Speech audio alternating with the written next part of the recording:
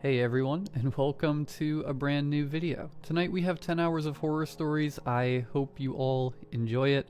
If you do, please be sure to drop a like rating. Let's see if we can reach... Let's go for 1,200 likes on this one. Let's see if we can get there. Subscribing if you are new is also very much appreciated. You know, I also watch YouTube, and whenever a creator asks the audience to subscribe, I just kind of think to myself, like, don't tell me what to do. I would subscribe if I wanted to. Or I think to myself, like, I've been watching this channel forever. I'm definitely already subscribed. And I'm surprised by the amount of times where I check and see that I'm not subscribed. So, if you would like to, and if you aren't already, I would really, really appreciate it. But yeah, this again is just 10 hours of the best horror stories from the past month with no mid-roll ads. I hope you all enjoy them. I always do my best to make sure that I'm not uploading slop. I don't want to waste your time. I don't want to waste my time. I don't want to sit here for hours on end reading slop. That sounds awful. And I don't know. I don't want to disrespect all of you like that either.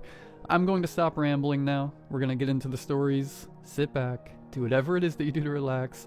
Enjoy the horror stories with no mid-roll ads right after the ad break after this intro. There won't be any more after that one. And as always, I hope you all have a great night.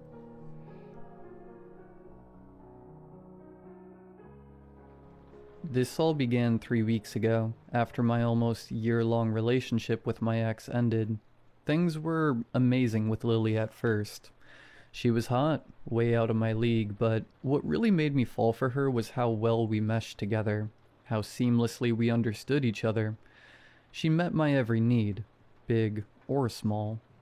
I'd have only just put my fork down to reach for the tomato sauce, and she'd already be passing it to me. I'd sink onto the couch, in the mood for a good horror movie, and before I could suggest the idea, she'd smile and say, "This feels like a horror movie night." I'd wake up from some pretty heated dreams, and she'd already be swinging her leg over me, ready to start the morning exactly how I imagined it. So after 5 months, I made the very smart, not at all too soon decision of asking her to move in with me. It was amazing, at first. She was the first girl I'd ever met who didn't care if I played video games for hours, because she'd just sit beside me the whole time watching me play. She didn't care what I did, as long as I was within reach. Always within reach. Her nails would trail circles on the back of my neck, glide along my arms, or she'd just rest her foot on top of mine. She constantly wanted me in touching distance. I loved it at first. I knew we were probably getting a bit too attached to each other. I stopped seeing my friends as much. I called my family less. Then one day after work, the guys invited me to the pub. It made me realize it had been way too long since I hung out with them. I didn't see the problem and texted Lily to let her know I'd be home late. Just a few pints. There was a skimpy at the bar, so I didn't stay long. I didn't even look at her. I averted my eyes out of respect for Lily. I was a good guy, a good boyfriend. When I got home, Lily was livid. "You went to a Skimpy's bar?" There wasn't a bar in our rural mining town without Skimpy's, and I barely even stayed an hour, but I didn't argue. I felt guilty at the hurt in her eyes as she sobbed into my chest. I didn't realize she'd feel so hurt by it, but of course she would. I never should have gone. So I stopped going out to the pub with the guys. I thought it was the Skimpies that were the problem. So, when the guys invited me out to play golf, I thought it'd be no big deal. It was completely innocent. Wrong. She was livid at me again. "You don't even like golf," she cried out. "I just wanted to see my mates," I said carefully. "So you'd rather spend time with them than me?" "Babe." I was shocked seeing this insecure side of her I'd never seen before, and definitely a little put off. Was she being serious? "I am allowed to see my mates, right?" I said it slowly, hoping it'd make her understand how ridiculous she was being. And it did. She sighed, her anger dissipating, replaced by the sort of sadness that reminded me of a kicked puppy. It made my stomach clench in guilt. "I'm sorry. I just missed you," she said. After that, she stopped being livid whenever I went out without her. Instead, she punished me quietly. If I came home from playing pool at a mate's house, she'd barely look at me, barely speak. I'd feel sick with guilt even though I knew I'd done nothing wrong. The breaking point was lunch with my mom. I got home, and she gave me the exact same attitude she always did, acting all cold and distant and miserable, which in turn made me miserable. I'd had enough. I was sick of it. "Are you serious, Lily? You're seriously going to make me feel bad about seeing my own mother, the woman who gave birth to me?" "I'm sorry," she said, tears in her eyes. "I just get jealous." "Of my mom? That's insane." She stepped closer. "Well, maybe. Maybe I just want you all to myself. Is that really so bad?" She murmured softly. For a moment, I was in a trance, forgetting why I was mad in the first place as she stared up at me from under her lashes. Her soft lips pressed into a little pout. I knew if she touched me, I'd cave, so I stepped back. "I don't think I can do this anymore," I said quietly, refusing to meet her eyes. If I did, I wouldn't be able to say it. "I think we need a break." "A break?" she scoffed. "Or a break up?" I didn't answer. "Let me make the decision for you," she said. "Good luck finding anyone else who understands you like I do." She packed her things and left. I stayed silent even though one word from me would have stopped her, even though I wanted to stop her. This was for the best, for me and for her. She was too attached. It wasn't healthy for either of us. The weekend was hell. I'd sit in front of my console, staring at the loading screen, remembering her fingers in my hair, her constant touch, her steady, comforting presence. And then the house would feel unbearably empty. When I went back to work, everyone could tell I was in a foul mood. At the time, I didn't notice anything strange about that day. Looking back now, I don't know how I missed it. "Everything all right, mate? You and your missus have a fight?" Greg, my older manager, asked. He was a good bloke. Always had been. "I messed it all up," I mumbled without thinking. It was the only sentence my brain seemed capable of forming. "Oh, you're both doing well then? That's great, mate. Must just be a bit hungover, hey?" Greg said with a wink. I frowned at him, but I was too wrapped up in my own head to notice how little sense his response made. It wasn't until the next shift that I really started paying attention. "Jerry and the boys are meeting at the pub later. Joining us, Harry?" Lachlan asked. I blinked. My first instinct was to say no, that I wasn't in the mood. Then I realized there was nothing stopping me anymore. No one waiting at home, and a pint with the boys sounded better than going back to my empty apartment, where everything reminded me of her. "Yeah, sure," I said. "Ah, bummer. The missus still has a problem with those skimpies, does she? You really should tell her they've got nothing on her, and her banging body." Lachlan chuckled. "Don't talk about her like that," I snapped. Then I frowned, the words catching up to me. "I said I'll come. We broke up. Didn't Greg tell you?" "She don't get what she's doing with a guy like you." "You're what, a 4? Nah, like a 3.5. Lily is a solid 10. I stared at him, annoyed as hell, but more confused than anything. Why wasn't he listening? "We broke up," I said slowly. "Honestly, I get why you don't hang out with the lads anymore. If I had a woman like that waiting for me in my bed, you boys would never see me again." Lachlan laughed. I just looked at him, wondering if he was deliberately messing with me, and briefly imagining my fist connecting with his acne-scarred face. "Just shut the hell up," I said. "Tell her hi from me later on," he smirked. "Tell her I could show her what a real man is." I was seconds away from punching him when Greg called us over.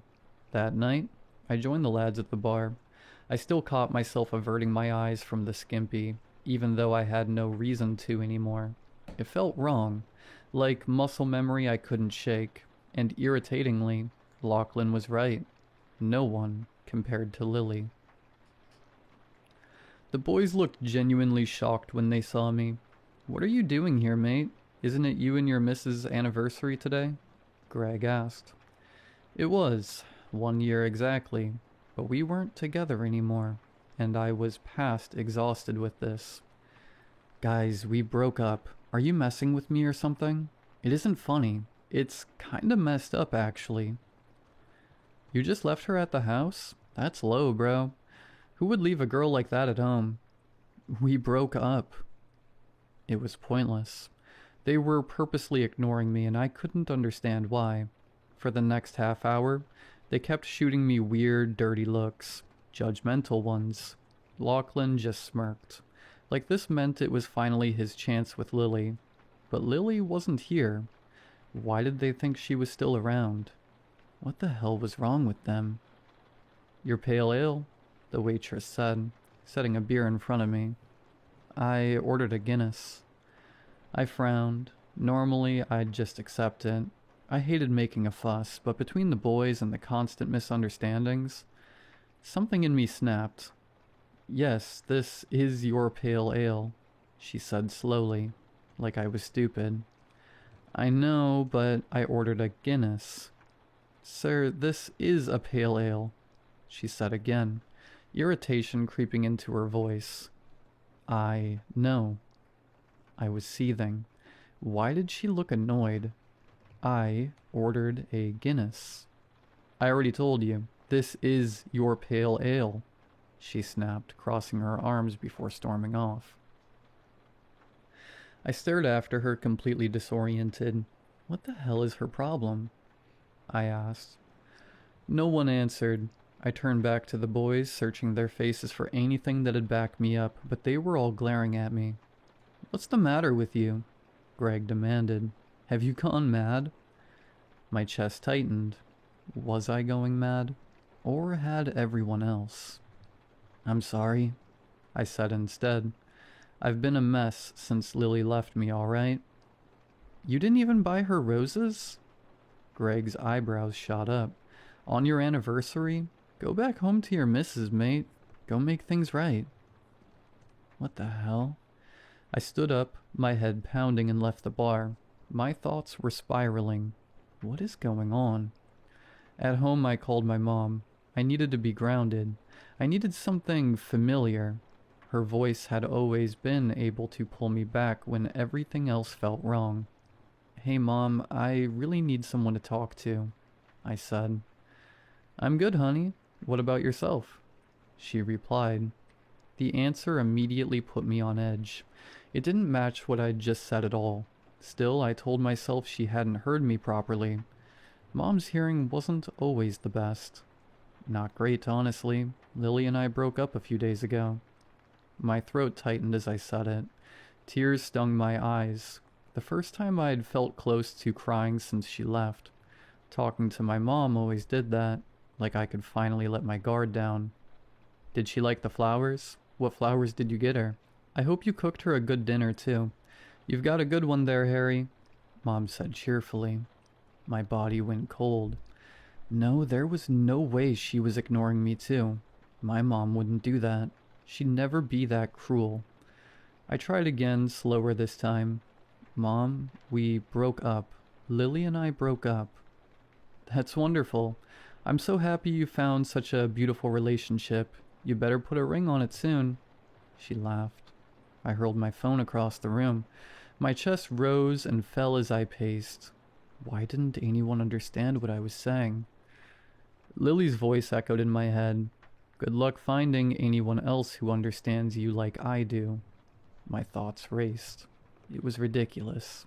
Impossible, but I couldn't shake the feeling that this was somehow her doing. Had she told the boys to mess with me, to make me feel crazy as some kind of punishment? I was sure most of them would do anything if she smiled at them. But my mom, too? That didn't make sense. Needing answers, I rushed back to my phone, relieved to see it hadn't cracked. The call was still connected. Harry, are you there? Yeah, I've gotta go, Mom. Love you, I said. Yes, I am looking forward to lunch next week. She replied pleasantly. Even that didn't line up with what I'd said. I ended the call with a shaky breath and dialed Lily's number, only hesitating for a moment. She picked up on the first ring, just like she always used to. Lily had always been within reach, always there when I needed her. Harry? Her voice was soft, sad. My chest tightened instantly. I'd missed her voice more than I wanted to admit. I forced myself to stay focused. Did you tell everyone to mess with me? Mess with you? She repeated. Relief flooded through me so sharply it almost made me dizzy. For the first time in days, someone had responded in a way that actually made sense. She wasn't ignoring me. She wasn't twisting my words. She was listening. She was understanding me. Harry, what are you talking about? I hesitated, suddenly aware of how insane I sounded. Still, I couldn't let it go. It's just, everyone is ignoring me. They're not listening to a thing I'm saying. They're making me feel crazy, and I remember the last thing you said to me was, good luck finding anyone else who understands me like I do. She went quiet. The silence stretched unbearably. My heart hammered in my chest. I said that because I was hurt, she said finally, her voice low. Guilt stabbed straight through me. I'd never wanted to hurt her. That had never been my intention. What do you mean everyone is ignoring you? She asked. She sounded genuinely confused, concerned even. I dragged a hand down my face. It's like they're pranking me. I'll say one thing, and they'll respond with something that makes no sense. I can't get through to anyone. Saying it out loud only made it feel worse, unreal, like I was describing someone else's breakdown. I understand, she said. My head snapped up. You do? Yeah, since coming back to live with my parents, seeing my friends again, I don't know. It's like no one's on the same wavelength as me. I can't connect with anyone either, Harry, she said quietly. Not since you. My chest ached. This wasn't what I meant, was it? I miss you. The words tumbled from my mouth before I could stop them. They felt right to say. I did miss her. I miss you too, but you're right. This is for the best. When I moved out there, all I had was you. I guess I got pretty attached. It was hard to make friends. I was jealous you had so many people, and all I had was you. She sighed, and the sound twisted something deep in me. I remembered those moments clearly now. Her jealousy, her insecurity. I'd always brushed it off, but I'd lived in this town my whole life. She'd left everything behind for me. Family, friends, her entire support system. Of course she'd clung to me. Why had that ever felt like a problem? Why hadn't I just brought her along more, instead of insisting on doing my own thing? The more I thought about it, the less sense our breakup made. The unease I'd felt around her dissolved, replaced by regret, so sharp it made my chest hurt. I want you back, Lily. I'm so sorry for neglecting your feelings. I was a shit boyfriend, I said. I want you back too. Hope surged through me, but I think we need a little more space. It's nice being around friends and family again. I am remembering who I was before you. Something inside me cracked. I didn't want her to remember who she was before me. I didn't want her to be okay without me. I wasn't okay without her. Give it another week, then I'll come visit and see if we still have something, she suggested. The thought of another week without her made my chest ache, but I swallowed it down. Okay. That whole week, the only thing keeping me sane was knowing I'd see her again soon. The insanity never stopped. People continued misunderstanding every word I said. Everyone still acted like Lily and I were together, like nothing was wrong. I'd order a chicken parmy at a restaurant and get spaghetti instead. And then finally, she came back. I picked her up from the train station and scooped her into my arms. She was just as stunning as ever, smelling amazing despite being in a stuffy train for 7 hours. Her laughter was like music in my ears. I'd never been more ecstatic in my life.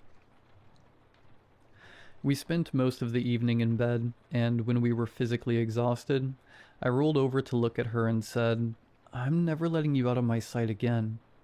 "Finally, you know how I feel." She smiled, rolling her eyes. She moved back in. At work, I was in a better mood than I'd been in for 2 weeks. Greg noticed. "Someone's happy." "Yeah," I said, accepting that people were going to misinterpret everything I said these days. I didn't care anymore. I had my beautiful girl back. "I got her back," I said with a happy sigh. Greg frowned. "Who? Lily?" His eyes widened. "Did you two break up?" "Yeah, man." I paused. He understood what I said. He actually replied with something that made sense for once. I narrowed my eyes. "So you were messing with me?" Greg looked at me like I was an idiot. "Messing with you? Man, what are you talking about?" "All those times I told you we'd broken up, you did hear what I said, didn't you?" I accused. "Mate, He paused, furrowing his brows like he was confused now. "Huh, that's weird." "What?" I scoffed. "You did tell us," he said in a sudden, shocked realization. "You said it to Jerry 5 times in a row. We broke up. That was when I had decided to just mess with them back a few days ago." I'd stared at Jerry with a flat look and repeated it robotically, and he just chuckled and said, "Yeah, I guess the weather is nice today, man." "Weird. I swore you were going on about some other thing," Greg said. "Wait, you said to me you pooped your pants." I almost laughed. That was also when I was messing with them. I just looked Greg directly in the eye and said, "I pooped myself," to see how far he'd take this weird prank. But he just clapped me on the shoulder and said, "That's great news, man." I stared at Greg, a cold, uncomfortable feeling washing over me, at the genuine confusion on his face. "Dude, we thought you were losing your mind. Why did I think it was normal for you to say, 'Let's go golfing'? You hate golfing. You'd never suggest that. What the hell?" He stepped back, looking like he wanted to vomit. "I feel weird, man," he said. "Are you okay?" I asked, genuinely concerned. "Yeah." He furrowed his brows and gave me a weird look. "Let's, get back to work." It stuck with me all afternoon. They had all been genuinely hearing things I wasn't saying. The other guys started understanding me again, too. Even they seemed creeped out by something. "It's like some voodoo stuff," I heard Jerry mutter to Lachlan. Lachlan almost looked scared when he looked at me now. I didn't let it spoil my mood. I was a little weirded out, sure, but I had my beautiful girl back. Everything felt right again. "How was your day?" Lily asked when I came home. I hugged her immediately and breathed her in. She was like a drug. Her scent, her warmth, her entire body relaxed. Good, but a lot better now. Over the week, the boys invited me out more than usual. They were persistent, but I refused every time. All I wanted was to be with Lily. I canceled plans with Mom. I wanted to spend every minute with her. I even started thinking about quitting my well-paying job for a remote one so I could stay home. Anything to be surrounded by her. Until one day, the boys cornered me at work. They all looked worried, even Lachlan. "Something's happening to you, man," Jerry said. "And it's because of Lily." "What?" I laughed, shaking my head. He stayed serious. "What do you even know about her?" The question hit me like a punch. What do you mean? I mean, what does she do? Does she work? Where does her family live? How did you meet? Greg asked. My mind went blank. I didn't have answers to any of it, but that wasn't the worst part. A strange part of me, something old and buried, screamed that something was wrong, like a threat hovering just out of sight.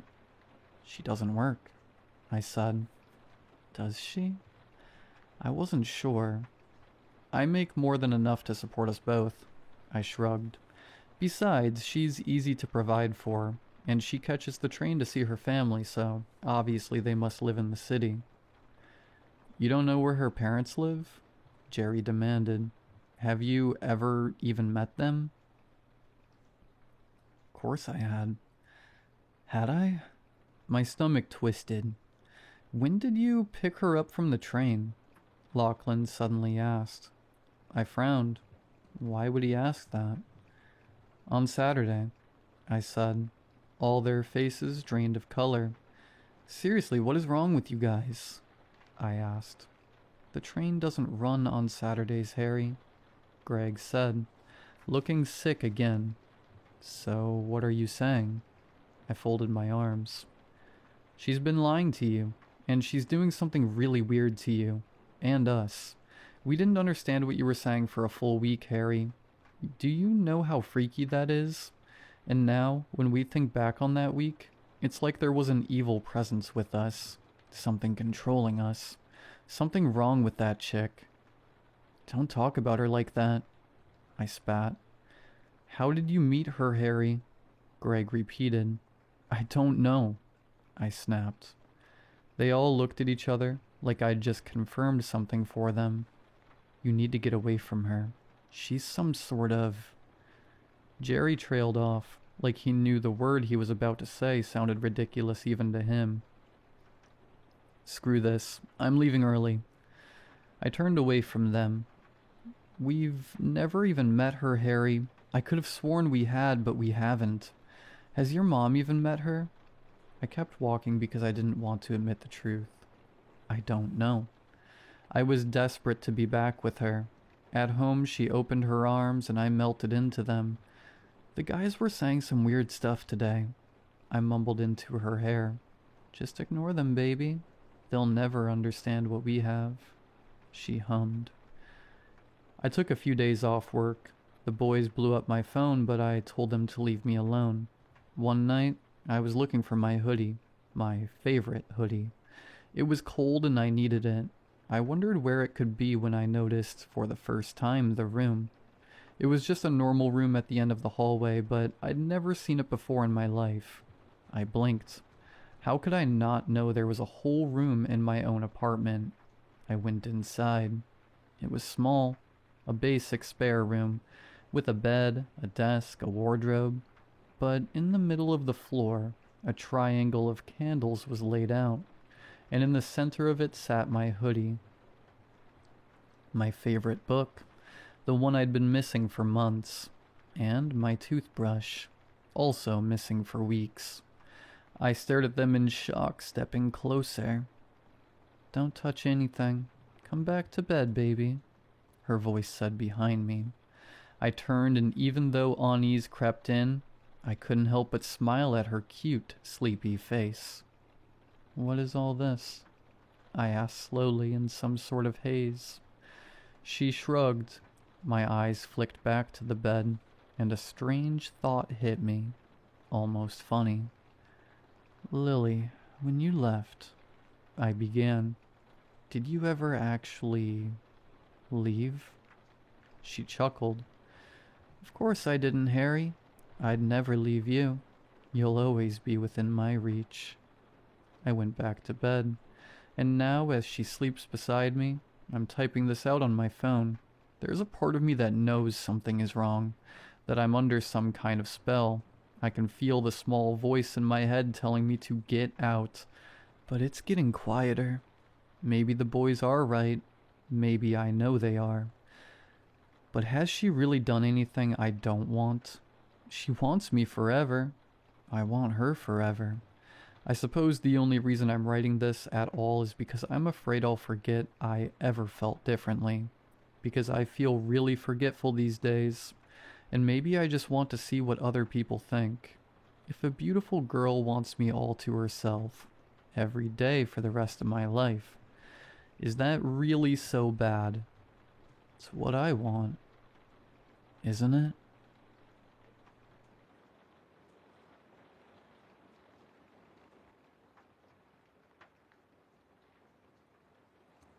Every night at exactly 8:35, my father would secure the front door, the lock on the knob, 2 locks up top, one with a chain, another a latch, a child-proof doorknob cover, and last of all a door stopper was wedged as far beneath it as he could manage. No minute too late, no minute too early. It was a ritualistic chore, one my mother used to just shrug off with a, "Your father just likes being safe." I remember the first time I'd caught him doing it. It was 8:35, and I was just about to drift off to sleep when I heard shouting from down the hall. "What have I always told you, woman? 8:35. Jim, please. I let you do this idiotic ritual every night for 9 years. Don't you dare yell at me." "Well, I wouldn't have to if you'd listen. It needs to be done at 35, not 33. Undo that goddamn lock." A huff of frustration was quickly followed by the jingle of various locks before the door creaked open. "I just can't with you tonight." The shuffle of fabric. "I'm going out for a walk." "Irene, do not go out there. They'll come after you, and I won't go out there to save you." "I'll take my chances." "Irene." The door slammed shut behind my mother just as I crept out from the hallway. I saw my father give the door an angry stare before he whipped around with a grumble about needing a drink. He began to stomp away to the kitchen before noticing me in the shadows. The anger from before drained instantly.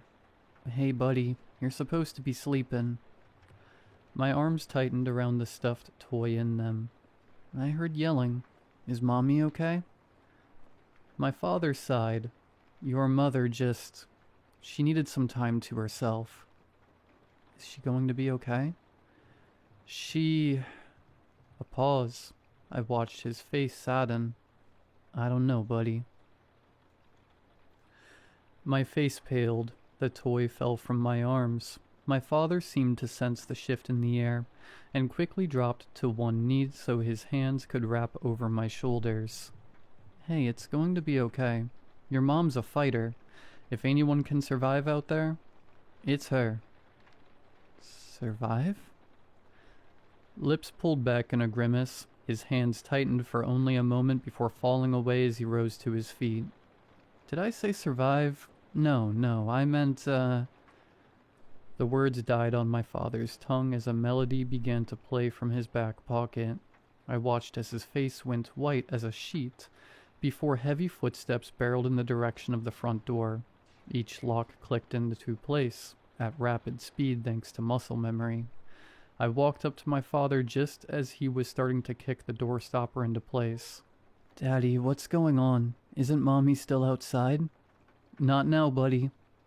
After one last kick, he began to run around the house, shutting off every light and pulling closed every curtain. When the house was well secured, my father scooped me into his arms and carried me to the couch where he dropped onto it with a grunt. "Dad?" A large hand covered my mouth before I could try to say anything else. Frustrated, I tried to lift my arms, but they were bound against my sides by my father's own, which held me securely against his chest. My head strained to look back, my legs kicked at the air. I opened my mouth to scream just against his palm when I heard it. Rattle, click, rattle. My father held me tighter as prayers fell from his mouth. "Heavenly Father, I come to you in the name of Jesus, acknowledging your power and sovereignty." Rattle, rattle. "I pray for your divine protection over me and my loved ones. Surround us with your angels and create a hedge of safety around us." A knock. "Jim?" I felt my father shift from behind me, felt the hand over my mouth loosen. "Jim, this isn't funny. Open this door right now." "Mommy?" As soon as the word left my mouth, the hand was back against it. My father shuffled us further against the back of the couch. "Guard us from harm, both seen and unseen, and keep us secure in your loving care." "Jim," my mother knocked angrily at the door. "Won't you just... oh, hello. Hi. Could you help me?" I could feel tears wetting the back of my neck. "I trust in your promise that no weapon formed against us shall prosper." "My husband locked me out of the house. If you could just... wait. No, stop, get away from me." "In Jesus' name I pray. I pray." The door shook like something had been thrown against it. The world fell silent as my mother's screams and begs for mercy echoed into the night, mixing with the soft sound of my father crying into my hair. I was in shock. What sort of monster was currently taking my mother from me? Why wasn't anyone helping? Why weren't we helping? Amen, amen, amen, amen. We held her funeral 2 weeks later. It was a small thing. My aunts and uncles, a few cousins, and my grandparents who babysat me while my father attended to everything. There was no body to put in the casket, so we placed a few of my mom's most precious possessions in her place. An old music box from her parents, a pair of shoes from when I was a baby, and a framed photo of our family. I remember small parts of the event, mainly how people yelled and scolded my father for not doing something, for hiding like a coward while my mom was out there all alone. He didn't fight back. He just sat in one of the foldable chairs with the most defeated look on his face. That was 15 years ago. Since then, my father has been different, quiet and skittish, like a baby deer. I was pulled out of school and was taught exclusively at home. I didn't have many friends, and the few I had could only come to my house. I couldn't go to theirs. But no one wants to come to the house of the kid whose dad checks on him every half hour, whose dad has over 20 locks on the front door, and just as many on the windows, whose dad insisted every bedroom door be open at all times, so if anything happened he could get there as soon as possible, whose dad was afraid of losing what little family he had left. But I'm 24 now. I have a girlfriend, somehow, one who understands my father to the best of her abilities.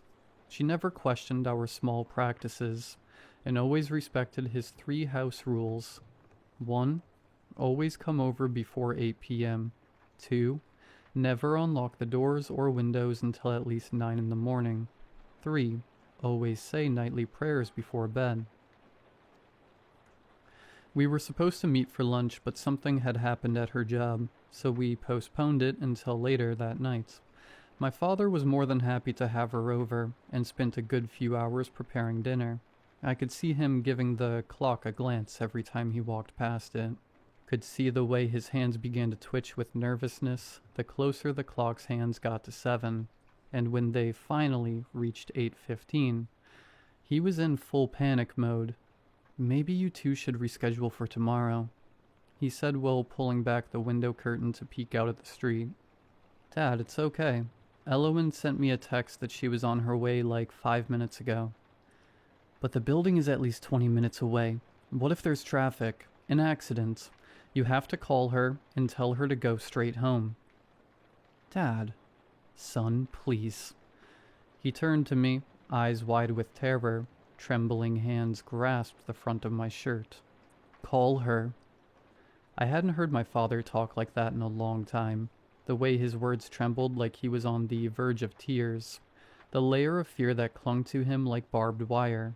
I hadn't heard him speak like that since the night my mother passed. So I nodded, took out my phone and called Elowen. The phone rang 3 times before her voice crackled to life on the other end. "Charlie?" "Elowen, how far are you from my house?" "I don't know, like maybe 13 minutes. Why, what's wrong?" Okay, I need you to get over here now, or try to get to your parents' place. Just race over to either one. What, like, go over the speed limit? If you have to. Charlie, I'm not breaking the law. I don't care about the law, just... I felt my father tug the phone from my hand and turned just in time to see him put it to his ear. Elowen, you listen to me right now. No, you are gonna shut up and listen. He glared briefly in my direction before looking at the floor. This isn't a game. It's life or death.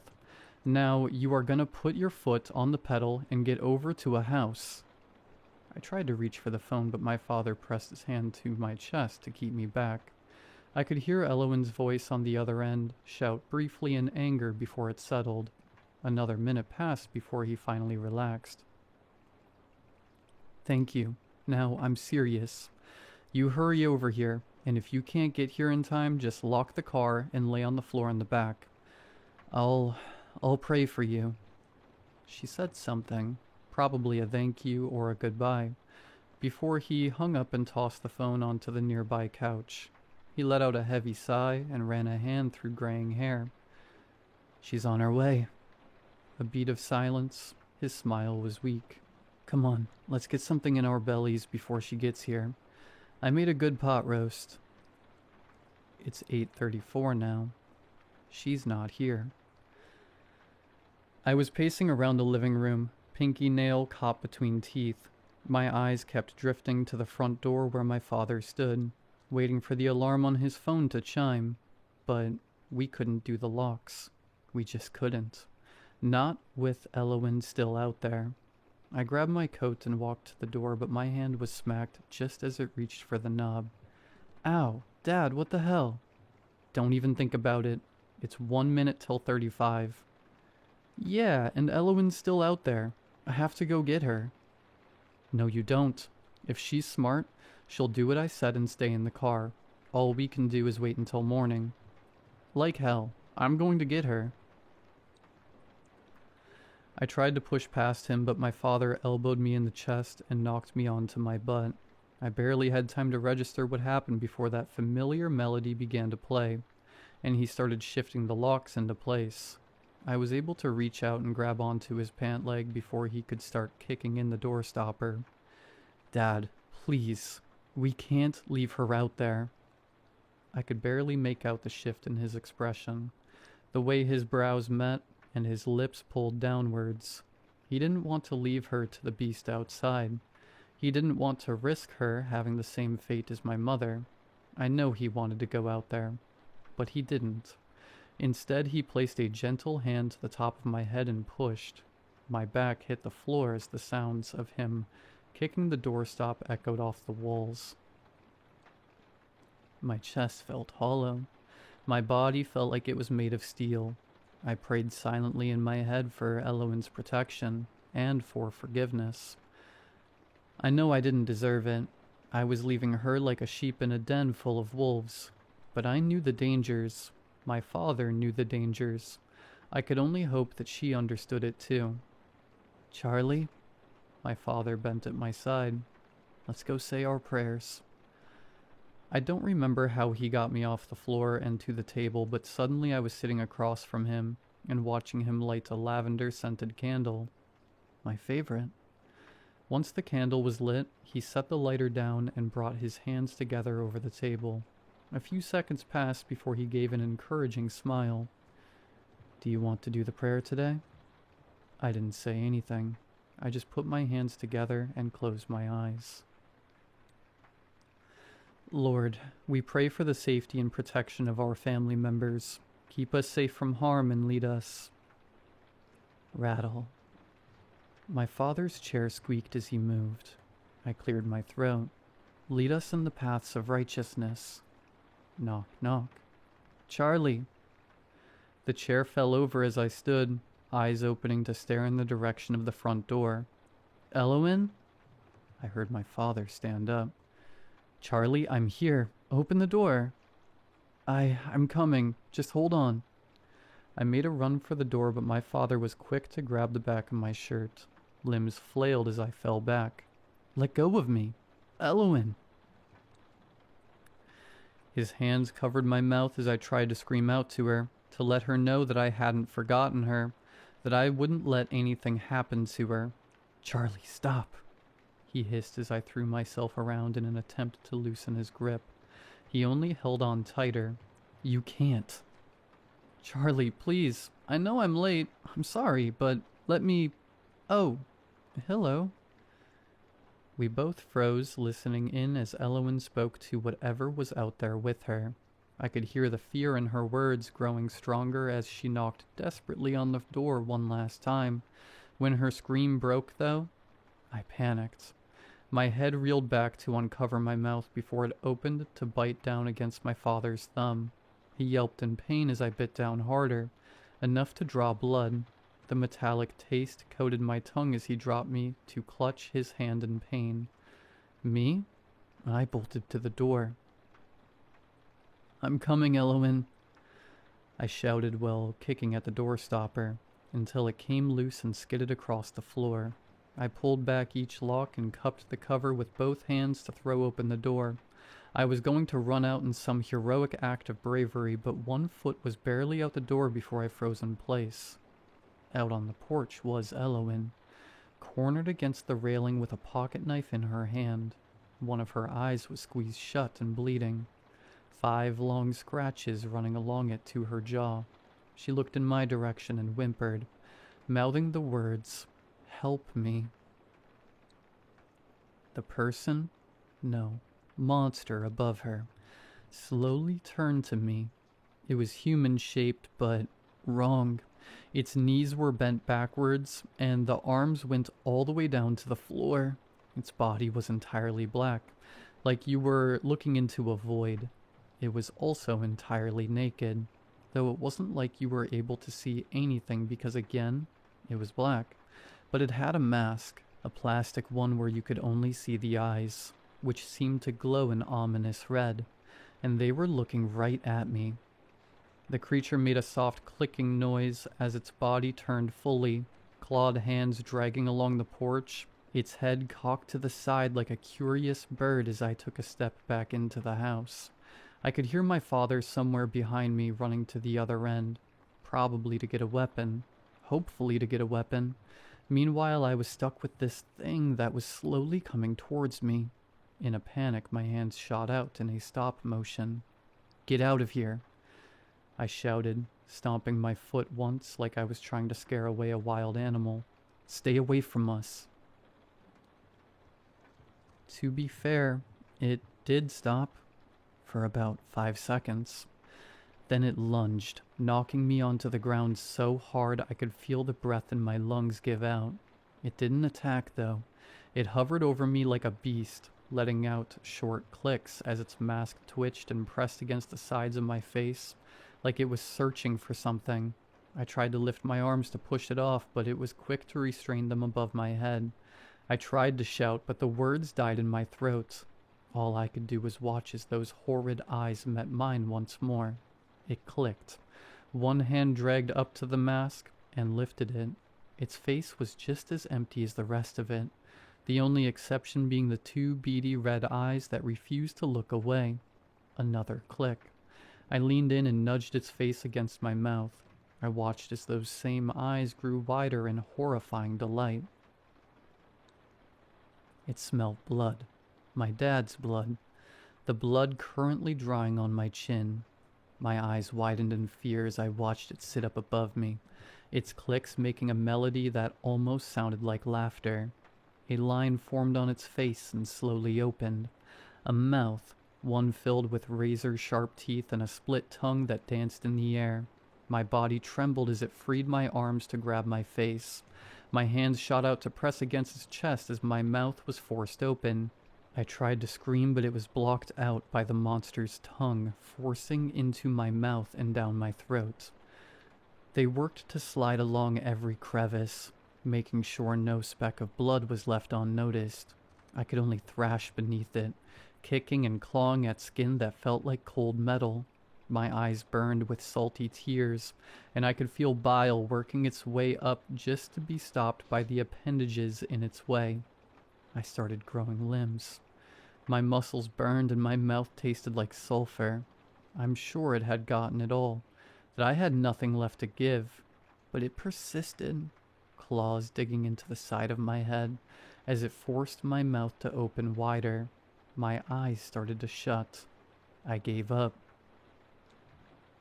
Hey. The monster stilled. I felt its tongues slowly retract. Get the hell off my boy. A gun cocked. Bang. My body lurched as the monster was thrown off me. I heard it hit the opposite wall. It gave one last click, then fell silent. My eyes opened to find my father hovering above me with a shotgun in his hands. Charlie, can you hear me, buddy?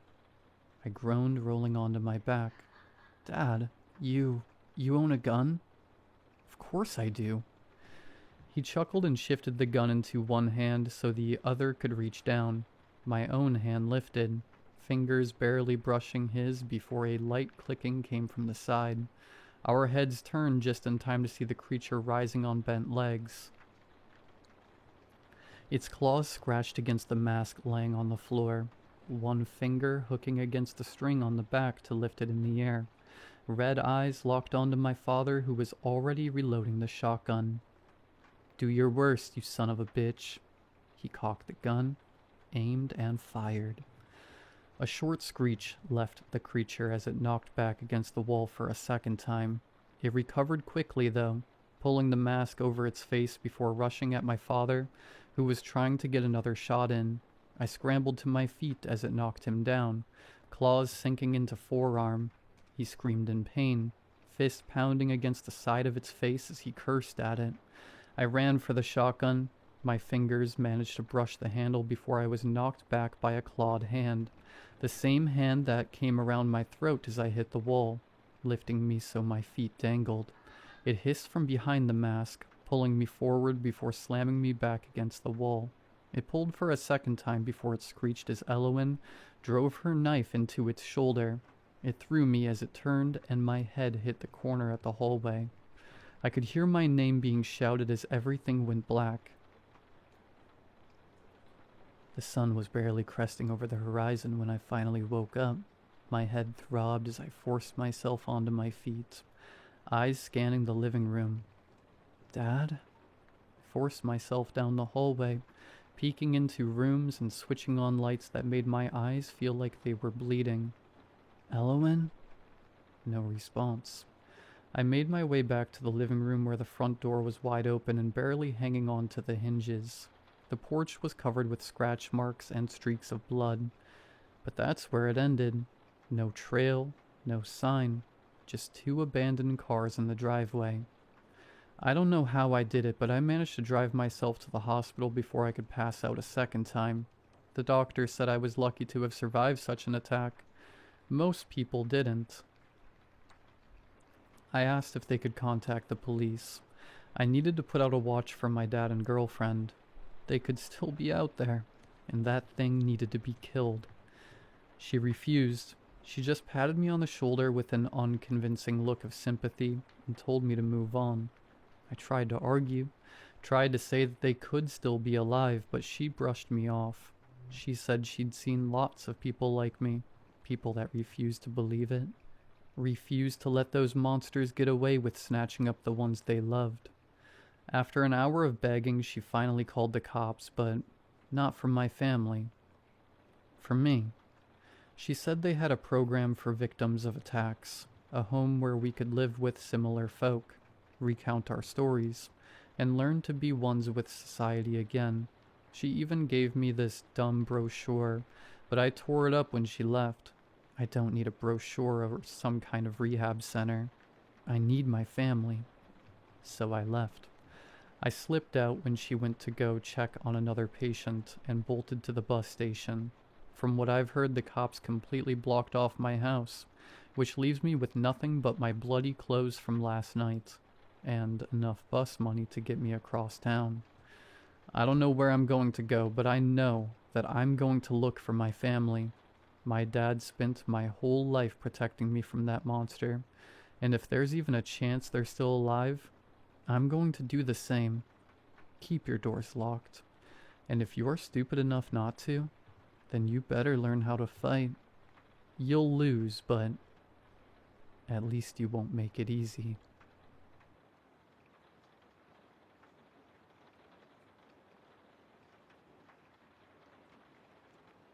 I used to work nights at the 24-hour shell on the edge of Elmwood. Flickering sodium lights, the diesel stench that never quite left your clothes. The clock above the register, stuck 3 minutes behind. Like even time was too tired to move. A typical shift was nothing. Count the same pack of Marlboros for the third time at 4 a.m. Listen to the coffee machine gurgle like it was dying. Watch moths spiral into the bug zapper outside until the pop, pop, pop sounded like distant gunfire. Sometimes a regular drunk, old Ray would stumble in. Buy a tall boy and a single scratch-off he never won. He'd scratch it with his thumbnail, mutter next time, and shuffle back into the dark. Routine. Safe. Boring enough to make you forget how empty the streets sounded at 3 a.m. The scratch-off machine sat in the corner like it had always been there. Bulky, beige, older than me. Customers started calling it Lucky after the first few big hits. Mr. Harlem came in every Tuesday like clockwork. Always the same. Marlboros, 1 ticket, scratched slow and deliberate with a nickel he kept in his pocket. Purposely stored. He'd hum tunelessly while he worked the foil, like he was coaxing the win out. One night he hit $50, tipped me a 10, said, "See? Patience wins." Next week, $100. He started scratching slower each time, eyes fixed like he was afraid to miss a silver flake. Harlan stopped coming by after he won a few more times. Odd for a routine-driven guy like him. Sheriff Rowland stopped by now and then, always for a blue raspberry slushie mid-shift. "This stuff never gets old," he said with a blue smile. I asked him about Mr. Harlan, given that this was the second Tuesday he didn't show. "Mind if I ask you something, Sheriff?" He set the slushie on the counter, adjusted his glasses. "Long as it's not about parking tickets." Harlan used to come in every Tuesday, always the same time. I haven't seen him since he won a bunch of scratch-off tickets. This is the 3rd week in a row. Roland watched the machine while I talked. Didn't look at me once. Trailer was empty when his employer reported him missing, he finally said. The lights in the house were all burning, and the fridge door open. "That's weird. Anything out of the ordinary?" I asked. His jaw tightened, just a little. "Winning tickets on the dining room table," he said, like somebody left in a hurry. I pointed toward the corner where the machine rested. "They came from that machine." He took a long pull from the straw, eyes still on the screen with his spectacles reflecting the light it emitted. "People who catch a break don't always leave a forwarding address," he said. "Some folks take the chance to disappear." He picked up the slushie and headed for the door. "You worry too much," he added. "This town does that to people." I watched him go. But the problem was, Mr. Harlan wasn't the only one who'd caught a break, and he wasn't the only one who'd stopped coming back. Tammy from the diner across the street used to come in after her graveyard shift, still in her uniform, smelling of grease and cheap cigarettes. She'd buy a ticket, scratch it fast like it owed her money, laugh when she lost. After her $200 win, she started showing up later and later, alone, eyes glassy. "This machine knows me," she told me once. Voice low. Quit her job the next day. No one saw her after that. Another case was Jake, the mechanic, loud enough that you always heard him before you saw him. A loud guy. Always mentioned about how he just needed one more win to finally fix the shop for good. One night he hit $500, the biggest payout I ever saw from that machine. A week later, Jake was dead. His truck went straight off the ravine on Dew Pass. The news spread through town like the flu. People whispered about it. No skid marks. No swerve. Just tire tracks. Arrow straight. disappearing over the edge. Most folks settled on the obvious explanation, that he was drunk, blacked out, another senseless accident. But anyone who knew Jake knew better. He loved two things more than anything else: his truck and his work. Mr. Jones loved it. Sales tripled. He hung a little handwritten sign above the machine, "Our Lucky Scratchers," with a winking emoji sticker. When I mentioned how many winners had vanished, he smiled that small, polite smile and said, "People win. They move on. Life changes. You should play too, Night Boy. Maybe your luck is waiting." He said it the same way someone offers you a mint after they've already slipped something in your drink. I thought about it longer than I should have. Tried to line things up. Still came up with loose ends. 3 people. Same routine. Same machine. All of it breaking the same way after they won. I told myself there were explanations. People change. People make bad decisions when money shows up. That's what everyone says. But Jake loved that truck. Loved it enough that he wouldn't even drink if he planned on driving it home. He lived 2 blocks from his shop, close enough to walk, so why did he drive up the mountain? I knew that there was only one way to find out what the hell was going on. I started testing tickets on slow shifts. First time I hesitated, stood there staring at the dispenser like it might bite.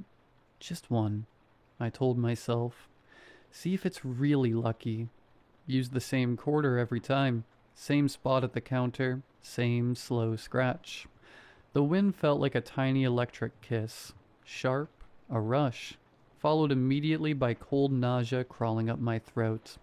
It was the same feeling you get when you deliberately do something you're not supposed to. After the rush, it felt like the foil was scraping something inside my skull. My hands started shaking the way Tammy's hands shook. Convinced myself it was the energy drink. One slow night I tried to warn a guy, middle-aged, quiet, buying a stack for his wife's birthday. "Hey man," I said, keeping my voice casual. "Maybe skip these tonight. Weird stuff's been happening with winners." He laughed. "You trying to scare off business?" Mr. Jones appeared from the back, calm as ever. "He's joking. Play if you want. Luck's luck." The guy bought them anyway. Never saw him or his family again. The machine started acting in a way that it wanted to be observed. Screen lagging on animations, like it was thinking. Dispenser clicking when no one was near it. Soft, expectant. Every time when I turned my back to stock shelves, my skin prickled like someone was staring, as if a shadow was lurking behind me, a felt presence from a specific direction. My spatial awareness sharpened to a painful clarity. The bug zapper outside fell into sync with my breathing. Pop on the inhale, pop on the exhale. Each crack of electricity landed somewhere deep in my chest. Every sound and smell arriving amplified, distorted, wrong. I could feel each electrical impulse firing through my synapses, as if my nerves were no longer my own but part of the current itself. One night the power dipped. Everything died except the machine. Its screen stayed bright, cycling slower. I leaned close. For half a second the text changed. "I win." Then back to normal. I would never forget the time a kid, maybe 19, came in around 3 a.m. He bought 10 tickets with crumpled 20s, scratched them one after another at the counter. The sound was intimate, slow scrape, scrape, scrape of coin on foil, each layer peeling back with a faint metallic sigh. The smell of fresh scratch-off film filled the air, powdery, chemical, distinctive. He won every single one. Laughed so hard he started coughing. Bought more tickets, then continued scratching. Like he couldn't stop. His fingers sped up, then slowed again, careful, deliberate. I knew something was wrong before his eyes went empty. He was smiling. He never stopped smiling. By the time I followed him outside, He was sitting in his Civic with the engine running, just staring down at the tickets spread across his lap. The smile was still there, pulled wider than it should have been, like his face had forgotten how to relax, or how to look normal. I watched the clock over the register roll forward and back again. He didn't move for almost an hour. I tapped the window. Nothing.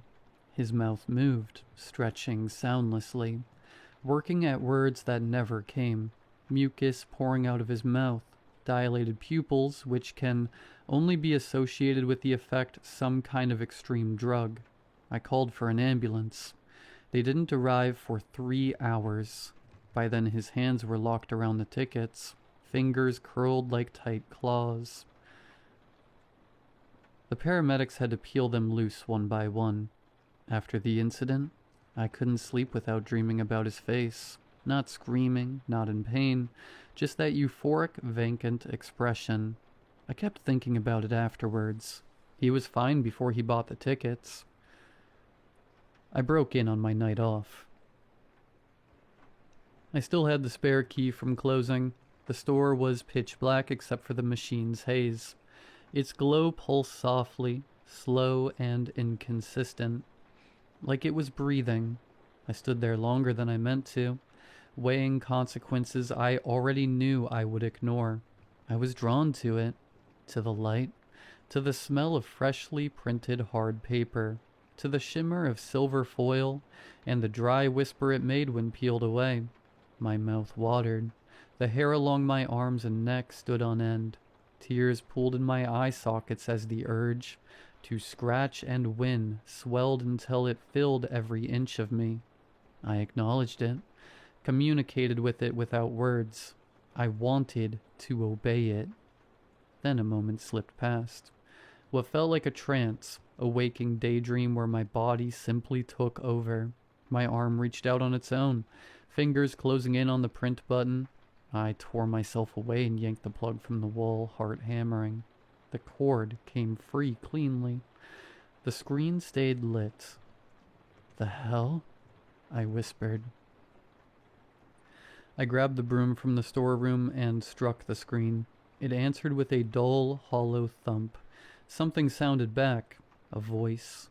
Very close. Very patient. What came out of the machine could only be described as a distorted grunt. It spoke my name. First, middle, last. Slowly. Like it was reading from an old report card. Then it said my mother's name. The way she used to when I was little and in trouble. Soft, disappointed. The air thickened with the smell of it. Powdery, metallic scratch-off foil. Undercut by something wetter. Like coins left too long in a corpse's pocket. I froze. I clamped my hands over my ears, desperate to shut out the lie. It didn't sound like her, but I recognized it. Her. It. The noise swelled anyway, forcing its way through the gaps between my fingers. I squeezed my eyes shut, bracing for something terrible. Light burned through my eyelids, searing white. I gave in to the weight of my body and folded forward, burying my head between my knees. This was it. Then it stopped. The light, the sound. I opened my eyes slowly. The store was full of cops. Mr. Jones told the cops I'd had an episode. He showed them the footage, me standing alone in the dark, perfectly still, eyes fixed on something that wasn't there, whispering for 20 minutes straight. I didn't remember any of it. Not the words, not the time missing. Nothing. The cops gave me a warning and left it at that. No charges, no paperwork, just looks. Mr. Jones stood beside them the whole time, calm, smiling softly. When they turned to go, he gave me a little wink, like we shared something. I told myself I was grateful. Word spread fast. It always does in towns like this. Night Boy lost it. People started asking if I was okay. The way you ask someone with a rash if it's contagious. Mr. Jones stayed too calm. Customers complained about the missing machine. He told them it was under repair. It never came back. A few days later, I drove past the Shell at 2 a.m. Again, lights off except the corner window. A faint glow leaked out, the kind that doesn't come from fluorescent tubes. The silhouette inside was wrong. Too still, too patient. A new machine, maybe, or the same one, just rolled to the next stop on the line. Someone stood at the counter, scratching, slow, methodical. The coin moved in tiny, deliberate circles, like they had all the time in the world. Behind them, the shadow was taller now. Not moving, just taller. I was drawn by it. I accelerated, didn't look back. But every gas station I pass, my fingers twitch for foil. Every time I blink, I see hands, dozens, hundreds, peeling silver in perfect unison. Faces stretched wide, grinning the way winners grin when the numbers finally line up. Mouths open too far, eyes too bright. They're still winning, still scratching, still whispering the names back to each other like a prayer they can't stop saying. The glow moves, follows me. Late at night, I catch myself murmuring their names. Not mine, theirs. Curious of what I escaped, and why they failed. If you drive past one of those machines someday, you'll feel the pull. Just one ticket, just to see. And when your fingers close around the foil, when the first silver flake curls away, you'll hear it. Your name. You won't win it. It will win you.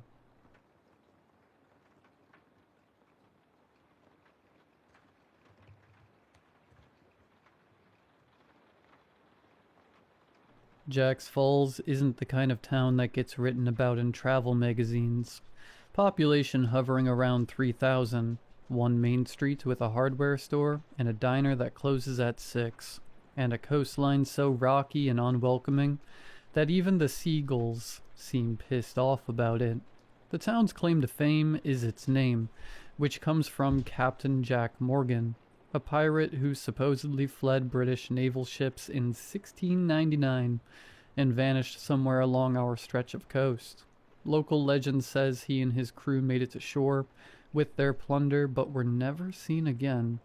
Most people assume they got away in a rowboat or died in the surf. I assumed that too, until 3 months ago. Mark had been obsessed with the Captain Jack story since we were kids.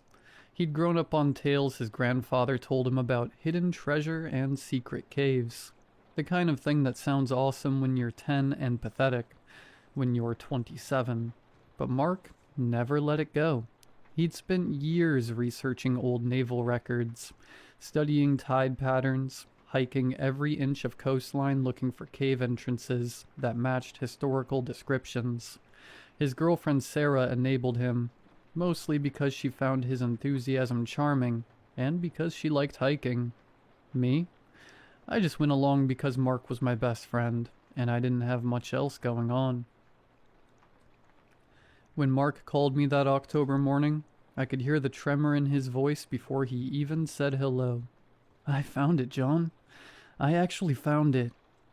He'd been exploring a section of cliff face about 2 miles north of town, somewhere we'd passed dozens of times without noticing anything unusual.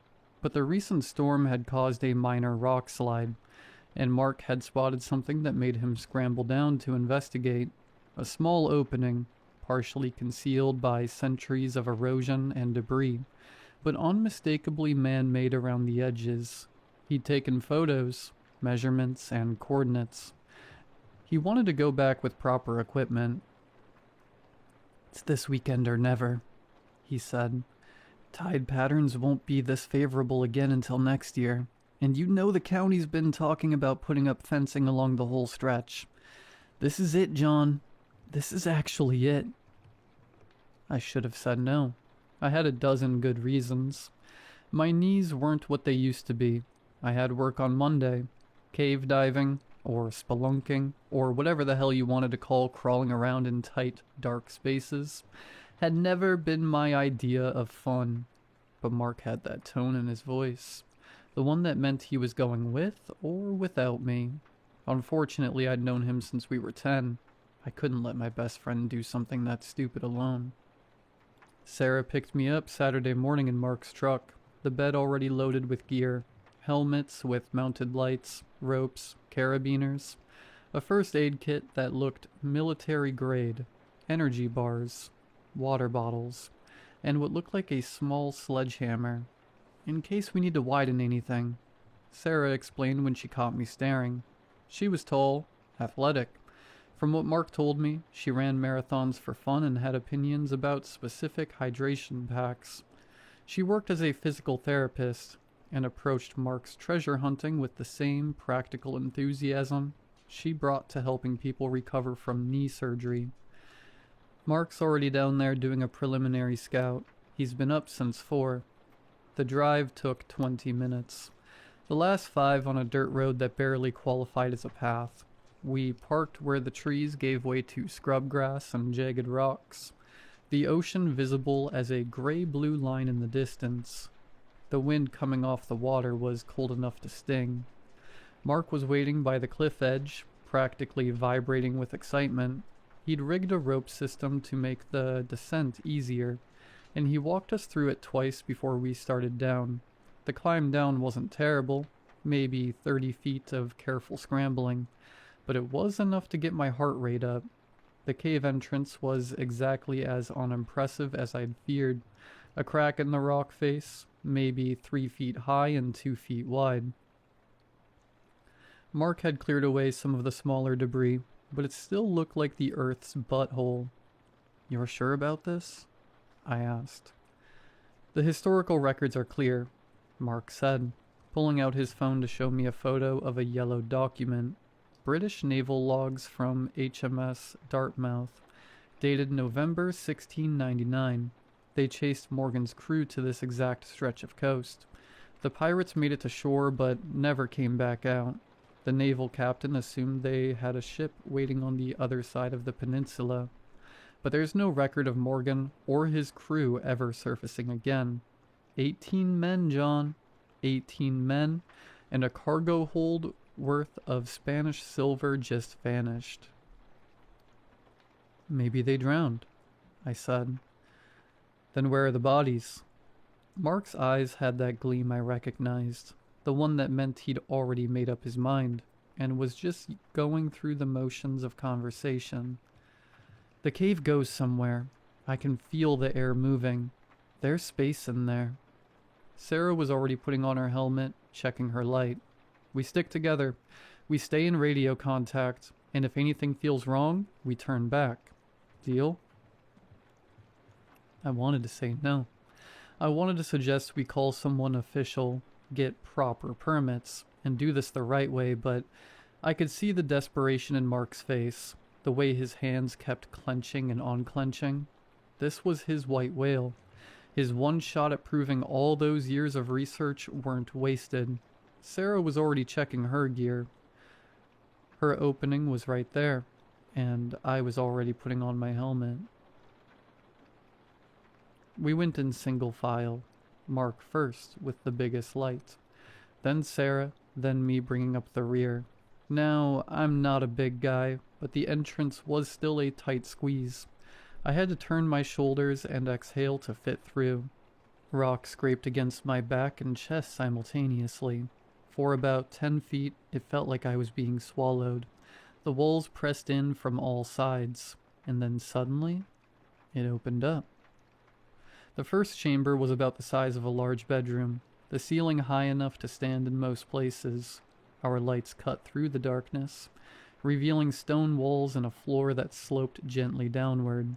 The air was cool, but not cold, with a faint smell I couldn't quite place. Mineral, maybe. Salt. Yet there was something organic underneath it all. "See?" Mark's voice echoed slightly. "This is definitely man-made. Look at the walls." He was right.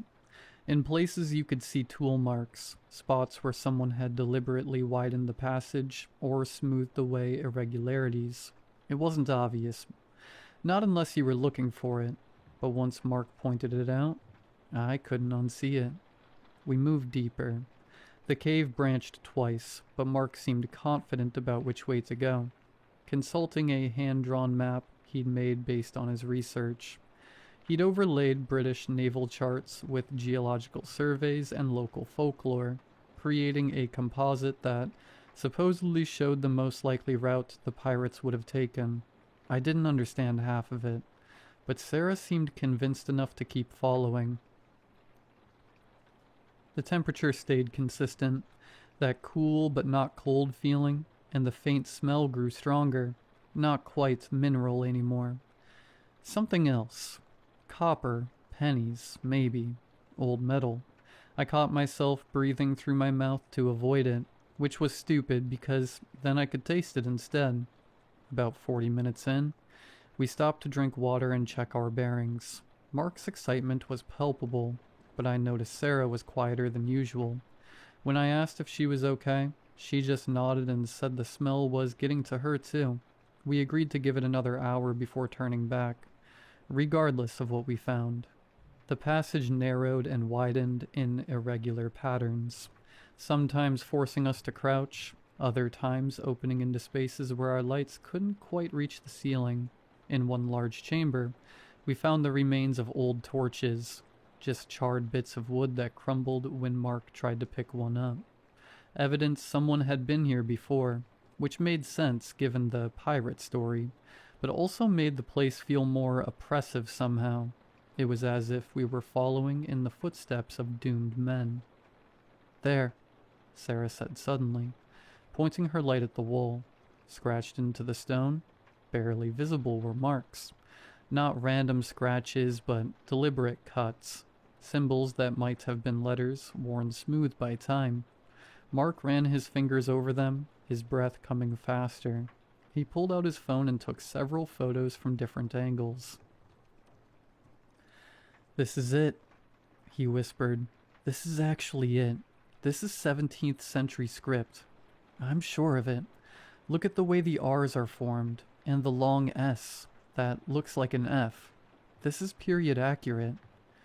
He was nearly trembling as he traced the letters, his academic background in colonial history finally paying off in the most literal way possible. The passage narrowed again, forcing us to crouch and then crawl. My knees immediately regretted every decision that had led me here. The walls felt closer now, and I became acutely aware of the tons of rock above us, the ocean somewhere beyond that, the very real possibility of getting stuck or lost or worse. After maybe 20 minutes of crawling, my hands were scraped raw even through my gloves, and my knees felt like they'd been beaten with a hammer. The passage opened into another chamber, this one larger than the first, maybe 15 feet across and 10 feet high. Our lights played across the walls, revealing more tool marks and what looked like old scorch marks from torches. Then Mark swept his light around and froze. Holy.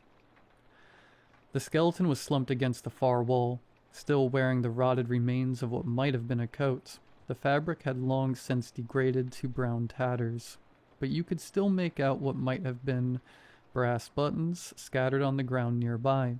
The skull had tipped forward, jaw hanging open in a silent scream, and one arm was extended as if reaching for something.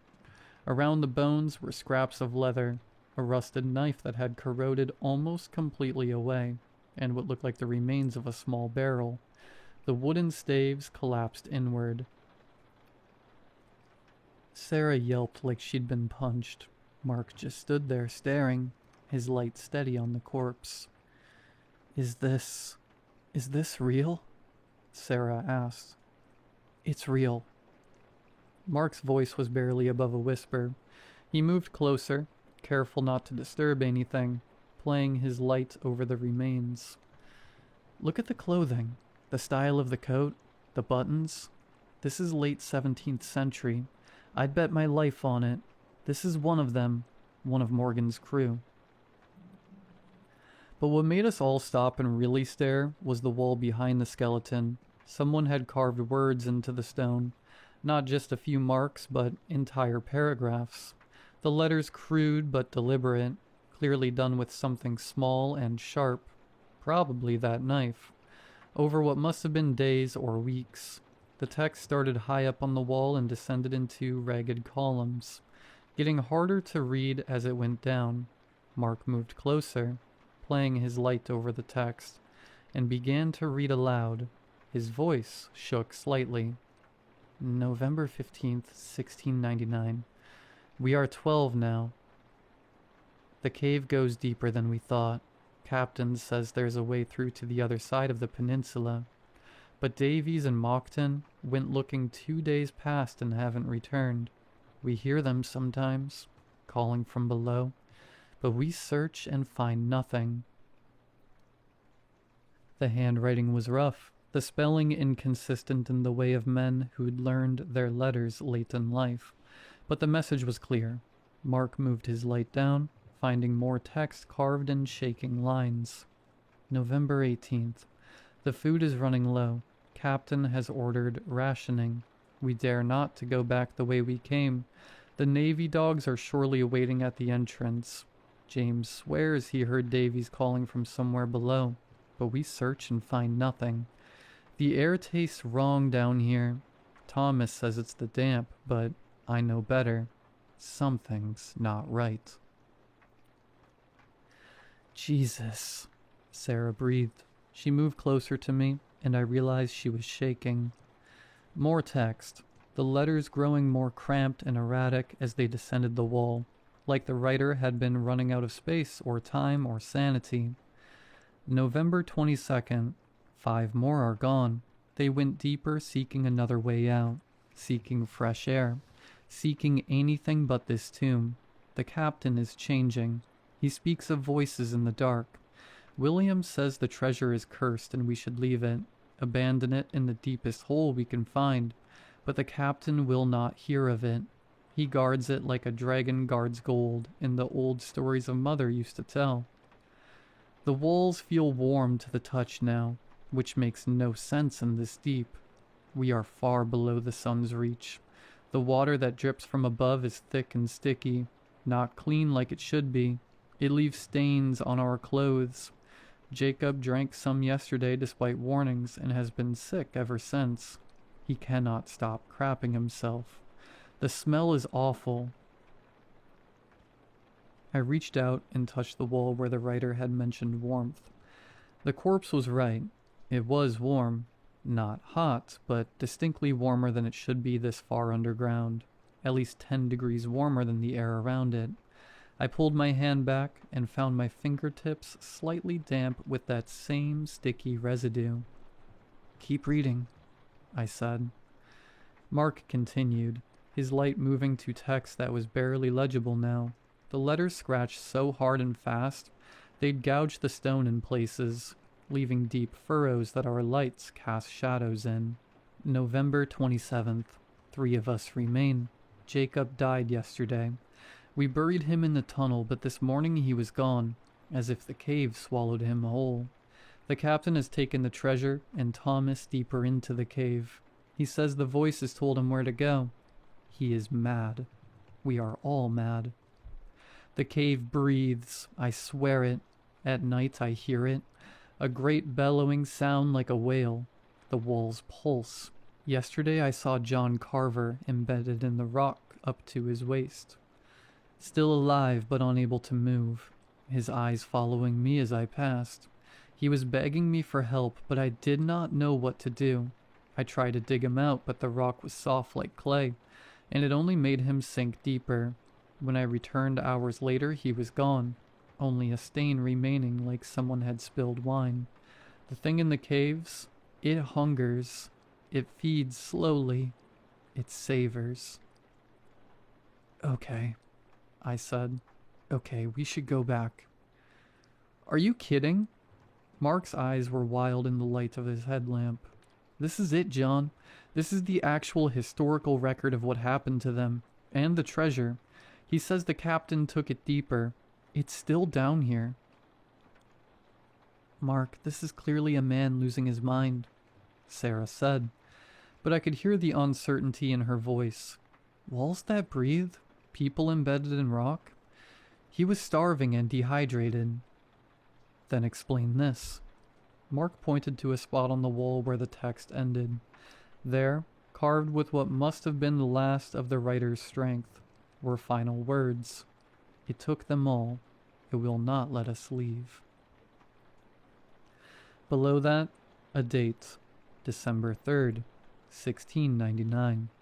And below that, scratched so deep the stone had cracked, it beats. The silence that followed was broken only by the sound of our breathing and a faint dripping somewhere in the darkness beyond our lights. "There's another passage," Mark said, pointing to a gap in the far wall. "If the captain went deeper, that's where he'd have gone. The treasure is down there." "Mark, no," I said. "This is insane.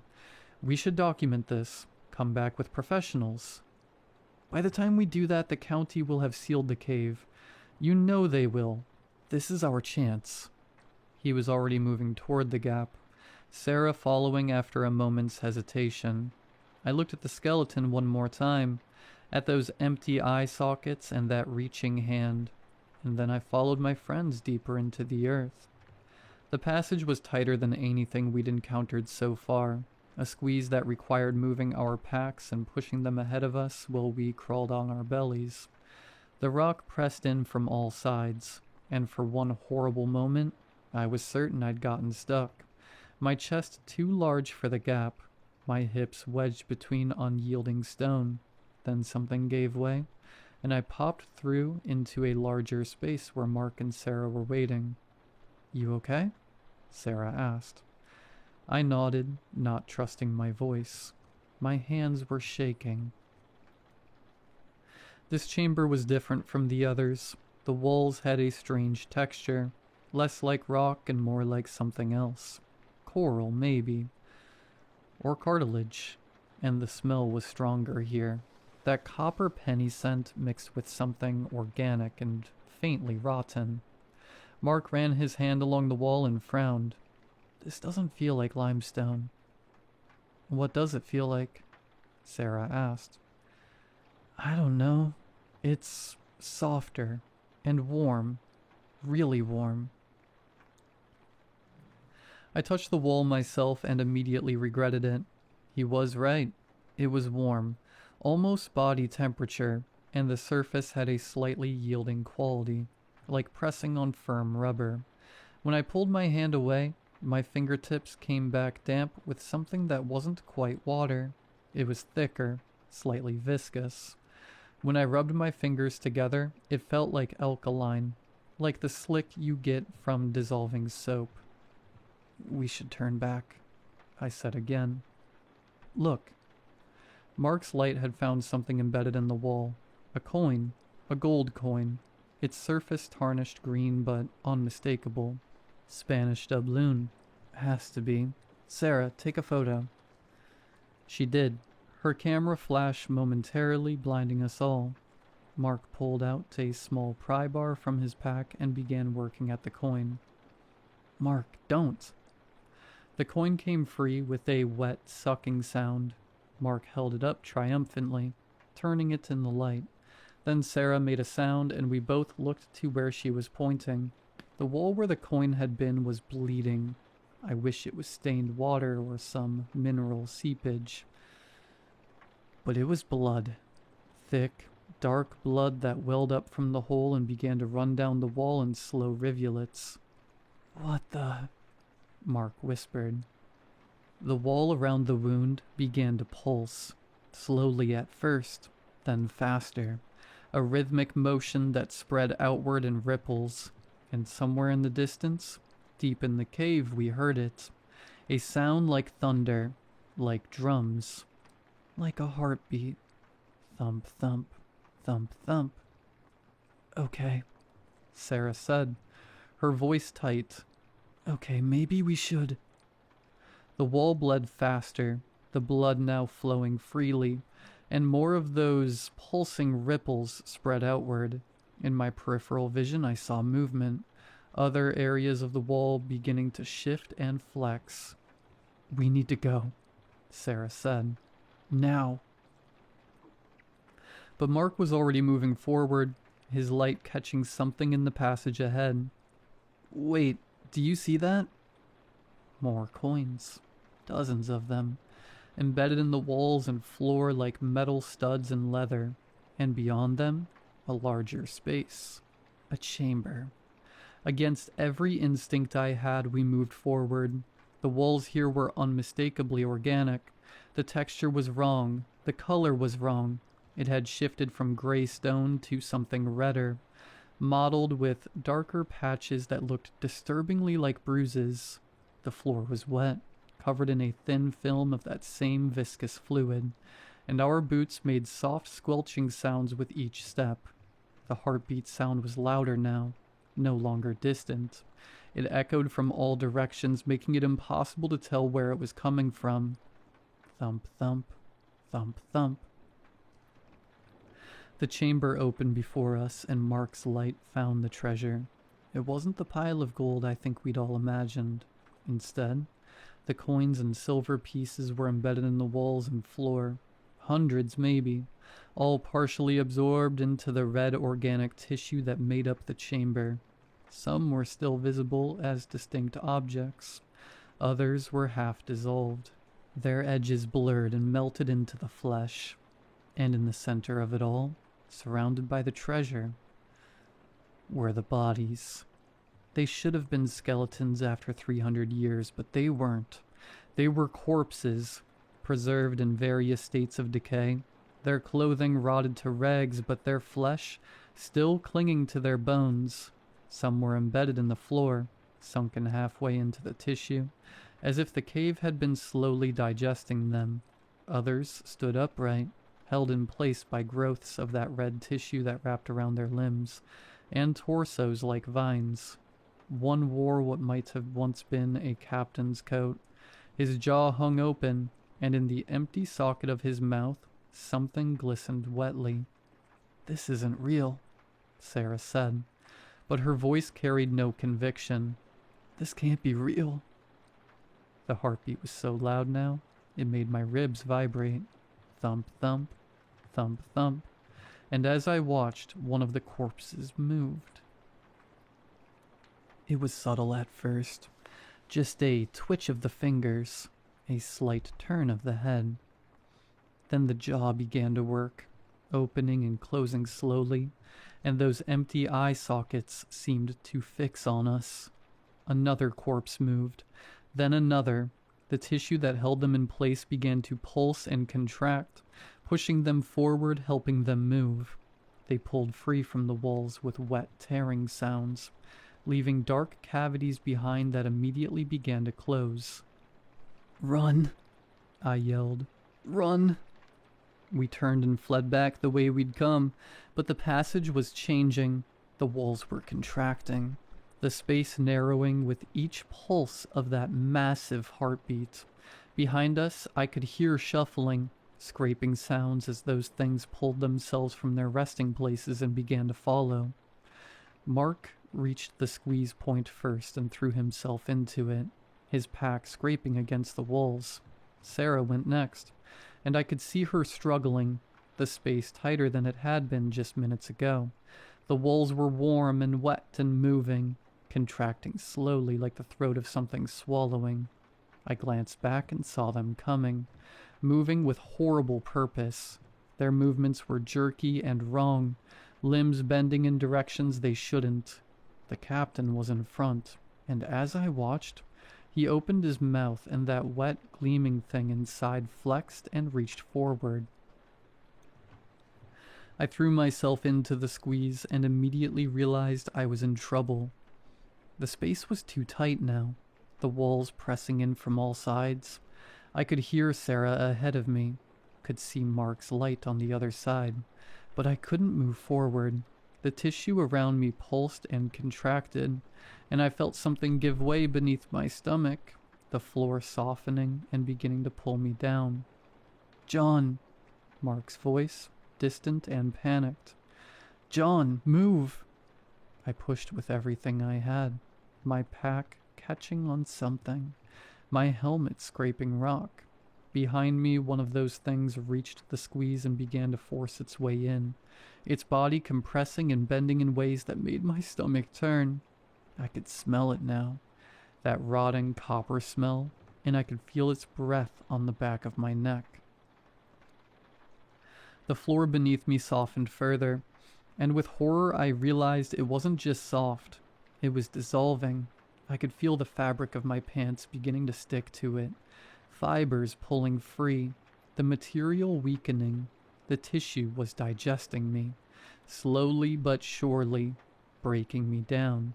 With a final desperate heave, I pushed forward, felt something in my chest pop, and when I was through, tumbling, Mark grabbed me and hauled me to my feet. "Go, go, go," Sarah yelled. We ran. The walls pulsed with each heartbeat, narrowing and widening, trying to slow us down. More of those things were appearing, pulling themselves from the walls like hatching insects, their movements growing more coordinated as we watched. The tissue responded to them differently, helping them rather than hindering them, pushing them forward while trying to hold us back. We reached the skeleton and the writing, and I thought we might make it. The entrance was just beyond. Daylight would be just beyond that. We just had to reach the rope, climb up, get in the truck, and leave this nightmare behind. Mark screamed. I turned in time to see him go down hard. The first skeleton we saw latched onto his ankle with a grip that made him cry out in pain. His helmet flew off, the light spinning across the floor. More of them were pouring through the passage behind us. At least 5 or 6 that I could see, and more beyond them. Mark was on his stomach, kicking frantically with his free leg, trying to break loose. The thing that had him wasn't letting go.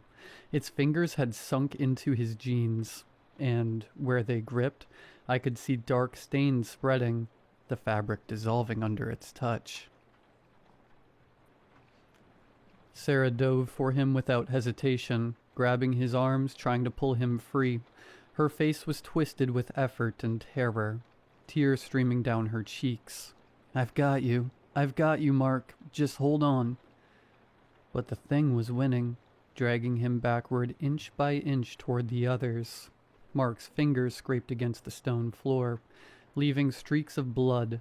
His eyes found mine, and in them I saw absolute terror. "John, help me." I took a step forward, my hands clenched into fists. Every instinct I had was screaming at me to help them, to grab Mark's other arm, to fight those things off with whatever I had left. Then I saw what was behind Mark. More of them, at least a dozen, shambling forward from the deeper tunnels with those jerky movements, their bodies bent at wrong angles. The captain was among them, that rotted captain's coat still hanging from his shoulders, and his jaw was working slowly like he was trying to speak. Behind them, the passage itself was closing, the walls contracting in visible waves, the organic tissue flexing and pulsing as it moved. The opening was already half the size it had been, and getting smaller with each heartbeat. Thump, thump, thump, thump. Sarah looked up at me, still holding on to Mark, and in her eyes I saw the same realization I'd just had. There wasn't time. Even if we got Mark free right now, even if we somehow got past those things, the passage was collapsing and we had seconds, maybe 30 seconds, maybe less, before we were sealed in here forever with these things and this breathing, digesting nightmare. The passage contracted further. 20 seconds maybe. "John, please." Mark's voice was breaking, cracking with fear and pain and desperation. His free leg was kicking at the thing's face, but it didn't seem to notice. "Please don't leave me. Sarah, don't let him." I saw the passage ahead constricting further. The opening now barely 3 feet wide. 15 seconds. I saw the things closing in, their hands reaching, their mouths working silently. 10 seconds. I saw Sarah straining to hold on to Mark, her boots losing purchase on the floor as it began to soften beneath her weight. The tissue was responding to her, starting to digest her too. In a few more seconds, she'd be stuck, and then she'd be trapped too, and then we'd all die here. 5 seconds. And I ran.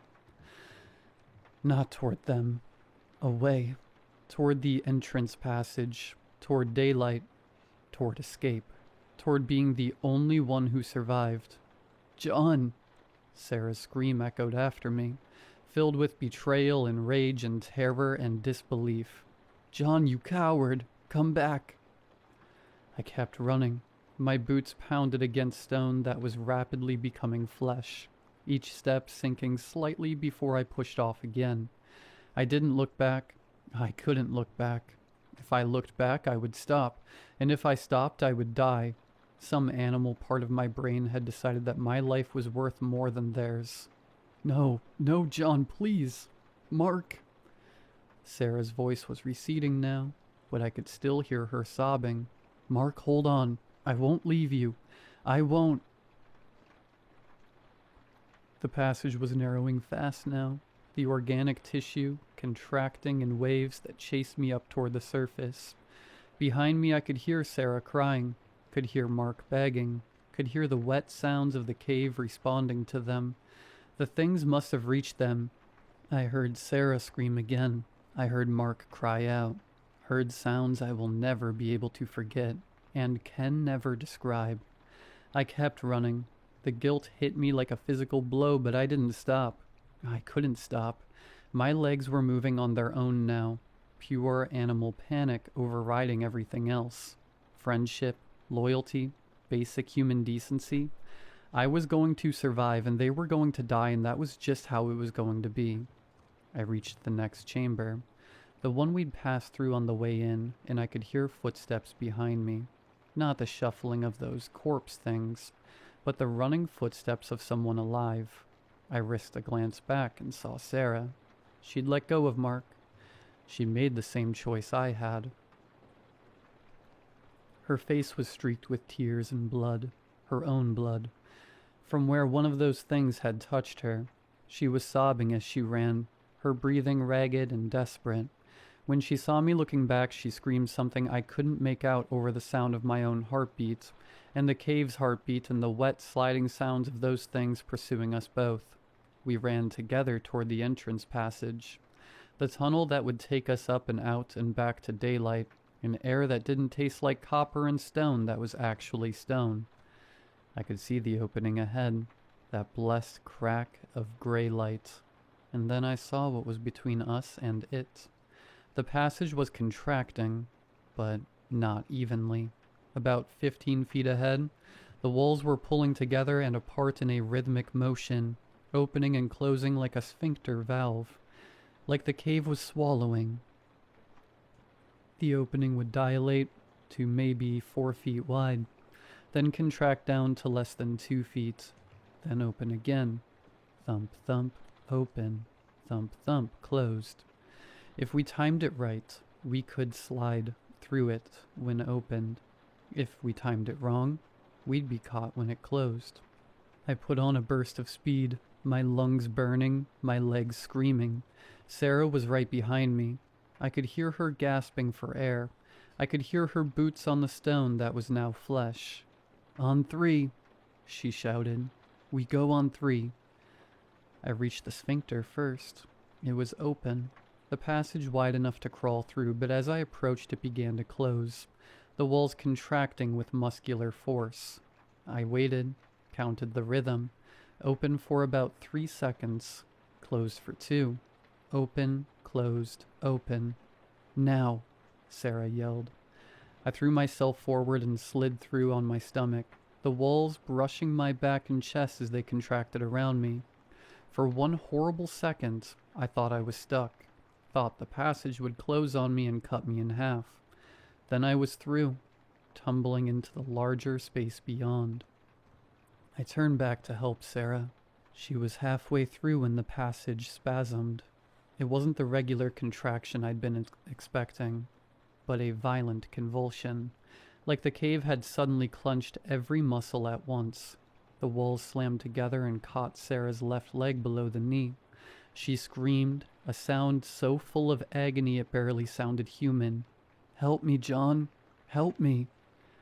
I crawled forward, grabbed her outstretched hands, and pulled. She screamed louder, her fingers digging into my wrists hard enough to leave bruises I'd find later. But I couldn't move her. The passage had her leg and it wasn't letting go. When I looked down, I saw why.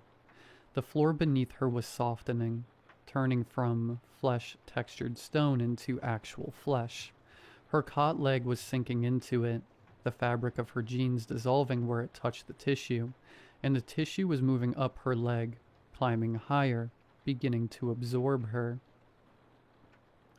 I could see it spreading, see her pants disintegrating, see her skin starting to blister and melt where the flesh touched it. "Pull harder," she screamed. "John, pull!" I pulled. I braced my feet against the wall and pulled with everything I had. Sarah's hands were slipping in my grip, slick with sweat and that viscous fluid that was everywhere now. Behind her, I could hear movement in the tunnel, could hear those things shambling closer. The passage spasmed again, and Sarah shrieked as it crushed her leg further. I heard bone break, saw her knee bend in a direction it shouldn't. It had her up to mid-thigh now, and it was spreading faster. Her shirt was starting to stick to the ground, the fabric pulling apart, threads separating and dissolving. She looked up at me with eyes that were somehow still fighting, still refusing to accept what was happening to her. "Don't you dare leave me. Don't you dare." Behind her, one of those things reached the sphincter, the captain, his rotted face passing through the wall of flesh, pulling into something that might have been a smile. He reached an arm through the flesh, fingers stretching towards Sarah's back. The passage spasmed again, and this time when it clenched, I saw Sarah's eyes go wide with a different kind of pain. The tissue was inside her now. I realized. It had absorbed through her skin and was working on her organs, her blood, everything that made her, her. And the captain's hand was 6 inches from her head. I looked at Sarah. I looked at that hand. I looked at the opening beyond that was starting to close. The exit that would trap me here if I didn't move in the next 5 seconds.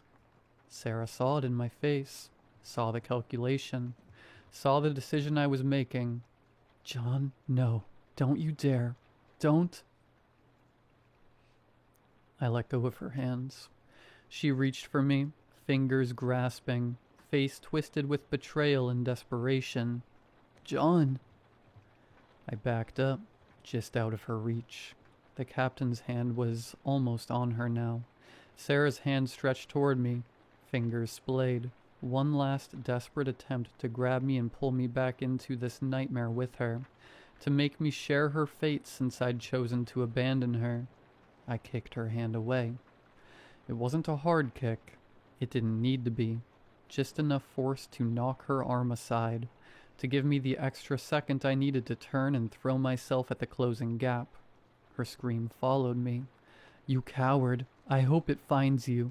I hope it never lets you go." I squeezed through the narrowing space, felt tissue close around me, felt it begin to pull and digest and absorb. For one terrible moment I was certain I would die here, stuck halfway between chambers while the cave slowly consumed me, and Sarah's screams echoed in my ears.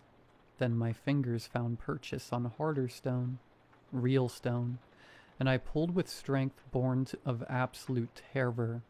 The tissue tore as I ripped free, leaving strips of my clothes and skin behind, and then I was crawling toward light and air and escape. And then I was out, tumbling down the cliff face, the rope Mark had rigged catching me after a short fall. I hung there, gasping, my entire body shaking, and I heard it. From inside the cave, muffled by rock but still audible, John, please, it's got Sarah, it's..." Mark's voice. Still alive, still conscious, still begging me to come back. I hauled myself up the rope, ignoring the scream, scrambled to the top of the cliff and ran for Mark's truck. The keys were still in Sarah's pocket, but Mark had hidden a spare under the wheel like he always did. I started the engine with shaking hands and drove away without looking back. I told the police I'd gone alone, that Mark and Sarah had stayed behind planning a different hike, that I'd suggested they check the caves, but they'd seemed more interested in the coastal trail. I lied to their parents, to their friends, to the search and rescue teams that spent 2 weeks looking for them. I lied to everyone. The cave entrance had sealed itself. When the rescuers finally found it 3 days later, it looked like it had been closed for centuries. Just another crack in the rock face that led nowhere. They went in with equipment and cameras and found only stone. The chambers were gone. The passages collapsed. The organic tissue vanished like it had never existed. But I know the truth. I know what's down there, breathing in the dark, digesting my friends slowly over years or decades or centuries. I know that somewhere in that living rock, Mark and Sarah are still conscious, still aware, their bodies breaking down cell by cell while the cave savors them like fine wine. And I know I left them there. I moved away from Jack's Falls 3 weeks after they were declared missing. I couldn't take the looks from their families, couldn't sleep in that apartment knowing they'd helped me move in, couldn't walk past the diner where Sarah used to order extra hash browns and Mark would make fun of her for it. I thought distance would help. It didn't. 3 days after I escaped, I found something in my pocket, the gold coin, the one Mark had pried from the wall, the one that had made it bleed. I don't remember picking it up. I don't remember putting it in my pocket, but there it was, crusted with dried blood that wasn't mine. I threw it in a dumpster 6 blocks from my new apartment. The next morning it was on my nightstand. I drove it 2 hours into the countryside and hurled it into a lake. I watched it sink into dark water. That night I woke up with it clutched in my fist. My hand closed so tight around it that the edges had cut into my palm. My sheets were soaked with sweat and that same sticky residue. My pillow smelled like copper. I tried putting it in a safety deposit box. The bank called me the next day saying there had been some kind of mistake with my box number, and when I went to check, the box was empty and the coin was in my car's cup holder. So now I keep it. I carry it with me everywhere because I've learned that fighting it only makes things worse. And every day it gets a little warmer. Every day I can feel it pulse a little stronger. That rhythmic beat that matches what I heard in the cave. Sometimes when I hold it, I can hear them. Not voices exactly, but something like voices. A distant screaming that might be wind in a tunnel, or might be something else. And buried under that sound, 2 words repeated over and over in Sarah's voice. Come back. Come back. Last week I caught myself looking up driving directions to Jack's Falls. I don't remember opening my phone. I don't remember typing anything. But there it was, route calculated, estimated arrival time 3:47 a.m. The coin is getting hotter. Last night it burned my palm when I held it, leaving a mark that looks disturbingly like a mouth. And when I sleep I dream of tunnels, of warm, wet walls that pulse with life, of my friends embedded in red tissue, their eyes following me as I walk past. And the worst part? The part that keeps me up at night? Staring at the ceiling, unable to escape what I've done? Sometimes when I hold the coin, I can hear the heartbeat. Thump, thump, thump, thump. And I know with absolute certainty that it's waiting for me to come back. The cave remembers me. It tasted me when I tore free, got a sample of what I am, and now it wants the rest. It's patient. This thing that's been alive since before humans learned to make fire, since before the pirates stumbled into its mouth and became just another meal to be savored over centuries. It can wait. It has time. And eventually, whether from guilt or curiosity or some pull I can't even begin to understand, I know I'll go back. The cave is patient and it hungers. If you're reading this and you live near Jack's Falls, stay away from the cliffs north of town. Don't go looking for cave entrances or pirate treasure. Don't investigate if you hear sounds coming from the rock face. And if you do go, despite this warning, despite everything I've told you, if you find yourself in tunnels that feel too warm, if you see coins embedded in flesh-like walls, if you hear a heartbeat echoing through the dark, run. Don't look back. Don't try to save anyone. Don't hesitate. Just run. And pray it lets you go.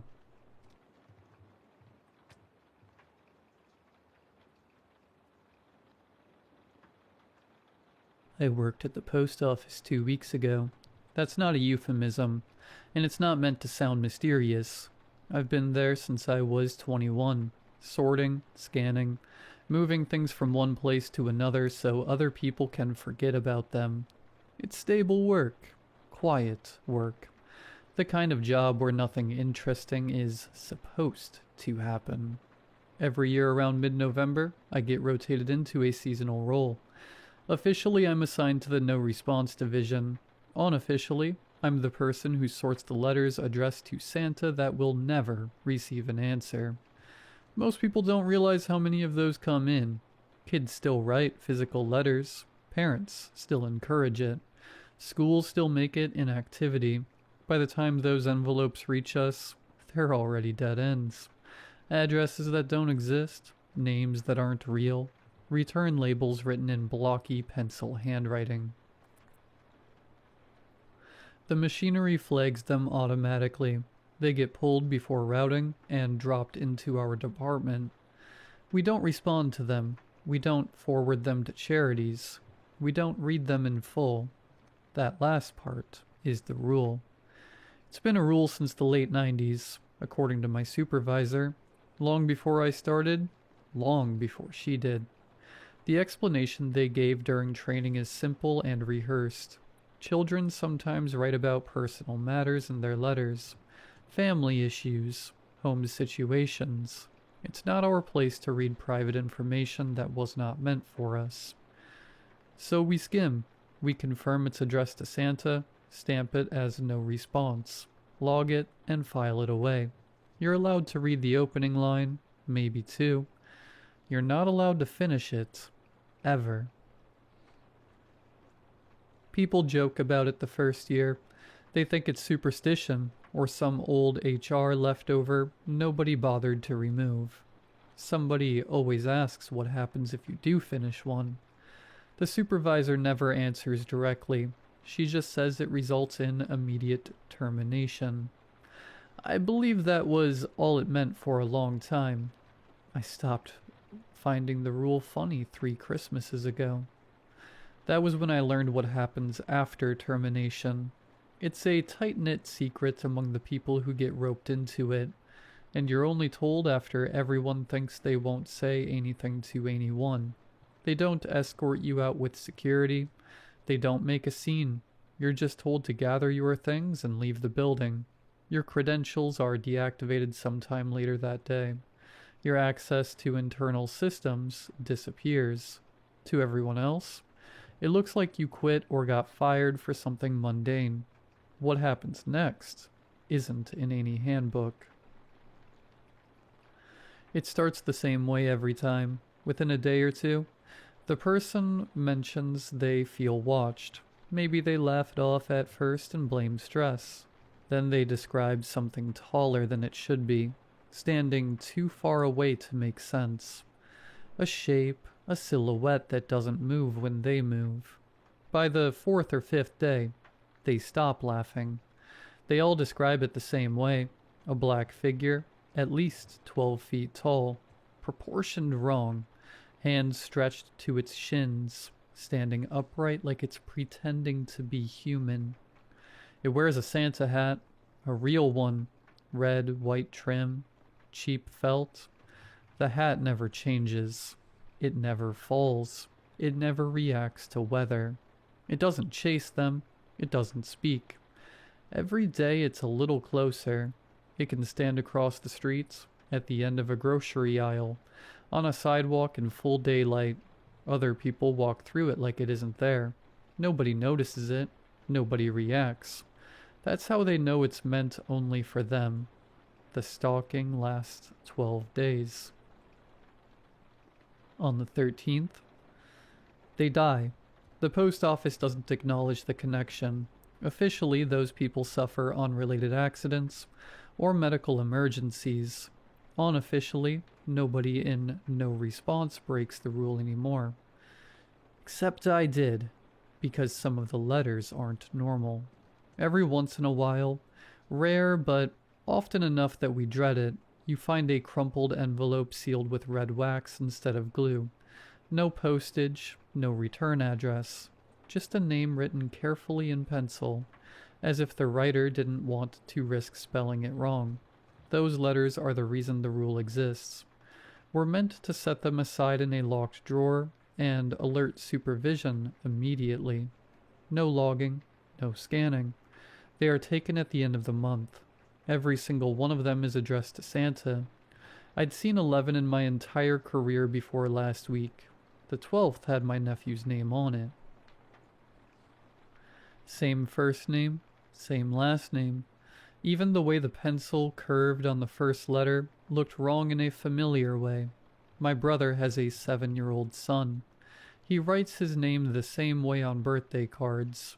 Too big at the front, trailing smaller letters like he gets tired halfway through. I didn't open it right away. I stood there for a long time, staring at the seal, telling myself coincidences happen and kids share names. I told myself that red wax meant nothing, that plenty of children have uncles who work at the post office. I used a sick day and left immediately and drove straight to my brother's house. He laughed when I told him the envelope, told me I was overthinking it, said his kid probably found his wax stamp he used for work, and wanted to be fancy. When I asked if his son had written a letter to Santa recently, his smile faded just a little. He said yes, but he didn't see anything alarming, just the usual stuff. Toys, candy, video games. He asked why I cared so much. I didn't have an answer that didn't sound insane. That night, I dreamed about the drawer at work. It was open, and the letter was gone. The next morning, I broke the rule. I told myself I'd only read enough to confirm it wasn't really his. I told myself I'd stop if it got personal. I told myself I wouldn't finish it. I was wrong. The letter was written in pencil, neat but deliberate. No spelling mistakes, no childish phrasing. It thanked Santa. It thanked him for the last gift, not for toys or games, but for a piece of candy that had made Mommy stop crying. It said Santa had been right, that doing the bad thing worked, and nobody knew. It promised that this time would be even better, that stealing wouldn't be enough, and hurting animals felt too small now that he understood what Santa really wanted. It listed sins like chores. It ended by asking what Santa wanted next, because Christmas was coming and he wanted to be a good boy. I don't remember putting the letter down. I only remember my supervisor standing behind me, telling me to hand over my badge. She didn't argue. She didn't yell. She looked tired, like she'd seen this exact situation before and hated it every time. She told me I was terminated for violating confidentiality policy, and that I needed to leave the building immediately. She didn't warn me about anything else. I didn't leave work right away. I sat in my car in the parking lot for almost an hour with the letter in my lap. I kept expecting someone to knock on the window and tell me this had gone far enough, that whatever point they were trying to make had landed, and I could come back inside. No one did. People clocked out as time went on, walked past my car without looking twice. I drove to my brother's house because there wasn't anywhere else it made sense to go. He answered the door with his son still awake behind him, cartoon voices echoing down the hallway. The normalcy of it made what I was holding feel obscene, like I'd brought something diseased into a clean room. I asked if we could talk privately. He hesitated, then stepped outside with me, shutting the door behind him. Why are you holding Lucas's letter? We were standing on the porch. The light above us flickered every few seconds. I hadn't noticed it doing that before. It came to my work, I said. I need you to read it. You open my kid's mail? Yes, but you'll understand when you open it. That made it worse somehow. He took the envelope from my hand and turned it over, frowning at the wax seal. What is this? Some kind of joke? Seriously, read it. He broke the seal with his thumb and started scanning the page. I watched his eyes move, line by line. When he stopped, he stared at the paper like he'd lost his place. This isn't funny, he said. I know. He folded the letter once. Did you write this? No. Did you put him up to this? No. You really expect me to believe this came from a real...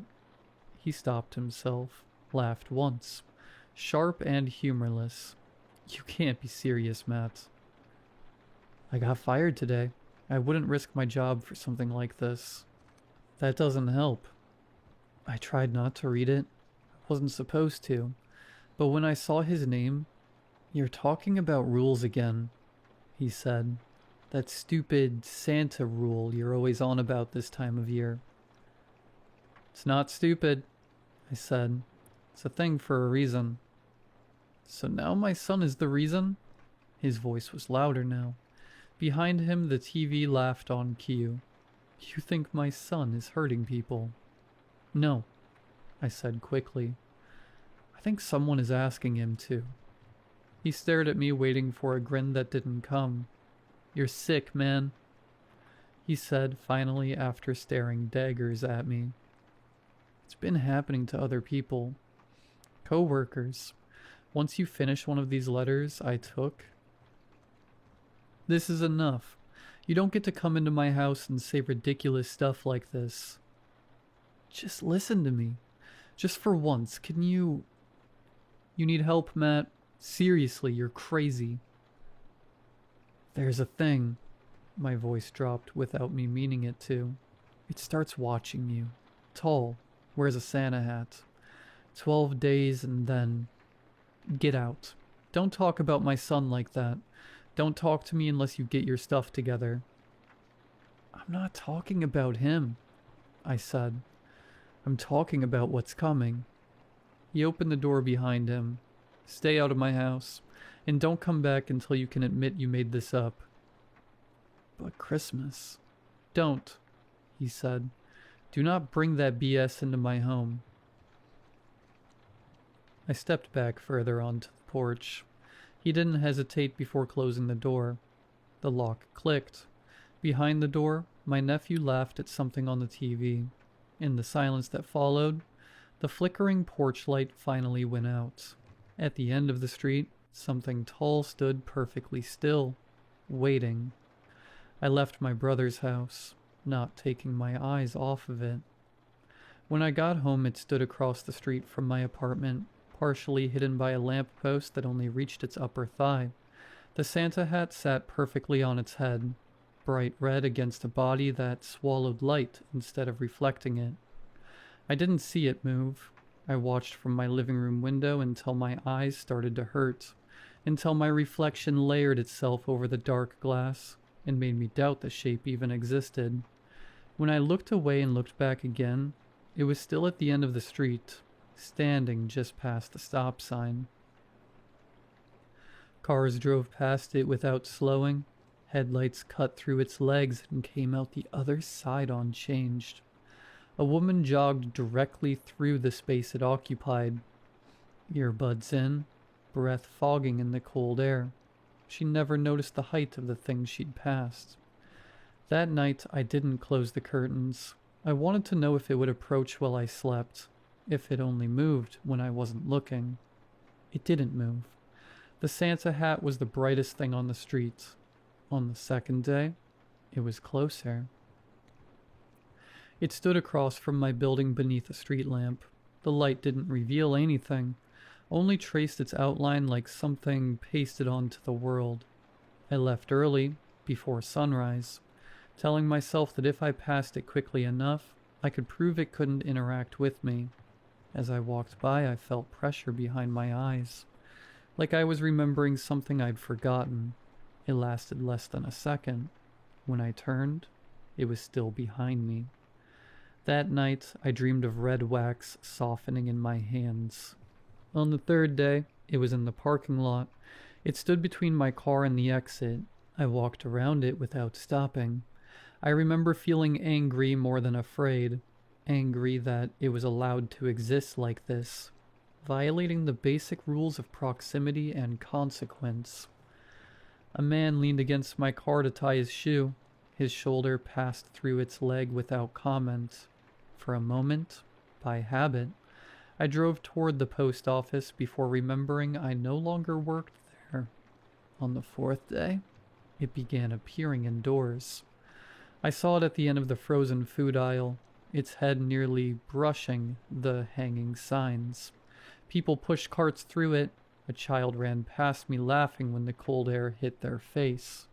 I left my groceries and walked out. That night, Christmas music started to feel like a warning. On the fifth day, it followed me to my brother's street. It stood on the sidewalk in front of his porch, feet almost touching the step. I watched my brother walk through that space later, holding his son's hand. Not slowing, not noticing. The porch light turned on. The door closed. The thing didn't leave. On the sixth day, I stopped trying to explain.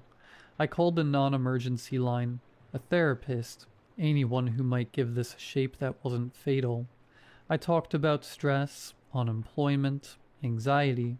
Everyone heard exactly what they needed to hear. That night, it stood at the edge of my building's lot, closer than before. I closed the curtains for the first time and still woke up convinced something brushed the walls. On the seventh day, it was in the elevator to my apartment. The doors opened and it was already there, folded just enough to fit. A woman stepped in beside me and leaned against its leg without realizing it, frowning slightly at the unexpected cold. I got off 2 floors early. The rest of the ride creaked like it was carrying more weight than it should. On the 8th day, it appeared in reflections first, in the dark screen of my phone, in the microwave door, always behind me. When I turned, it was in the room where it needed to be to remain just out of reach. I never heard it breathe. On the 9th day, it stopped giving me space. I turned corners and almost walked into it. I started holding my hands out in front of me, afraid of colliding with it like misplaced furniture. That night, it stood at the front of my bed and leaned forward just enough to make the Santa hat dip. I didn't sleep. On the 10th day, I tried to leave the city. I drove until the roads thinned and the lights fell away. I locked myself in a rest stop bathroom just to breathe. It waited by the sinks. I turned around and went home. On the 11th day, it no longer followed me. It waited in places before I arrived, positioned where it made sense, as if it had always been a part of the layout. If it has eyes, I never saw them. If it has a face, I don't think I would survive seeing it. On the 12th day, it stood in my bedroom. Not at the foot of the bed. Closer. It bent at the waist until its head filled my vision. I smelled wax. I smelled paper. The Santa hat slid forward just enough that I thought I might finally see what was underneath. Then it folded itself back into the corner, impossibly small, and waited with me until morning. Tomorrow is the 13th day. He's standing just a few feet in front of me now. I'm going to die tomorrow night. I need help. Anything. Please.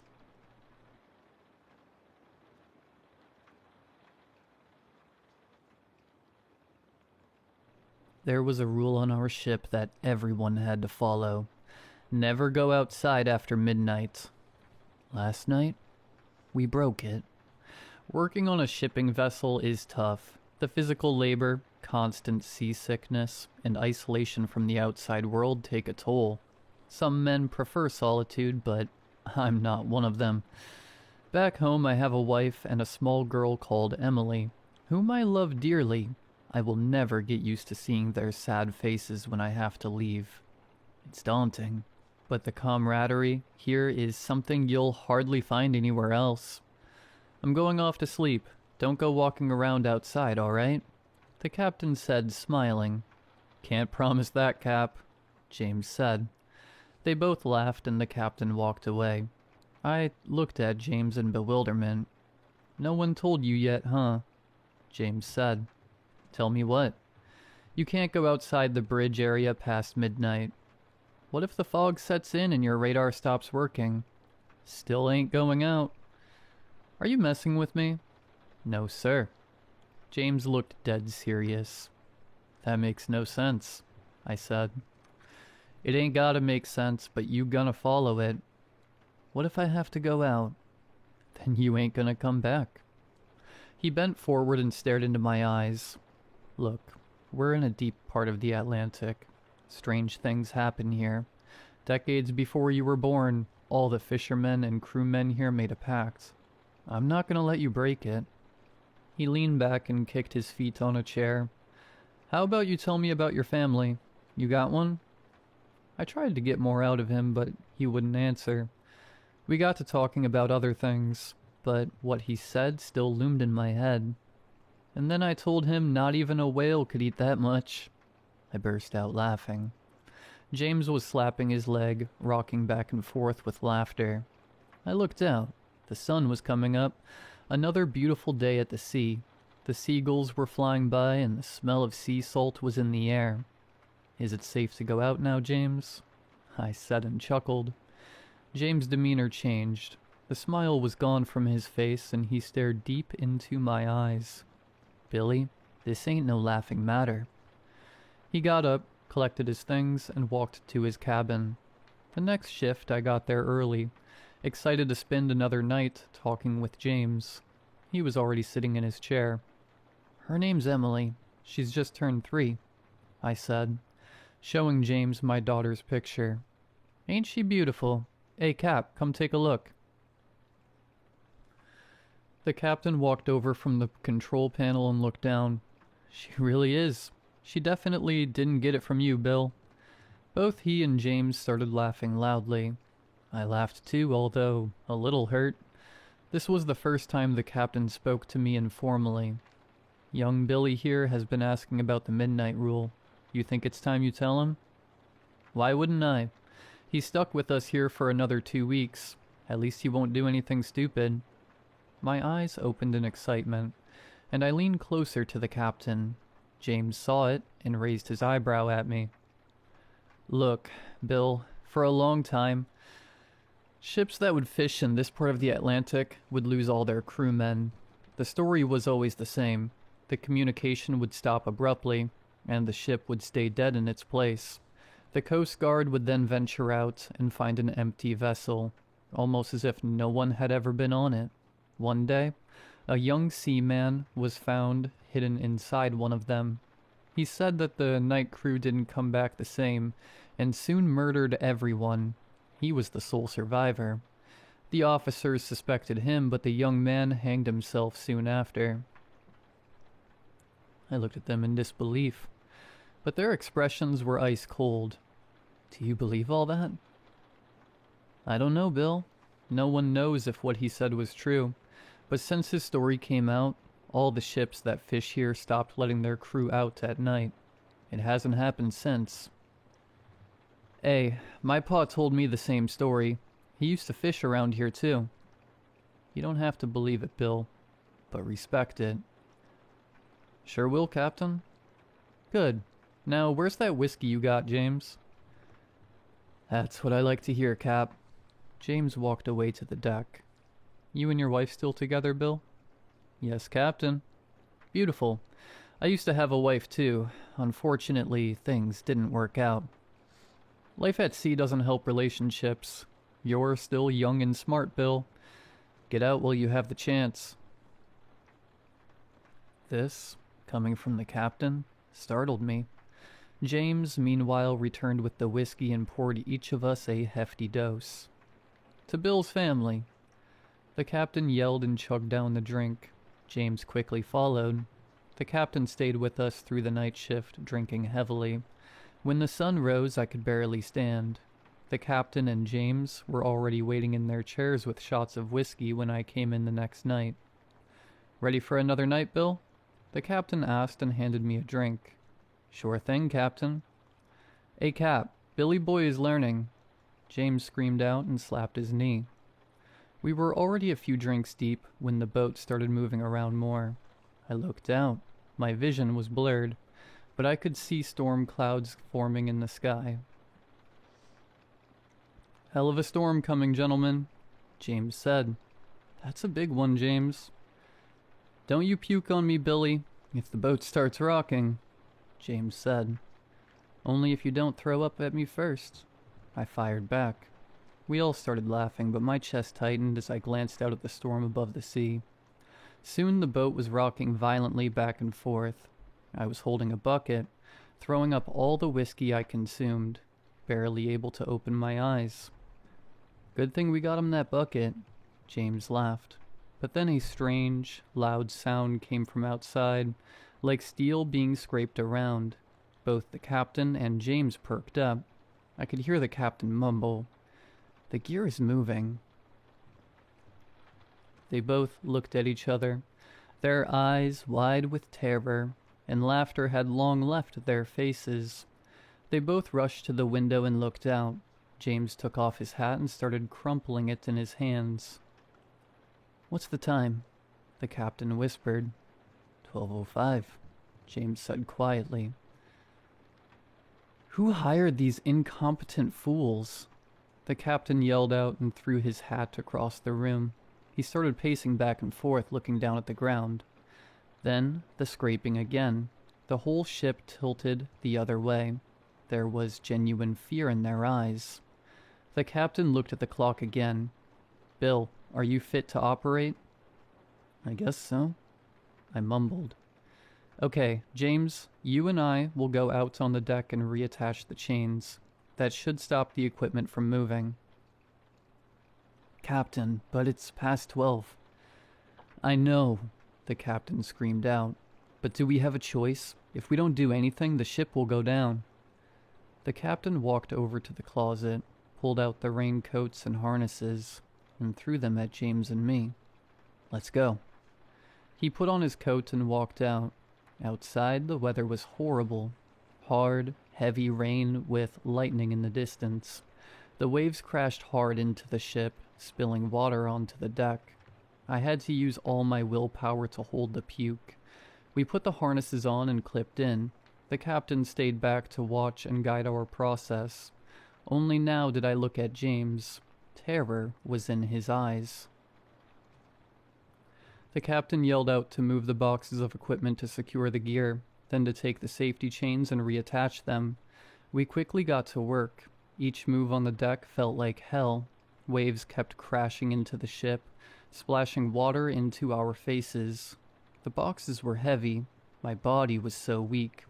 But James pushed hard and we managed to block the gear for a while.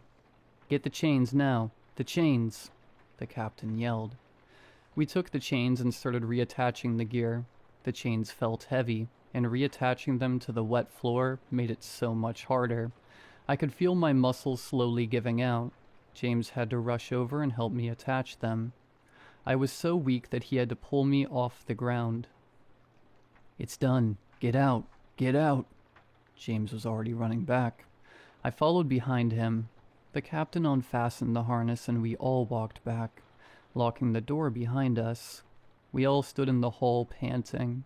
The air in the ship felt cold. Every piece of my clothing was wet. I slid down to the floor and put my head on my knees. The captain and James were looking at each other, then at me, and back at each other. "Maybe the things ain't like storms," James said. "Yeah, probably," the captain replied. James helped me back up, and we slowly walked towards the bridge area. Each stair felt like a mountain.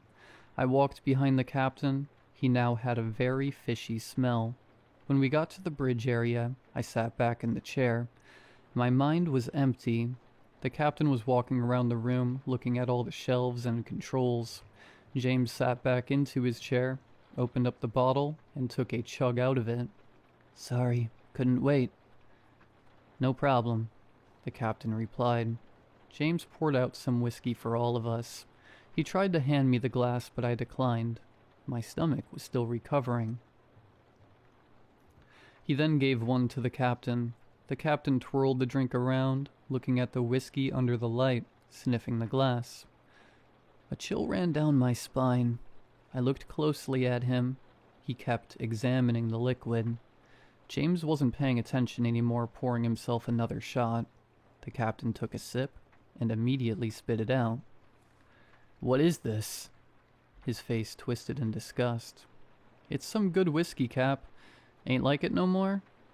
The captain looked at him with one eyebrow raised, then looked down at the ground. "Say, how many men are on this ship?" James' eyes widened and he dropped his glass. It shattered on the floor. We both looked at each other and started slowly backing away. "What's the matter?" the captain asked. James?" I whispered, my voice shaking. The captain looked deep into my eyes. His pupils had turned a dark red color. He flashed a smile and ran towards me. He put his hand on my neck and lifted me off the ground. I started choking, trying to fight his hand off, but he was too strong. I looked at James in desperation. He had walked over to the shelf and started frantically searching with his hand until he pulled out a gun. He slowly pointed it up at the captain, his hands shaking. He then pressed down the trigger, but nothing, just a click. James looked down under it. The gun wasn't loaded. Blood froze in my veins. The captain looked back, let out a blood-curdling scream, dropped me to the ground and ran towards James. He pushed him to the ground and started violently scratching and tearing into him with his teeth. My feet were rooted to the ground. Soon his screams turned into a low gurgling and then silence. Only when the thing looked up did I open the door and run down. I could hear the thing's screams echoing through the hall. I'm locked down in the vault of the engine room. The steel door is the only thing keeping me alive. In the first few hours, I had been hearing the screams of crewmates calling out in pain. When the last scream died down, the thing called out to me in the captain's voice, saying it was safe now. I didn't answer. It then started slamming into the door. The vault is shaking with each thud. I have no idea how long it will hold. I'm making this post for my wife and daughter. Even in these tense moments, I'm held up by the thought of them. Please don't forget your father, no matter what happens.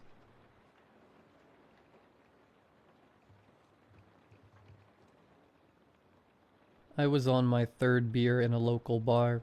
She must have noticed me before I noticed her, because when my eyes fell on her, she was already looking my way. There was passion in her eyes. She wore a short black dress, and her crimson hair complemented her emerald-colored eyes. A tattoo of a snake stretched across her arm.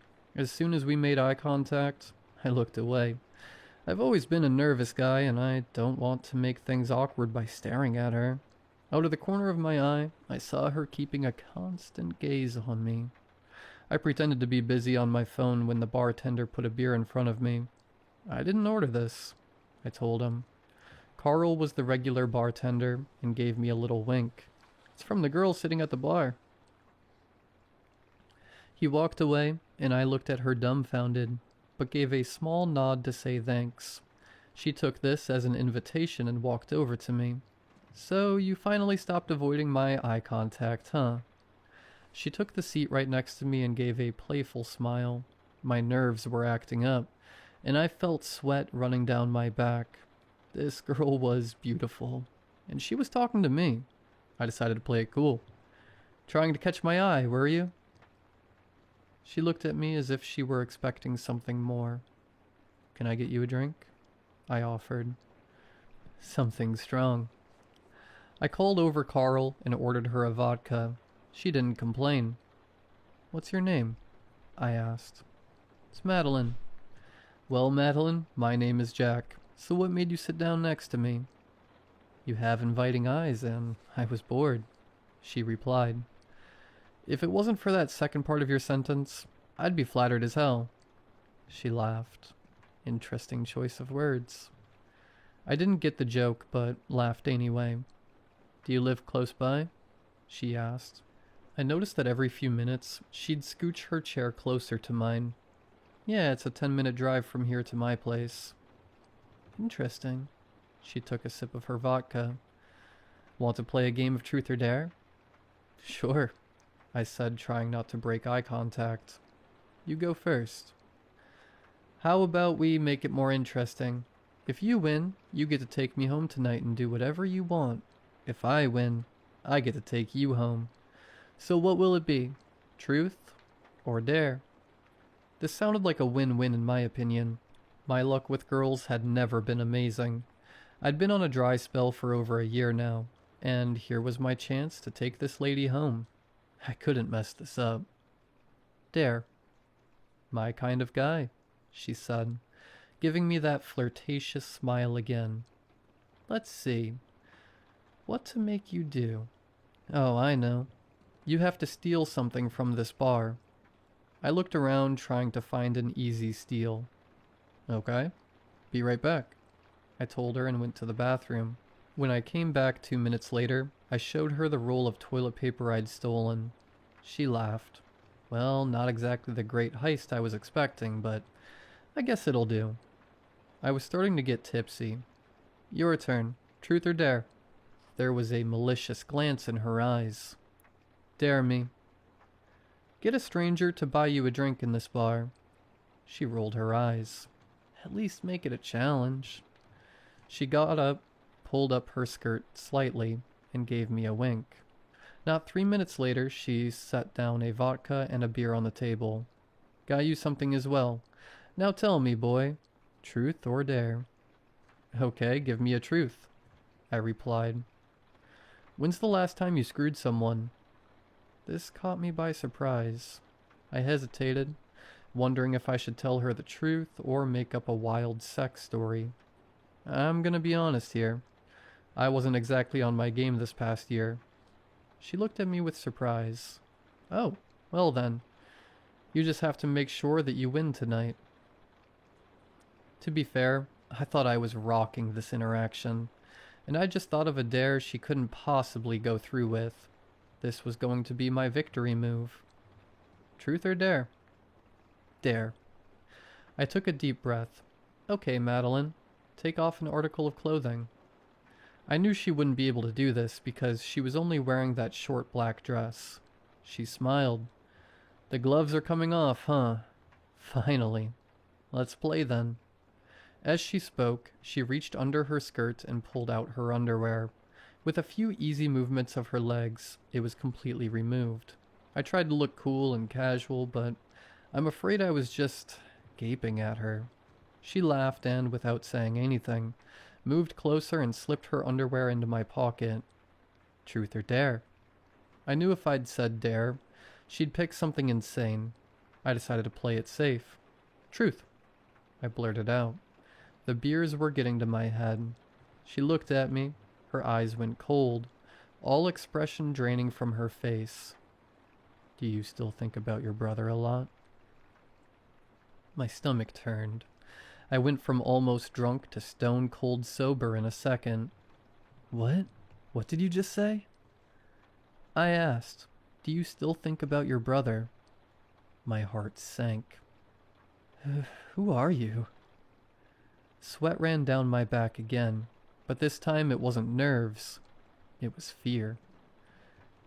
It doesn't work that way. You have to answer, or you lose. For the first time that night, I felt genuinely scared. I thought about getting up and walking out, but something in my gut told me I needed answers. Every day, I said, trying to hide the sadness in my voice. She looked surprised, then laughed. Oh my, you really are someone special. I was sure you would have walked out after that one. I glanced around the bar. It was almost empty. The local drunk slumped in the corner, Carl chatting with a blonde, two guys murmuring at the far end. Well, don't you have anything to ask me? She said, clearly enjoying herself. Who are you? She frowned. No, that's not how this works. Second time. You get one more chance. Her eyes flashed red for a split second. Summoning all my courage, I asked, truth or dare? That's more like it. Truth. Who are you? I have been known by many names on many different planes. One of the names your people gave me was Apollyon. Others called me Abaddon, though the legends far outweigh my actions. This body isn't even mine. It belongs to someone who performed a ritual with her friends. Looking for cheap thrills, now she gets the privilege of being mine until I'm sick of her. She smiled sweetly, as if unaware of the weight of her words. I shook my head. This has to be some kind of sick joke. Truth or dare, Jack? She asked me. I chose truth. Do you believe what I'm telling you? No, this is too much to believe. Her only response was a faint smile. I felt trapped. Walking away crossed my mind, but fear kept me seated. She couldn't have known about my brother. He'd died over 7 years ago, before we moved states. Still, I kept playing. Truth or dare? Dare. Go away and leave me alone. She laughed. That's not how this works. Leaving is a forfeit, but I'll be kind and give you one more chance. We can't dare each other to go away, or to kill ourselves. Now give me a dare. Fine. Prove to me you are who you say you are. She smiled. That I can do. She grabbed my hand and images flew through my mind. I immediately knew she wasn't human. God, the things she made me see. I stood in an unfamiliar landscape with black fire burning everywhere. There were things walking around that couldn't have been real. Giant monstrosities with 2 snake-like heads and 6 legs. Almost humanoid creatures that must have been 4 meters long, with bat-like wings on their backs. It was painful to my eyes and sanity just to look at them. An eclipse loomed high in the sky. In the far distance stood enormous mountains. At least, that's what I thought, until those damned mountains started moving. At the center of it all was a pit. Thousands upon thousands of humans and other creatures lay inside it. I was shocked to see they were still alive. The sound of their screams and muffled moans were horrible, but the most awful thing of all, when I looked at those poor damned souls in that wretched pit, I saw his eyes. He was buried beneath others, and even after 7 years, I would never forget the eyes of my own brother. Jonathan was in that pit. I don't know what came over me, but suddenly my fear of that hell-like world faded away, and I ran toward the pit. I saw his eyes widen in response. I was getting him out. I blinked once, and when I opened my eyes, I was back in the bar. Madeline was next to me. That same smile plastered on her face. Don't make a scene, or this won't end well for the people here, she told me. My brother was stuck in hell, and this girl didn't want me to make a scene? Get him out of there, I said, trying to sound confident and intimidating. Tears rolled down my cheeks. Poor baby, she replied. I know it can't be easy facing this reality. She wiped a tear from my face, and I sat there in utter shock. God, I love that taste, she murmured, licking the tear from her finger. I'm afraid I can't get him out. The stakes of this game have already been set. I tried to stay calm and think rationally, but that was easier said than done. The only thought going through my mind was finding something sharp and stabbing her in the face. That wouldn't help, though. I had to save my brother. You told me if I won, I could tell you to do whatever I wanted. She chuckled. You sweet child. The deal was that you could do whatever you wanted to me. And I really mean that. You can torture me, or take me and work out every messed up fantasy you've ever had. Hell, you can do both at the same time. Sounds like a fun night, but you can't tell me what to do. The way she said it almost sounded like sympathy. Please, I said, no longer holding back my tears. Get him out. Truth or dare, Jack? I chose dare. Make yourself bleed. Wait, hold on. You said we couldn't ask each other to harm ourselves. She laughed. I said we couldn't tell each other to kill ourselves. I just want to see a little blood. I pulled out my pocket knife and held my hand under the table as I made a small cut in my finger. It hurt real bad. As soon as the blood welled up, she took my finger and licked it clean. Do you like that? She asked, licking the last of the blood from her lips. I didn't. Can we just ditch the small talk and play the game? I asked. That only seemed to excite her more as she leaned forward, eagerly waiting for the question we both knew was coming. Truth or dare? Truth. How can I get my brother out of there? I asked, wiping away the last of my tears. She tilted her head, studying me like a sick puppy. It disgusted me. You can't, Jack, she said. Your brother played a game, and he lost. It's that simple. Even if you manage to return, there's not a goddamn thing you could do. Those words devastated me. I had 1,000 more questions about Jonathan and that wretched world, but this horrible game wouldn't allow them. Truth or dare, Jack? I picked truth. There was no way I was choosing dare again. Would you take his place? If I gave you the option right now, would you go to the pit to free him? A soul for a soul. It's not a bad deal, right? The question caught me completely off guard. Everyone likes to believe they'd be the hero, the martyr who wouldn't hesitate to save someone they love. I thought about my parents, my friends, my colleagues, even my online gaming buddies. Tears welled in my eyes again as I realized what I had to do. Even if it meant being trapped in that world forever, I had to try. For Jonathan. I looked at her with disgust. Okay, take me there. I'll take his place. She burst into manic laughter. Oh, my dear Johnny boy. I just wanted to know if you would. The truth is, even if I wanted to, I can't get your brother out. He's property of that world now, and its inhabitants. Never in my life had I wanted to hurt someone so badly. I knew I couldn't lose this game. I couldn't bear the thought of my parents losing another child.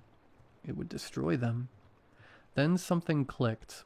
It wasn't a good plan, and I didn't even know if it would work, but it was my only chance.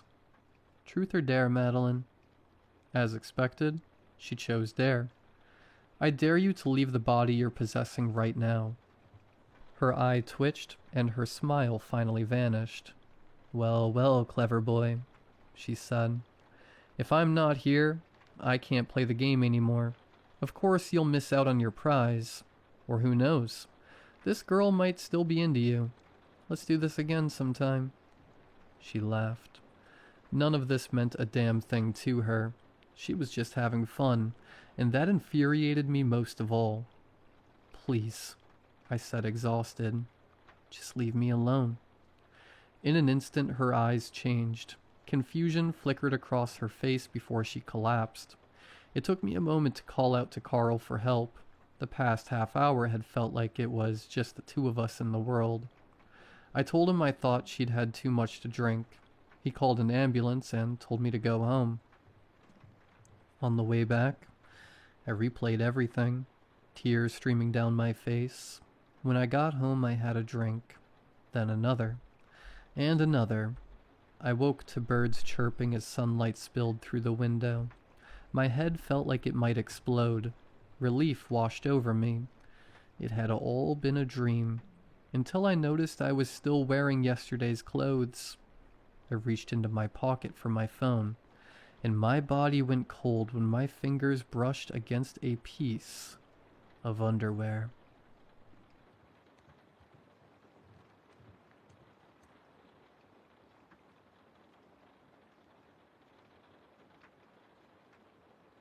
It was 4 p.m. on a Thursday when my phone buzzed with a notification. I had just returned from my last class of the day, and wanted nothing else than to lie on the lumpy dorm mattress and nap.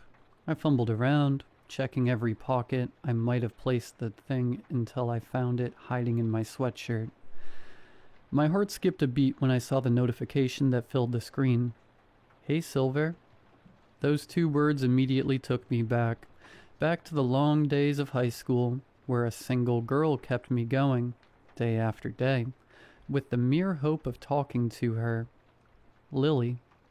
I stared at the message for a long time before my phone buzzed again with a new notification. "Wanna go on an adventure tonight? I need a friend right now." Hell yes. I deleted the text after typing it out, contemplating my next words extremely carefully. Eventually I settled on, "Yeah, sure, I'm down." Lily responded almost immediately. "Great, I knew I could count on you." Winky face.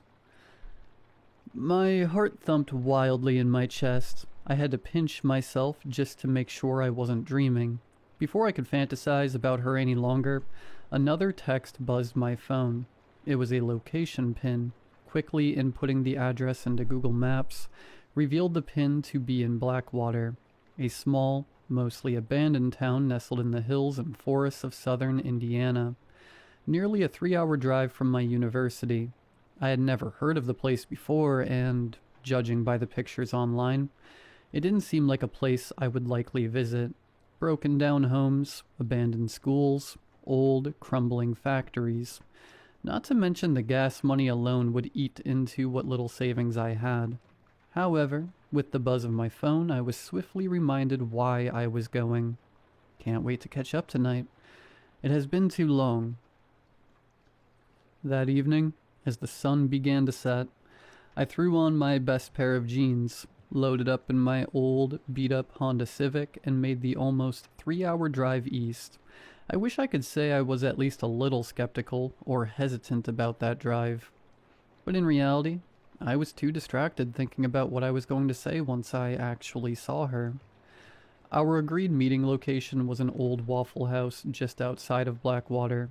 Lily was already there, leaning against her car in all black, when I eventually pulled up around midnight. "Hey there, Silver," she said with a smile. I hated the nickname, but for her I made an exception. "Hey there," I said, getting out of my car. "How have you been?" "Oh, you know," she said, hugging me. I froze. We were friends in high school. Not that kind of friendly, though. The sudden change filled me with renewed hope. Before I could return the hug, she stepped back towards her car. "You ready?" she asked, bending over into the passenger side door. Her leggings left little to the imagination. I felt my face flush red. "Yeah, ready as I'll ever be. What's the plan?"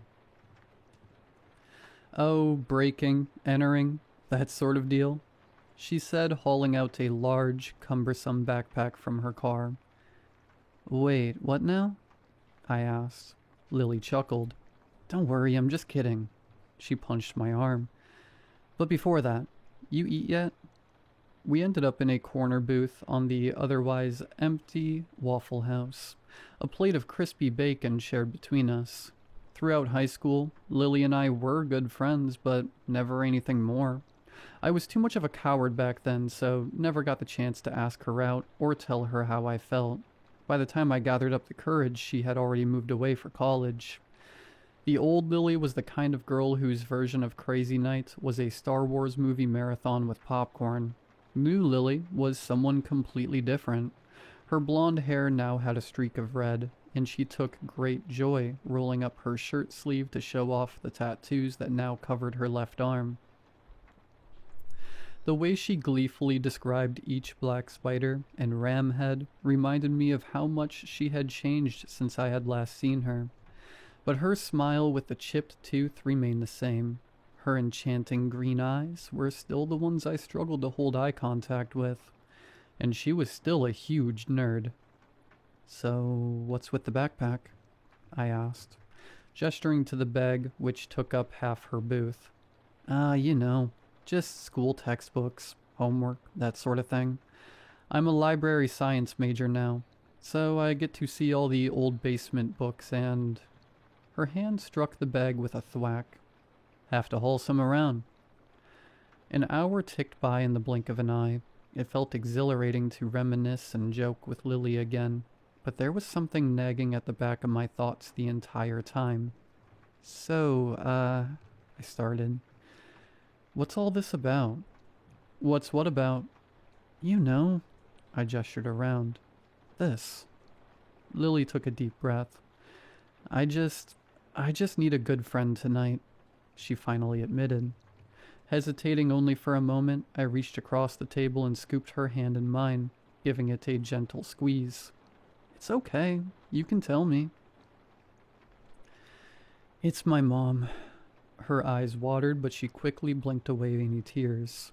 "She passed away a year ago today." I was never good with comforting grief. "I'm sorry."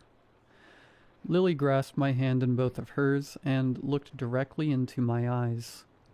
"I have a huge ask of you." Yeah," I said, blushing. "Whatever you need." "I need to go there, where she died, but I need you there with me." Cool night air whipped past us as we stepped outside, though my face still felt warm. "You mind if I drive?" Lily asked. "My car is making a weird noise and I could use your help." "Yeah, sure, but are you sure about this?" I asked. "Yes, I need to be there." It was not what I anticipated when she first texted me, although in all honesty, I don't know what I was expecting, but I was going to stick it out, not just because I had already driven all the way to Blackwater, but because Lily needed me. I remember meeting Lily's mother all those years ago. She was sweet and kind, and the two of them shared a bond that made most parents envious. Lily never mentioned how she passed and I didn't push. Blackwater was as dreary and run down as the pictures online portrayed. In the darkness of the overcast night, the buildings took on a haunted, accursed look and feel that made me slightly uneasy. Lily didn't seem to mind, however. She had returned to her bubbly and energetic self. "Don't let my confession weigh you down," she said as we cruised through the derelict streets. "My mom wouldn't want us to be sad remembering her." Her car never ended up making a noise, though I wrote it off, not thinking too much about it. Our destination came shortly after in the form of a long, overgrown driveway, disappearing into the trees and hills beyond. Lily turned onto the road. A tall, wrought iron fence greeted us with the gate sitting fully open. "Ah, crap," Lily muttered, seeing the gate. "What's wrong?" I asked. "The gate's open," Lily said. "Means there's a cop up there." "How do you know? What is this place?" Lily slouched back in the driver's seat and thought for a minute. "Lily, what is this place?" I repeated. "We'll drive a minute or so down the road and hike back on foot," she said, avoiding my question. The answer would soon present itself as Lily threw her car into reverse and the headbeam swept across the overgrown landscaping. A large sign hanging from the fence read, "Blackwater Regional Hospital." "A hospital? Are you sure that's a good idea?" "It's the hospital where my mom spent her last moments. Shut down not long after," she said before muttering, "There shouldn't be a cop here. Gonna make everything harder." We could go somewhere else. I don't want you getting hurt in there, I offered. I'll be fine. You're too sweet. We left the car on the side of the road about a half-mile past the gate. Lily insisted on bringing her backpack, despite its size. The wrought iron was easy enough to clamber over, and we were free to wander the grounds on our way to the hospital. There were several overgrown walking trails carved through the forest. Following those, we quickly reached the parking lot. The hospital was huge, 3 stories tall with a large clock tower above the main entrance. Thick ivy and sprawling vines scaled the walls and wormed in through cracked and broken windows. From the trees we could see the cruiser of the lone state trooper stationed on the opposite end of the parking lot. Its lights were off, and the trooper was likely asleep, or so I hoped. Lily patted me on the shoulder and led me around the back of the building where a shattered window on the first floor gave us free access to the inside. She threw her bag in before easily crawling in, using an empty trash can as a step stool. Wow, you know your way around here, I joked as I hopped in through the window. No, I haven't been here in a while. The corridors were an eerie mixture of peeling pastels and littered floors. Several of the walls were covered in graffiti, the spray cans responsible laying dejectedly underneath their masterpieces. I picked up one. It worked, surprisingly, although it was mostly empty. It was obvious the hospital had been abandoned suddenly. Gurneys still lined the hallways.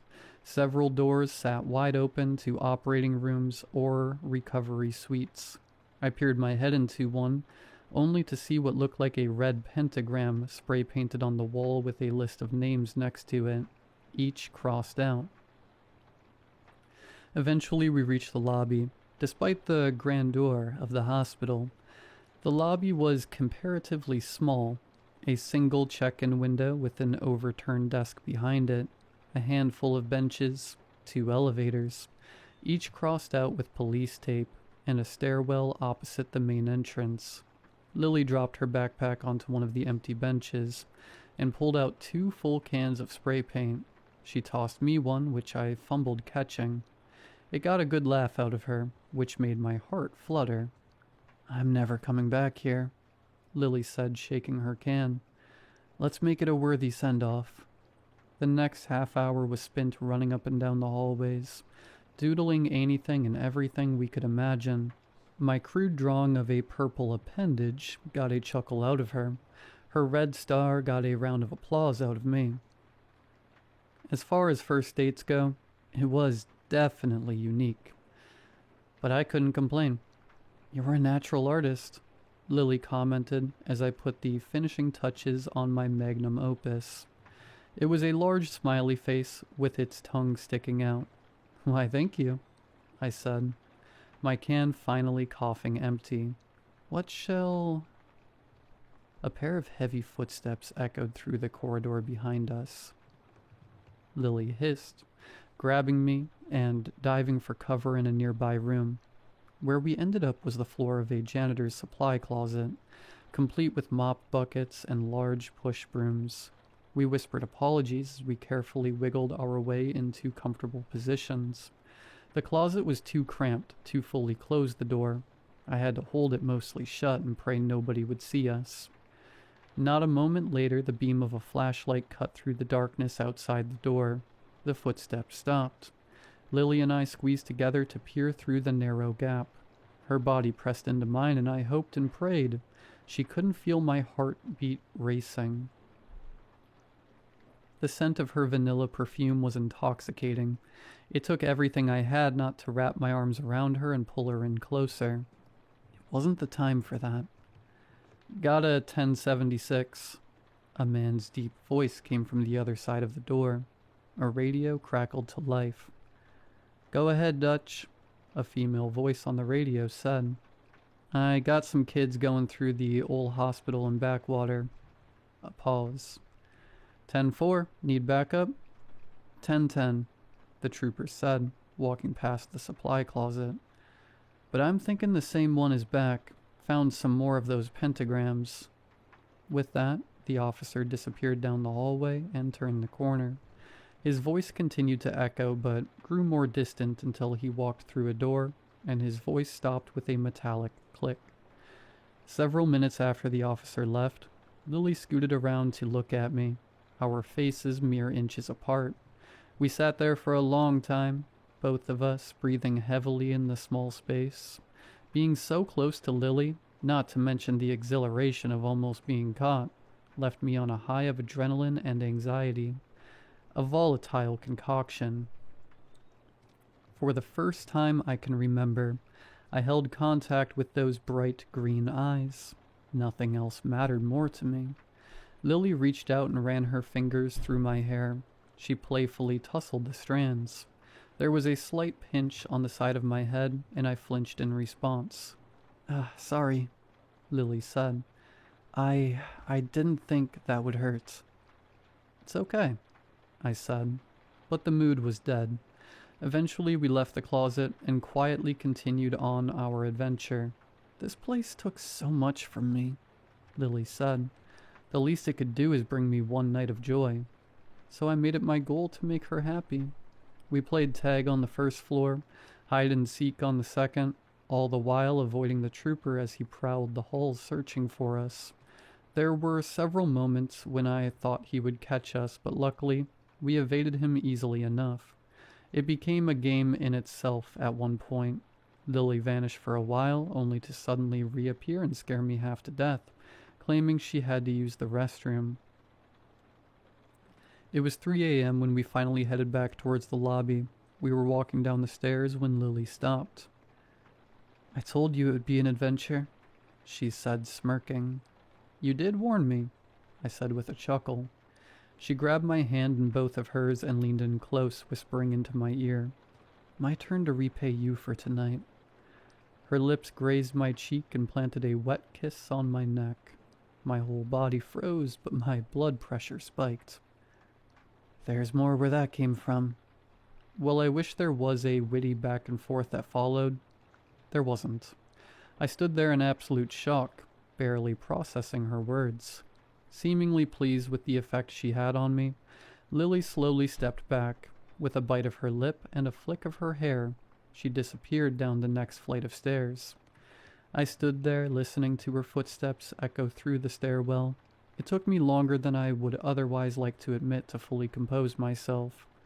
When it all finally processed, I chased after her, but the lobby was empty as I rounded the landing. Lily? I called. The response came from the flight of stairs leading to the basement, reverberating off the concrete walls. Down here, silly. No, Lily, come up here, I said. I walked to the edge of the stairs, looking down at the dark landing below, where it turned and jutted deeper into the earth. Oh, Silver! Something small and dark sailed through the air and hit the top of the landing with a near-silent poof. It was Lily's black long-sleeved shirt. A blossom of warmth flushed across my face. I stuttered over my next words, struggling to pick the right ones. What if... No, please, can you just... Despite the buffering in my head, my feet remained planted. We stood there in that mental tug of war for a long moment before Lily sighed in defeat. Fine, she said. You're no fun. The small insult hurt, but the relief made it worth it. Wait, what?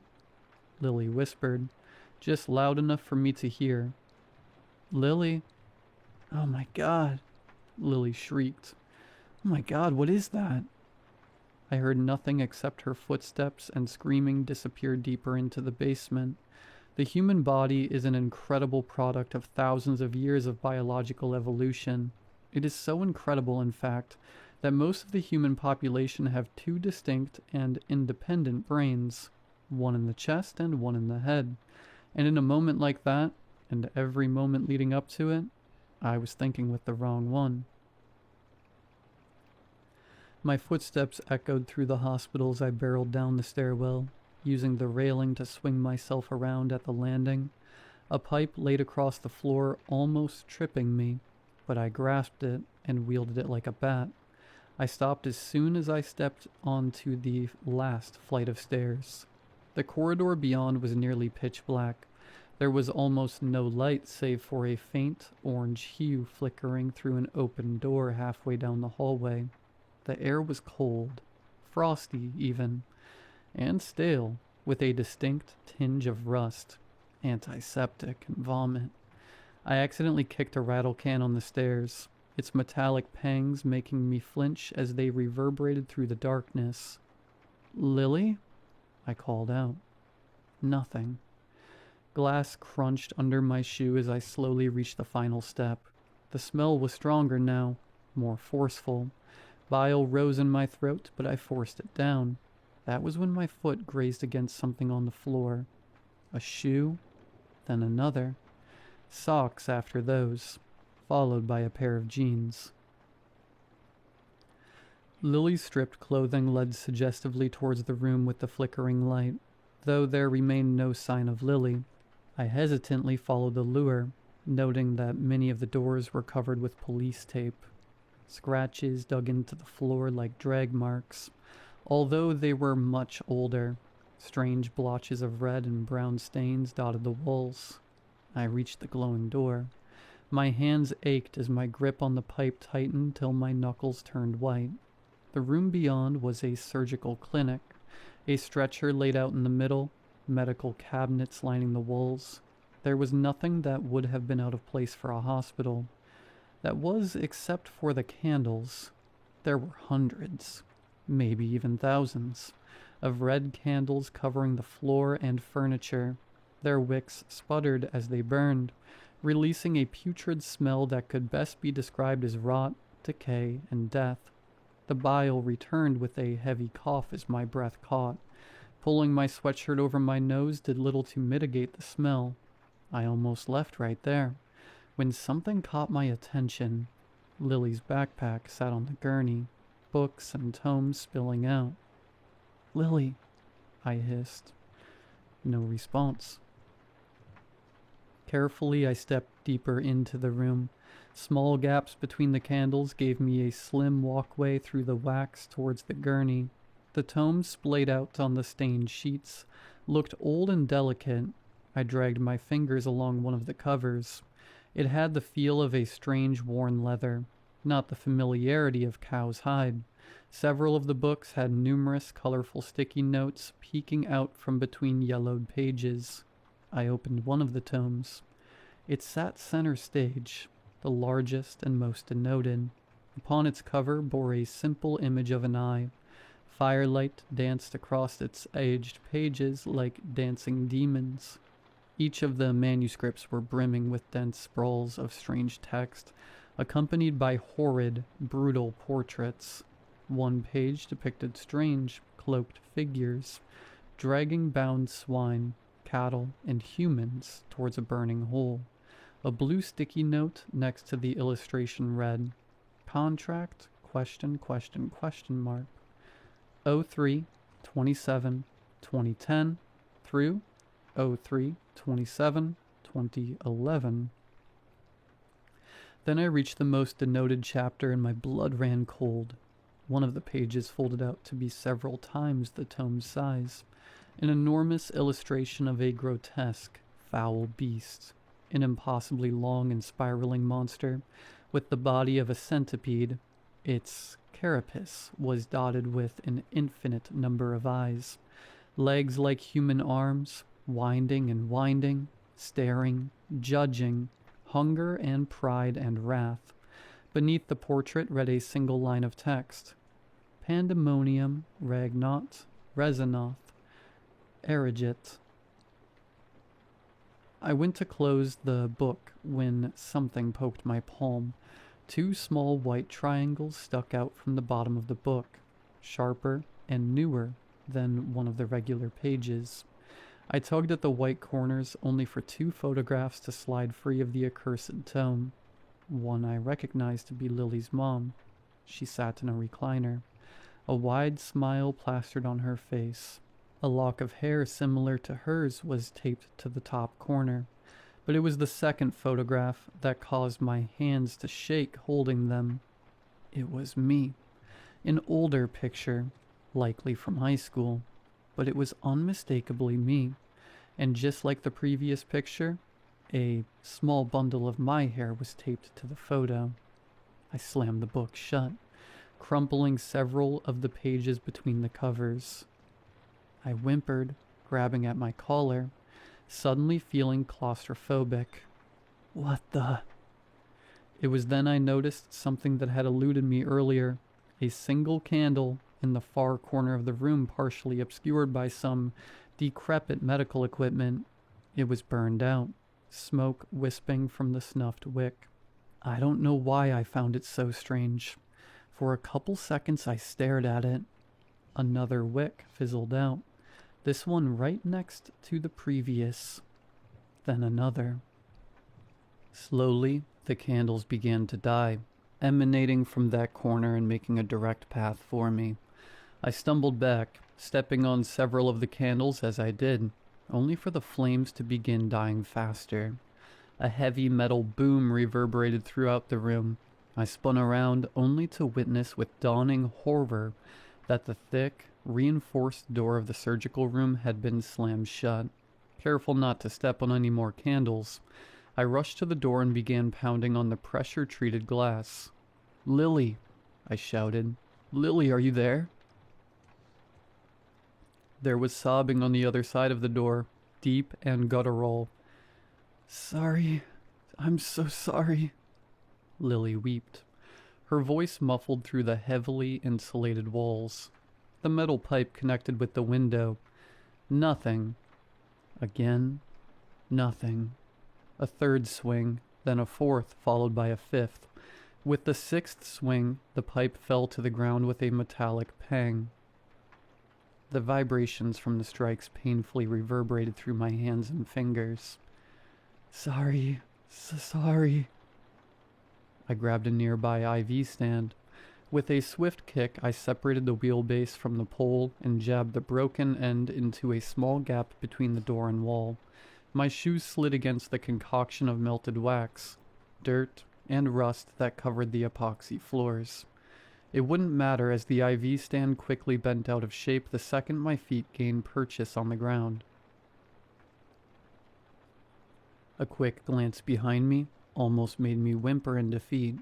The dead candles had made it to the gurney in the center of the room. The candle demon was drawing closer. It was only a matter of time now until it reached me. I planted my back against the door and slid down till my butt hit the floor, pulling my legs close to me. I buried my head in my arms and let the tears flow freely. Lily continued to sob on the other side, interspersed with repetitions of sorry. Then it stopped. There was silence on the other side of the door for what felt like an eternity, but just as a wick died only a few feet from me, I heard the distinct sound of heavy footsteps approaching the door. The door flew open, catching me by surprise and sending me tumbling backwards into the corridor. A flashlight immediately trained on my face. "Well, well, well," the trooper drawled. "Got you." The state trooper grasped me by my hood and hauled me to my feet. I struggled to keep my legs beneath me, a mixture of relief and fear causing them to feel like jelly. "Come on," the trooper said, pushing me towards the stairs. "Thank you," I managed in a weak voice. "You won't be thanking me for long. You're going straight to—" "No!" A blood-curdling scream echoed from behind us. We both turned to see Lily, there in the middle of the hallway. She stood at the end of the corridor, past the glowing door, just barely within the flashlight's illumination. She was stripped down to her underwear, revealing the lattice and cross patches of scars and fresh cuts that covered her right arm and chest. Her cheeks shimmered with fresh tears. Something metallic glinted in the light. She held a large, ornate knife in one hand, the blade freshly stained red. "Jesus Christ," the trooper muttered under his breath. "What the hell did you do to her?" "Lily, no, I stammered. "Shut up," he hissed, shoving me down hard onto the last step and handcuffing one of my wrists to the railing. No, I didn't do anything to her. I protested. I said shut it. The trooper jabbed a finger at me before turning to Lily. Ma'am, put the knife down. I'm here to help. The trooper held out one hand while the other hovered near his taser. He slowly crept down the hallway, only sparing a quick glance into the glowing room as he reached it. Before the trooper could open his mouth to say anything more, the candle closest to the open surgical room door died.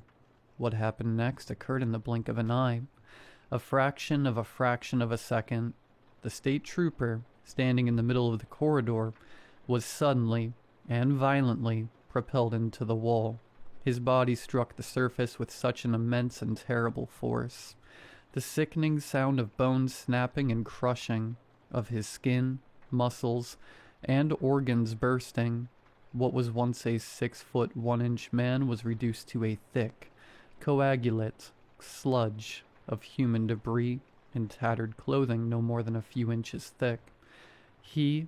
It stayed on the wall for a few seconds before slowly sliding down into a horrid mess on the floor. I couldn't breathe. The shock had stolen my breath and blurred my vision. It was impossible to steal my gaze away from the grotesque remains on the floor. The trooper's flashlight had been torn from his grip when he fell and now lay dejectedly pointing at the wall opposite. Bare footsteps smacked against the epoxy floors as Lily swiftly began towards me from the darkness. Hey, wait. I put up my free hand as I reached behind me for anything I could defend myself with. Lily passed through the beam of the flashlight. Her soulless, tear-filled eyes stared at me like a mechanic would a tool. The ornate blade still firmly in her grip. Lily, wait. Just as Lily began to reach for me, my fingers finally gained purchase on the lip of a rattle can. I whipped the can around and sprayed it directly in her face, orange paint going everywhere. She sputtered and coughed, holding her hands out as a barrier as she stumbled backwards. I continued spraying until the cans wheezed empty. I threw it at her before groping around blindly behind me for another. Lily slipped on the growing pool of red and gray fluid emerging from the remains of the state trooper. She fell backward into one of the nearby door frames. There was a hollow pop followed by an ear-piercing wail. Lily screamed, grasping her wrist. I pulled at my cuffs, but to no avail. Lily wiped at her face, orange paint coming off in streaks. She began to cry and moan, alternating between rubbing her eyes and cradling her wrist. A glint from the pile of flesh near my feet stole my attention.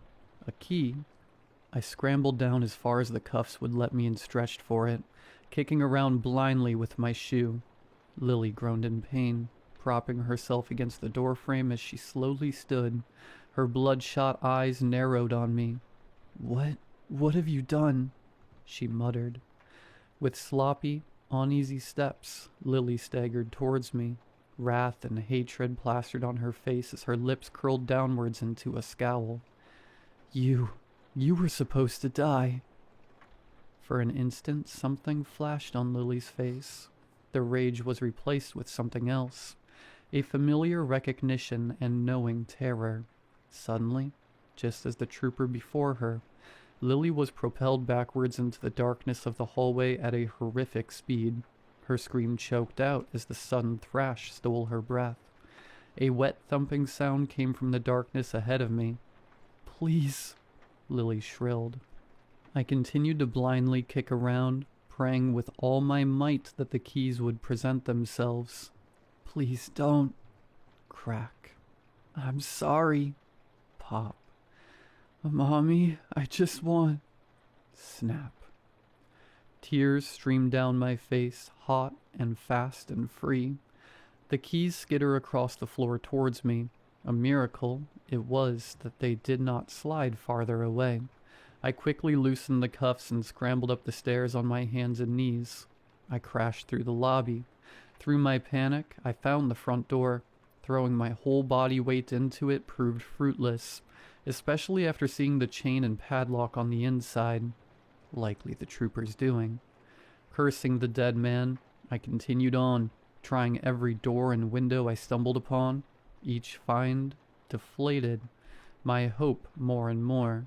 Nearly every entrance point was covered by plywood or locked.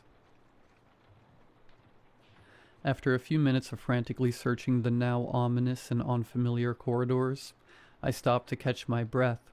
My heart thumped against my chest with such force, I feared I was having a heart attack. It was the only sound I could hear in the hauntingly silent hospital.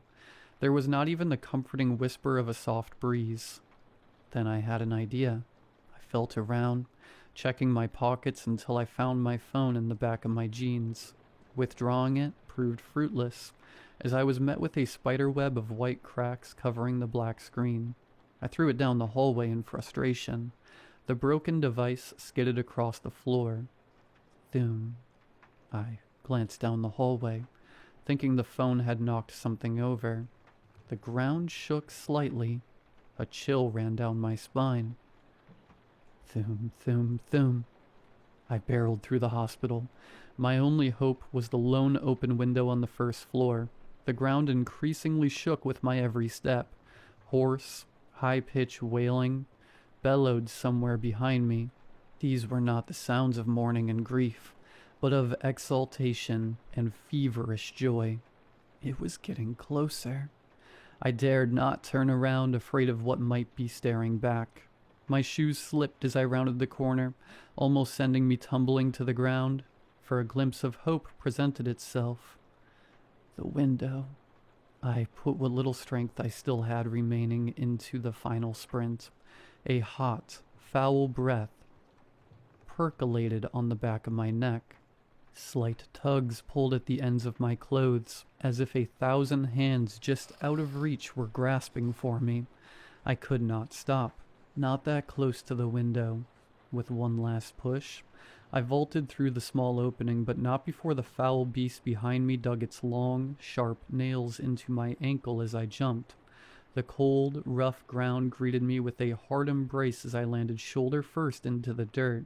The candle demon violently crashed into the window right after me, causing large, deep cracks to burst open across the exterior wall. But it did not follow.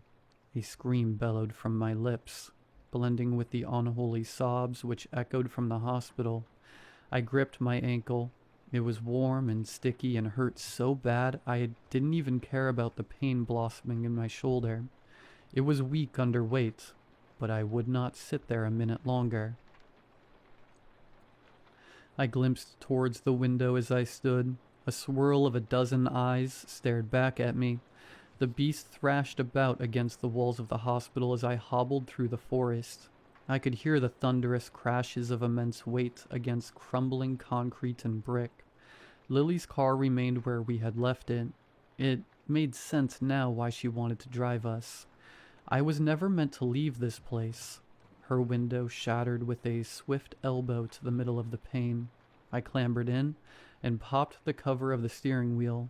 Wires popped and hissed, but the car refused to cling to life. A warm orange light suddenly illuminated through the woods.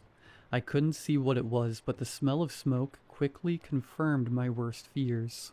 Outside, a tree toppled over, the groan of its collapse accompanied by a distant hoarse wail. "Please, please," I begged, sparking the wires off each other. It took several more tries for the engine to finally turn over. Once the straight six coughed to life, I immediately threw it into drive. Tires screeched on asphalt as the car jumped the curve, almost going off into the trees again. As I sped away, I looked again at the growing fire through the woods, past the rows and rows of trees. A long, dark shape was moving through the thicket, backlit by the roaring flames. It was free. Oh God, it was free. I didn't stop as I floored it out of town, almost hitting the decrepit "Welcome to Blackwater" sign as I did. The sun was starting to rise when I made it back to the university. I had no idea where else to go. I considered going to the police, but that would likely not end well for me. It wouldn't take much for them to tie me to the deaths and fire. It has been several weeks now since Lily and I's adventure. At first, I tried to act like everything was normal. I went to dinner with friends, played video games, attended my classes, but that night still haunts me. I see a dark, coiling figure in the corner of my vision, a multitude of eyes staring at me from the shadowy corners of rooms. My roommates have complained several times of me screaming and thrashing in the night. I awake covered in sweat with my ankle throbbing with pain. The wounds have refused to heal no matter how much time has passed. In those final moments at the hospital, when that hand dug into the flesh around my ankle, it left a deep gouge around the joint in the shape of a human hand. But it was all wrong. Too many digits, too many knuckles. It occasionally flares with a crippling pain that will leave me on the verge of unconsciousness. I don't know what to do. I'm scared and alone. The beast is getting closer. It has to be. Last night, I laid in my bed staring at the ceiling. Sleep came fitfully, if at all, since that night. A bare branch knocked against my window like a bone against stone. Knock, knock, knock, knock. My breathing became erratic as I heard something walk through my bedroom, its steps like fingernails on wood. Knock, knock, knock, knock.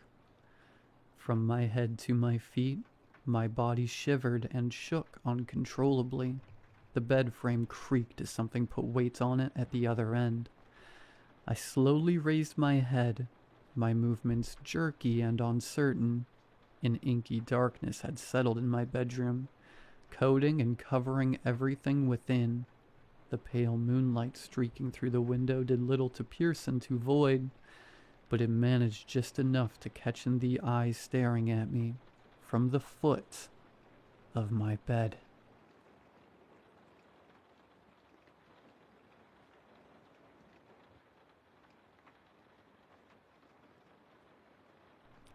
I hadn't been back to my grandmother's house since I was a teenager. I didn't realize how long it had been until my mom mentioned it over the phone. Back then, she still made me go with her. Long drives and long nights in a house that always felt like it was swallowed by the swamp. Somewhere along the way, the visits just stopped. Life got in the way. My mom called me on a Tuesday evening. She's still living out there by herself, she said, and she isn't doing like she used to. Grandma had been widowed for 10 years. Grandpa passed quietly in his sleep, and she never left that house after. Neighbors came by to check on her, bring groceries, help with chores, but she wouldn't move. "The land won't let me," she told my mom once, and I never really understood what she meant. "She's been asking about you," my mom said. "You should go see her." So I did. The drive from New Orleans took longer than I remembered. Street lights got fewer and fewer until they disappeared. The paved roads turned into dirt roads that got narrower the farther I went. The swamp felt like it was pressing close on both sides. Spanish moss hung from the trees, heavy and still. Water puddled in the low spots. The smell of mud and wet plants stuck to the air and my clothes. I had to park my car about half a mile from her house. The road past that point had turned into mud so soft it would have swallowed my car. I grabbed my bag and started walking.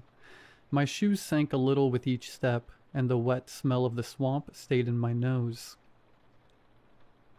Her house was at the edge of the water, lifted on cinder blocks so it looked like it was floating above the swamp. A narrow wooden dock stretched out from the porch into the dark water.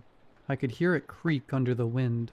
The house itself looked smaller than I remembered, like it had been settling into the swamp for decades. She opened the door herself. She was thinner than I remembered and bent in ways that made me worry, but her eyes were still sharp. She leaned on the door frame and reached for me. She stood long enough to hug me, her hands gripping my shirt like she needed to make sure I was real. "Lord, child, you done let the years slip by," she said, her tone in that classic grandma nag. I didn't forget, I told her. She laughed softly. That's what they all say. Inside, the house smelled like old wood and dried herbs, with something sharp underneath it all. The curtains were drawn even though it was still daylight. I noticed little things without really thinking about them. White lines near the doorframe, a small cloth bundle pinned high on the wall where only the eyes could reach it. I didn't ask about them. Something told me not to. That night, after the neighbors had gone and the swamp swallowed the sun, the sounds came alive. Frogs called across the water. Insects buzzed thick in the air.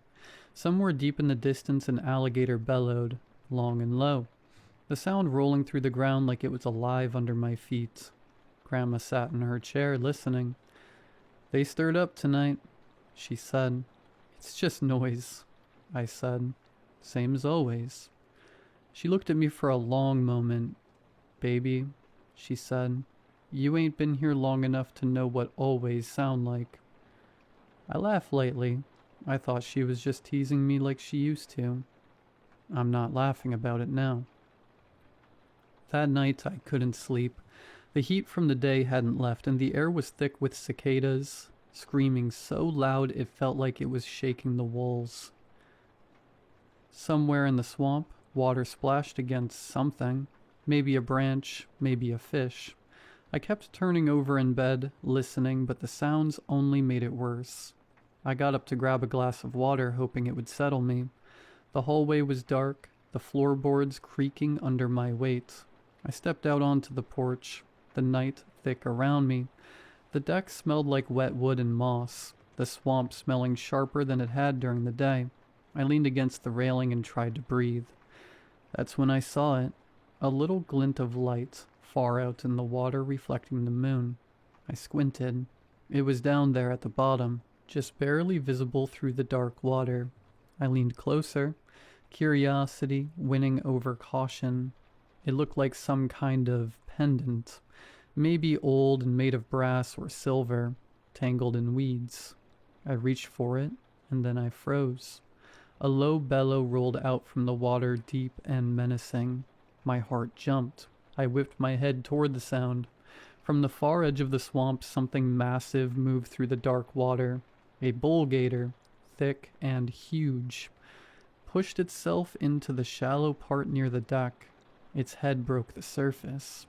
Glinting eyes catching the moonlight, the water rippled as it moved, slow and deliberate, like it knew I was there.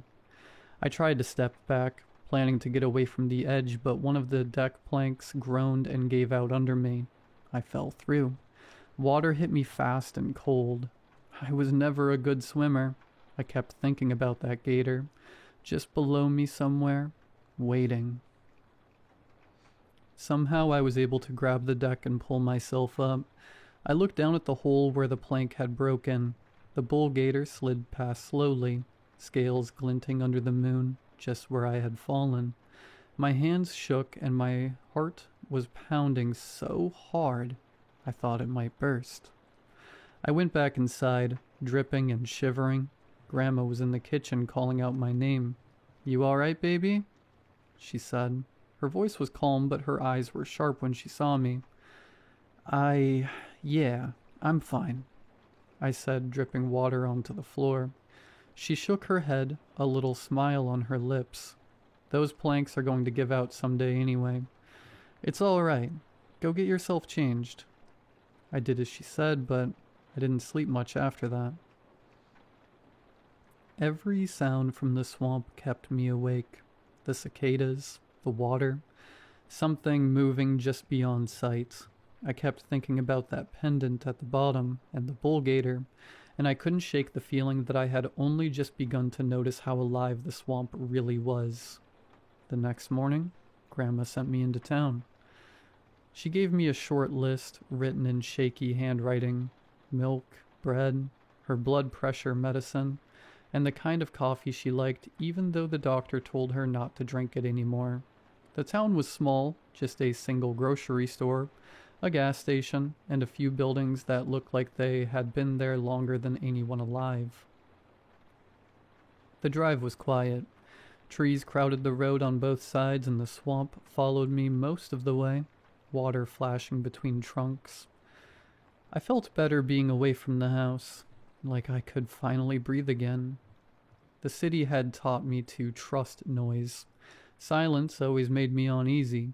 The grocery store was cool inside, the air smelling like old fruit and cleaner. There were only a few people shopping, all of them quiet, moving slow. I grabbed what was on Grandma's list and headed to the counter. That's when I noticed the clerk's necklace. It was small, hanging on a thin chain, but I knew it right away. The shape was the same as the pendant I had seen in the swamp. Same curves, same strange markings carved into it. My stomach dropped. "Hey," I said, trying to sound casual. "That necklace, where'd you get it?" The clerk stopped moving. He didn't look up at first. Then his eyes lifted and locked onto mine. They were flat, empty, like he was looking through me instead of at me. For a second I thought maybe he hadn't heard me. I opened my mouth to repeat myself, but before I could, he rang up my items and said my total. His voice was normal, calm, like nothing had happened. I paid and took my bags, my hands sweating. As I turned to leave, I felt it. That crawling feeling on the back of my neck, like someone was watching me. I glanced back over my shoulder. The clerk was still staring at me. I pushed the door open and stepped outside, the heat hitting me hard. Even then, I didn't feel alone. I walked to my car with that same feeling following me. That night is when things really started to feel wrong. The sun went down, bleeding through the trees before the swamp swallowed it whole. Grandma went to bed early. She always did.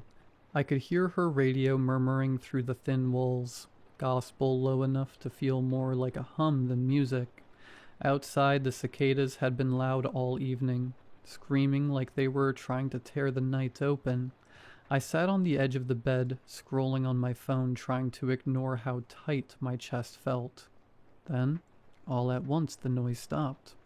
Not faded, not slowed down, just gone. I froze. I grew up in Louisiana. I knew the swamp never went quiet unless something was very wrong. Even the city had its sounds at night. Sirens, cars, people.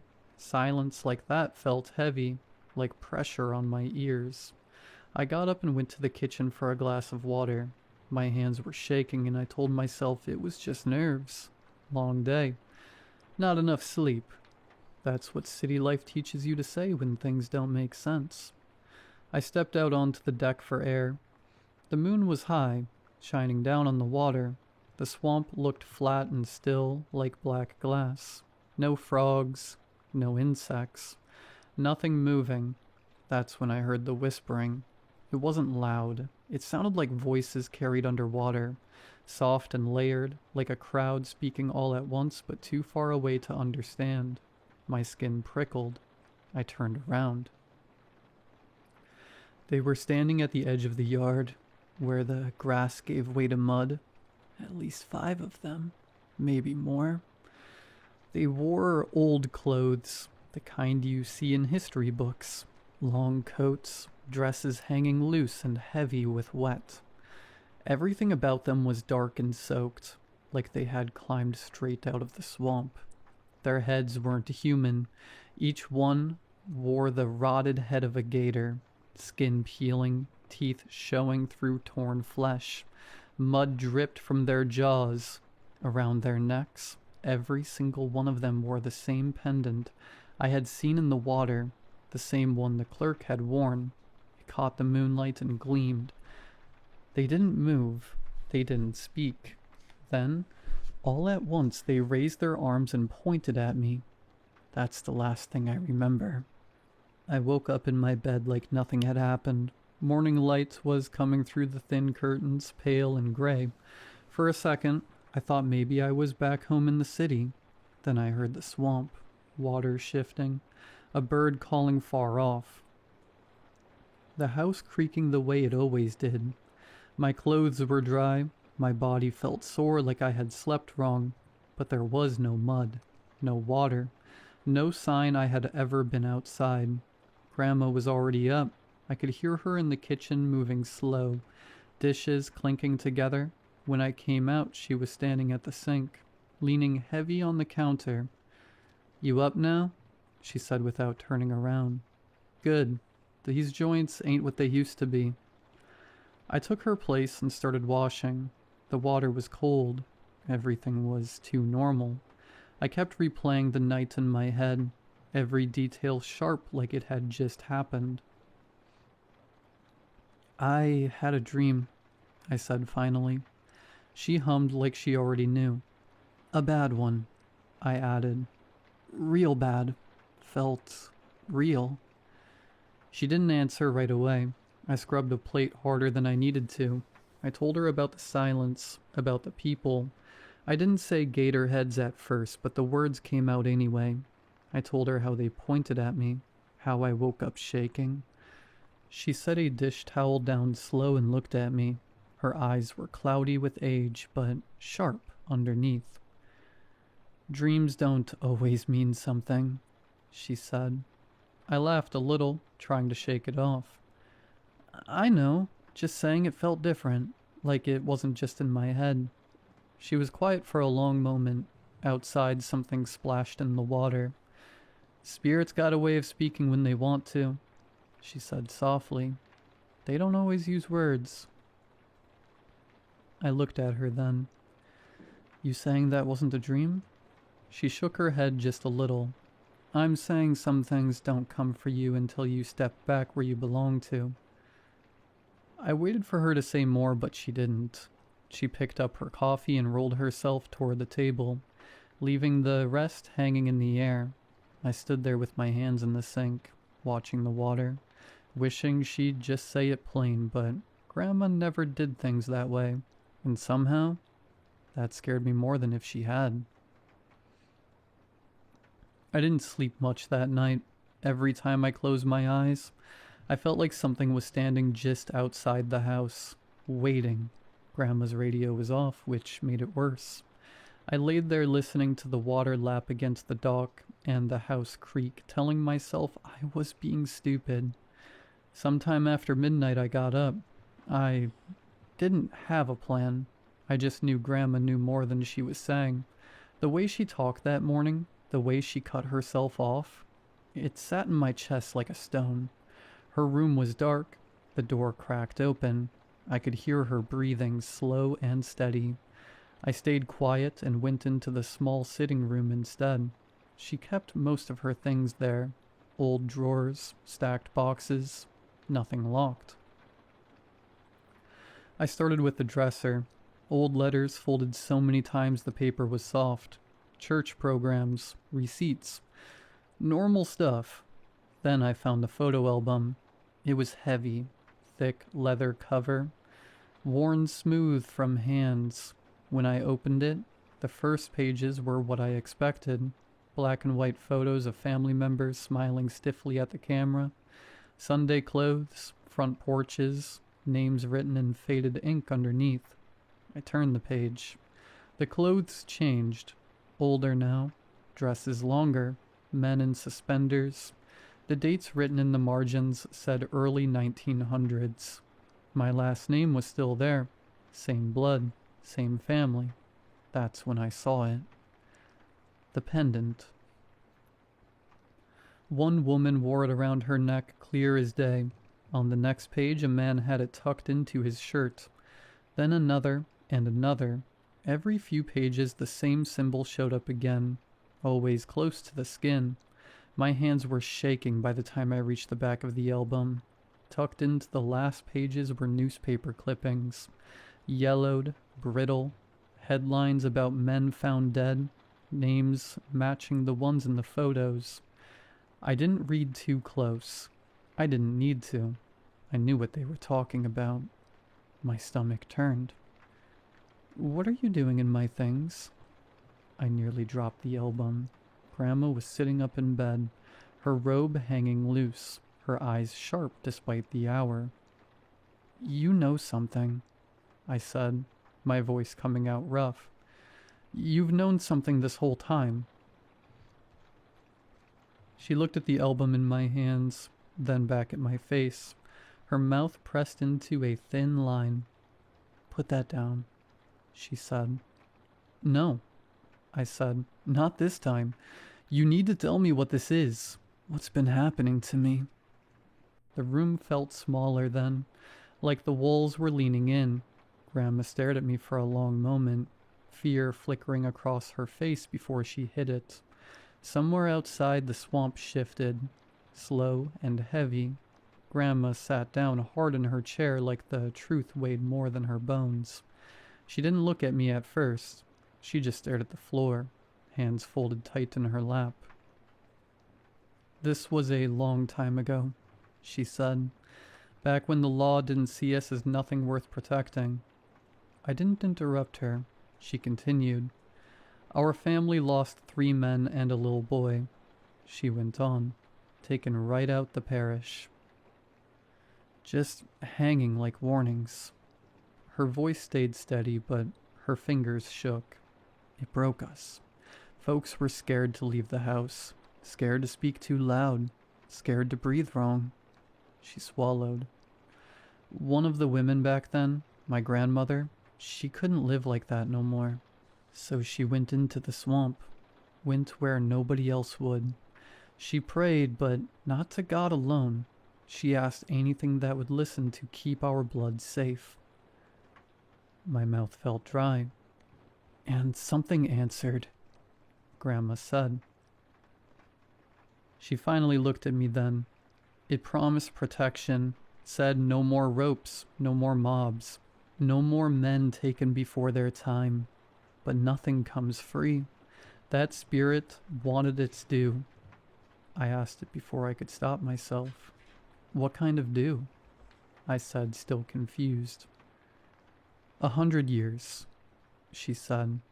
That's how long it would guard us. After that, the bargain was done. Whatever hunger it had would be loose again. The room felt cold. I thought about the dates in the album, about the way the figures had pointed at me. The people I saw, I said quietly. That was them? She nodded. Your ancestors.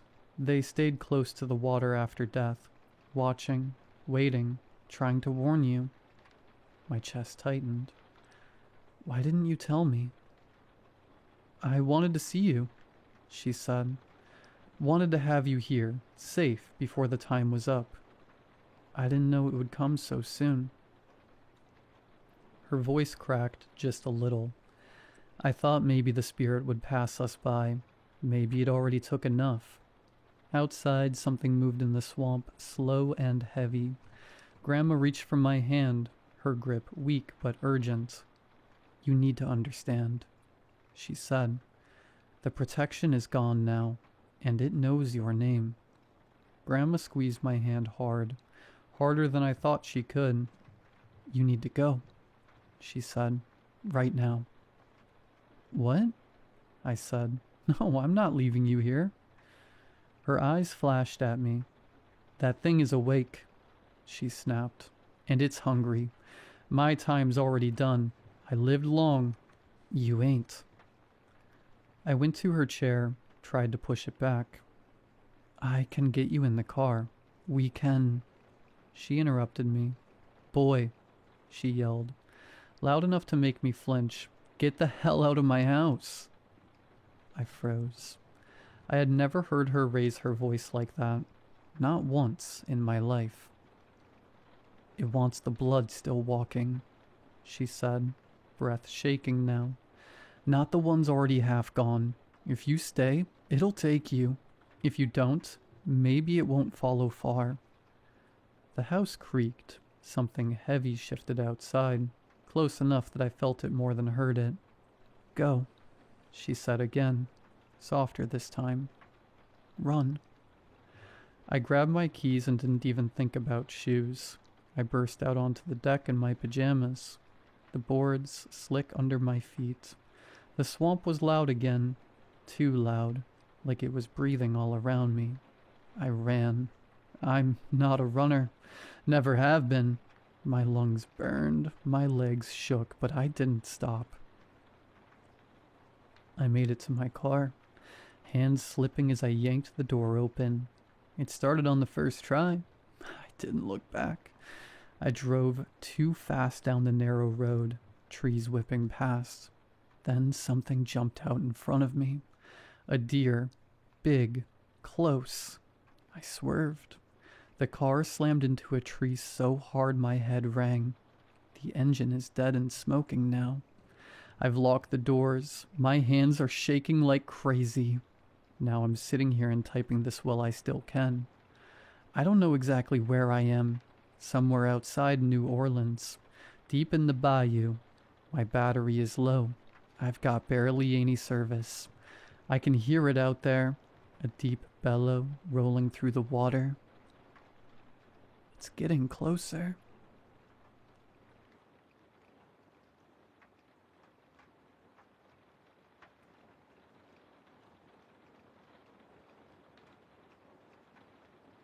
I still have the playlist we made on my phone. It is mostly trash 2000s pop and some indie bands she found on TikTok. We used to drive around for hours in my beat-up Honda just listening to it. That was our thing. We would go to the drive-thru at Wendy's, get 2 Frosties, and just drive until the gas light came on. Katie was cool. She was not just my sister. She was the only person in the house who actually got it. Our parents were fine, I guess. They loved us, but they were old and tired.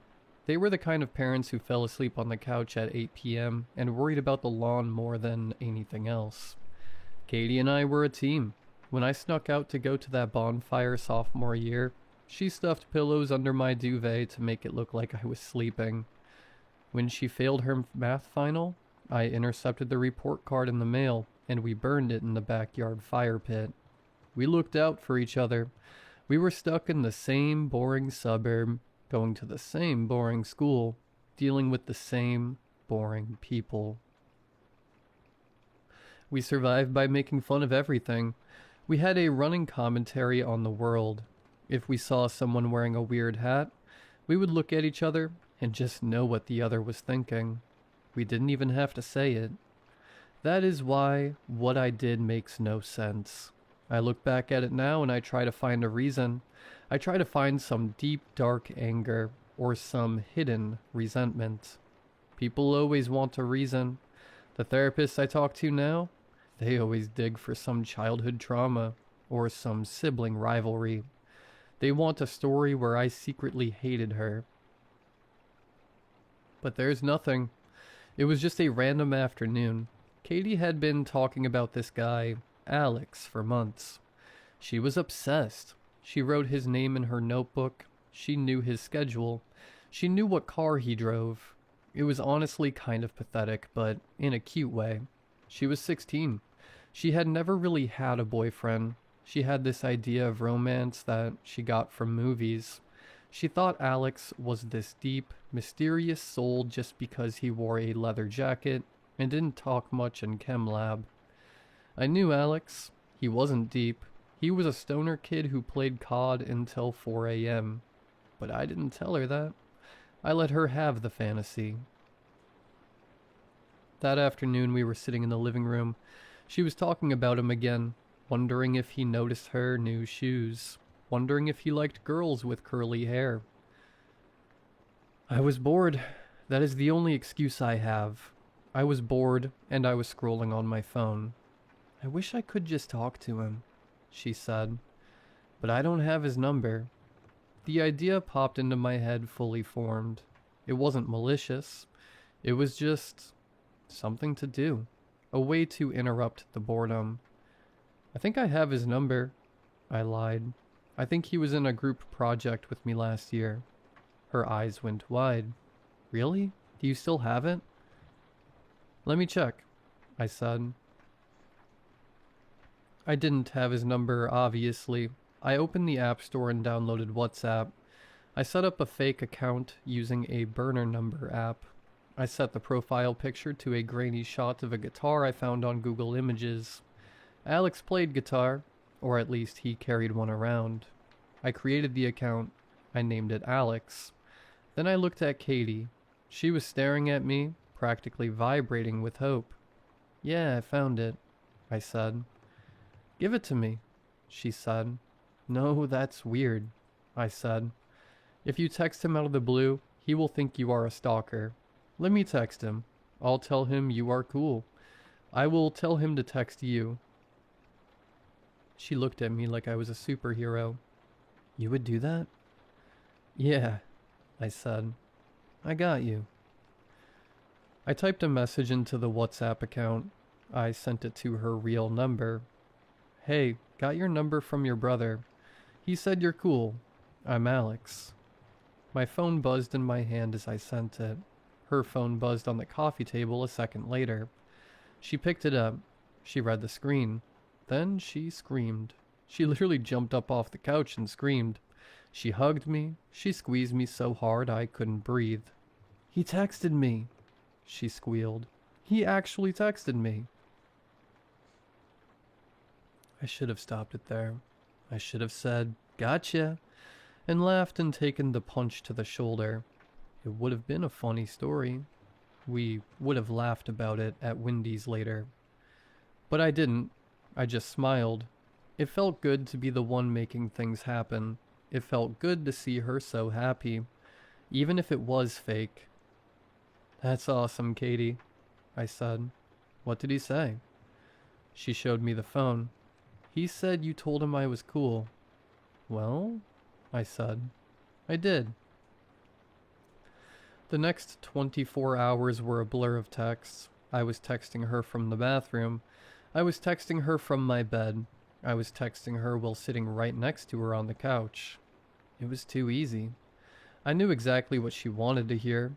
I knew she liked indie music, so Alex liked indie music.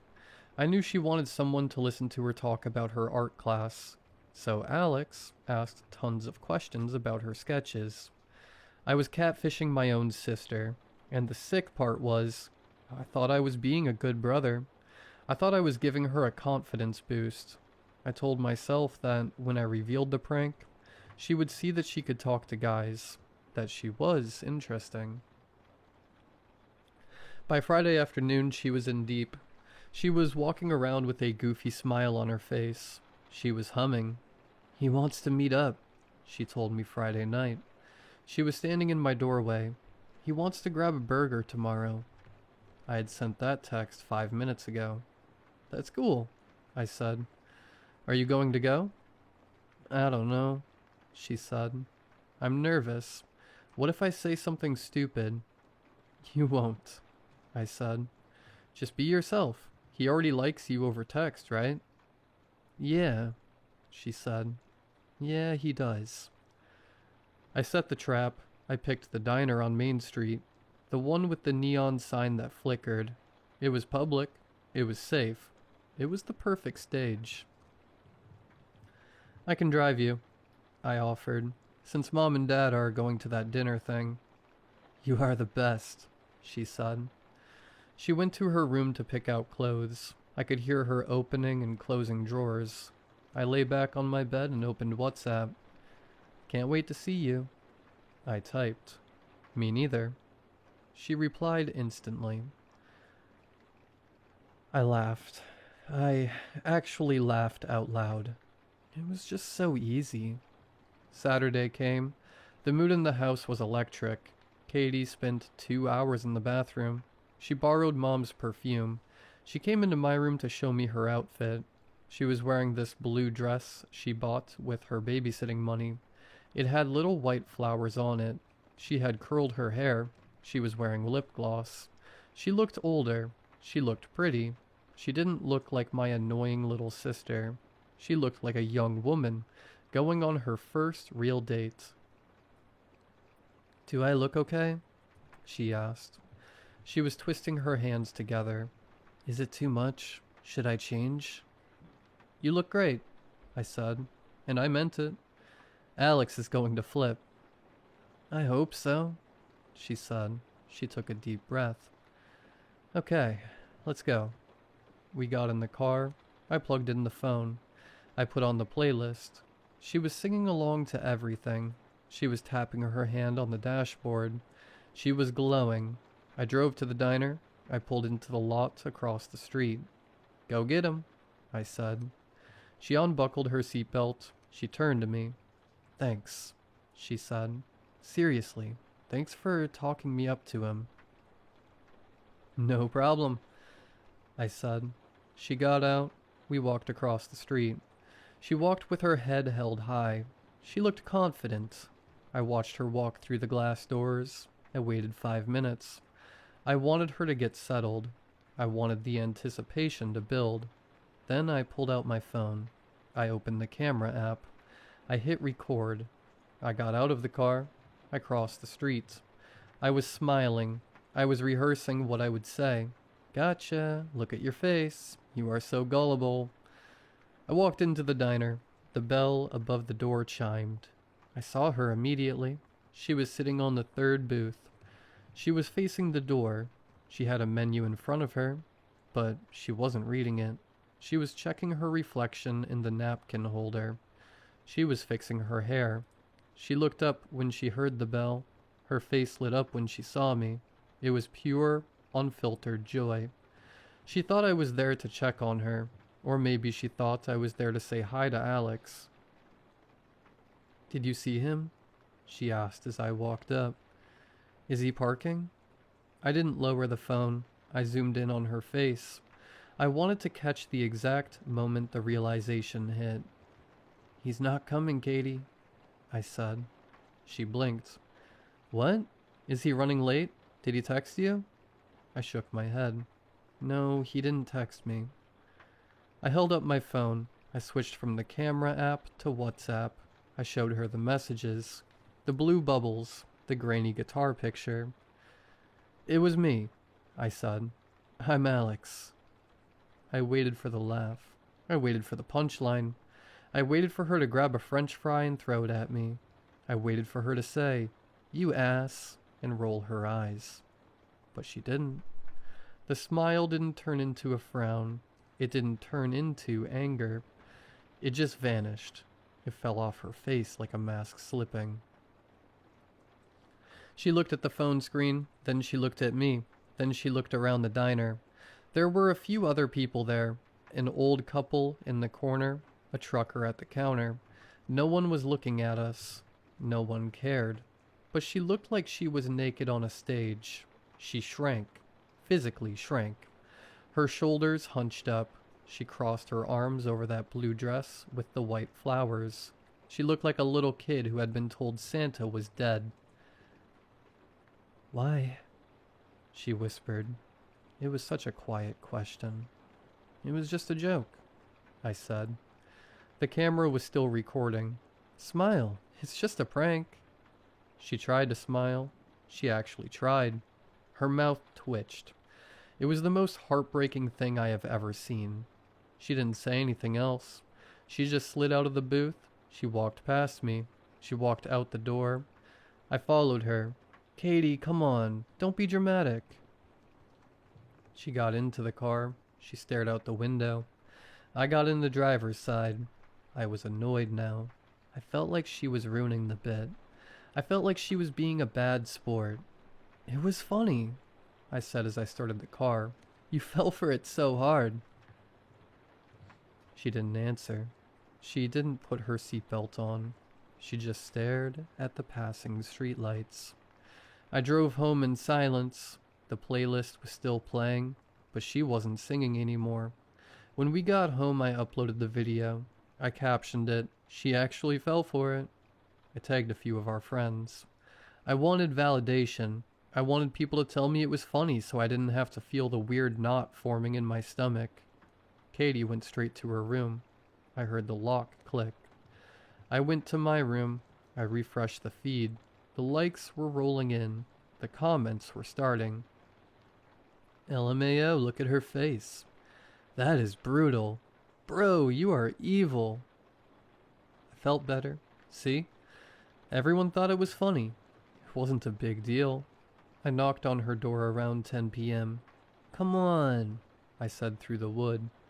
"Don't be a baby. Everyone thinks it's hilarious. She didn't answer. I woke up the next morning because the house was too quiet.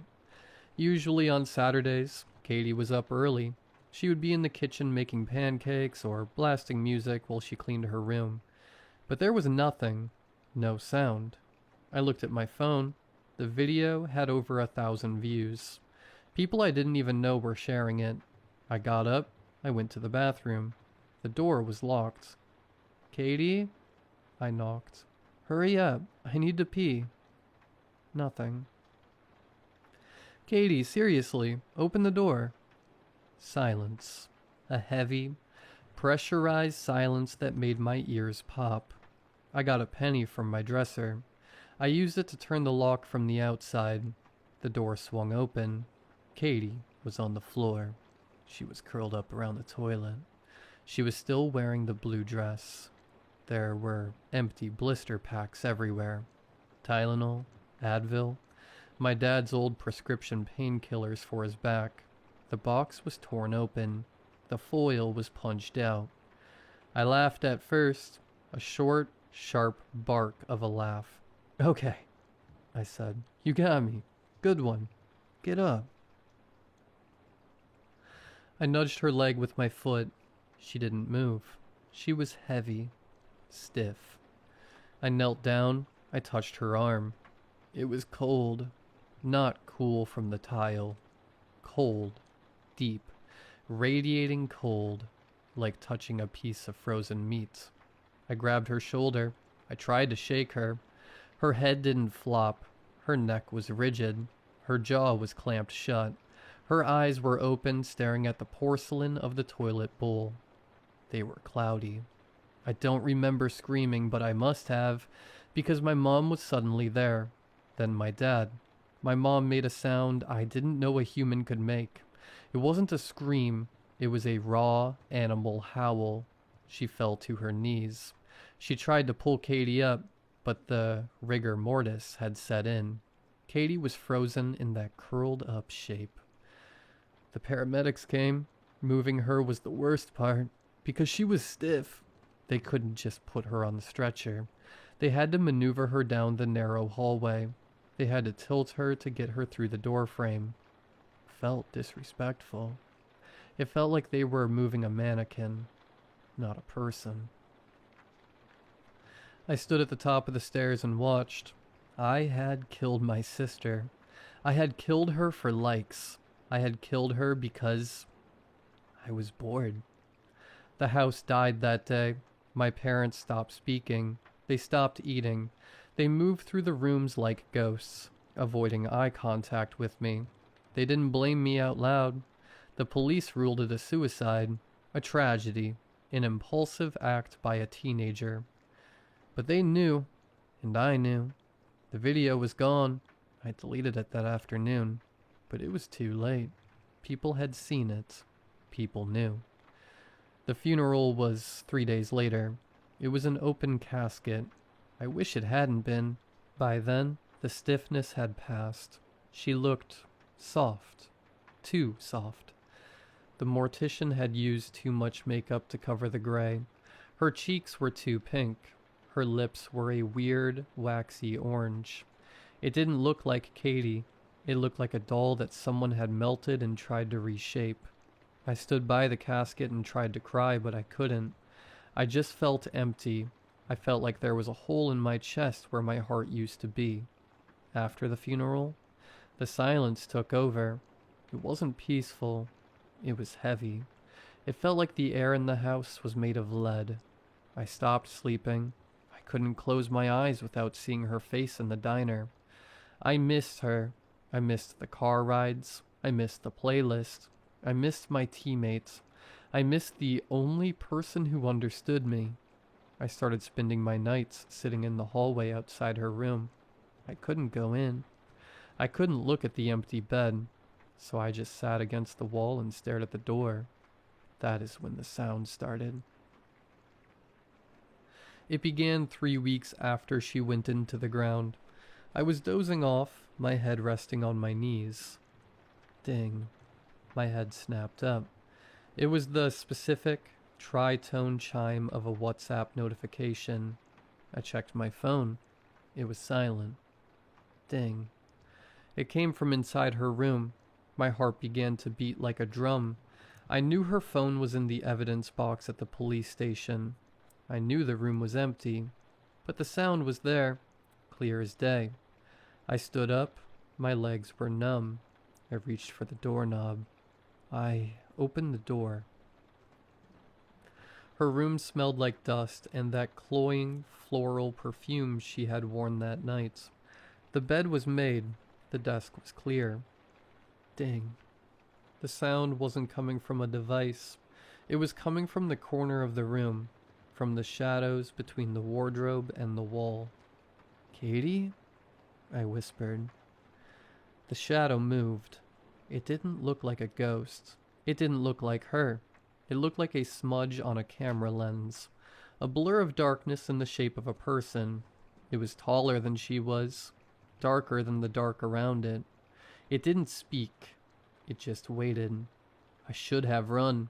I should have woken my parents, but I was so tired.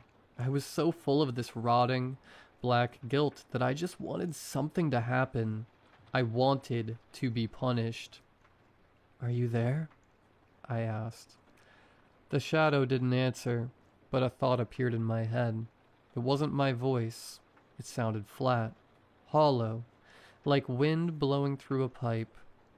Undo, it whispered. Undo. The word echoed in my skull. It wasn't audible. It was bouncing through my own mind, a thought that was not my own. I fell to my knees on her carpet. I want to, I sobbed.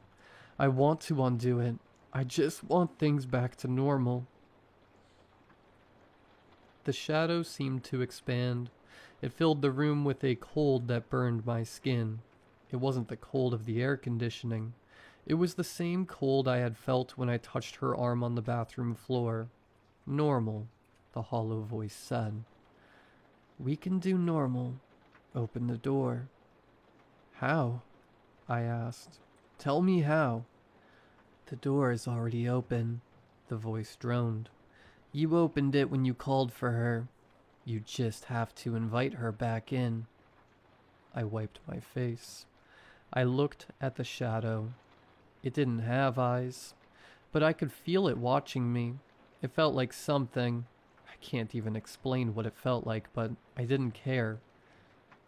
What do I do? Tonight, the voice said. Unlock the back door. Call her name. Want it. Is it that easy? I asked.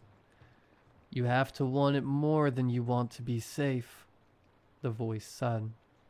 I nodded. I did. I wanted it more than anything.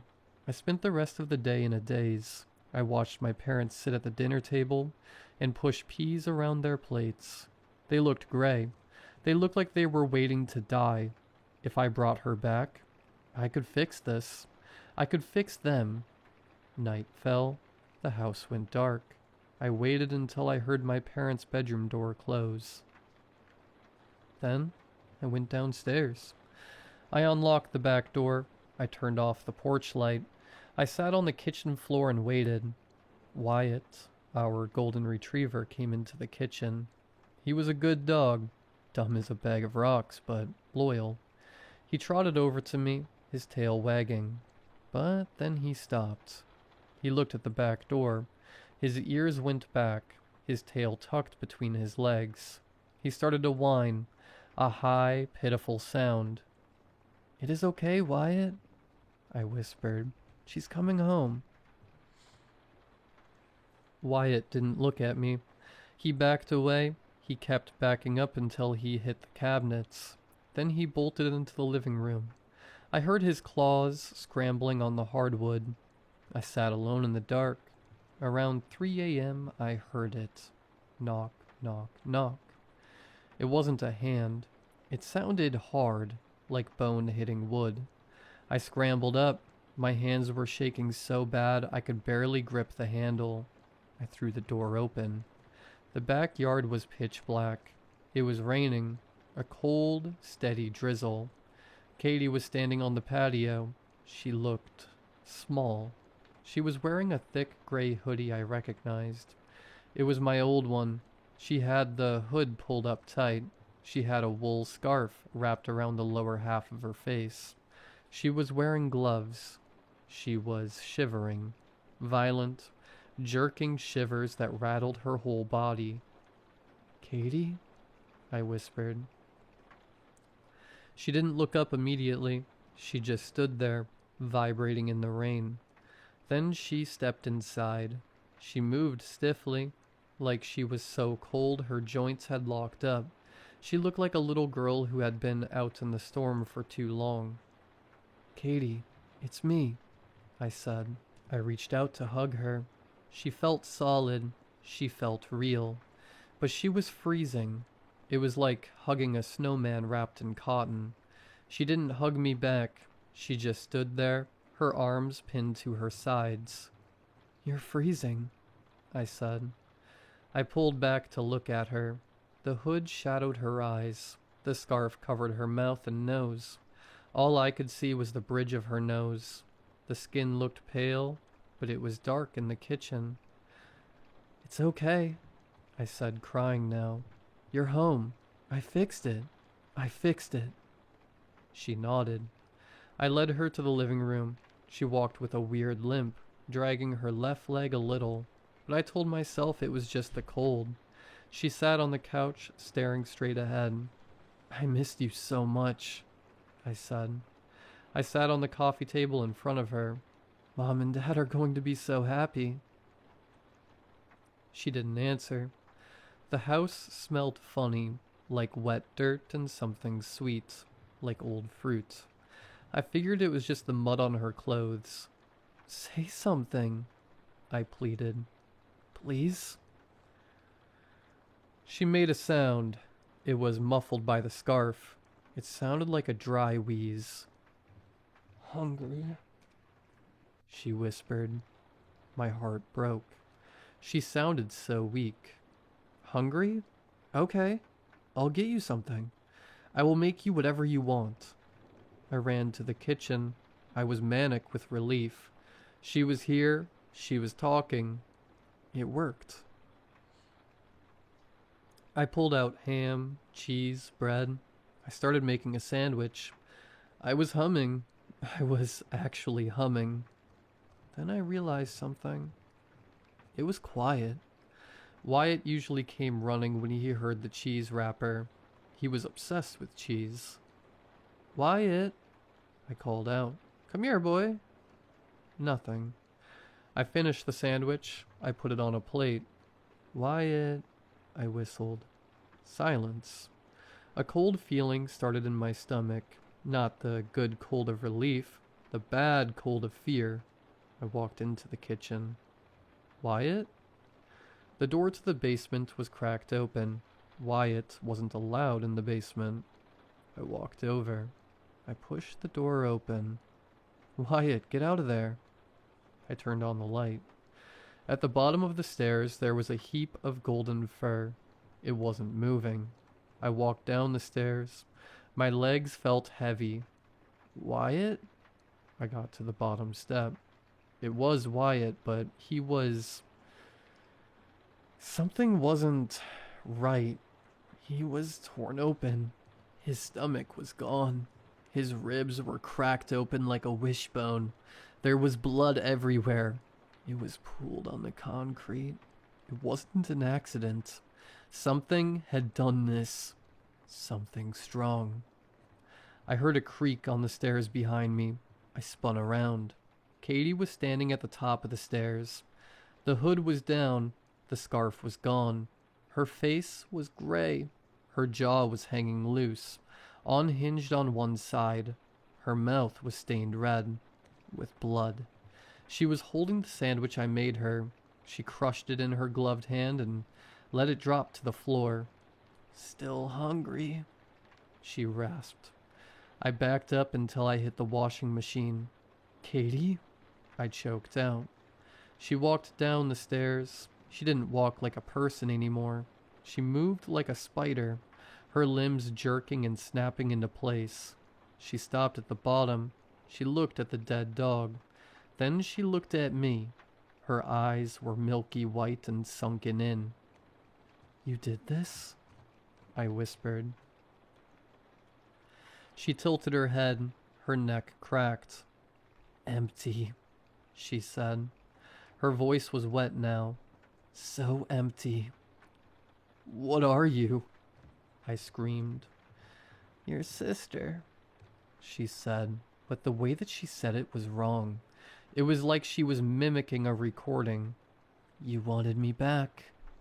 "Not like this," I said. "I didn't want this." She took a step towards me. "You owe me," she hissed. It wasn't a threat, it was a plea. She looked at me and for a second, the milky film over her eyes seemed to thin. I saw brown underneath. I saw panic. "It hurts," she whined. She sounded like a little kid. "It hurts so much. I'm so hungry. I'm so angry." "How?" I asked, trembling. "What do you need?" The shadow peeled itself off the basement wall. It stood next to her, tall and jagged. "She needs the source," the voice droned. "She is running on fumes. She needs the fuel that burned her out." "Me?" I asked. Katie nodded. She reached out a hand. The glove had fallen off. Her fingers were gray and withered. "Please," she whispered, "let me eat. Then I will be whole. Then I will be Katie again." I looked at her. I looked at the dog.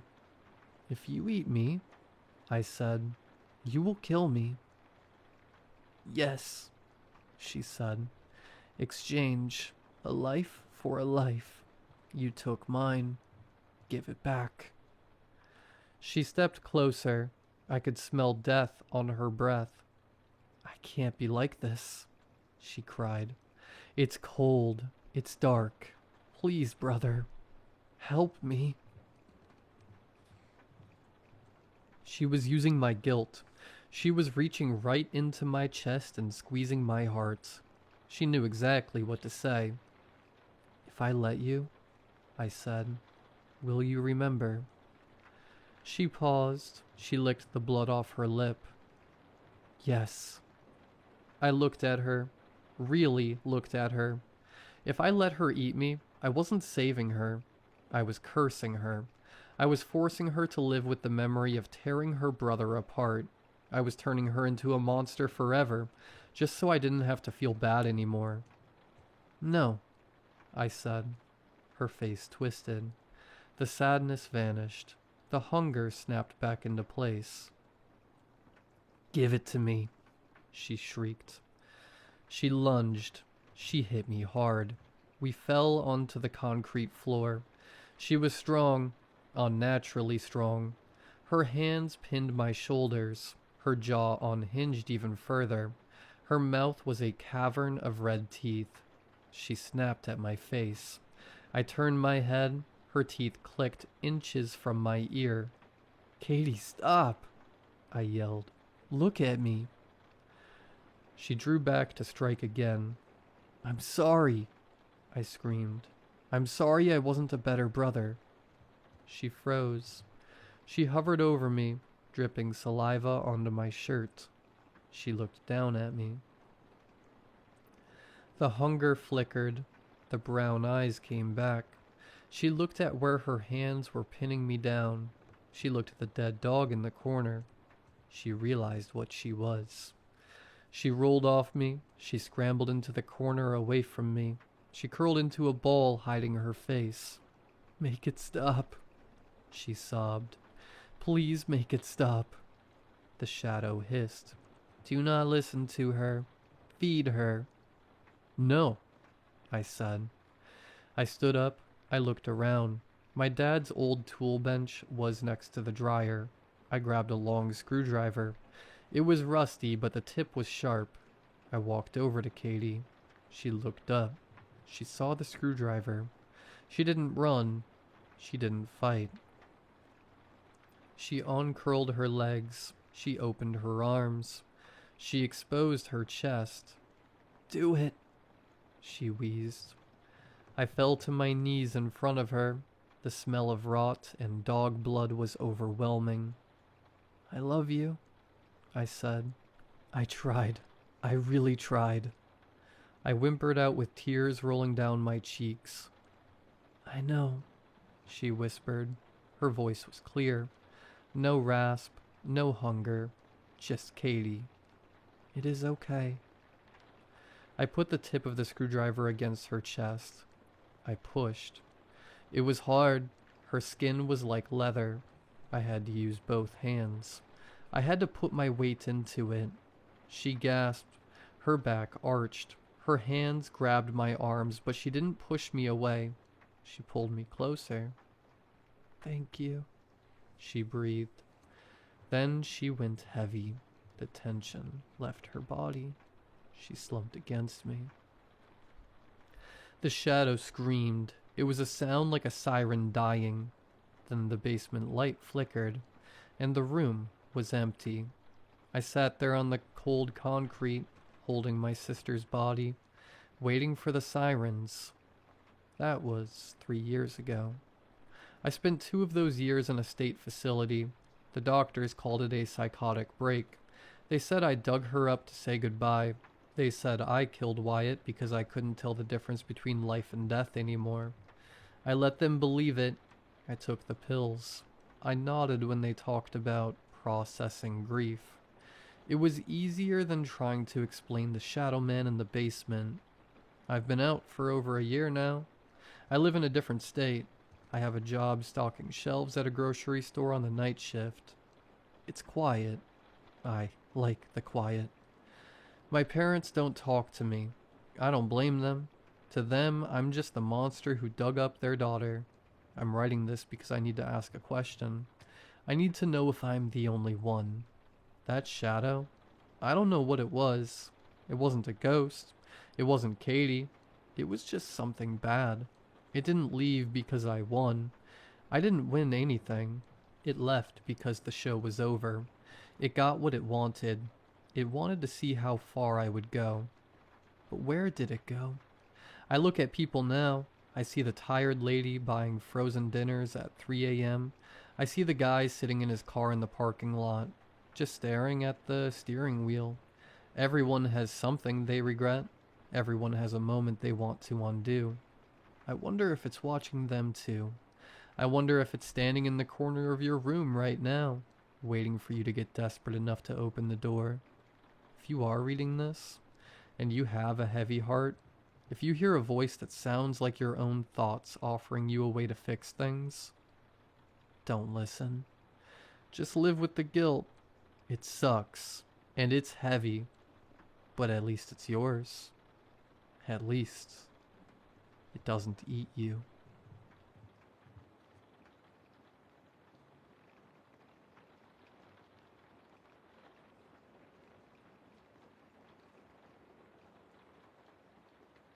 I am writing this from a hospital waiting room with my hands wrapped like I tried to catch barbed wire on instinct.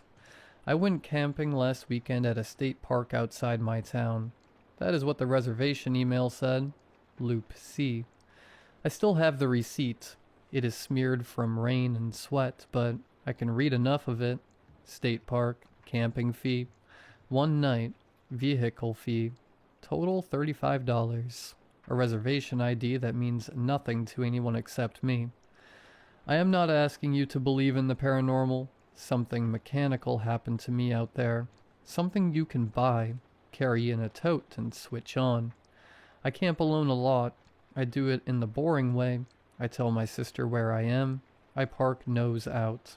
I lock food up. I do not hike off trail at night. I do not drink. I do not go looking for trouble.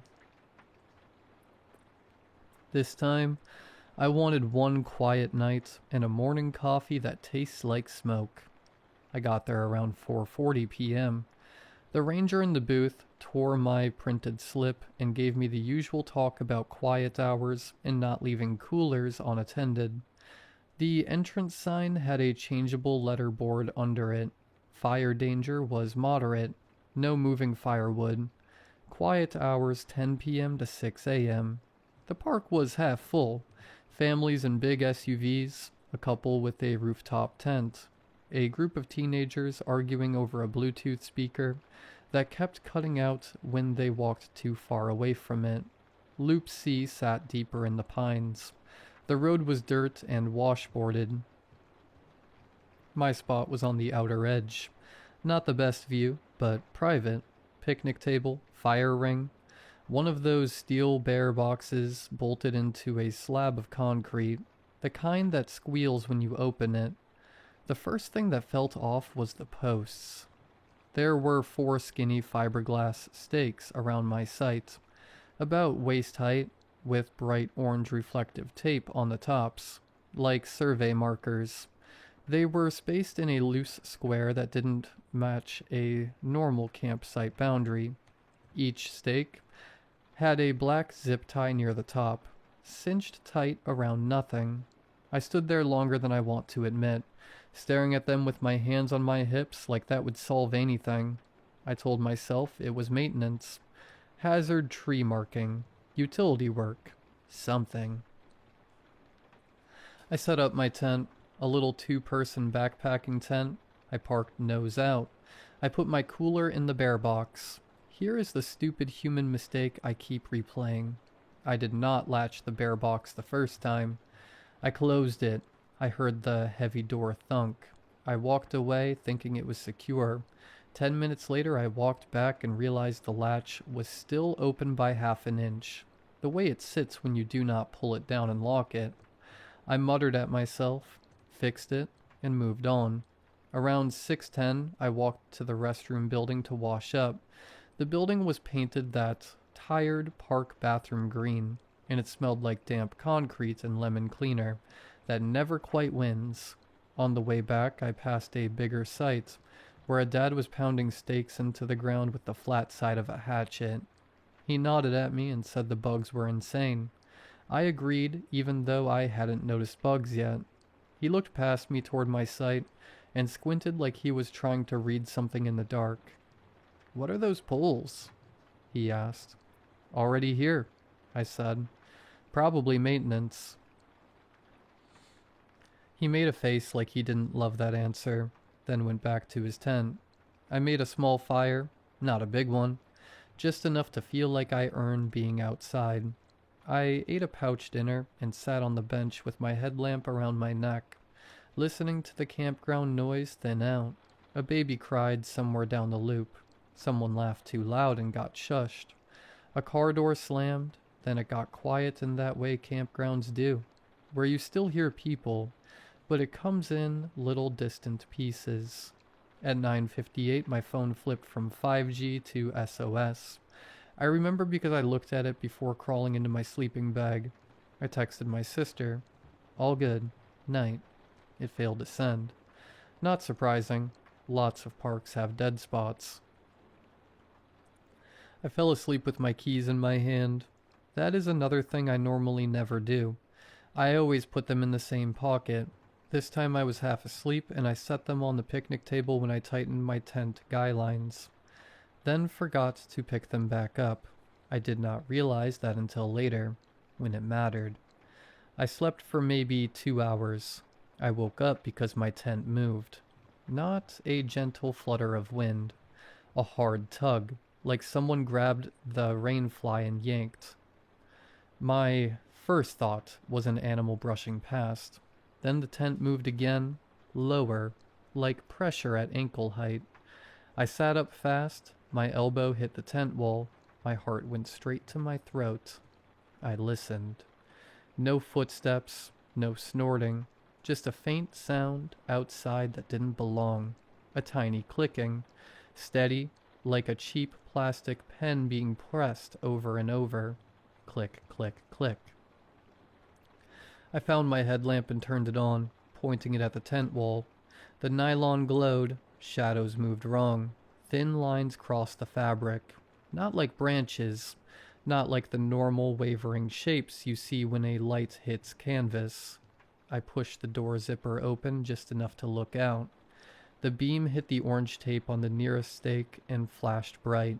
Behind it, in the dark, something caught the light in sharp little glints. Clear line, fishing line, monofilament.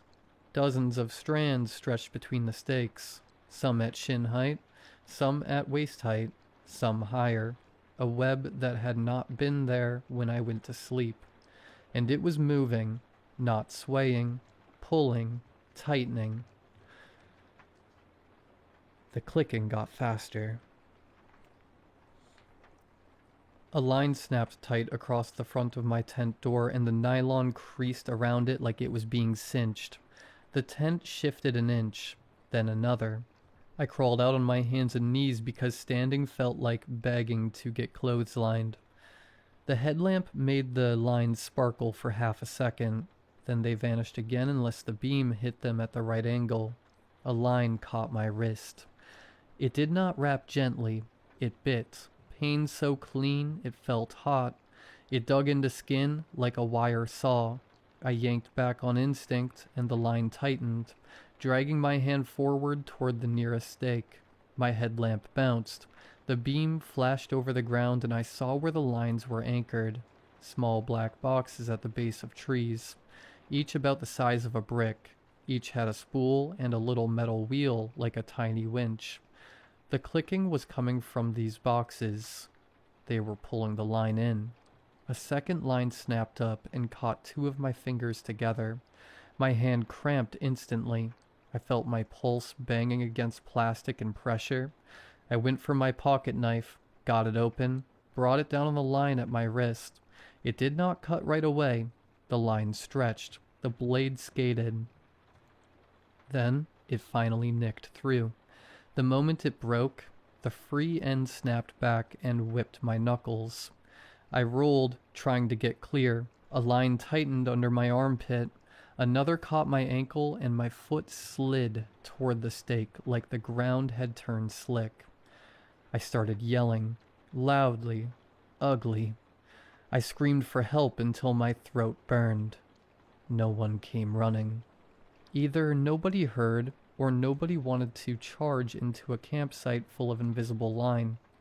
Then I heard something new, not clicking, a soft electronic chirp, like a key fob, followed by a longer tone. One of the winch boxes changed pitch. It went from click to a smooth high whine for half a second. The line on my wrist tightened again, and I understood what it was doing.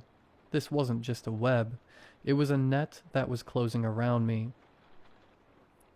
I crawled toward the nearest box, cutting lines as I went. Each cut line snapped back, stinging, sometimes catching my clothes. The knife handle got slick with blood. My wrist burned in a clean groove where the line had opened it. I reached the nearest box. It was strapped to the trunk with a ratchet strap.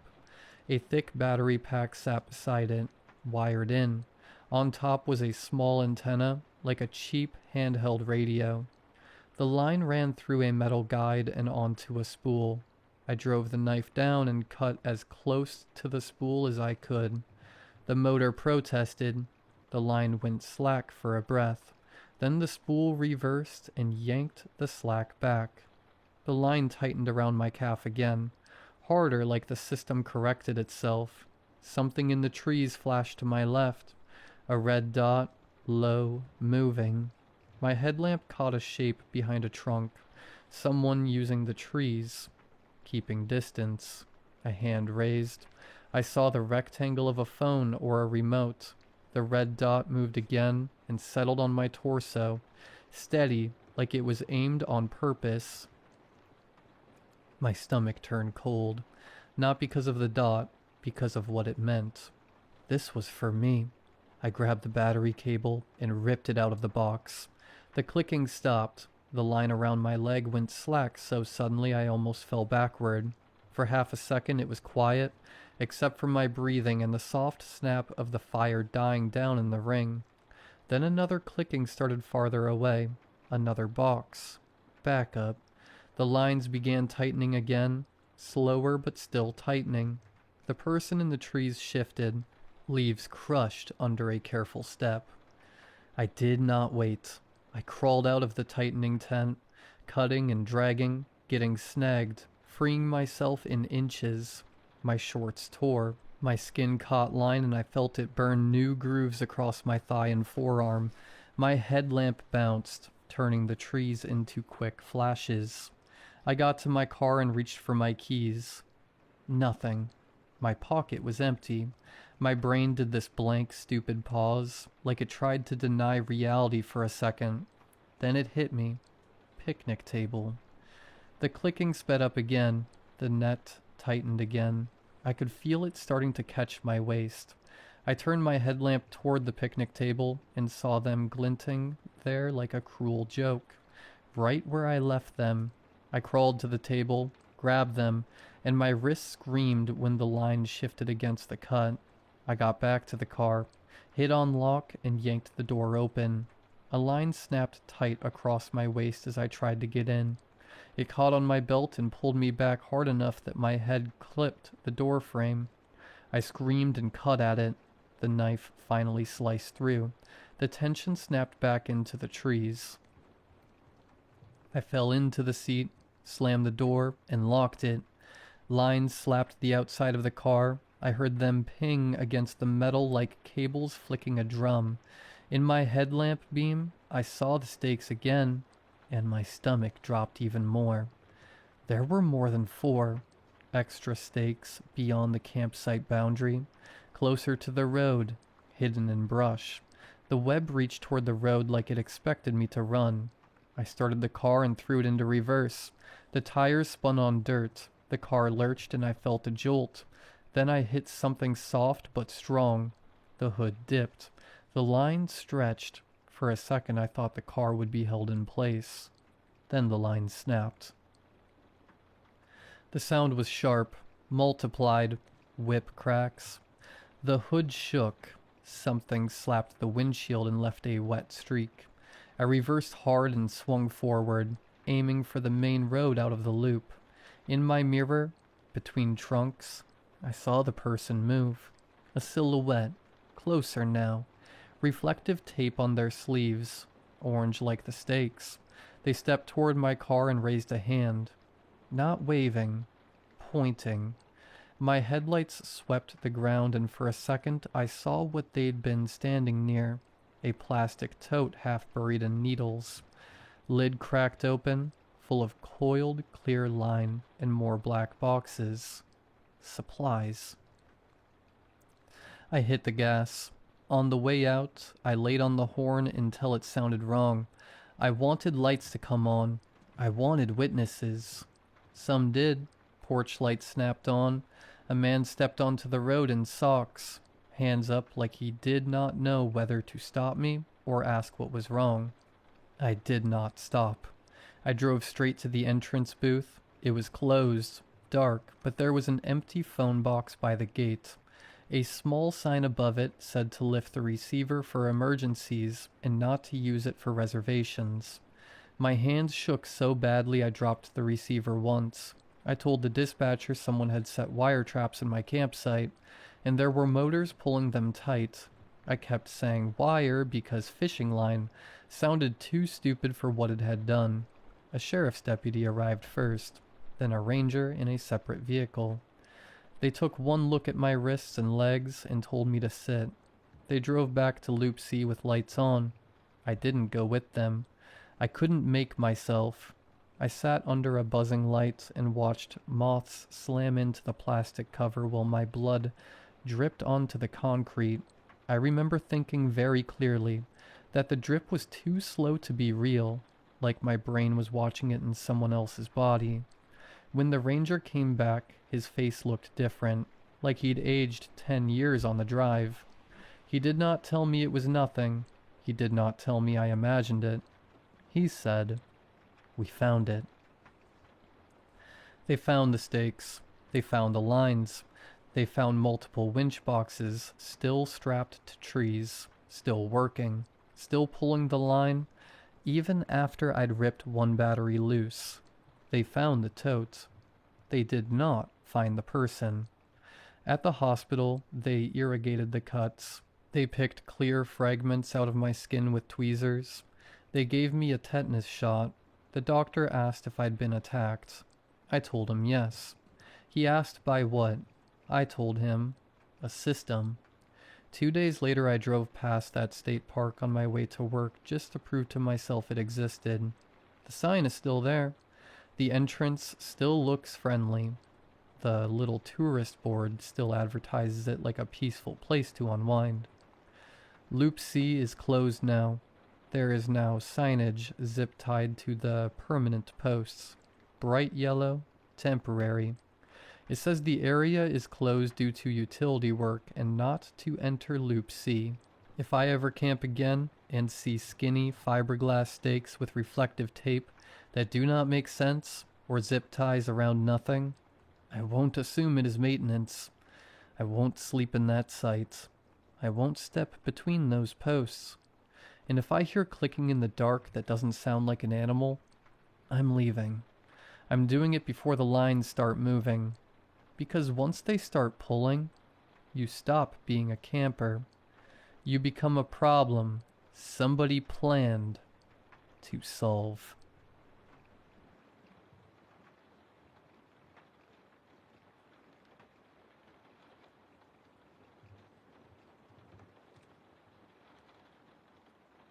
Calm down, slow your breathing. You need to slow down and think.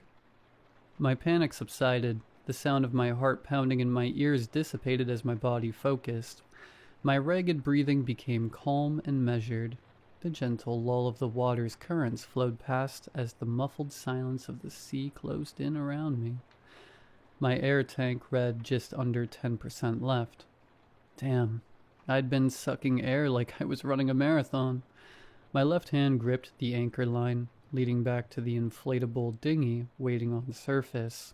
Down below, the prow of the ancient shipwreck stared up at me, partially obscured in the shadows of the bottom of the sea. 50 feet to the surface. 50 feet to escape. I checked my watch. 40 more seconds until the decompression break is over. 40 seconds until I can resume my slow ascent. I tried to ignore the shadow bobbing on the surface next to the dinghy. A humanoid shape resting at the surface of the ocean. Mark isn't moving anymore. He stopped a few minutes ago. I catch a sob in my throat, and my eyes sting in my goggles as tears threaten to break free. Stavros' directions repeated in my head. I can almost see him standing in front of Mark and I in the resort villa. Sounds of splashing and laughter drifted in from the pool as we were briefed on today's dive. Now listen up. The bends are no joke. Under no circumstances do you ascend at any rate faster than 30 feet per minute. On this dive, you especially need to be careful. With how long we'll be down there, we'll need to take decompression breaks. Our bodies need time to adjust and off-gas the extra nitrogen. I can feel Mark's hand around my waist tighten, his eyes alight with anticipation. My heart skips a beat. I'll never see those eyes again. This was supposed to be the start of our life together, the start of our great adventure, our honeymoon. Scuba diving in Greece with our own personal guide was a dream for us. Years of pinched pennies, overtime, and the generosity of family helped us make this dream come true. After a backyard wedding, we packed our bags and hit the airport, excited for the adventure awaiting us.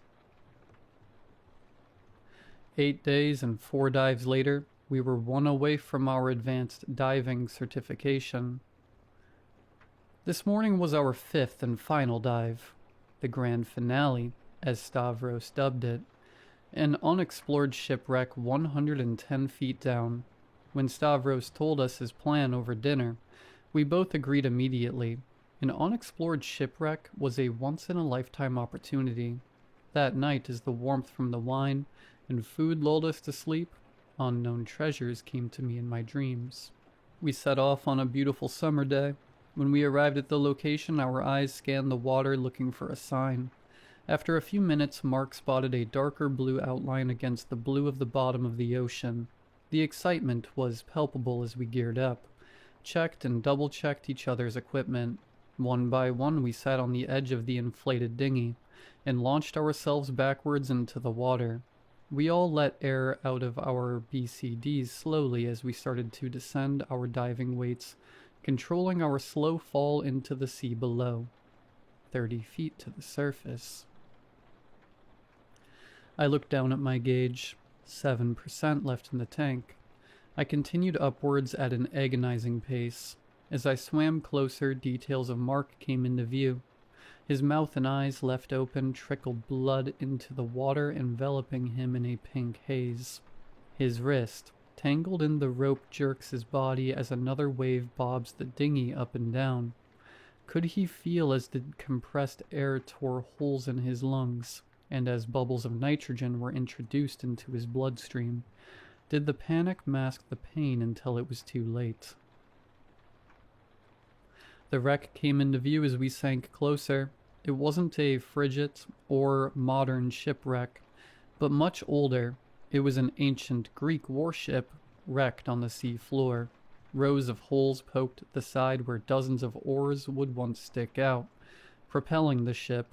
A forest of coral covered the hull in bright pinks, oranges, blues, and yellows. Small shapes danced in and around the reef. A school of small fish flitted by. Their scales were a pearlescent gradient of blues and pinks that sparkled in the low light. They danced around us before darting into the ship's rower's deck. A large green octopus with yellow rings observed us before sliding into a crack it had made its home. After taking in the rare beauty of the wreck, we began to explore. Whatever sunk the ship left a giant, jagged hole near the stern. A snaggle-toothed maw of shattered, mossy wooden planks laid open, and we eagerly swam toward it. Thoughts of future discoveries clouded our judgment. We didn't notice the slow current that helped us along, slowly guiding us toward the opening. We didn't notice that the water in the cabin was bitterly cold and stagnant. Outside was teeming with life and movement, but inside the small cabin we were completely alone. As we entered the wreck, we saw an onyx pedestal stood in the middle of the debris-filled room. Covered in broken planks and shattered ceramic, it stood 4 feet tall and 2 feet wide. We could barely see the sparkle of intricate gold carvings on its surface. Stavros, Mark, and I got to work moving aside planks in a hurry to lay eyes on the discovery. A low groan from below roused me from the memory and reverberated through the sea. The temperature dropped as the sunlight dimmed. I spared a glance down at the wreck and regretted it immediately. Clouds of inky black billowed out of the hull. A pure darkness raced along the sea floor, obscuring the wreck, the sand and the rocks surrounding it. The darkness was too deep, as if a trench opened up under me, going down miles and miles where nothing could live in the bitter cold and crushing pressures. As I stared, twinkling lights blinked into life from the abyss. I turned, kicking my legs faster, ascending towards the dinghy. Stavros wasn't enough for this thing. It was coming for me. After a laborious few minutes, we cleared the pedestal from the debris. It was a sight to behold, a black onyx pedestal that depicted pictures of a battle thousands of years in the past. The glistening carved lines, inlaid with gold, stood in contrast to the midnight rock of the pedestal.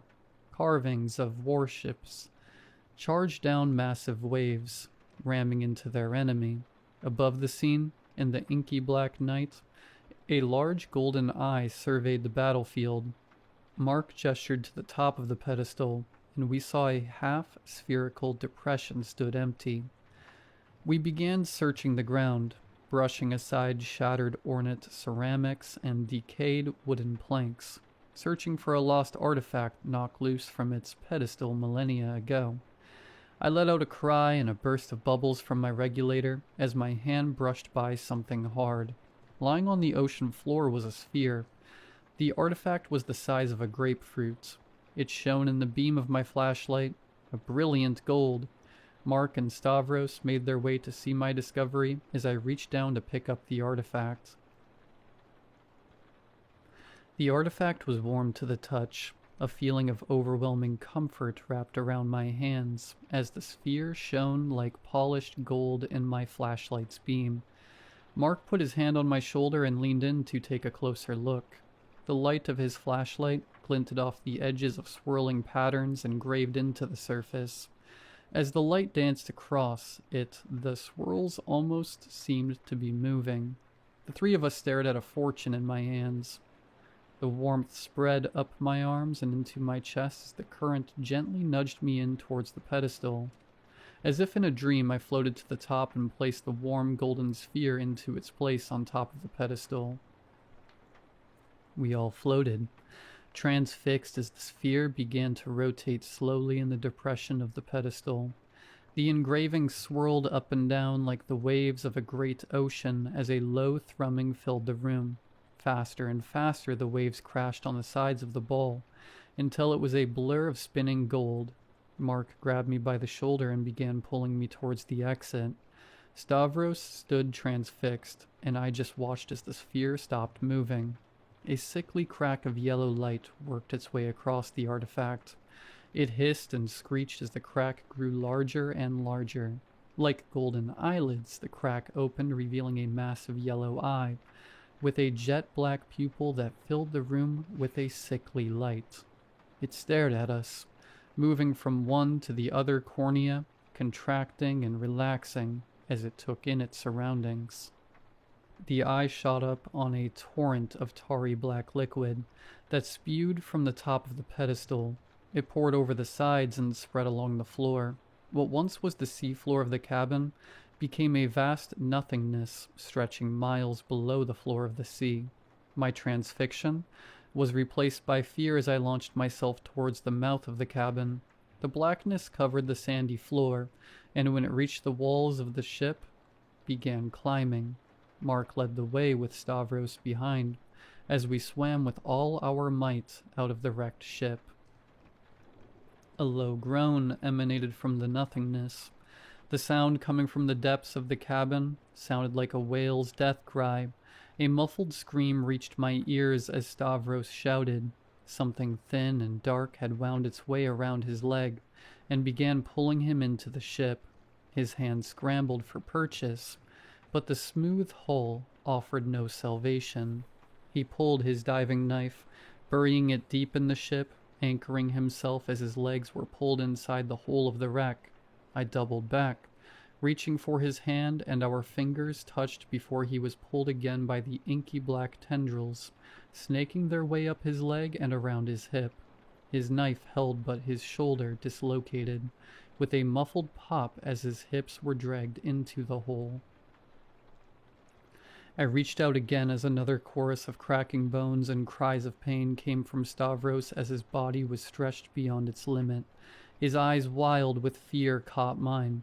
His hand could no longer hold on under the tremendous pressure, and his scream echoed through the sea as he disappeared into the blackness of the wreck. I screamed as I turned around and swam as fast as I could up and away from the wreck. "Now listen up. The bends are no joke."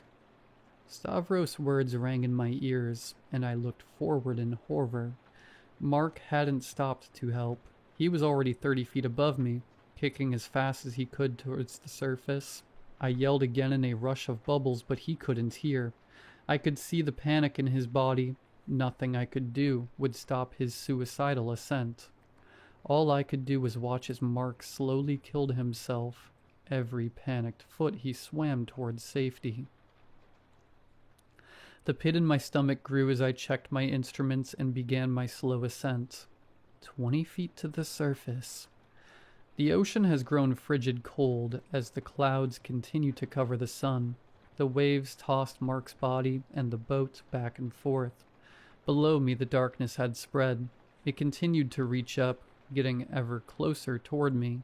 I kicked my feet furiously, ascending as fast as possible. 10 feet to the surface. I could feel the gaze as the yellow eye stared into my back. I saw its sickly light reflecting off my instruments. I felt a swish below me as something grazed my flipper. I have no time to look back.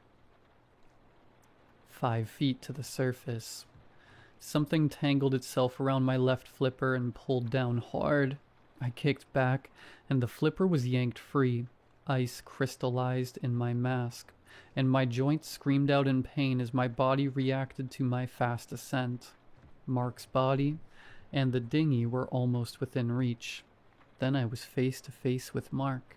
His eyes, gray and lifeless, stared deep into mine, the same eyes that teared up on our wedding day as I walked down the aisle. The eyes I was going to grow old with. I'm sorry. I climbed, hand over hand, using Mark's scuba equipment as a handhold.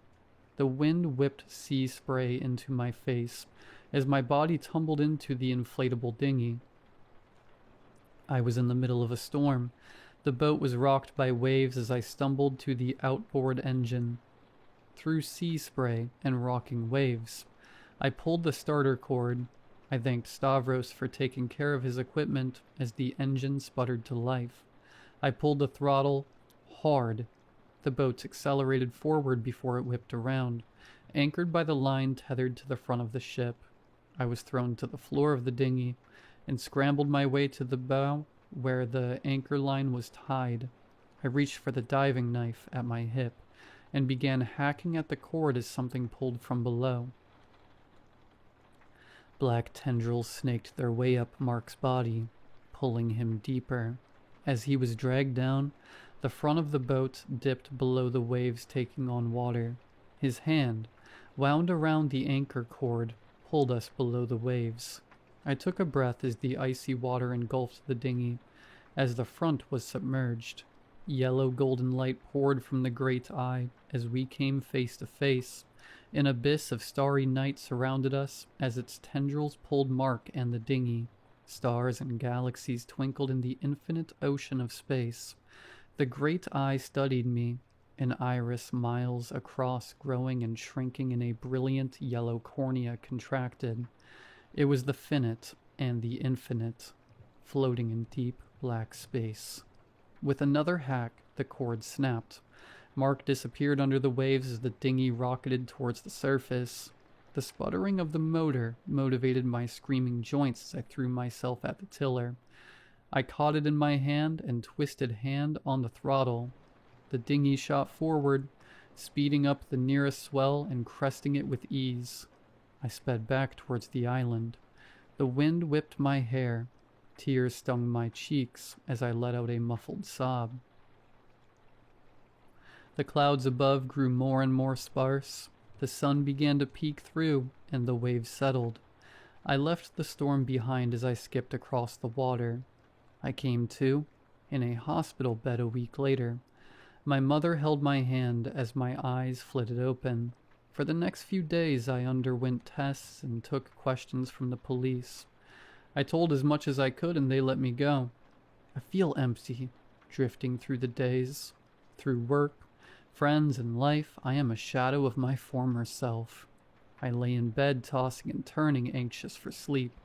When I finally drift off, the great eye calls to me from another place. It thanks me with warm, comforting dreams.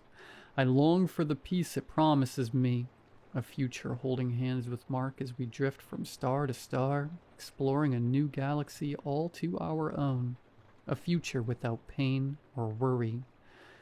In my dreams I feel whole, deep below the waves in the embrace of its infinite gaze.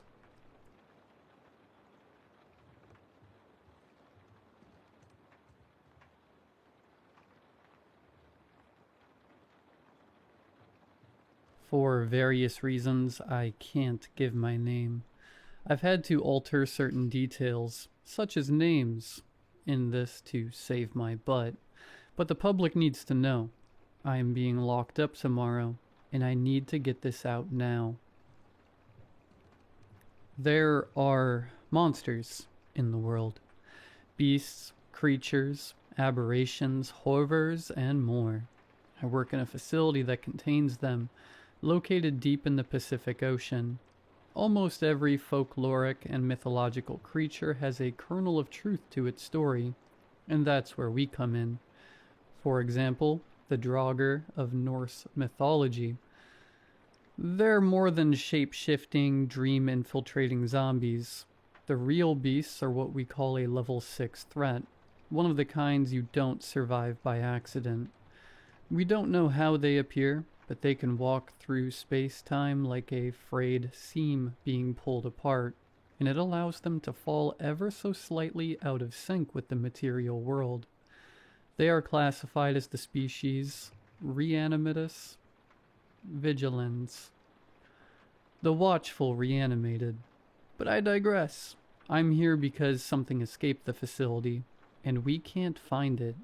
The creature, which my colleagues and I affectionately call the Surgeon, first appeared in 1888. It is the only creature to ever receive a level 8 threat classification. The Surgeon was discovered in the wake of the Jack the Ripper murders. The crime scenes turned heads in certain directions and caught the attention of my organization. We got involved and noticed certain substances in the victims.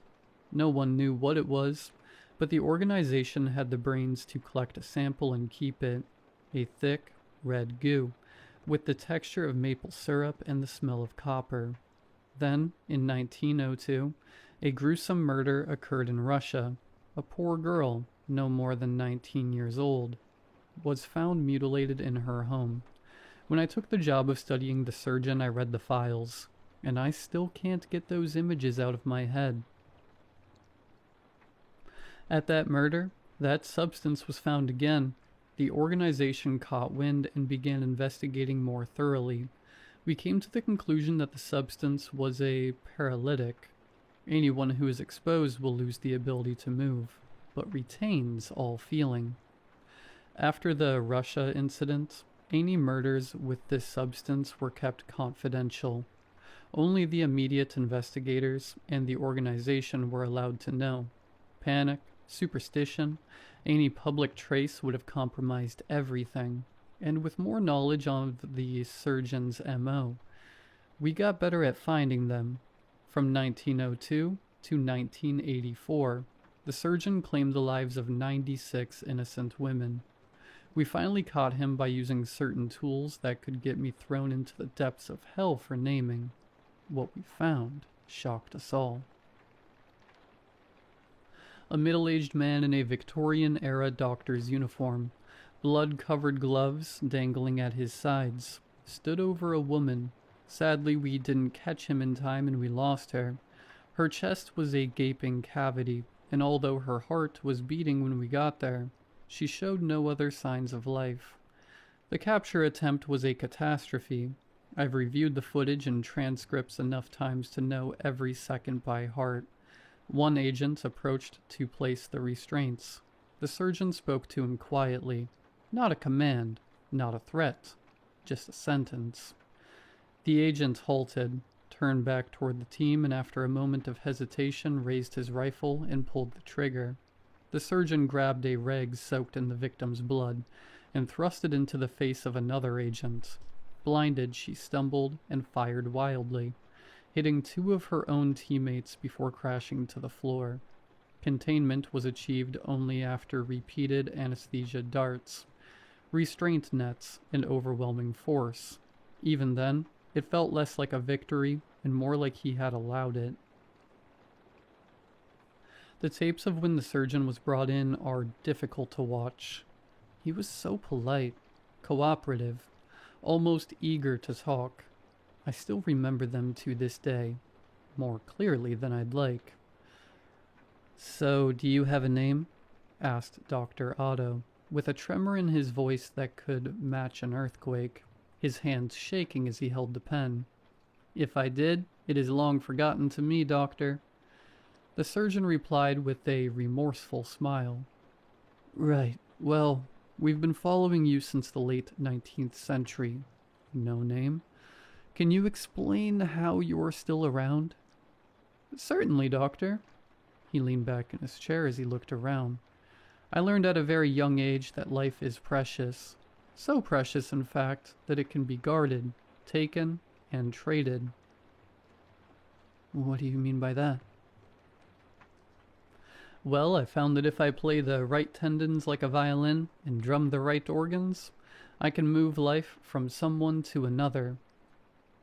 So you're stealing their life? Oh, doctor, you make me sound so savage.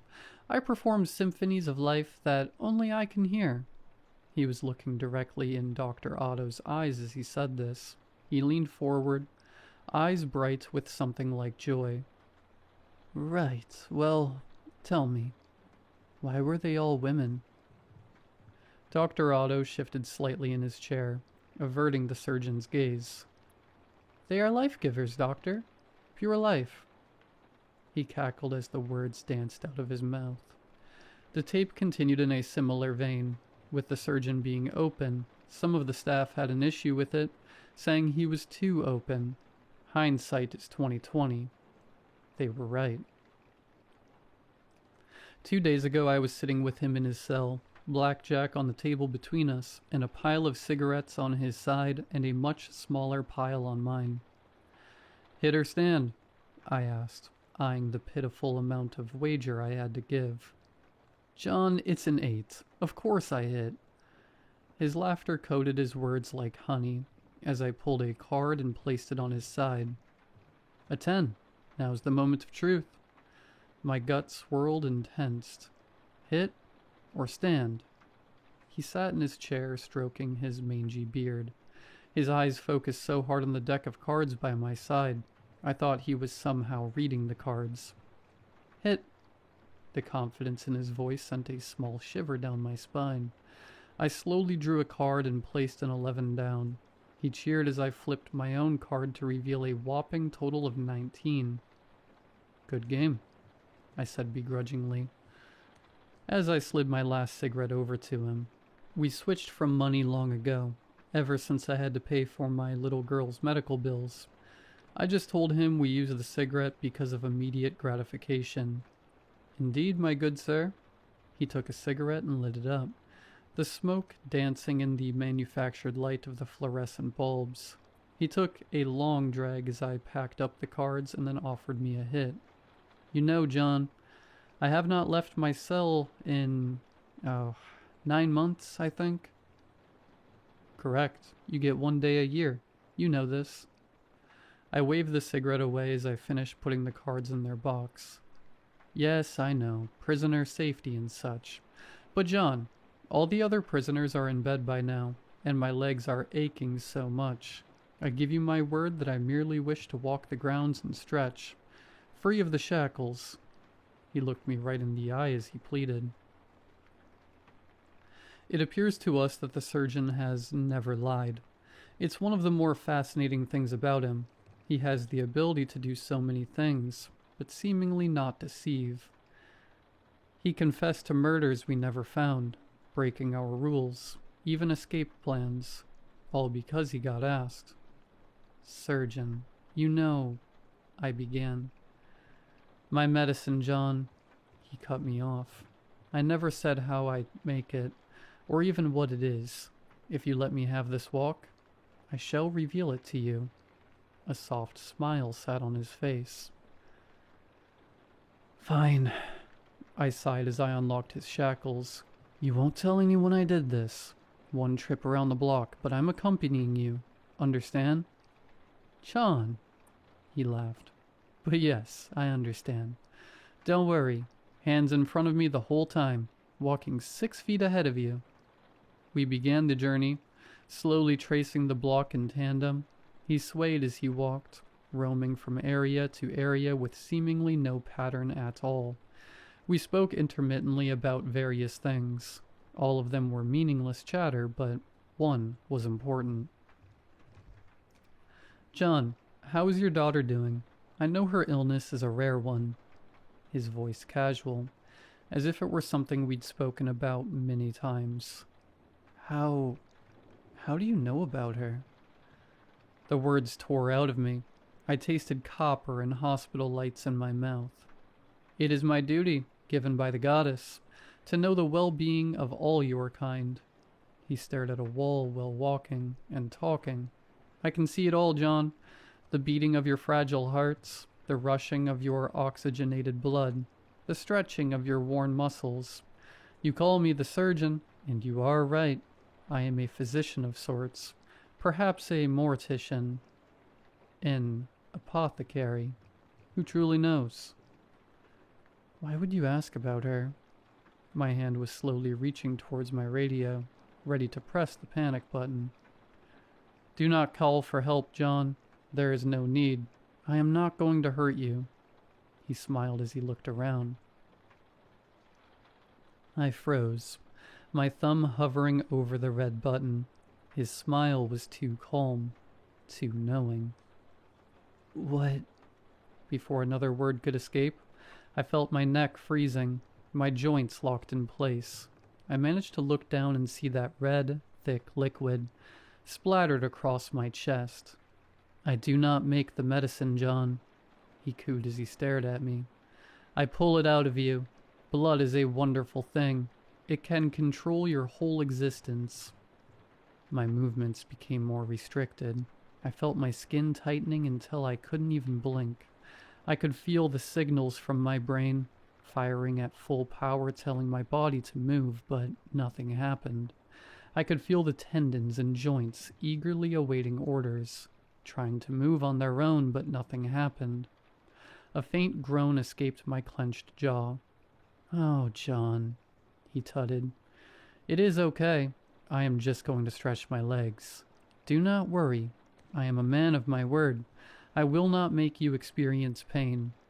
He slowly paced around my frozen body. Those Draugr you have in Bay 4 are lovely fellows. He let out a grin unlike any other I've seen, far too wide with dead eyes. Do you want to see a secret they showed me? He chuckled as I saw him begin to blur, as if he was vibrating on the spot at the speed of sound. His laugh became distant, and in an instant he was gone. After hours of waiting, I could move again. Then, after even more hours of debriefing, I could move freely again.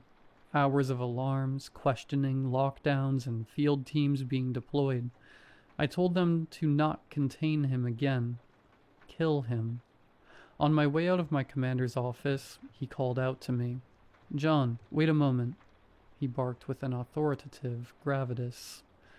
There's something I don't understand. Off record, of course. I turned around and saw him kill the power to the recording device. What's that, sir? My eyes averted his gaze as I turned around. The surgeon mentioned your daughter. We've had him marked as an ontological threat, but I can't get over that final line from him. What if he's an ego threat? Why does it have to be one or the other? I muttered as I left. I then realized that we had spent so much time categorizing these creatures, we didn't consider the possibility that they can merge and blur the lines between black and white. That suggestion brought about even more chaos. An ontology threat can rewrite time and space. An ego threat can rewrite humans. It doesn't touch reality at all. It touches us. Whatever part of you thinks it's still you, as far as I knew, ego threats were theoretical, but now I'm wondering otherwise. Before today, I wouldn't have even considered that blood magic he did to exist, but now I'm researching our archives, Babylonian and Canaanite cultures using blood rituals. Paracelsus and Agrippa considering blood for alchemy. Hemomancy throughout history. Earlier today I was filing through files, and I got a small paper cut. I instinctively brought it to my mouth and sucked on the wound, but what I tasted wasn't blood. It tasted like curdled milk covering rotten eggs. I drew my finger away, holding back a gag, and I saw the substance trickling down my index finger. As soon as it made contact, I felt that locking sensation again. My fingers refused to obey my mind's command to bend. One of the facility doctors confirmed through many blood tests. They all show barely any hemoglobin and so much of that syrupy substance. Yet somehow my vital signs remained inexplicably normal. My blood in his medicine. Tomorrow I'm getting locked up as a new type of creature in this prison of ours. I've been given 1 day to get my affairs in order. The surgeon wears the shape of a man, around 184 centimeters tall, with black hair and pale skin. He has 1 green eye and 1 brown eye. His voice is soft, almost kind and patient, with a faint British sound. If you see him out there, run. I've told you what I can. The rest, I've changed. For your safety. And mine.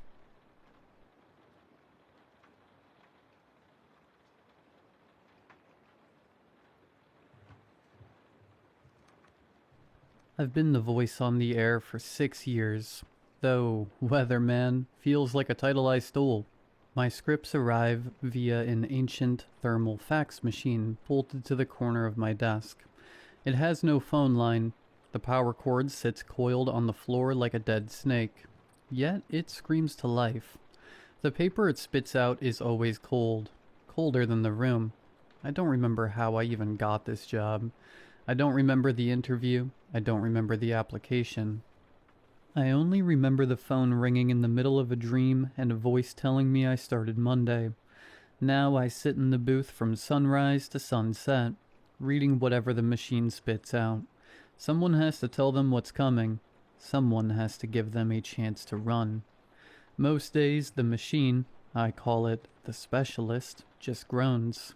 It hums with a low-frequency vibration that makes my teeth ache, eventually spitting out a tongue of thermal paper that reeks of scorched oil and old electricity.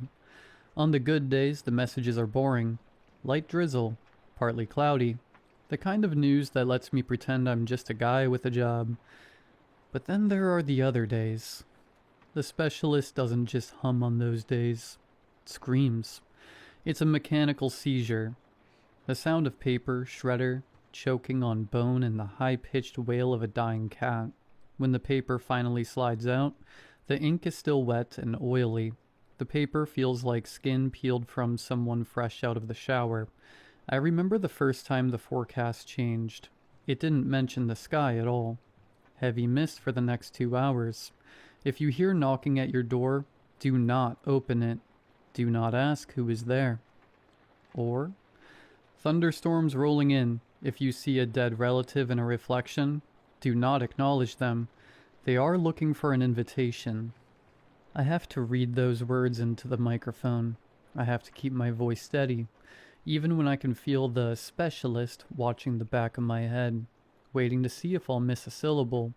Because out there, in the quiet houses and moving cars, people are listening, and I'm the only one telling them how to survive. I'm not entirely alone in the station, though it often feels that way. There's Ricky and Ashley. Ashley handles the local news and community updates. She's giddy. Too giddy. She moves through the dim hallways with a chirpy, caffeinated energy that feels like a serrated blade against the silence of the booth. She brings me coffee, black, bitter, and smelling slightly of the same burnt oil as the fax machine. But she never looks at the specialist. She never asks why my weather reports sound like survival manuals.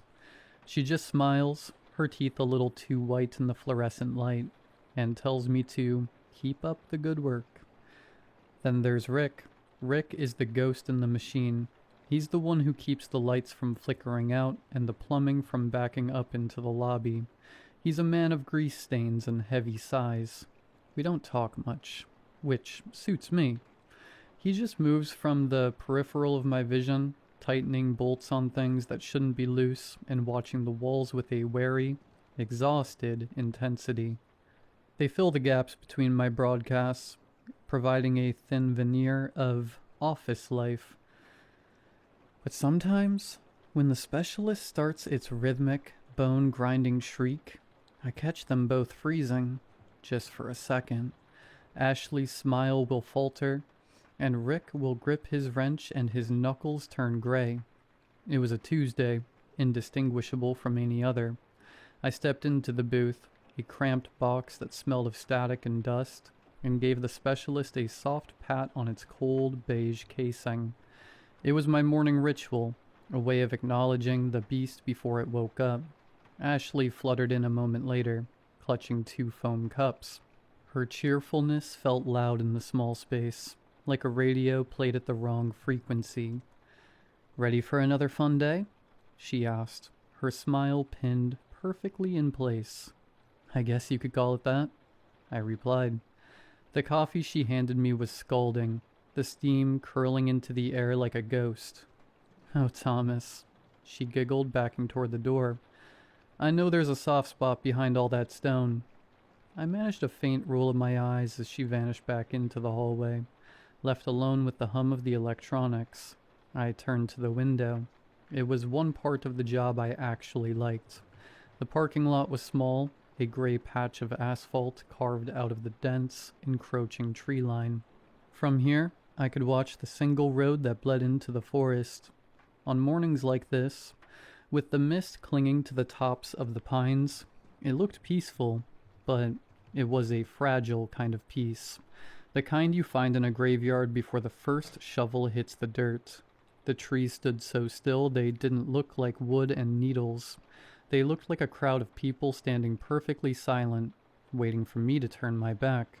I settled the headset over my ears, the plastic cool against my temples.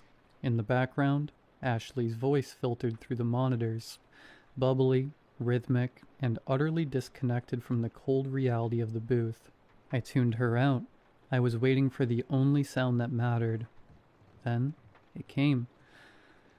The specialist didn't just print, it convulsed. A sharp metallic shriek ripped through the room, the sound of a blade dragging across a chalkboard. A fresh tongue of thermal paper slid out, curling toward the floor. I grabbed it, my heart doing a slow, heavy thud against my ribs. I leaned into the mic, giving it 2 soft taps. Thump, thump, like a heartbeat. "Good morning, everyone," I said, my voice dropping into that smooth, practiced tone. "Tom is here with the weather. It's going to be a gloomy one today. Expect light drizzling throughout the morning, with cooler temperatures moving in from the north." I read it word for word. I didn't breathe until the sentence was finished. I never dared to ad-lib, never dared to summarize. Even a normal report felt like a contract. If the specialist said drizzle, I said drizzle. If I changed a word, if I called it a shower instead of rain, I had the sickening feeling that the world outside would twist itself to fit my mistake, and I didn't want to be responsible for the sound of that snapping. The hours bled into one another, marked only by the slow crawl of shadows across the parking lot. No further updates shrieked from the specialist. It sat silent, a beige tombstone on my desk, radiating a dull, electric heat. Between her segments, Ashley leaned against my doorframe, chatting about nothing. Local bake sales, a new song on the charts, the trivialities of a world that felt increasingly distant. We kept it light. We had to. Later than usual, Rick shuffled past the booth. He carried a heavy toolbox that clanked with a sound of rusted iron, his eyes fixed on a spot an inch above the floorboards. I didn't ask why he was late. He didn't explain. It was our unspoken contract, signed in the silence of the station. We didn't talk about the boss no one had ever met. We didn't compare notes on the phantom phone calls that had plucked us out of our lives and dropped us behind these desks. There was a comfort in ignorance.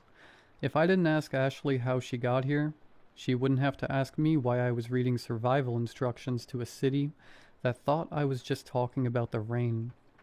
We were 3 strangers holding our breath in the dark, pretending that if we just did our jobs, if Rick kept the pipes from screaming and I kept the script perfect, the dark wouldn't notice us. "So, Thomas, I was wondering if maybe you wanted to go to the farmer's market this Saturday." Ashley's voice was different. The high-pitched, radio-ready giddiness had dipped into something softer, something fragile.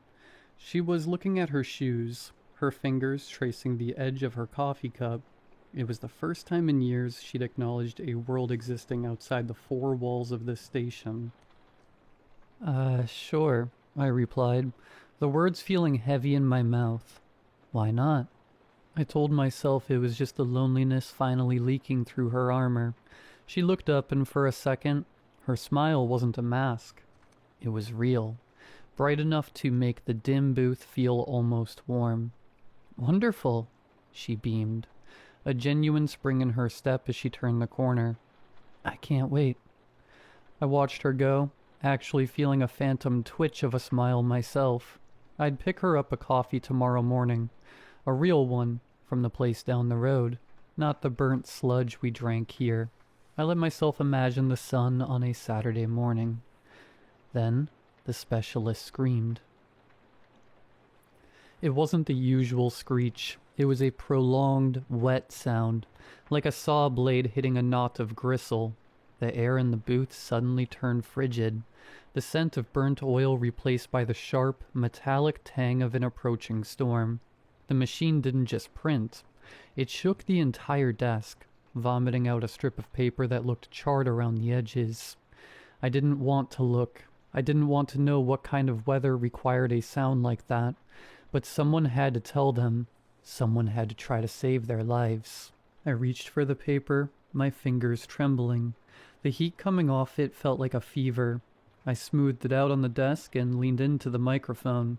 My voice felt thin, a fragile thread of sound in the sudden, heavy silence of the station. Attention, listeners. I began, my eyes scanning the jagged text. Update for the overnight hours. We're looking at a sudden temperature inversion. A thick, localized fog will begin rolling in from the tree line starting at 10 p.m. Expect near zero visibility. I paused. The next line wasn't about barometric pressure or wind shear. It was printed in a larger, shakier font. The fog will carry the sound of a child crying for help. Do not go outside. Do not shine a light into the mist to find them. If the crying starts to sound like your own voice, cover your ears and stay away from the windows until sunrise. I sat there, the on-air light bleeding red across my knuckles. I thought of Ashley, her pep, and her Saturday plans. I thought of the road leading out of the parking lot, currently being swallowed by a gray, unnatural tide. The specialist gave one final wet click, a sound like a tongue snapping against the roof of a mouth, and went cold. 6 o'clock arrived with the heavy, mechanical thud of the station's clock. I caught Ashley and Rick by the heavy steel exit door. The fog, I said, my voice sounding raspy even to my own ears. Remember the report. Stay inside. Don't look for the source of the noise. They both nodded. Ashley's smile was gone, replaced by a tight, thin line of apprehension. Rick didn't even look at me. He just adjusted the strap of his heavy toolbox and pushed out into the evening. For the first time in 6 years, the unspoken contract felt like it was fraying at the edges. I cared if they made it home. I cared if I saw them tomorrow. When I stepped out, the air didn't hit me. It swallowed me. The fog wasn't a mist. It was a physical weight, tasting of wet ash and static. It clung to my skin, instantly soaking through my coat. The specialist's accuracy was a jagged blade, perfect and cold. I could barely see the hood of my car 10 feet away. Through the shifting gray curtains, I saw Rick. He was standing by the open door of the rusted truck, but he wasn't getting in. He was staring back at the radio station, his silhouette stunted and lonely in the haze. He looked smaller than usual, his shoulders slumped under a grief I couldn't name. I raised a hand to call out to him, to ask if he was okay, but the words died in my throat. The fog between us seemed to thicken, pulsing with a slow, rhythmic light that didn't come from any street lamp. Before I could find my voice, Rick climbed into the cab. The door shut with a hollow final sound, and his taillights bled into the mist like two fading embers before vanishing entirely. I stood there in the silence, my hand still half raised, listening, and then, from somewhere deep in the tree line, I heard it, the first faint, thin wail of a child. I ignored the sounds in the fog. It's a skill I've perfected over 6 years, the ability to lock my empathy in a box and keep walking. By the time I reached my front door, the world was silent again. The specialist's rules only seem to apply when you're standing on its ground. The next morning the world looked scrubbed clean. The fog had vanished as if it had never been, leaving the trees sharp and vivid against a pale sky. I left early, the engine of my car humming a cheerful tone as I pulled into the drive-thru of a local cafe. I bought 2 coffees, a plain black for myself and something lighter, sweeter for Ashley. The warmth of the cups against my palm felt like a promise. I was actually looking forward to the station. I wanted to see her face when she saw the drink. I wanted to believe that people had listened to my voice last night, that they had stayed inside, covered their ears, and ignored the phantom cries in the mist. The coffee cups sat in the passenger seat, the sweet scent of Ashley's vanilla latte filling the car. I pulled into the station lot, my mind on the Saturday market, on the sun, on anything but the radio. Then the tires hit something soft, a wet, heavy thwack that didn't sound like a pothole. I slammed on the brakes. My stomach turned a cold somersault as I looked through the windshield. The parking lot wasn't gray anymore. It was a mosaic of raw, glistening meat and tangled limbs. They weren't just dead. They had been unmade.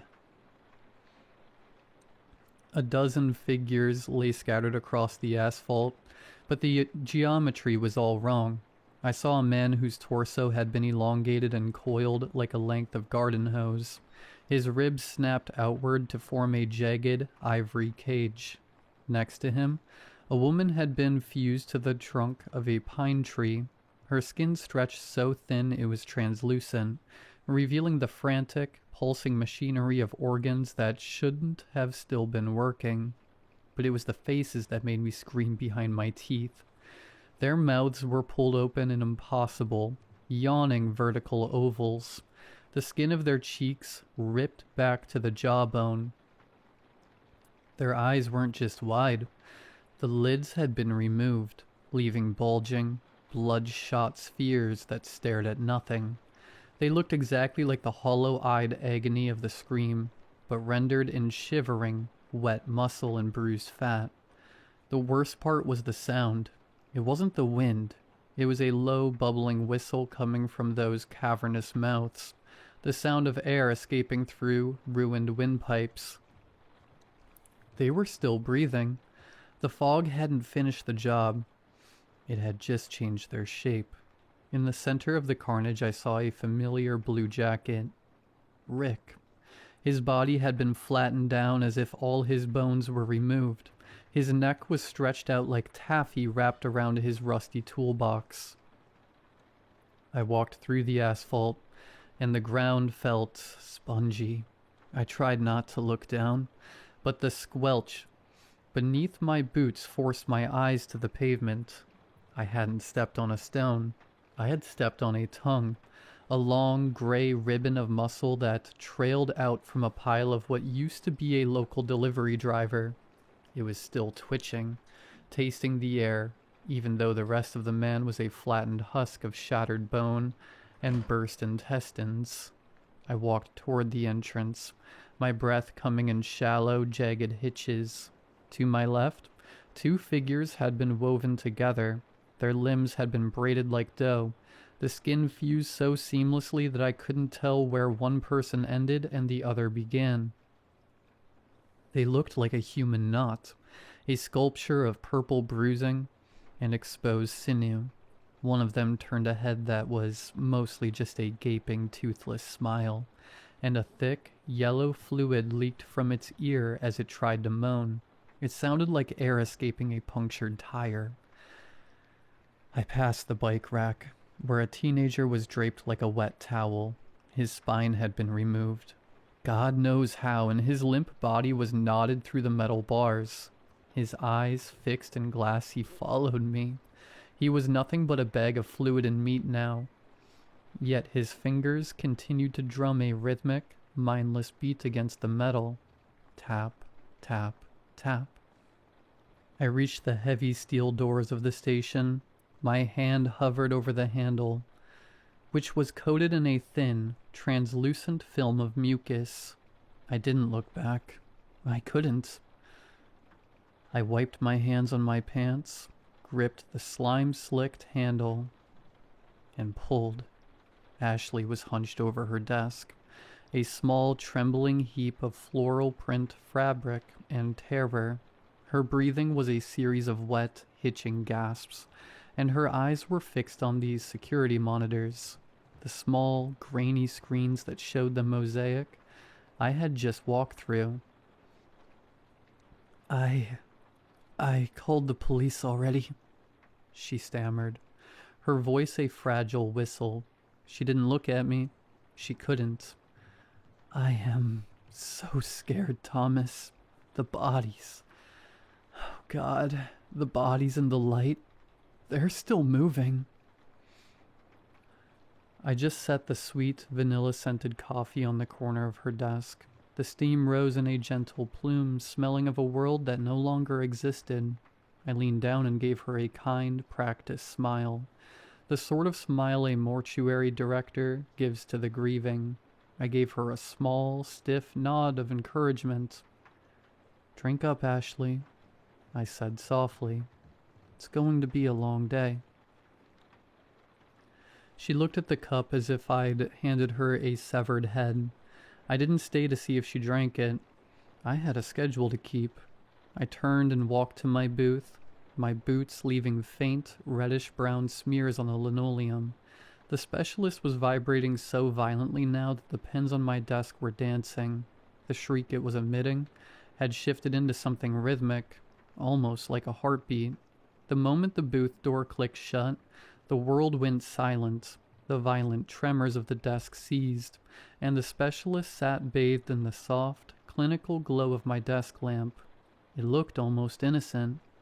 Then it fed me the morning's work. First came a strip of standard thermal paper, white and sterile. I looked at it. Sunny, high of 78, a perfect, golden day for the town. I looked out the window and my breath hitched. The parking lot was empty. The mosaic of meat, the braided limbs, the yawning faces, all gone. Even the blood had been licked clean from the asphalt. The sun was shining with a cruel, blinding brightness that made the morning slaughter feel like a fever dream. Then the machine stuttered one last time and pushed out the second sheet. It didn't slide out. It slumped. It was a square of pale, cured leather, still warm and slightly damp. The edges were jagged, showing the faint, rhythmic marks of a serrated blade. There were no ink ribbons here. The words had been raised in welts, like a rash forming under the surface of the skin. "Do not let the weather in, Thomas." I didn't scream. I couldn't afford to. I set the skin face down on the desk, unable to look at the texture of it any longer. I reached for my headset, the plastic feeling alien and cold against my skin. My hands were steady. Too steady. I leaned toward the microphone. The on-air light bled a deep, arterial red across my knuckles. I tapped the mesh. Thump, thump. "Good morning, everyone," I said, my voice as bright and hollow as the sun outside. "Thomas here. And now, for the weather."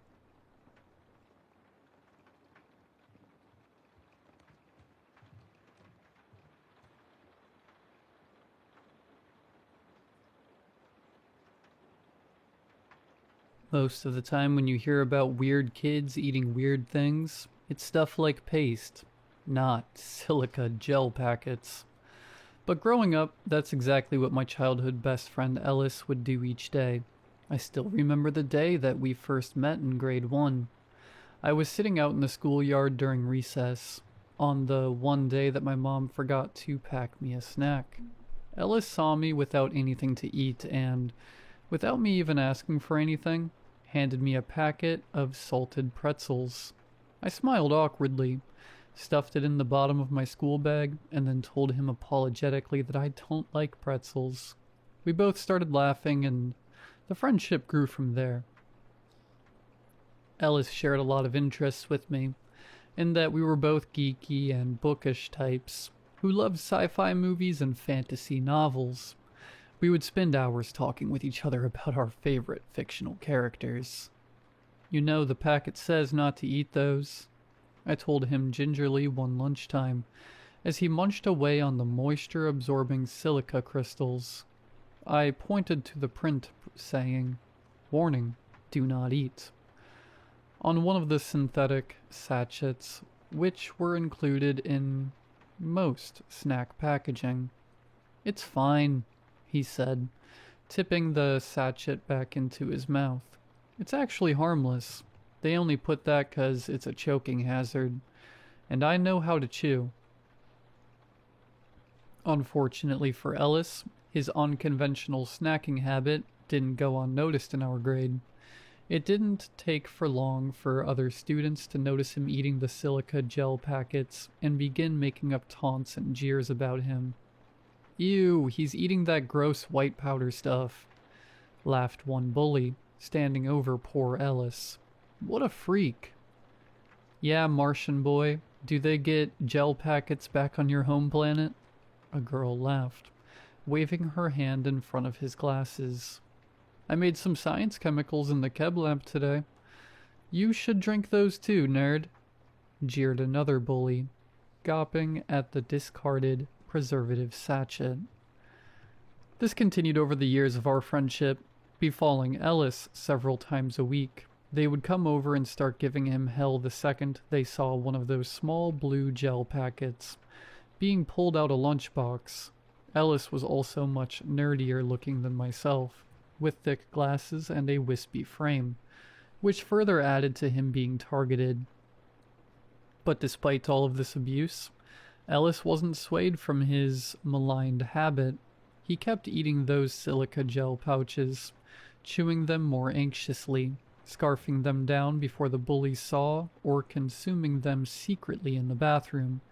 Each time that the bullies came over to degrade my best friend, I would avert my gaze, make myself quiet, and try not to attract their attention as they laid into Ellis.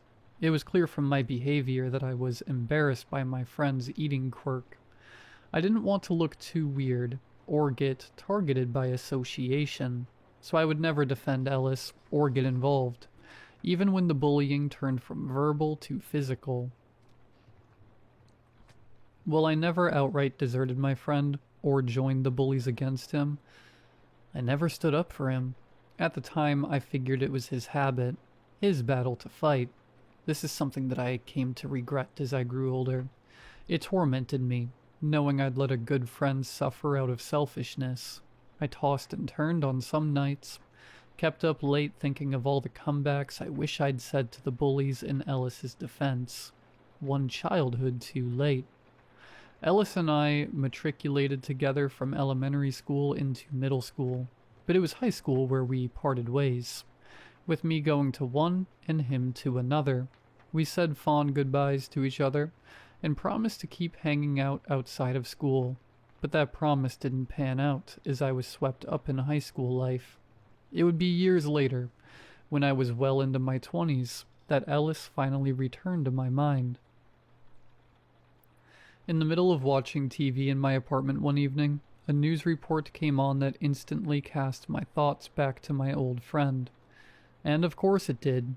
It was about silica gel packets. They were being discontinued. Specifically, the brand that had been in all our snacks and treats throughout our school days, which is why it was the only brand of silica that Ellis had eaten. According to the news report, the brand, Crystal, were being discontinued due to severely toxic substances present in them. The news reporter's words chilled me to my core. They're a simple part of food packaging designed to keep our food dry, but the question is, are they truly safe? Not those from this local producer of them. It is being alleged that Cristal silica gel packets were created with scientific waste products, which were not thoroughly understood by researchers at the time. Fortunately, foods stored with the packets were protected from this substance by the plastic packaging. It is also not harmful in trace quantities. However, we urge anyone who has accidentally consumed this silica gel and is experiencing health issues to contact 9 News. Switching off the TV, my blood ran cold for Ellis. That surely didn't bode well for his health. That poor kid had eaten several of those sachets every day for his entire childhood. If they were worried about someone eating an odd packet here and there, what would all that do to him? After all, those sachets were allegedly made from discarded waste products, a byproduct of scientific studying crystallization. Apparently those crystals had vastly more absorbency than normal silica crystals, which is why the company used them to cut corners. But there had to be a trade-off somewhere. A terribly sad thought dawned on me as I wondered if my old friend was even still alive. He could have died from this poisoning during the 15 years since I'd seen him, and I'd have no idea. Pulling out my phone, I gave him a quick search on Facebook, and there was his profile. Well populated with few friends, his page looked like it had at least some activity until earlier this year. The most ominous thing, though, is that there were no profile pictures of him on the page. Instead, he just used various fictional characters' pictures. His current profile picture, a picture of the Wampa ice monster from Star Wars, and he'd updated that just a few weeks ago. Well, at least his love for geeky movies hasn't changed. I went to bed that night reassuring myself that my old friend was probably fine, and that if he was dead, he wouldn't be updating anything on Facebook. I still couldn't bring myself to reach out to him, but was content knowing he was likely fine. Still, those same nightmares of regret over failing to stick up for him returned to me that night. I saw those same bullies, and was silent as they ripped into him over his habit, one which I know may have cost him his health. However, my torment wouldn't stay confined to nightmares for long. The following Monday, I was leaving my office and getting in my car. Just when I was about to shut my door, I caught a glimpse of something over by a pillar in the car park. Something shiny and jagged, like crystals, like an entire body of crystals. I spun my head around to get a closer look, but it had already ducked back behind the pillar. Right then probably would have been the best time for me to investigate what I saw, but instead I dismissed the strange sight as a passerby's reflection in a chrome car, and pulled out of the parking lot. I didn't see the crystal creature in my workplace parking lot again, but this didn't bring me comfort because, instead, I now started seeing it on my various car rides back home. First on the street outside my office building, then at the intersection further down the road, then at the bus stop past the intersection, then in an alley further into my route. I never saw it for more than a few seconds in the evening dark, but it was unmistakable now.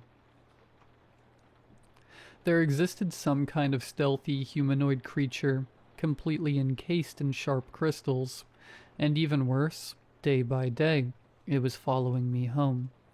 I had only seen that glint of synthetic crystalline substance in one place before, but I'd seen it every day for years, and that was in the silica gel packets Ellis would dig into daily. I could put 2 and 2 together, the news report about my friend's crystal snack being toxic, and the strange crystal monster stalking me. Again, I jumped online at home and started looking old schoolmates up, but this time, instead of Ellis, it was the names of the kids who had bullied him. Their little gang had been made up of about 5 people, and it only now occurred to me that I hadn't heard anything concerning them for years. Searching each of their names, I was shocked to see obituaries. Roy, the leader, had been butchered in his sleep in an unsolved home invasion. Shauna, another of the crew, had suffered a similar fate, having her body ripped apart by an intruder while her family slept. One by one, I learned of each of the animalistic and brutal killings, with descriptions of the former bullies having their flesh pierced and shredded. Found on each of the bodies and in their wounds was a crystal substance. Authorities suspected it was a drug of some kind used by a junkie assailant. I knew instead that it had come from the jagged limbs of the killer itself.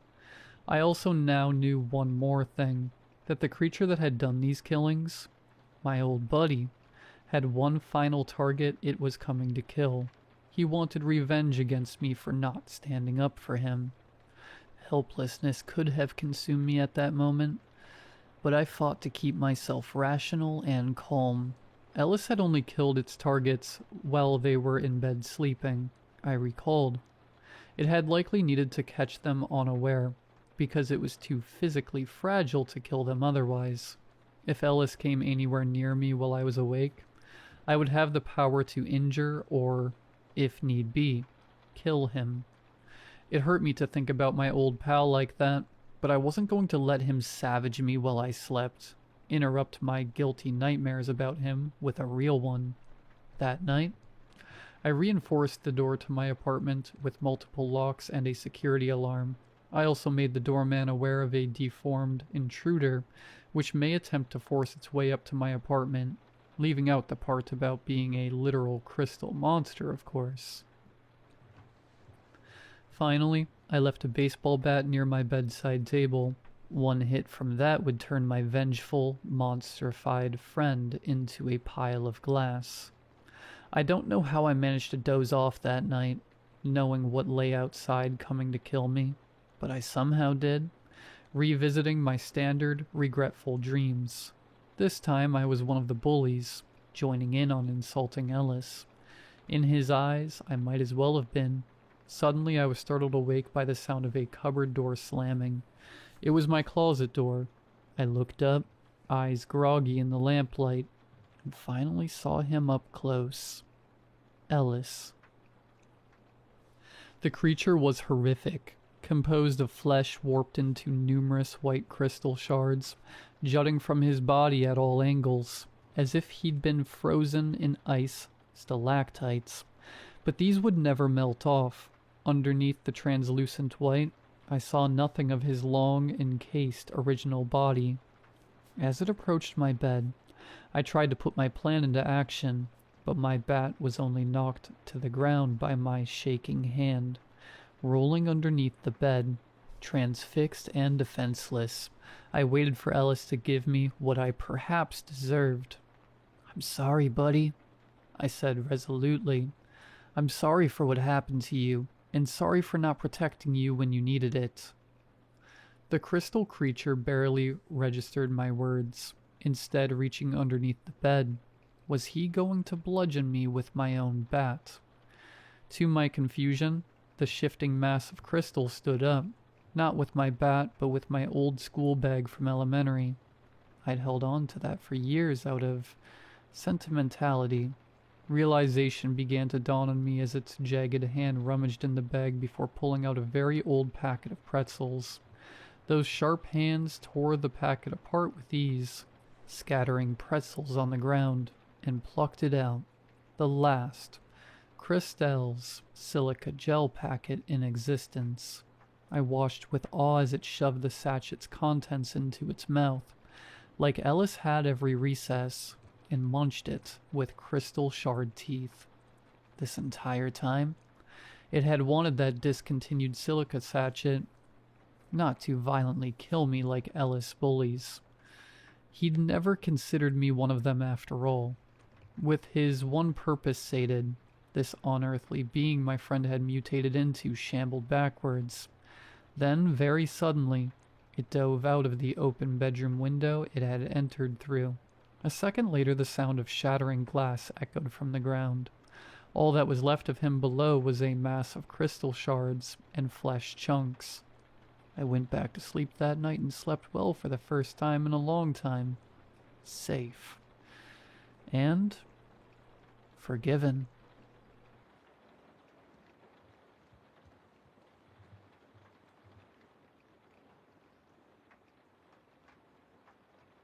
I don't think my recovery is going the way it should. That's not fear talking. I'm not in pain exactly. If anything, I feel calmer than I probably should. Comfortable. But there are gaps. Entire stretches of time I can't account for, and when I try to focus on them, my thoughts slide away like they're tired of being held. Let me start from the beginning. I was finally back in my apartment. The place stunk of cleaning agents and something faintly like pungent soap. Bleach and dish soap. Sharp enough to sting the back of your throat, but was thankfully free of pests. My Uber driver was kind enough to help me up the stairs. The bandages on my legs made it hard to walk comfortably. It was kind of weird seeing a few of my neighbors' houses marked with fumigation signs and taped off, but nothing compared to how happy I was to finally be home. The couch was a sight out of a romance movie, compared to the stiff hospital cot I'd been sleeping on for the better part of 4 days. I resisted the urge to flop into it, still a bit uneasy about what had led me to need all these bandages in the first place. Nothing under the cushions, thank God. I eased myself down into my usual spot, hissing slightly as one of the wounds on my leg stretched in an uncomfortable way. Still a massive improvement. The bites were painful but healing, slowly. They still wouldn't scab properly, but at least they were closing. Remote in hand, Netflix, trashy romance blaring in the background, and my favorite soda. Exactly what I needed, at least until the knocking came. Seriously? I know they said my insurance would cover home health care, but I'd barely been home 2 hours. My bandages shouldn't need changing for at least a day, right? With a quiet, okay, maybe loud, groan of frustration, I peeled myself off the couch. My back and legs, wounds, threatened to tear again as I eased my way to the door. I wasn't expecting anything in particular. Maybe a guy fresh out of college, maybe some woman with a slightly chubby build. Anything but the old, cheerful woman who greeted me by pushing her way inside the moment the door opened. My, what a lovely home. Oh, but you could use some cleaning. Must be tough in your state, dear. That sing-song voice grated on my nerves, almost as much as her jostling past me did. Can I help you? I asked flatly, half expecting I'd let in a saleswoman or maybe some kind of religious nut. Why, dear, I'm here to help with all of this. She motioned dismissively to my entire being. You're in such a state. So she was my nurse. All right. Look, not to be rude, but it's been a tough week. Can we just do whatever you need? My mother wouldn't really approve of me being such a poor host, but it's not like she'd ever find out. The woman stood there for a solid beat, simply staring at me with that same cheerful smile you'd see printed on a metal tin of pancake batter. Take a seat, dear. Calm, still sweet. Now, sitting I could get behind. At least I wouldn't have to worry about stepping wrong and hurting myself. She placed a hand on my back as I leaned forward, gently pushing me into position. Somehow she avoided the wounds, and her hands were surprisingly warm. Now I'm going to grab a few things from my bag. You have a drink, yes? It's bitter, but it'll do wonders, she chirped as she moved with a slightly alarming amount of energy toward the door, retrieving the bag she'd left behind. It was an old thing, black faux leather, or maybe real, with a gaudy floral strap and way too many pockets. I was expecting something herbal, but instead she pulled out a standard orange pill bottle. She unscrewed the cap, and shook a couple of blue-pink capsules into her open palm. "Just 2 today, dear. We might up the dose later." I didn't think nurses usually handed out medication, but I reasoned the doctors must have sent her with it. I'd always been too trusting of people I thought were in the medical field. After all, that's what you're raised to do, right? Mom was always the one to comfort us during shots, saying, "The doctor knows best." Whatever was in that medication worked fast. The pain disappeared in moments, replaced by a looseness, a light dizziness. All the while, the nurse rested her hand on my shoulder and gently squeezed. I remember how warm it felt. Things got fuzzy from there. I know she applied some ointment to a few of my nastier wounds. We chit-chatted a bit, the usual stuff. Any new pain? Feeling tired? Having trouble staying awake? She asked gently. I told her I felt drowsy. She just grinned. "That's normal. Means it's working, dear." I slept better than I had in days that night. No waking up to fresh blood where a scab had torn loose. No nightmares about things crawling in my bed. Just black nothing. I woke up to blood on my sheets the next morning. At first, my thoughts turned to the worst, but something dulled the panic before it could really take hold. I've never been good with the sight of my own blood. That calm didn't sit right with me. Still, it helped me focus. The bandages she'd applied yesterday, soaked with whatever ointment she'd used, had come undone. My left arm was bare, wounds leaking blood through half-formed scabs. I couldn't help but notice, though. The scabs were gone. Not crumbling away, not falling apart. Staying. Maybe the cream was working. I eased myself out of bed, carefully balled up the sheets, and tossed them onto the floor. I'd deal with them later. I just limped into the kitchenette when the knocking came again. I took a deep breath and steadied myself against the counter. The medicine had clearly worn off. Every step tore, every bandage rubbed grit against open wounds that felt newly exposed. "I'll be there in a..." The click of the doorknob cut me off, and there she was again. Same cheery smile, same beige cardigan, same black bag with the tacky floral strap. "Oh, hey, thanks for coming back," I said awkwardly, wondering how she'd gotten in. Had I left the door unlocked yesterday? "Hello again, dear. Ready for your medicine?" Same tone, same energy. It was too easy to let her take over. I was tired. I was sore. I just wanted it done. "Sure," I said. "Just let me get a sandwich or something." She gasped, a hand flying to her mouth. Shock, or maybe hurt, replacing her usual chipper demeanor. "Oh, no, no, no. You need to rest, dear. Let me handle that for you." I tried to protest, but she took my arm and pulled me toward the couch. Pain flared as the movement reminded me just how much the medicine had hidden the day before. I felt a pang of annoyance as she helped herself to my fridge, pulling out a cold bottle of water and handing it to me along with another round of those blue-pink pills. Still, I couldn't complain. They worked. Within minutes, my aches eased and the world began to blur around the edges. I must have dozed off when the smell hit me. Bacon.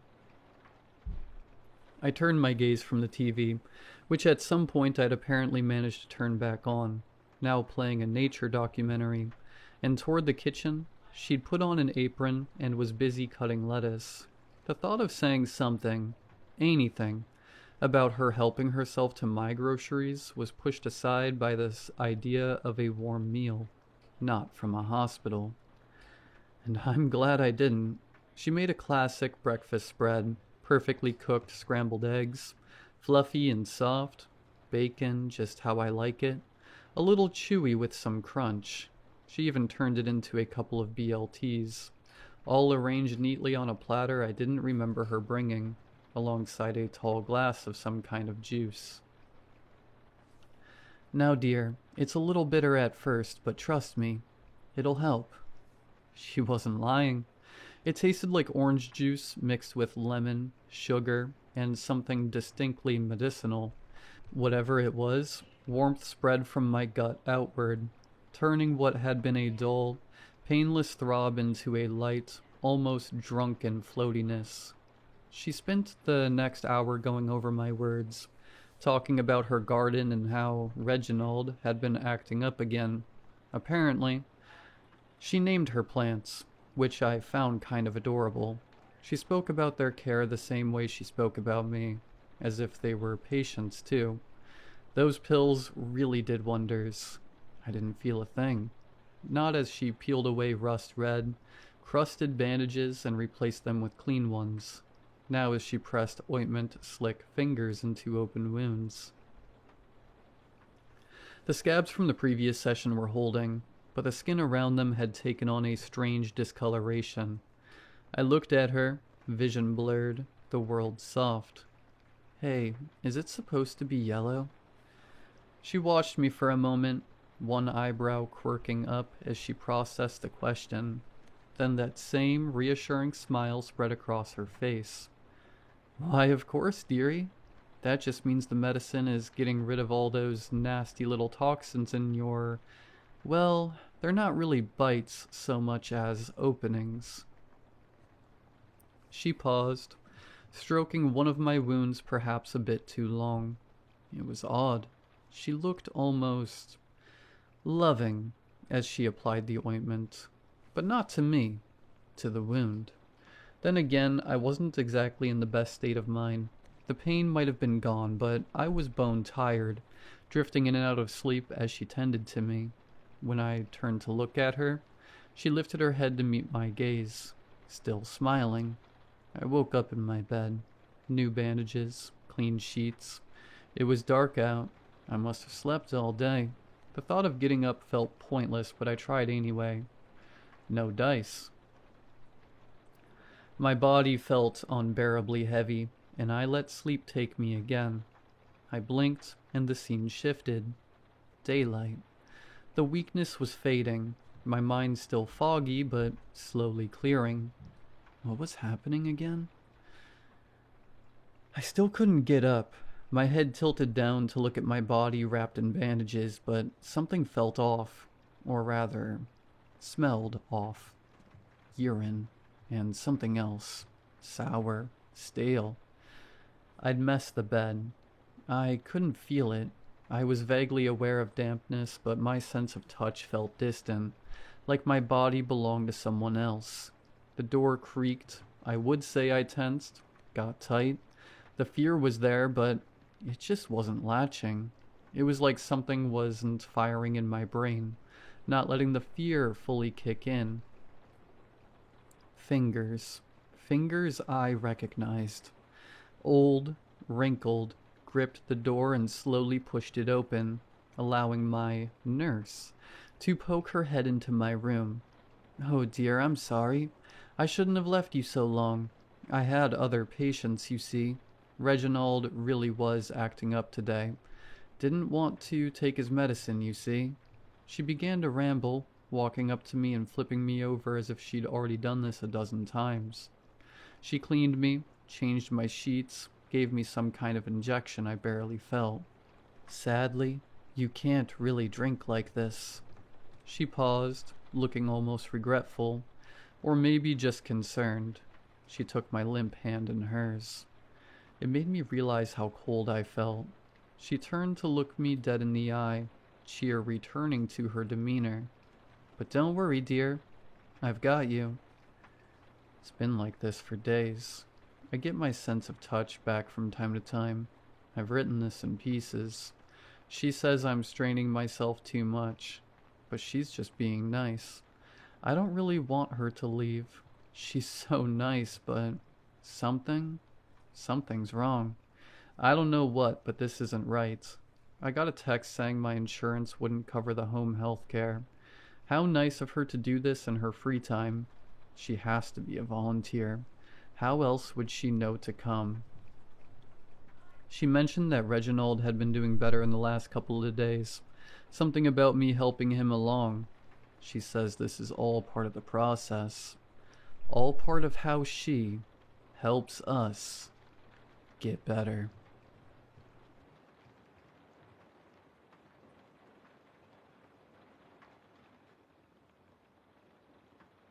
The efficiency of small spaces was the selling point. The agent, a woman with teeth too perfect for her face, had called it cozy, intimate, a cocoon for the modern urbanite. What she meant, what I understood in the bone-deep way one understands the subtext of a rental agreement, was that it was cheap. So cheap it felt like a crime, a converted textile mill. The apartment was a single, open-plan box. The bathroom, a modest cube of tile and chrome, was the only room with a proper door. Everything else was a flow, a seamless continuity of concrete floor, exposed brick, and drywall painted the color of old dishwater. The building was steel and concrete, a monument to brutalist efficiency. It was also, all things considered, fairly silent most of the time. No creaks, no groans. No settling sighs of an old house. The only intrusion was the distant, rhythmic thrum of the HVAC, a sound so constant it became a sort of auditory wallpaper. The first anomaly was the dresser, a simple IKEA melm. It was my only concession to traditional furniture in the otherwise minimalist space. I noticed it on a Tuesday. I'm a creature of habit. When I vacuum, I push the dresser almost exactly 2 inches from the wall to get the wand behind it, and then I return it to its place, flush against the paint. But on this Tuesday, it was 4 inches out. I blinked, pushed it back, figured I'd been distracted, but the next week it was 4 out again, and the week after, it was never more than that. A precise, maddening, consistent amount. As if something was expanding and contracting behind the drywall, pushing it out with a slow, patient pressure. The other sign was the crawl space, a square of plasterboard in the ceiling of the walk-in closet, barely big enough for a child, marked with a simple, recessed pull ring. The building inspector had called it a plumbing access, though the pipes for the unit were clearly routed along the opposite wall. It was an orphan space, an architectural afterthought. I'd pulled on it once, out of curiosity. It didn't budge. A month later, I noticed the ring was greasy, a dark, slick residue that transferred to my fingertips, smelling faintly of machinery and sour sweat. It wasn't oil, it was thicker, more organic, like the lube from a bicycle chain, but with a faint, coppery tang. One night, I went into the bathroom to take a shower and noticed pretty quickly that the small 10-inch transom window above the shower was hinged open. This wasn't too alarming, as I, on occasion, propped it open after taking a shower. Maybe I had forgotten to close it. Then came the sound. It wasn't a ghostly moan or a spectral footstep. It was the wet, muffled percussion of something being forced past its natural limit. The sound of someone cracking their knuckles, but slower, deeper, and with a fleshy, cartilaginous resistance. I'd hear it in the dead of night, a soft pop, pop, pop from the direction of the ceiling, or I'd catch it while watching a movie, a faint series of clicks from within the wall behind the television. I called my landlord, who quickly brushed it off as the pipes, but it was the sound of a body refusing its own shape, a sound that made the ligaments in my own knees ache in its sympathy. I started to sleep less. The efficiency of the space now felt less like a feature, and more like a trap. The bruises appeared on my right forearm and both shins. They weren't the mottled, chaotic marks of a clumsy bump. They were symmetrical, perfectly oval, about the size of a thumb, a deep, sickly purple that faded to a bilious yellow. My doctor, A horried woman with a distracted smile called them pressure contusions. Like someone rested a heavy, narrow object on you for an extended period, she'd said, tapping her pen against my chart. In your sleep, perhaps. I didn't have any heavy, narrow objects. I had a bed, a duvet, and the suffocating proximity of the walls. The bruises were the shape of pressure points, the precise spots a hand or feet might rest to anchor a body while it leaned over another, sleeping body in the dark. The realization was so repulsive it felt like a physical blow. I was being handled in my sleep. I started sleeping with a knife next to me. I started leaving markers. A single strand of hair laid carefully across the seam of the crawlspace door. A dime balanced on its edge against the baseboard of the living room wall. The hair would be gone. The dime, inevitably, on the floor. The evidence was microscopic, deniable. A draft, a vibration, anything but the logical, screaming conclusion that was beginning to form in the back of my mind. My paranoia became a religion. I cleaned obsessively, not for hygiene, but for intelligence. I was dusting the radiator, a hulking cast iron relic from the building's factory days, when my fingers brushed against something tucked behind it. Not a dust bunny, not a dead insect. A piece of paper. My hands shook as I worked it free. It was a photograph, low resolution and muddy, printed on heavy cardstock. But I swear it was me. It was just blurry enough to be deniable, but I wouldn't believe anything else.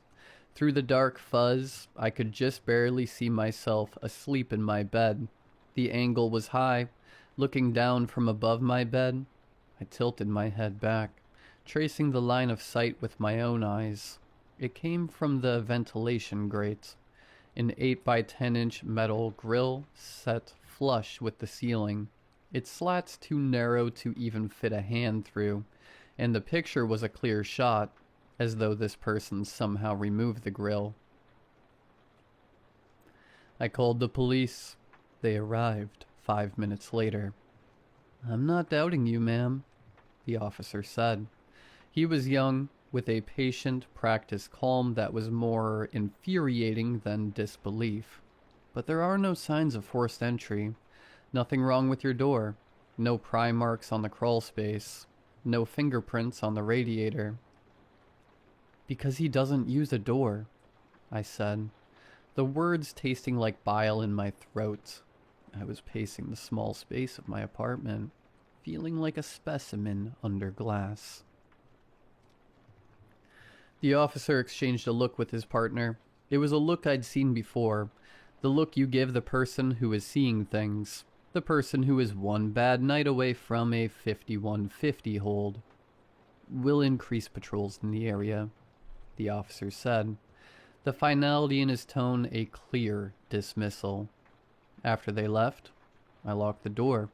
I pushed a chair under the handle, a token barrier against an enemy who didn't believe in doors, as a small comfort. I sat on my bed and stared at the ceiling. I wanted to call my family. I wanted to leave, but give some issues I don't want to mention. I didn't have that option. A few nights later, I was half drunk on cheap whiskey, the bottle sweating on my nightstand. I was listening. The building was so quiet tonight. The HVAC, the background noise that had become my anchor, was silent. I listened for the clicking, for the wet, muffled pops. There was nothing. The silence was worse. It was the silence of something holding its breath. I had to get out, just for a few minutes. I pulled on my shoes, the movement feeling clumsy and loud in the stillness. I turned off the lights. The building hallway was a tomb of concrete and echoing footsteps. The heavy steel door of the building groaned shut behind me, and I felt a pang of something that was almost relief. The night air was cool on my face. I just needed to walk around the block to feel open space. I was gone for 10 minutes, 15 tops. As I started walking back, I began feeling a dreadful pit form in my stomach. For what reason other than maybe supernatural premonition, I didn't know. My heart started pounding a frantic, arrhythmic beat against my ribs as I approached the door. I turned the lock. The door swung open into the dark. The apartment was just as I'd left it. Almost. The light in the kitchen was on, a single bare bulb over the sink, casting a jaundiced, sterile glow. I never left that light on. My breath hitched in my throat. I was frozen in the doorway, my hand still on the knob. The apartment was silent, but it wasn't the empty silence of before. This was a heavy, anticipating silence, the silence of a predator lying in wait. My eyes darted around the room. Everything was in its right place. The bed was unmade, just as I'd left it. The dresser was flush against the wall, but the kitchen light was on. I took a step inside, my sneakers squeaking on the concrete floor. I needed a weapon. I needed to get to the kitchen. My kitchen knife block was on the counter, right next to the sink.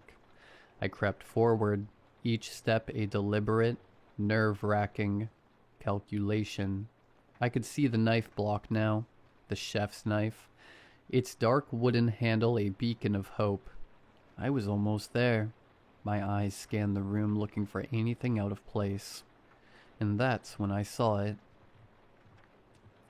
The kick plate under the kitchen cabinets, the thin strip of wood that covered the space between the bottom of the cabinets and the floor. There were scuff marks leading into the darkness. It was ajar, not by much, just a sliver, a 4-inch gap of darkness that hadn't been there when I left. I stopped dead.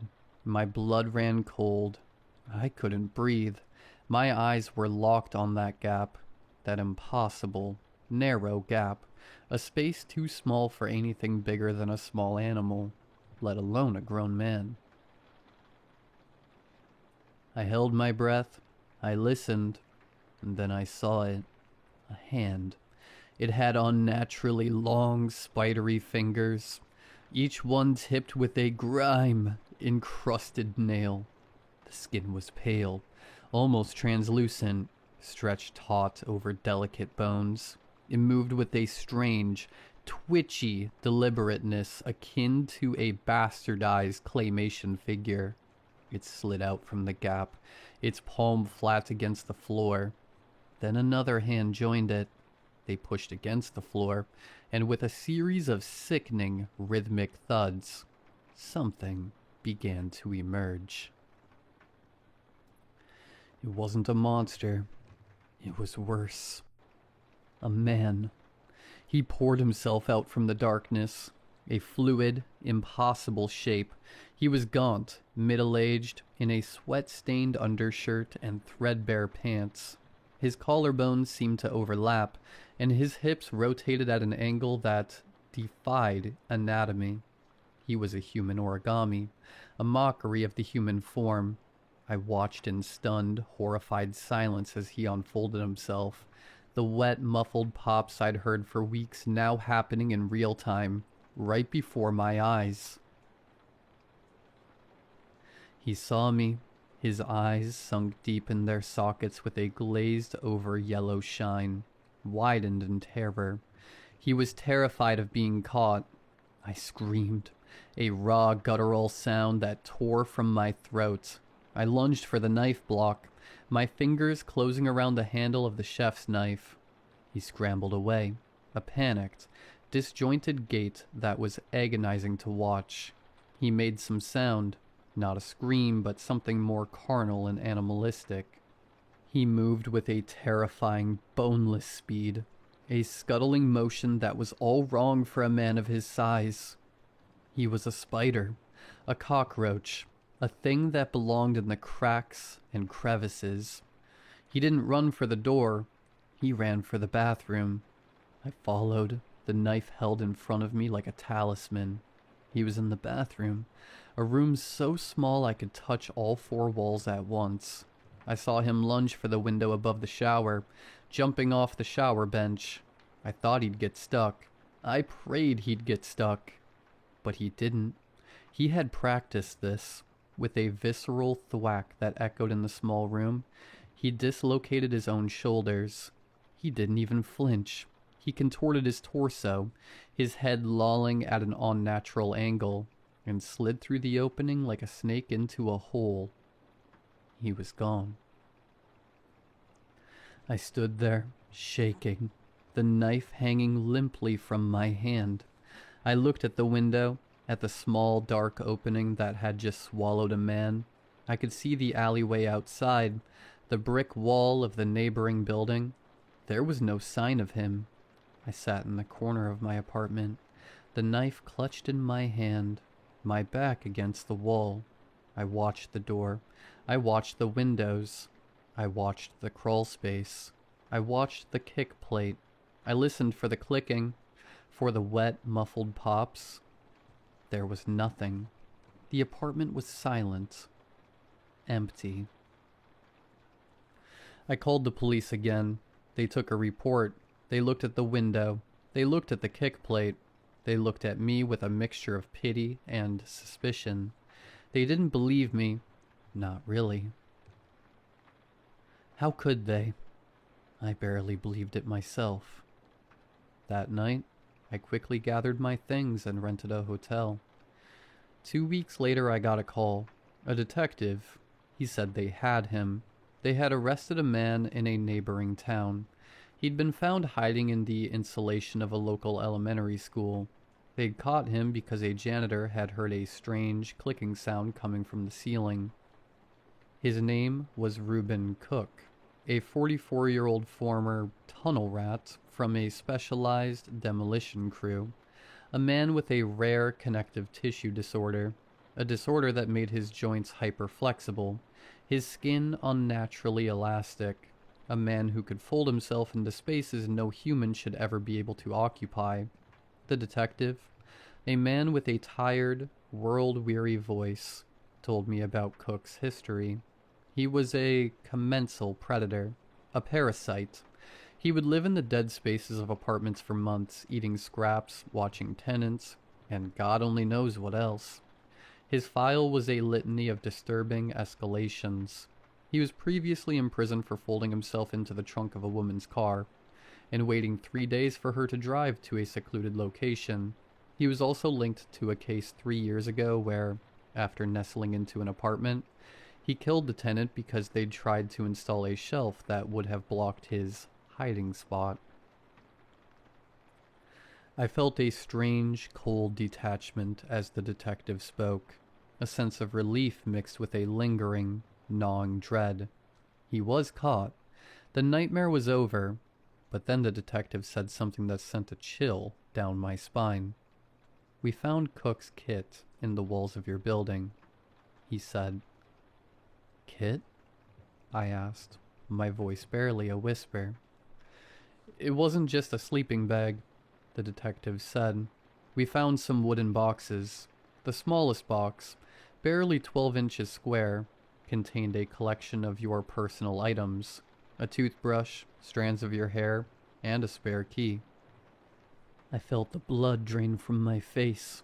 My spare key? I'd lost it months ago. I'd torn my apartment apart looking for it. I'd even had the locks changed. A useless, hollow gesture. He'd had the key all along. He could have come and gone as he pleased. But he didn't. He chose to stay in the walls.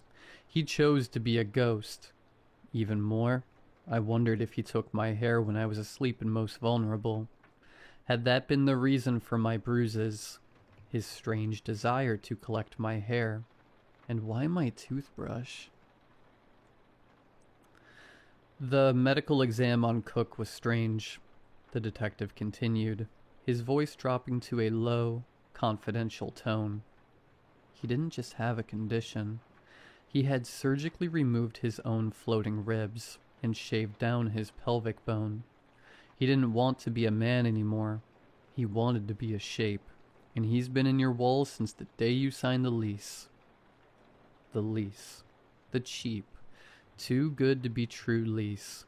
The one I signed in a hurry. The one I didn't read as carefully as I should have. The one that had bound me to this place, this prison, for a year. A year of being watched. A year of being a specimen in a cage I didn't even know I was in. I hung up the phone without saying goodbye. I couldn't breathe. The hotel room, with its generic art and beige carpet, felt like it was closing in on me. I'm in a new house now. Though small, it had a wide open floor plan with no crawl spaces. No attic, no basement. Just space. Empty, blessed space. I have a security system. I have a puppy. I have a therapist. I have everything a person is supposed to have to feel safe. But it's not enough. My friends haven't helped much. They began giving him names as if it were all a joke. Flat Stanley, one joked at a dinner party, eliciting a wave of laughter. Another called him the Origami Man. That one stuck with me and permeated my mind more and more each day. I know they mean well, but they can't understand. The memory is a parasite, burrowing deeper into my brain with each passing day. I can't sleep without the lights on. I can't take a shower without the bathroom door locked and 911 on speed dial. I can't be without a weapon by my side. I can't walk past a ventilation grate without feeling a phantom pressure on my skin. I feel an itch on my scalp, a ghostly sensation of a lock of hair being pulled. I can still smell the sour, coppery tang of the grease on the crawlspace pull ring. Last night, I heard the house settle. A soft groan from the floorboards. A gentle creak from the ceiling. I was out of bed in an instant, my heart pounding in my chest. I grabbed a ruler from my desk and started measuring. The gap under the front door, the space between the floor and the baseboards, the clearance under the kitchen cabinets. I measured everything, my hands shaking, my breath catching in my throat. The rational part of my brain knew it was just the house, just the normal sounds of a structure adjusting to the temperature and humidity. But the other part of my brain, the part that had been rewired by Cook, knew better. It knew that a man doesn't need a door to enter a room. It knew that a man doesn't need lots of space to exist. It knew that the world was full of cracks and crevices, of dead spaces and forgotten corners. It knew that, even if it was small, there was a chance prison bars couldn't contain an inhuman monster that could bend into any shape, and I couldn't shake the feeling that somewhere, in some forgotten corner of this new house, a man was practicing his craft, folding himself into smaller and smaller shapes. Waiting. I still have nightmares. I still wake up in a cold sweat, my hands flying to my shins, my arms checking for bruises. I still hear the clicking, the wet, muffled pops from blurry glances. I still see the gaunt face, the sunken yellow eyes, the unnaturally thin frame. The detective's words echo in my mind, a relentless, haunting refrain. He didn't want to be a man anymore. He wanted to be a shape. A shape that could slip through the cracks, a shape that could hide in plain sight, a shape that could be anywhere and everywhere. I'm at the kitchen table now, the morning sun streaming through the window. The ruler is still on the table. I've been measuring all morning. I measured them all. I wrote them down in a notebook. I'm measuring them again tonight, and tomorrow night, and the night after that, because I know with a certainty that curdles in my gut that Reuben Cook had a reason to watch me and keep me alive for so long, even if I didn't know what the reason was, and I don't believe he would give up on me so easily. So every time I hear a floorboard creak, every time I feel a draft from under a door, I find myself wondering the same thing. Wondering, with a cold, sickening dread, just how much space a man truly needs to fit.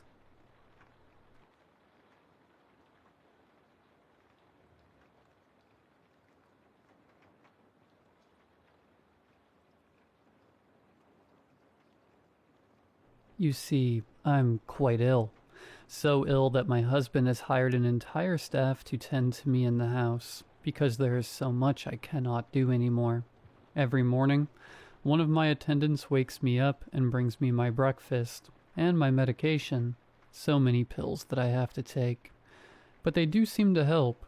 Sometimes I can sit up in my bed and feed myself, though my hands shake terribly and my muscles are so stiff. Other times, my attendant must sit with me and feed me like I am an infant. It used to be embarrassing when I first started needing so much extra help, but I have become accustomed to it. I'm grateful for my attendants and everything they do for me. After breakfast, the children usually come visit me in my room, my beautiful angels, all with their halos of golden curls and their sparkling blue eyes. They run about the room, laughing and playing chase, jumping on my bed and leaping to the floor. I never caution them or tell them to stop, because it warms my heart to see them having so much fun. I have 3 babies, and they will always be my babies, no matter how much time passes. My oldest, Jocelyn, is 8. She is starting to look so much like me, I think, with her sharp, pointed nose and her delicate brows, always furrowed in thought. Her cheeks are starting to lose the chubbiness of childhood, and my heart aches to see her growing up so fast. Simon is my middle child and my only boy, and what a boy he is. Wild, unbothered by the rules my husband and I tried to enforce so many times over the years. He has my full, pouty lips, and I can tell that when he is older, he will have his father's strong brow and jawline, and he's only 6 years old. He looks to me like a Greek carving out of marble, with the hard lines of his bone structure that are still so softened by the babyishness of his features. But even he looks so grown up to me now. My youngest is Evelyn, and she's only 3. She has such a sweet, cherubic little face, with her impossibly long eyelashes and her rosy, chubby cheeks. She cannot run as fast or jump as high as her siblings, but she tags along as quickly as her little legs will carry her. She still cuddles with me the most, curling up next to me in my arms when I take my naps before lunch. The sweet smell of her hair fills my nose and sends me off to sleep so peacefully. When the children aren't tearing around my room like whirling dervishes, they often go out to play in the garden. Jocelyn and Simon are always so gentle with Evelyn, and always make sure to wait for her to catch up. I'm so lucky to have such sweet babies who love each other so much. I used to be able to join them in the garden before I got sick, and sometimes it makes me sad that I'm stuck inside, in my room. I have a rotating cast of attendants who stay with me each day, understandably so, since I imagine that they all have families to get home to once their shifts caring for me are done. My husband has insisted I have care around the clock, so I have 3 different attendants each day for each shift: morning, evening, and overnight. My attendants help me shower every morning and help me get dressed each day.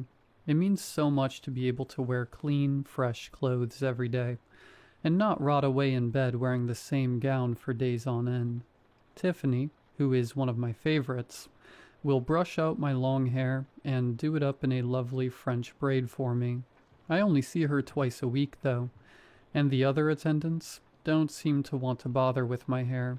It can become quite tangled by the time Tiffany comes again, and she will spend so much time patiently and gently teasing the knots from my hair.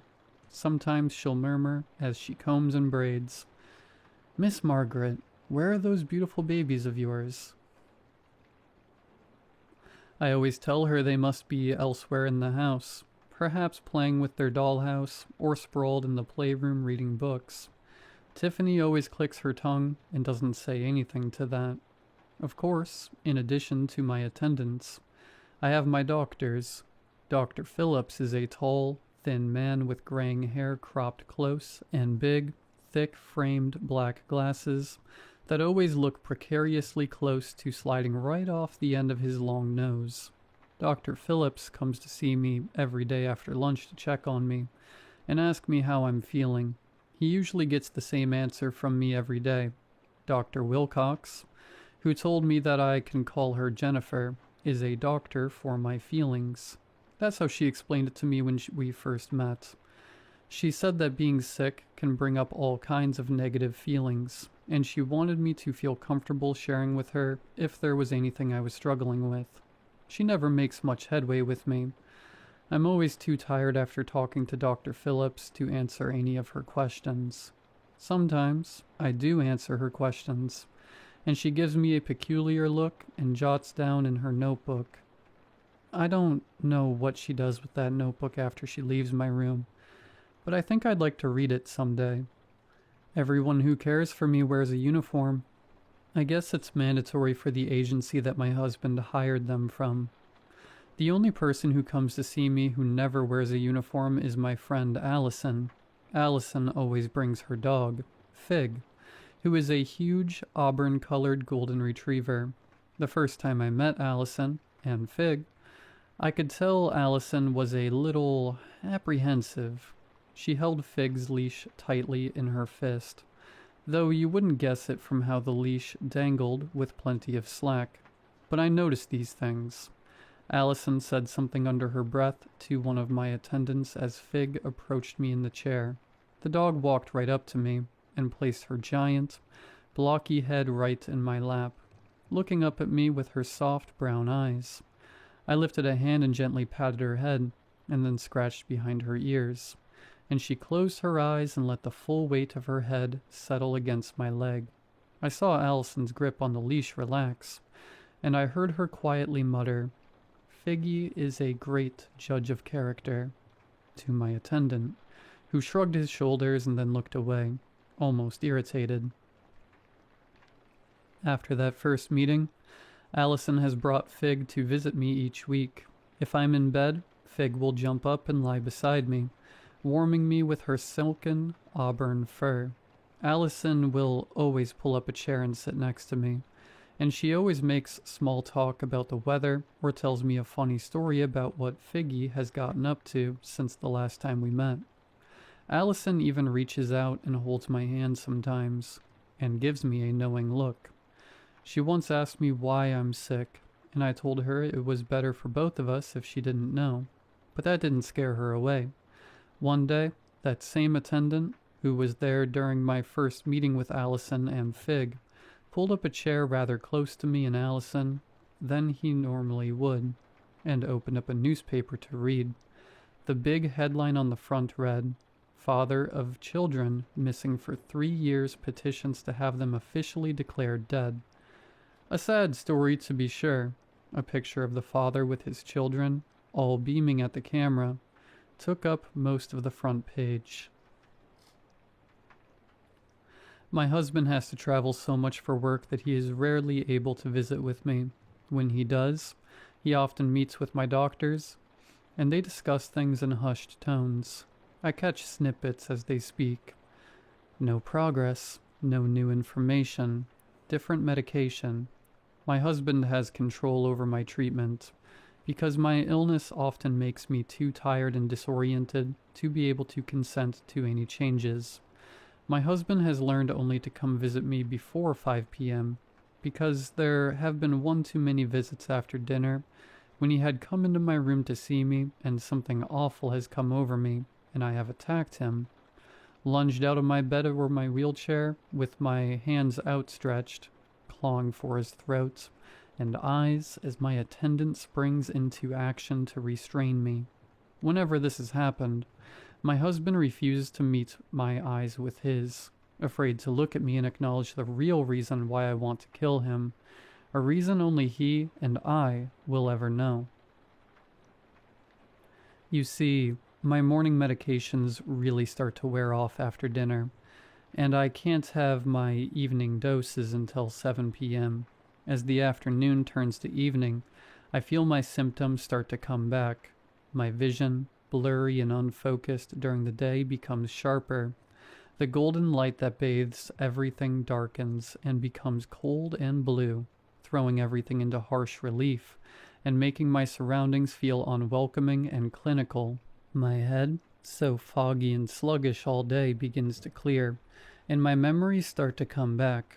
I see my attendants for what they really are, employees begrudgingly tasked with watching over me, rather than dedicated and compassionate caregivers. The worst, though, is my children. When they come to visit me after dinner, they no longer look happy and angelic, and full of life and laughter. They no longer look the way I want to remember them. Instead, they look the way I am forced to remember them. Jocelyn's scalp is half ripped away from her skull, and her left eye is missing. Blood stains her nose and mouth, and she has thick, purple bruising around her neck. Her head hangs at an odd angle, and her legs can only shuffle her forward as she tries to walk on compound fractures with shards of bone piercing her skin. The entire left side of Simon's head has been completely caved in, and he spits and sputters bubbles of blood as he struggles to draw in raggedy breaths. His rib cage is crushed and splintered, and his lungs flap uselessly against his chest wall. And Evelyn, my poor sweet baby girl, too young to even understand what was happening to her. Her eyes are black, filled completely with dead blood. Her tongue is huge and purple and protrudes from her mouth. She, too, bears thick bruising around her neck, although this is barely noticeable due to the fact that she now carries her head in her tiny little hands, because it was ripped completely from her shoulders. They all come to me and stare at me, crying. "Why, Mama?" It used to drive me mad at first, and more often than not, when they showed up to haunt me, I would claw so deeply at my arms as I screamed in anguish that I ended up bound to my bed in padded restraints while a nurse administered an injection to put me to sleep. Now, I just cry silently. I don't look away because my babies deserve to be seen, but my heart shatters into a million pieces over and over again every night when they come to remind me of what I've done. A trucker found me on the side of the highway 3 years ago, covered in blood, some of it mine, some of it not. At the emergency room, they tried to get me to tell them what happened to me, but I couldn't. All I could do was scream as I pictured my babies the way I left them before I escaped into the woods. I think I hoped to get lost and die of exposure out there, but instead I stumbled out onto the roadway and nearly got hit by a truck. Dying that way would have been better than I deserved. When the police showed up to question me, the emergency room staff were confused, but then the detective explained. My husband had reported the children and me missing that morning. After waking up to find the house empty, he told the police that I hadn't been well lately, hadn't been taking my medications, and he was worried that I may have harmed the children. The police knew as much when they saw me on that gurney, covered in my children's blood, and I couldn't speak to tell them what happened. They finally sedated me to get me to stop screaming, and when I woke up I was handcuffed to the bed rail, and a cop sat in the corner of my room staring me down. They took me to court, but I was found to be incompetent of stand trial. The state psychologist who examined me determined that I had entered a catatonic state and that, in my stupor, I was incapable of understanding the charges being brought against me. And that's how I ended up here at Willow Grove, the highest security forensic psychiatric hospital in the state, imprisoned amongst others deemed incompetent to stand trial, like me, or those who were found not criminally responsible, which is the technical term for not guilty by reason of insanity. And here I've stayed for the past 3 years. After a constant fog of antipsychotics and benzodiazepines, unable to tell anyone what really happened the night I was found, unable to tell anyone the real reason I have attacked my husband so many times, the reason that only he and I will ever know. Because it wasn't me who hurt my precious babies that night in the woods.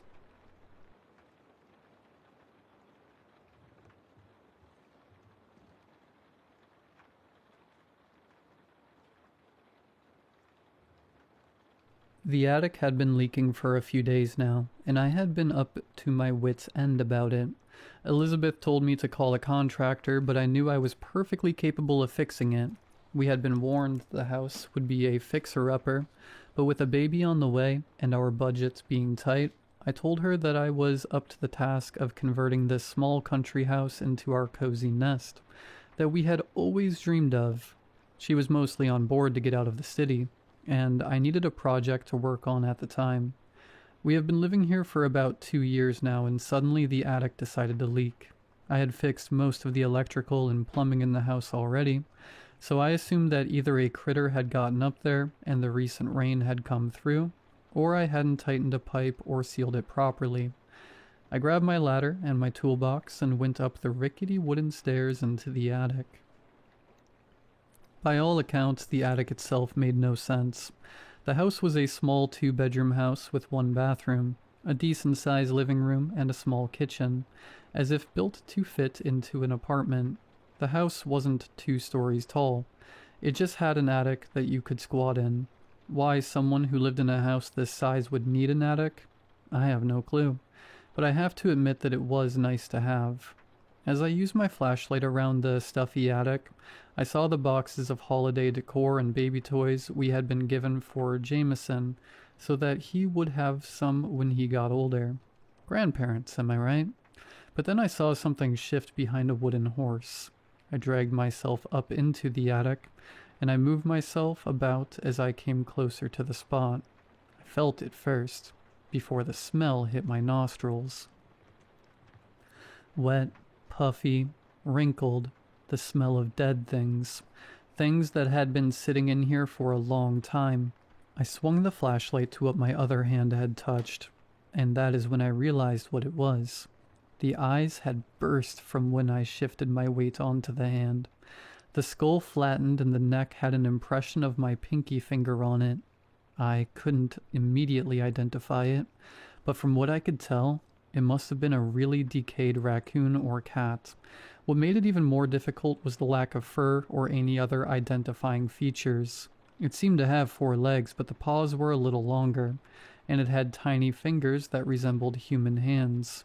The tail seemed malformed, as it looked like it had grown with a bend in it, like an elbow. The end of the tail had some form of claw on the end, but it could have been a malformed bone. The head was mush, so I'm assuming it was a raccoon. Of course, at the time, I was more concerned about vomiting on my favorite work shirt. I quickly crawled out of the attic and ran into the bathroom to wash off the greasy guts on my left hand and change shirts. I then grabbed a few plastic bags and some gloves from the kitchen before trekking back up there to clean it out. After a few trips and burning through cleaning supplies, I had removed the dead critter and any fluids up there. My focus was off, as my hands had broken out into hives and sores. Elizabeth told me I should go see the doctor, but I told her, I'll wait a day or 2 first. As I scrubbed the hives on my hand, I stared at the creature's hands and tail, how they were twisted with claws as if human. I didn't tell her about how misshapen the creature was, as the problems of the attic were mine. I assumed the critter had somehow crawled up the tree in our backyard and found a hole beneath the roof or behind a gutter, but there was no hole to be found. I emptied the attic and searched every nook and cranny. The leak was definitely coming from where the critter's body had lain, but the attic refused to reveal its exit. It was almost as if the creature had been a plug, but there would still have to be a hole, right? Elizabeth asked me if the leaking could have been the critter pissing on the attic floor, but I told her that the attic only leaked when it had rained, and we would have smelled it. The next day, I had a hard time getting up and continuing the search for the leaking gap. I hadn't slept well, in all honesty, because I had a really weird dream about something outside the bedroom window calling out a name. It doesn't matter, though. Dreams are weird, right? But I do have the name stuck in my head now. I ended up muttering it to myself all day, and I didn't even realize it until Elizabeth asked me what I was saying. I wasn't sure myself, and I hadn't even realized that I was staring out the window while I was muttering. 2 nights ago, things started to change. I had gotten up late that night, waking up from a nightmare, if you must know, and I decided to refill my cup of water. I tiptoed out of the bedroom so as to not wake Elizabeth and went into the kitchen. As I flipped on the light, I almost jumped when I saw a silhouette from the kitchen window. I had just woken up from a dream about something coming in from the window, so you can understand why I was jumpy. I then rubbed my eyes and saw that it was an ooze, leaking from the kitchen ceiling and down the window panel. Thunder roared and lightning flashed outside, highlighting the translucent fluid. It couldn't have been there for more than a few minutes, as the crack in the ceiling looked as if it had only just started taking water damage. I took my empty cup and scooped some of it off the window before it reached the sink, then placed it on the counter. I then spent the next 10 minutes digging around for a bucket and a towel as quietly as I could, and cleaned up as much as possible. Being quite tired from horrible dreams, I absentmindedly grabbed my cup and brought it back to bed with me, thinking I had filled it with water. As the fluid touched my tongue, I realized my mistake, but it was too late. It filled my mouth and ran down my throat as I tried to spit it out. As I gagged and coughed, Elizabeth woke up and asked what was wrong. I told her what happened, and she handed me her water. I ended up going to the bathroom and washing my mouth out for a while before finally falling asleep, exhausted. I awoke to a sore throat and a grumpy wife. She said that I had been muttering in my sleep all night, something about somebody arriving. I didn't have a clue what she could have been talking about, so I apologized. After coming home from work, I used my ladder to seal up the cracking ceiling in the kitchen, then went back into the attic. It felt smaller than before, but a lack of sleep was affecting my senses for most of the day. A coworker had poured some water on my lap to wake me up, as I had fallen asleep muttering, so the dimensions of the attic feeling off didn't concern me. What did concern me was that I couldn't find the source of the ooze. The only thing that stuck out was an outline of where the critter had been found, had stained the wood flooring, but that was something I couldn't scrub out. The wife told me I should call pest control or a professional, but I quickly snapped back that I was perfectly capable of fixing anything wrong in the attic, and that I was the only one who could prepare it.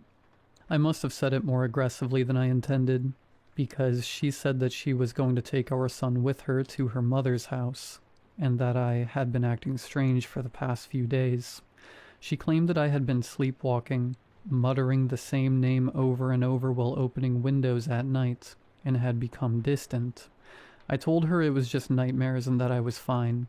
I was just stressed because I had a job to do, and if she couldn't understand that, then she should just leave. I haven't seen her for 2 days now, or our son Jameson, I think. Not that it matters now. She wouldn't understand even if I tried to explain it to her. I love her, but I had to fix the leak. I haven't left the house since. My boss called, but I told him I had more important things to do than filling out paperwork, then hung up. But I finally found the leak. That attic thought it could hide it from me, but I found it. At this point, my skin is puffy and red, with dried blood from sores and cracked skin across my arms. I haven't been able to speak. My jaw feels so swollen. Moving or breathing hurts, so I have spent the past few hours sitting in the attic alone. The ooze wasn't just a leak, but rather a gift. He had tried to tell me before, but I didn't understand. As his arms crawl within me, I feel brimming with joy. I finally fixed the leak as I drank what was left of the divine essence. He now dwells within me, reaching out from my throat and peeling away my skin.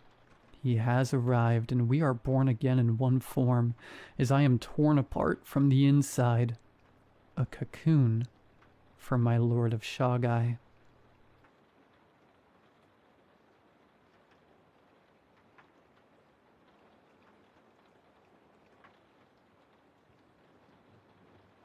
As I write this, I'm nursing a glass of whiskey on my back porch.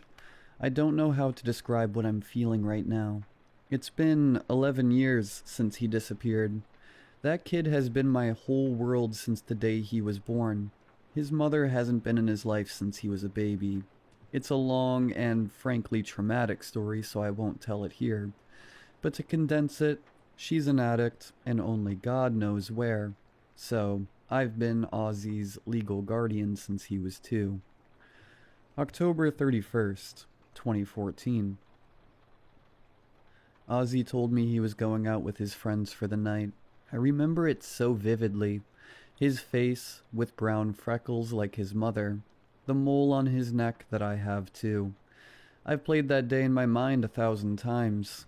Every detail in Technicolor again and again, just to have something to hold on to. His mop of curly dark hair, the red hockey jersey he was wearing, his jeans, his mother's ring he wore on a chain around his neck. All of it. I didn't know at the time, but him and his friends had actually planned to explore, party, and spend the night in the old abandoned house a few kilometers from town. That house always gave me the creeps. Even after years of being a sheriff and having my fair share of unexplained experiences, it just makes my skin crawl. Even more so now, after all this. That house has a sordid history. In the 30s, the man who owned it threw a dinner party / family gathering. He then proceeded to chain the doors shut from the outside, climb back in through a window, and slaughter everyone inside. People have told stories about it being haunted since I was a child back in the 70s. It's become a local legend. People took to calling it the Red Finch Manor. And it's been a long-standing dare among teens to stay in there overnight. Most don't make it past midnight before they call it quits, and hoof it back up the old road back to town.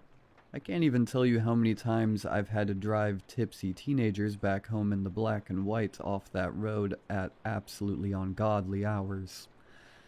Ozzy grabbed his stuff and left around 7 p.m. I wished I had listened to the pit in my guts and grabbed him by the arm, and told him no. I was the one to report him missing around 4 a.m. when he hadn't come home. I didn't sleep that night despite having work at 6 in the morning. Maybe it was intuition, maybe it was God warning me, or whatever it is in that house calling out to me, that it had taken my little boy. I was sitting on my couch, my phone in my lap with my thumb hovering over the button. I didn't call 911, I called my boss, Frank. He would have gotten there faster anyways. The line rung a few times before his groggy voice answered. Jesus, Joey. This better be good. It's 4 a.m. I felt sick. Like at a moment's notice, I was going to hurl onto the hardwood floors of my living room. Frank, get over here, please. It's an emergency. Ozzy. Frank, the kid's gone. I said, my voice shaking more than I had ever heard it. It felt like my entire world was already crashing down, even though a logical person would have been able to rationalize, come up with explanations. But for some reason I just knew. I knew. Frank didn't say much else, and he was in my kitchen with me in less than 5 minutes. I vaguely remember crying. At that time I hadn't cried in probably years. At least not like that. I was in hysterics, pacing in my kitchen insisting that something terrible happened.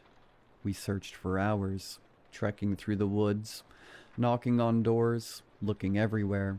Something pulled me to that god-forsaken house. Some otherworldly tether drew me there that night. Myself, a few deputies, Frank, and over a dozen volunteers walked the 2 or so clicks down the dirt road. The sky was turning from the dark black of night to a deep blue as daybreak approached. The manor came into view, and I had this horrible, soul-crushing dread. 19 people swept that house with flashlights, and we didn't find a trace of the kids who went missing that night. Those 5 kids got headstones a few years back. For 3 years, I practically drowned myself in whiskey. I lost myself in grief. I had constant nightmares, dreams about all the horrible possibilities of what could have happened to my nephew. I'm better now, but I can't say I had healed.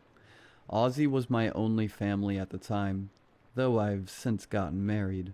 His grandfather and grandmother passed in 1991 and 2008, respectively. My sister has been way off the deep end and not in speaking terms with me since 2000 when I took custody of Ozzy. Fast forward to a week ago, December 7th, 2025. I'm still working as a sheriff, and admittedly still mourning on some level. I hadn't thought I'd ever fully get past losing him. I was on duty, sitting in my patrol car eating cheap fried fast food when my radio crackled to life. 1032, this is Deputy Ross.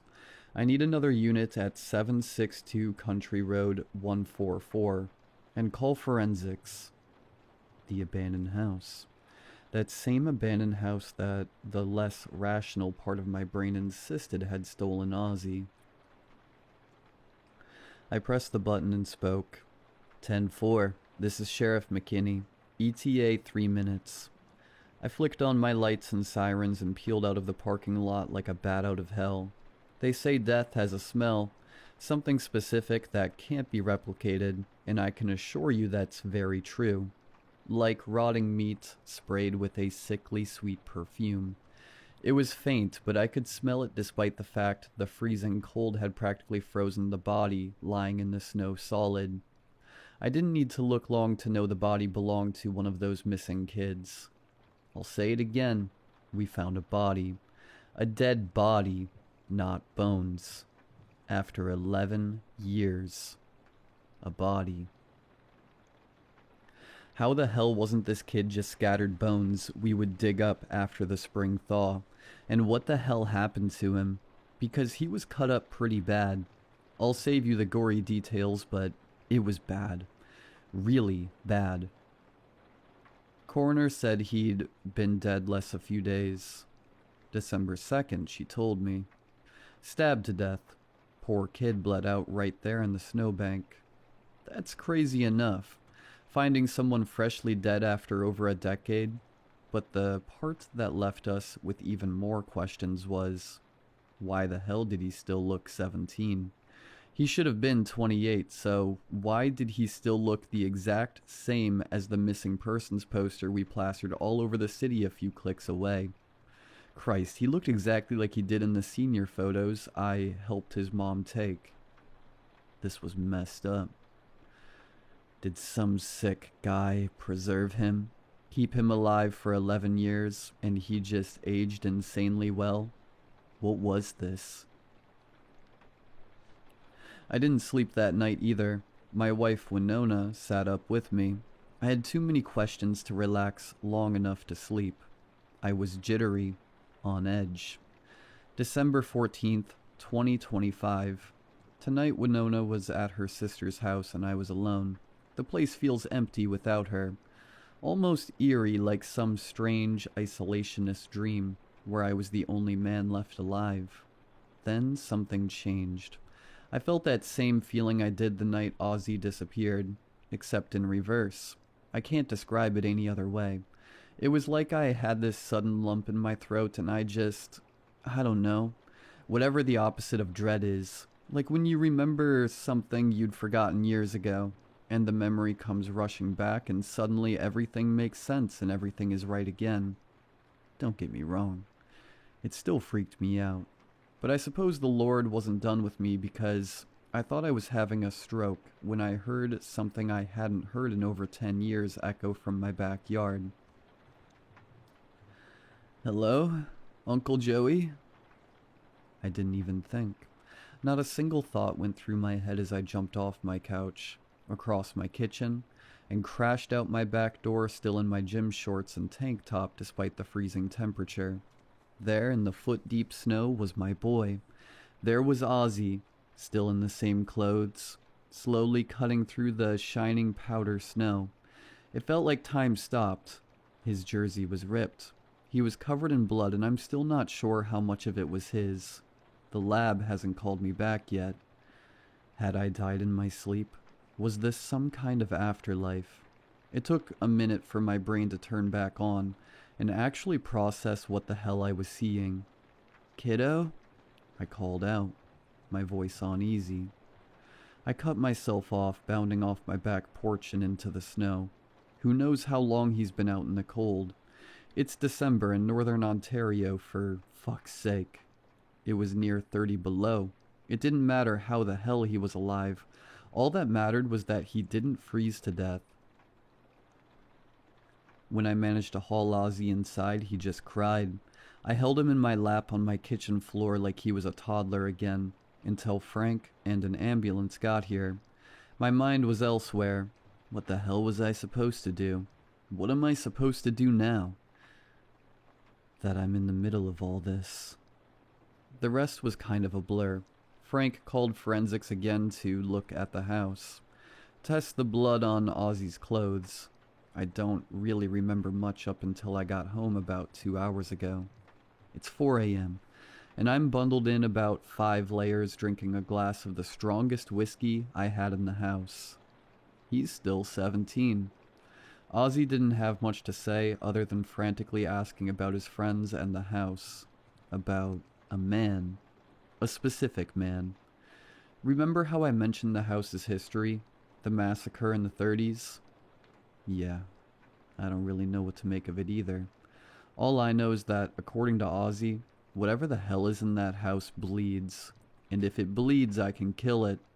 I've got a 12 gauge in my lap right now. It's taking every ounce of restraint in me to not march over there with as many slugs as money can buy, and as much gasoline as I can carry to burn the place in holy fire. If I do, I'll let you know if I can wipe that godforsaken place off the face of the planet. If not just for Ozzy. If at least for the other 3 kids whose bodies we haven't found yet. This is me signing off. I need to put down the whiskey and go get some sleep before I do something stupid.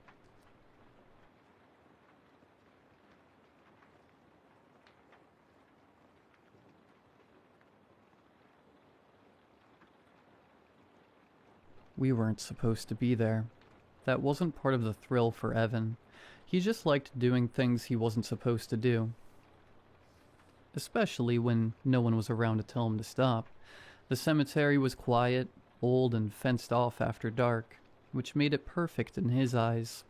I followed him over the fence because I always did. The gravel paths crunched under our shoes as we walked between the stones. Evan kicked a pebble ahead of him, laughing softly, like we were somewhere harmless. I kept my flashlight low, more focused on where I was stepping than on what surrounded us. "Relax," he said. "It's just a bunch of rocks." I didn't answer. I already regretted coming. The air felt different farther in. Not colder exactly, just heavier. The trees lining the cemetery pressed closer together, their branches tangling overhead. The wind moved through them in uneven bursts, stirring leaves and loose debris along the ground. That was when I first heard it. At first it sounded like the wind catching in the stones, a thin, breathy sound that faded in and out. I ignored it. Cemeteries have a way of amplifying normal noises until they feel like something else. But as we walked, it kept coming back. Not loud, not clear, just close enough that I found myself listening for it. "What?" Evan asked, when he noticed me slowing. "Nothing," I said, and I meant it. I didn't have anything solid to point to. We reached a section where the graves thinned, opening into a wider stretch of ground. At the far end stood a mausoleum, larger than the others, its stone pale and worn. The door wasn't fully closed, just slightly ajar. Evan grinned when he saw it. "Now that's interesting." We walked up to it without hesitation. Shining his light along the surface, I stayed back, telling myself it was just nerves. Just my imagination working overtime. Up close, it was plain. No statues, no carvings worth mentioning. just a family name etched above the doorway. The letters shone shallow with age. Evan leaned toward the gap in the door, angling his flashlight inside. "Doesn't look like much," he said. I was about to agree when something caught my eye. For a split second, I saw movement at the edge of the opening, pale against the dark. Fingers curled over the stone. A hand. It twitched once, then slid back into the darkness. I sucked in a breath. "Evan?" He turned. "What?" The doorway was empty again. Just shadow. Just stone. I stopped. The words felt stupid the moment they reached my mouth. "Nothing. Never mind." He laughed it off. "You're freaking yourself out."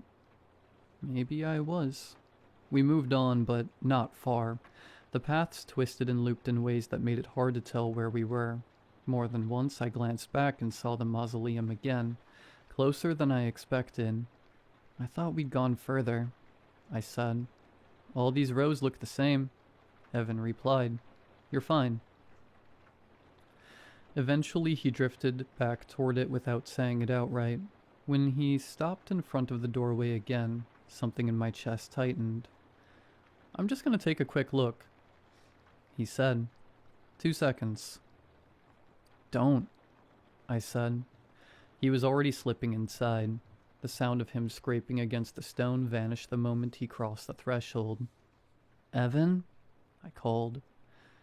No answer. I waited, called his name again, louder. Nothing. The cemetery continued like nothing was wrong. Wind in the trees, leaves shifting, normal night sounds that should have been comforting. They weren't. I stood there longer than I meant to, telling myself he was messing with me, that he'd pop out at any second. Then the wind shifted, brushing against my back instead of my face, carrying the dry, stale smell of old stone. I stepped away from the doorway without realizing why. That was when the whispers came back. Not clear, not loud, just fragments, drifting around me instead of from any one place. I called Evan's name again. The whispers stopped.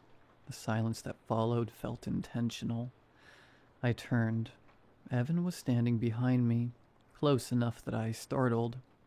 "There you are," I said, relief hitting me hard. "What the hell was that?" "I'm here," he said. His voice sounded normal, flat maybe, but normal enough that I tried to calm down. I laughed shakily, already preparing to apologize for overreacting. Then I really looked at him. His jacket was dusty along one sleeve. His eyes were open a little wider than usual. He didn't blink.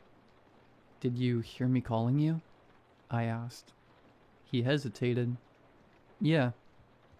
"You didn't answer." "I was farther in than I thought." Something about the way he said it made my stomach drop.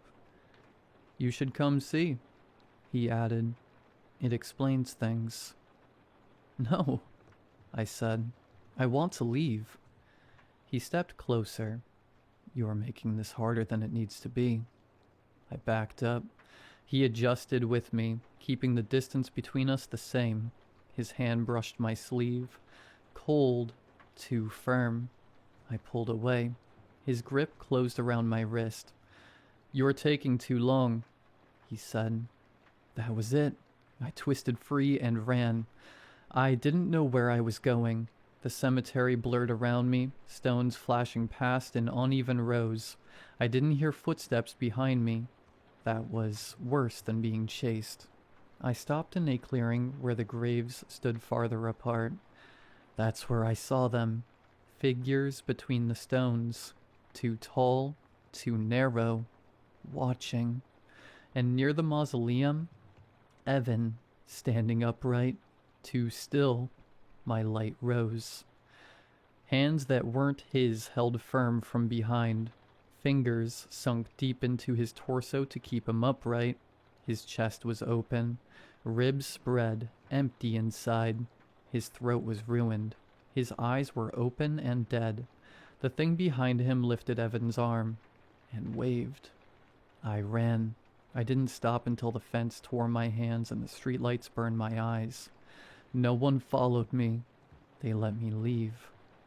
I still don't know why.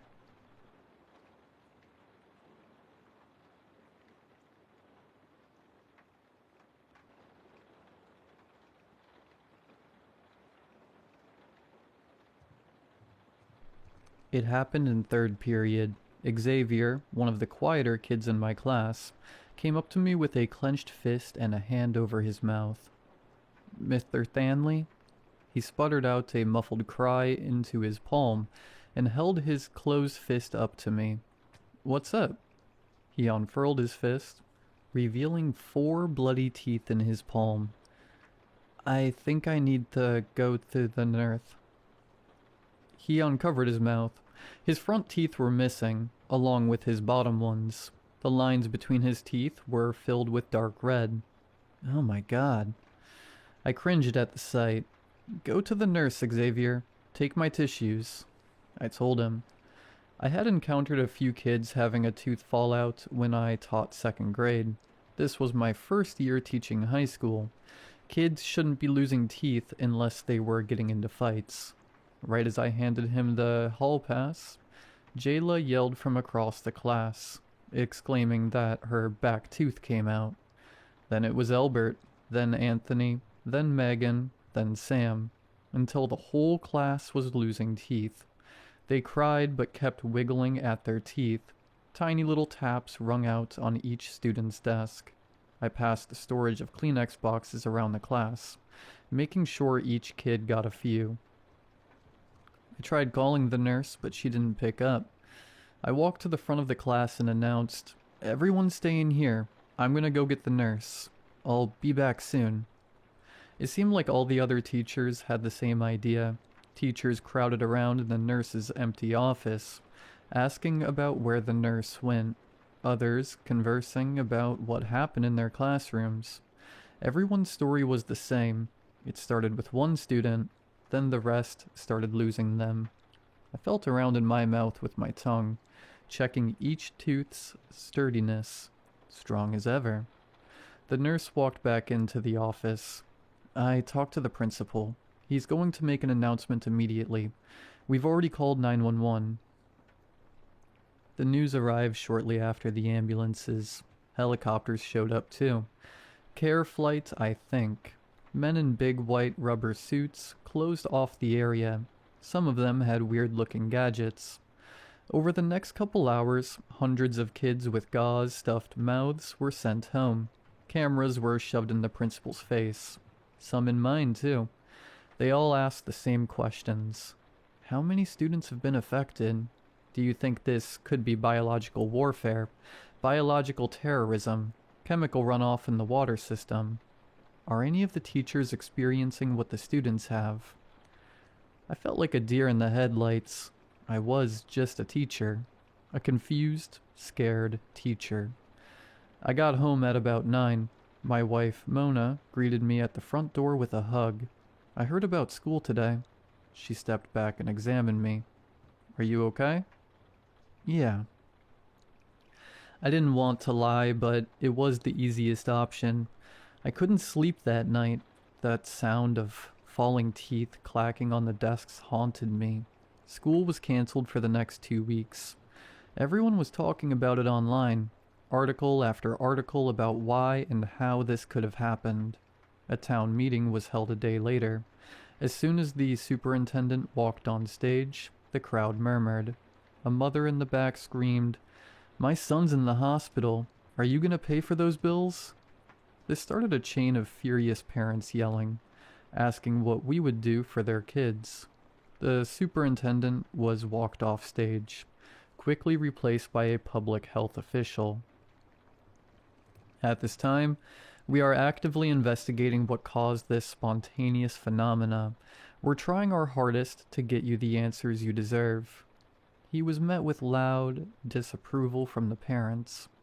As I left the meeting, I saw one of my students with his parents. It was Xavier. When he spotted me, he looked away immediately, as if he was ashamed that I saw him. I felt horrible for the kid.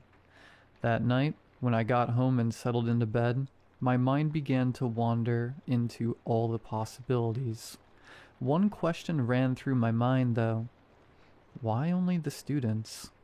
As I drifted off to sleep, I was jolted awake by a single loud knock on my front door. I stared at Mona. She was fast asleep. When I opened the door, a brown paper bag laid on my porch, red tissue paper stuffed inside, a gift from the community. I thought as I lifted the bag, it was heavier than I expected, and it sounded like a Lego box being shaken around. I placed it on my table, and it let out a slunk, like a beanbag being dropped on the ground. I rubbed my eyes and decided I'd open it tomorrow. The next morning I was awoken by the sound of my wife getting ready for work. I rubbed my eyes and sat up against the headboard. "What did you get your class?" Mona asked. In my half-awake daze, this question confused me. "What are you talking about?" "The bag on the table. It says Mr. Stanley's classroom on it," she replied. I got out of bed and walked to the table. Turning the bag around revealed some words I hadn't seen the night before. As clear as day it read, "Mr. Stanley's classroom," in Sharpie, with a little smiley face at the bottom. When I pulled the top layer of tissue paper out of the bag, something went flying out, tapping repeatedly on the hardwood floor. I got on my knees and scanned the floor. I spotted it against the white of the baseboards. I picked it up and examined it closer. A brown tooth. It bounced on the ground as I dropped it, running to yanking the top layer of tissue paper off. Discolored teeth crowded the inside, pushing the walls of the bag. Every teacher in the school received a paper brown bag that night. The teachers with Ring doorbells revealed someone dropping these bags off. The man had on a long black trench coat and sported a bowler hat. His face was covered with sunglasses and white cloth wrapping, like that old Invisible Man movie. The media dubbed him the Tooth Fairy. It wasn't long until a statewide search for this man was held. The district was in outcry. No abnormalities were found in the children's bodies, but the news still spun the story that this tooth fairy might have drugged the kids, or somehow used radiation to make them lose their teeth. How he got the teeth from the classrooms? No one knows. None of the cameras in the school caught him in the holes. My mom texted me and sent me the link of me on the news. "Look at you, Hollywood star. Crazy stuff. Stay safe. Love you." From Mom. I don't think she really understood the magnitude of what happened, but at least she thinks I'm famous. I clicked on the video, and as soon as I did, there he was. Black trench coat, sunglasses, white face wrapping. As I spoke, stuttering on live news like the idiot I am, he was in the back, helping a young girl replace gauze in her mouth. I showed this to the authorities. There were no records he was at the school. No EMS personnel saw him. No news outlets interviewed him. The only trace of him was through video. The police interviewed the girl that the Tooth Fairy was helping. Her name was Sarah. Sarah told the police that he just walked up to her and started helping her with the gauze. He didn't speak to her, but whispered quietly under his breath as he replaced her gauze. She said it was strange because he kept the used gauze and stuffed it into his pocket. Then he walked off and started helping another kid. The police interviewed every kid at the school. They were all helped by this man.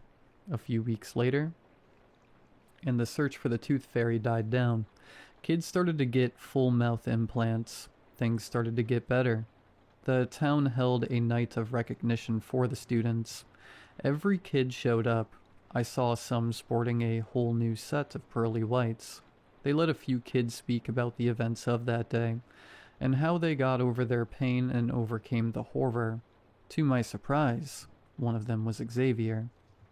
When it was his turn to speak, he held the mic to his mouth and covered the bottom of his face with the other. Before he could speak, someone in the audience stood up. I was in the very back, so I could see exactly who it was, but I recognized the silhouette from anywhere. He walked down the center aisle until he reached the apron of the stage. He stared up at Xavier and lifted his open hand up towards him, gesturing to give him the microphone. Xavier obliged, and the man held it up to his covered face. He whispered something. His hushed voice filled the auditorium. I couldn't tell what he said, but the look on Xavier's face told me what intent those words held. Xavier fell to his knees, grabbing at his face. He crawled to the edge of the stage, and what seemed like black tar oozed from his mouth onto the floor. He let out a blood-curdling scream. Some people in the front row ran up to help him, and so did I. As I ran down the aisle to aid Xavier, I noticed the rest of the kids in the auditorium were struggling as well. Every kid was grabbing at their mouths and crying. It wasn't until I got to Xavier that I realized why. His teeth were growing back. Horrible jagged thorns ruptured out from his gums. I looked around. All of the kids' mouths were now filled with a pink inflamed mess and crooked white razors. I just stood there in shock and ran out of the auditorium. I heard more screams come from behind the closed doors. These weren't pain. It was confusion, desperation, parents yelling out for their kids. I didn't see what happened in there, but I quickly found out. They closed down the school after that night. No one knew where they went. We looked for months. Hell, the whole country looked. We didn't know how to grieve on such a scale. 290 kids ran out of the auditorium missing. The Tooth Fairy's pictures and videos were spread everywhere. I saw him online every day for weeks. People in town made up stories about possession, a mass pagan ritual planned by the students. Some said the devil got them. The missing children's posters were rapidly covered with the faces missing pets. I stayed put. My wife had such a great job in town, and I couldn't take that away from her. I think it was good that we stayed, if it meant it would get us even an inch closer to finding those kids. I'd spend every waking minute looking. When the search parties waned, I persisted. I'd go in the morning with a bag of food and my flashlight, hoping we could find even one of them. The town forced itself to move on. The high school had to open back up for the incoming freshmen at the middle school. I started seeing parents in public again. They'd shoot me a wave and a smile, and I'd reply back with the same. The town was healing. It was. I say that because last night, my molars fell out, then my canines, then my front teeth. I called 911, but no one answered. Every line was busy. It seemed like all the other teachers had the same idea.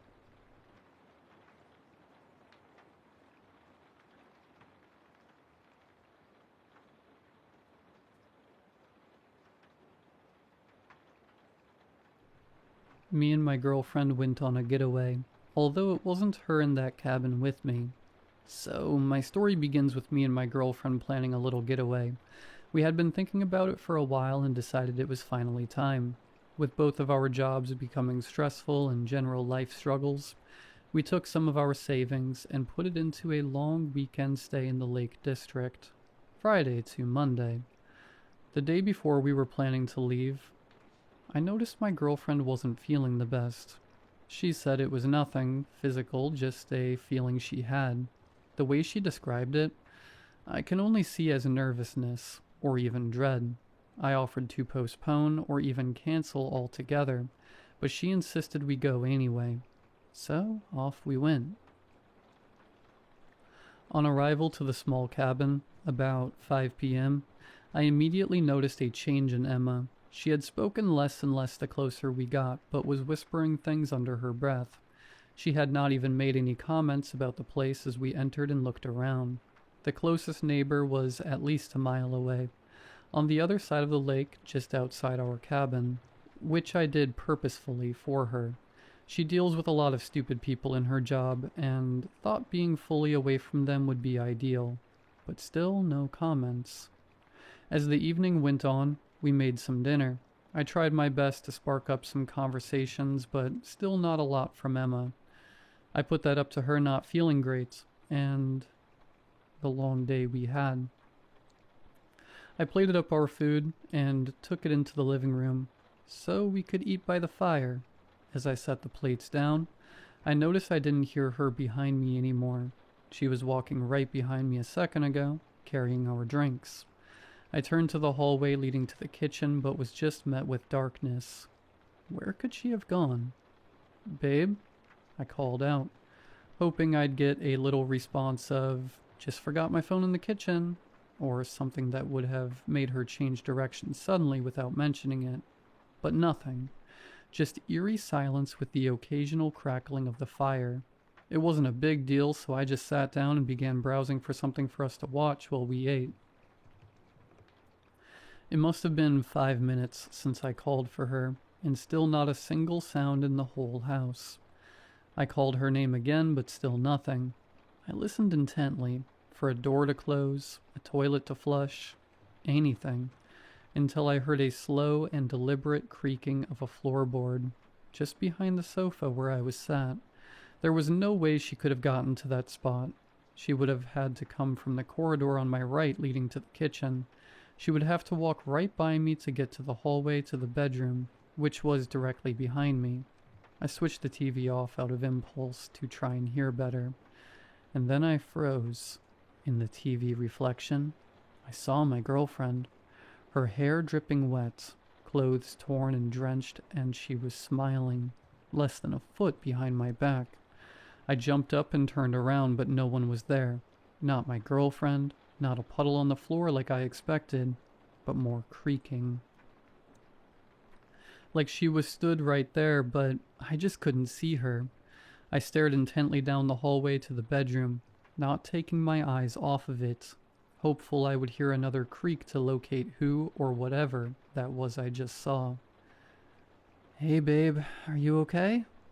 A voice came from my left. I screamed and jolted backwards, almost knocking the food off the table. "Whoa, what's up? You look like you've seen a ghost," my girlfriend said to me with a small laugh. "Where did you come from?" "I had to pee. Is that okay with you?" she said sarcastically.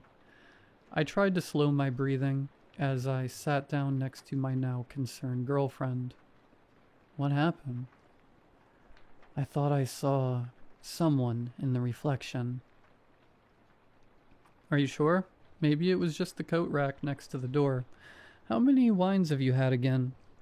I was reluctant to just dismiss it like that, but I agreed.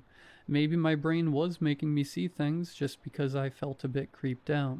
I just wanted this weird moment to be over. We sat and watched TV, but I couldn't help but feel like I was being watched, and every so often I heard the faintest dripping sound.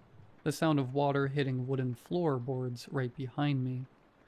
We were getting ready for bed that night, and to be honest, I was still a little freaked out. I wanted to talk about it, but I didn't really know how to say, "Hey babe, why was you being a creepy shit in the TV reflection and then teleported?" So I didn't mention it again. I've always very much believed in ghosts and the paranormal, but Emma, not so much. So I didn't want to be dismissed or even laughed at, because it did sound insane. The night was fairly uneventful, a couple of sounds in the dark house that could have been explained away, so nothing to worry about. Maybe I truly didn't see what I thought I did earlier that evening, and this cabin wasn't haunted. With that, I closed my eyes and slept. I dreamt vividly about the lake, me and my girlfriend having a picnic right next to it. The sun was shining, birds chirping, a seemingly beautiful scene.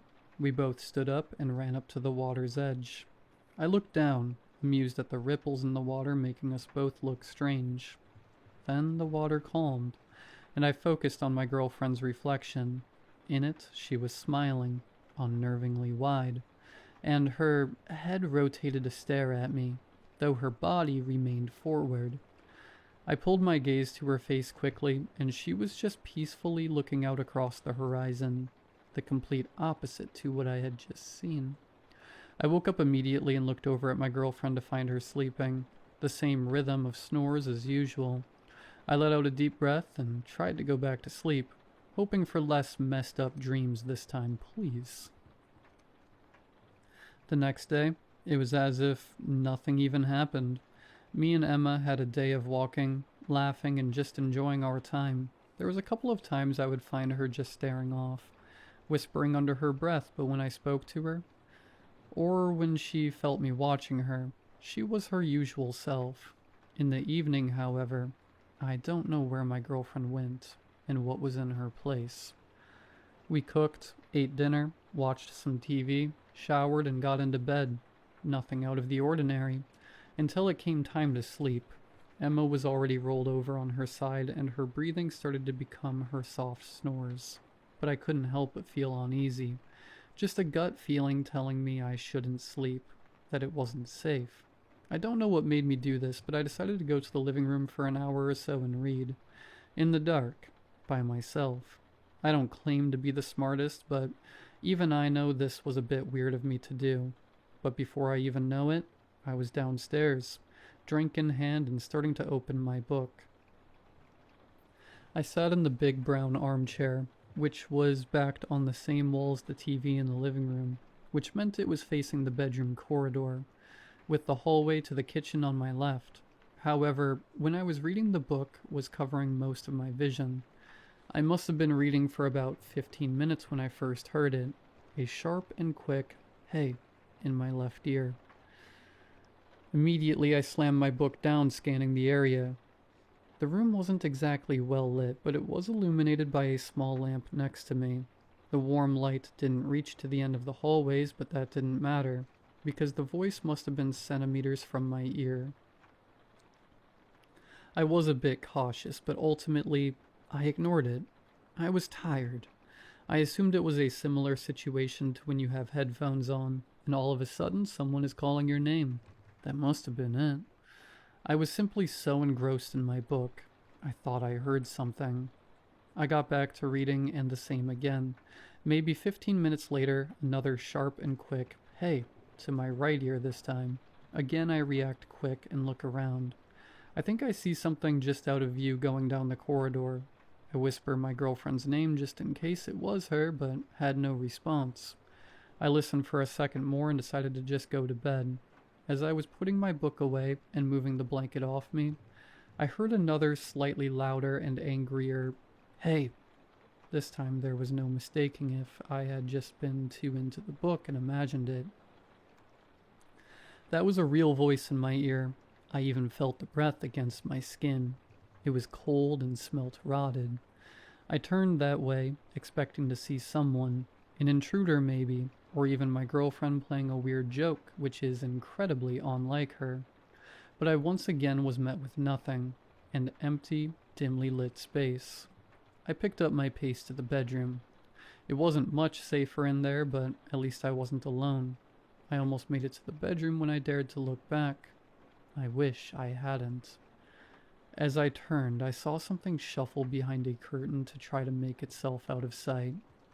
I don't miss the long auburn hair that snaked behind the curtain with them. I almost laughed. It was Emma.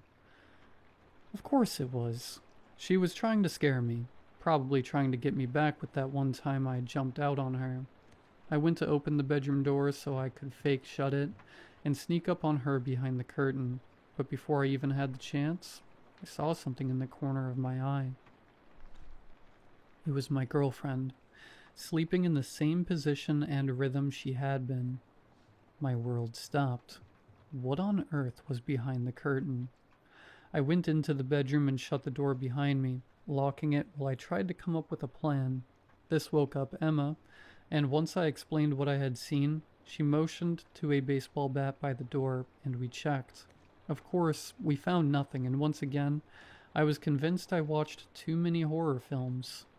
Emma was tired and didn't believe I had seen anything, so we got into bed, and I managed to eventually fall asleep, with one arm out of the bed, clutching the baseball bat. That night's sleep was rough. It was plagued with vivid dreams and nightmares, all flashing across my brain, all being too nonsensical to have any meaning.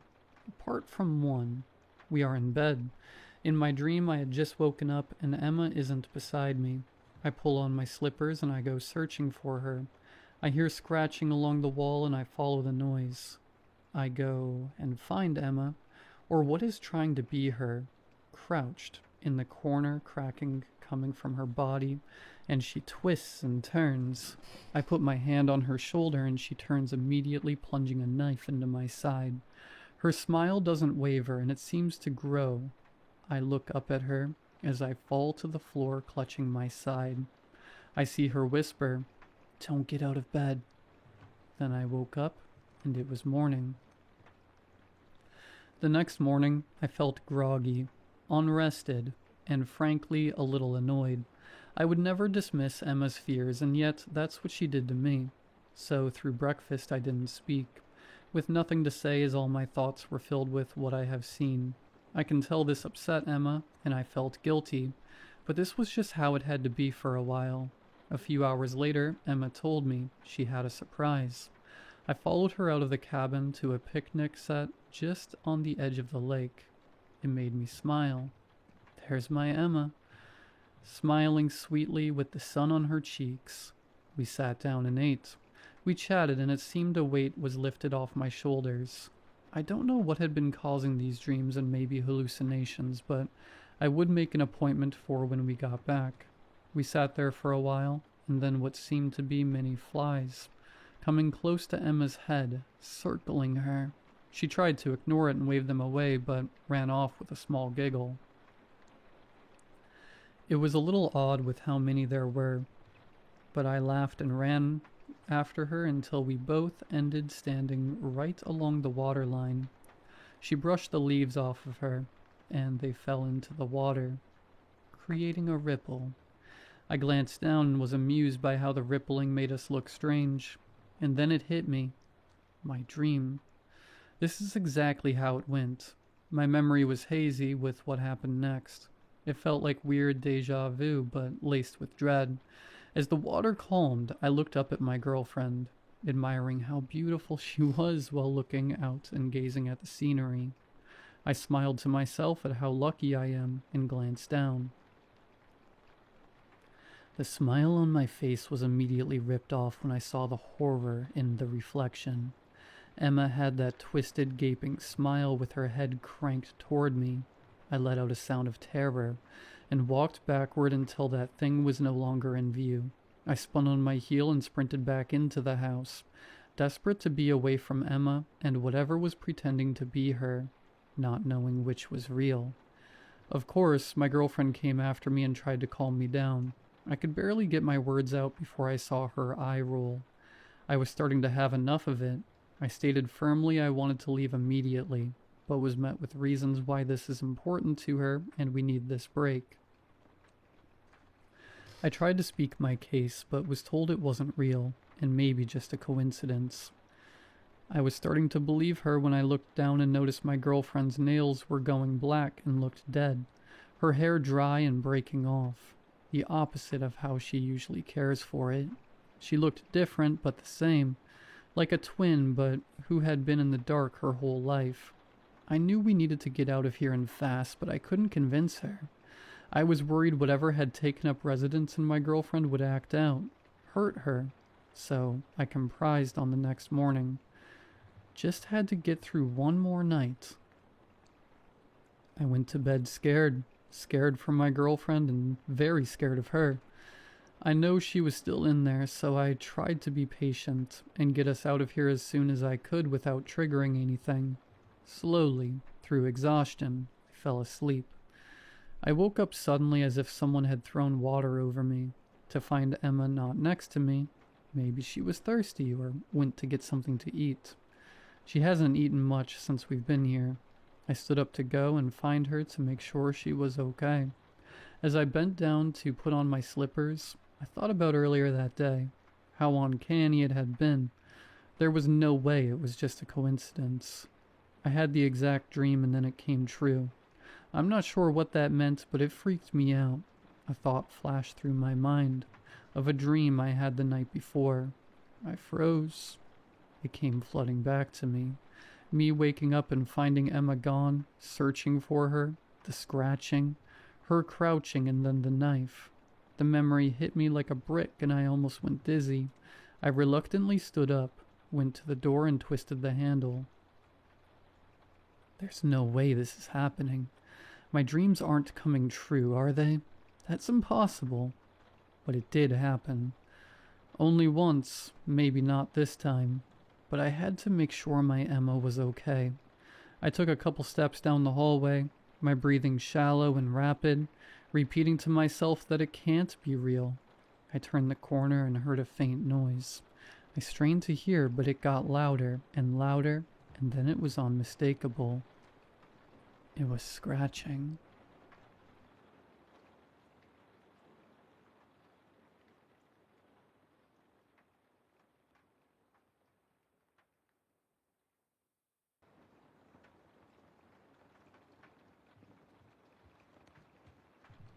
I've always been a creature of habit. Wake up at 5:30 a.m., brew a pot of black coffee strong enough to strip paint, and head out to whatever dead-end job pays the bills. For the past 6 months, that job has been at Oceanic Delicacies, a sprawling warehouse on the outskirts of Port Haven, a foggy coastal town in Maine where the air always smells like salt and decay. The gig?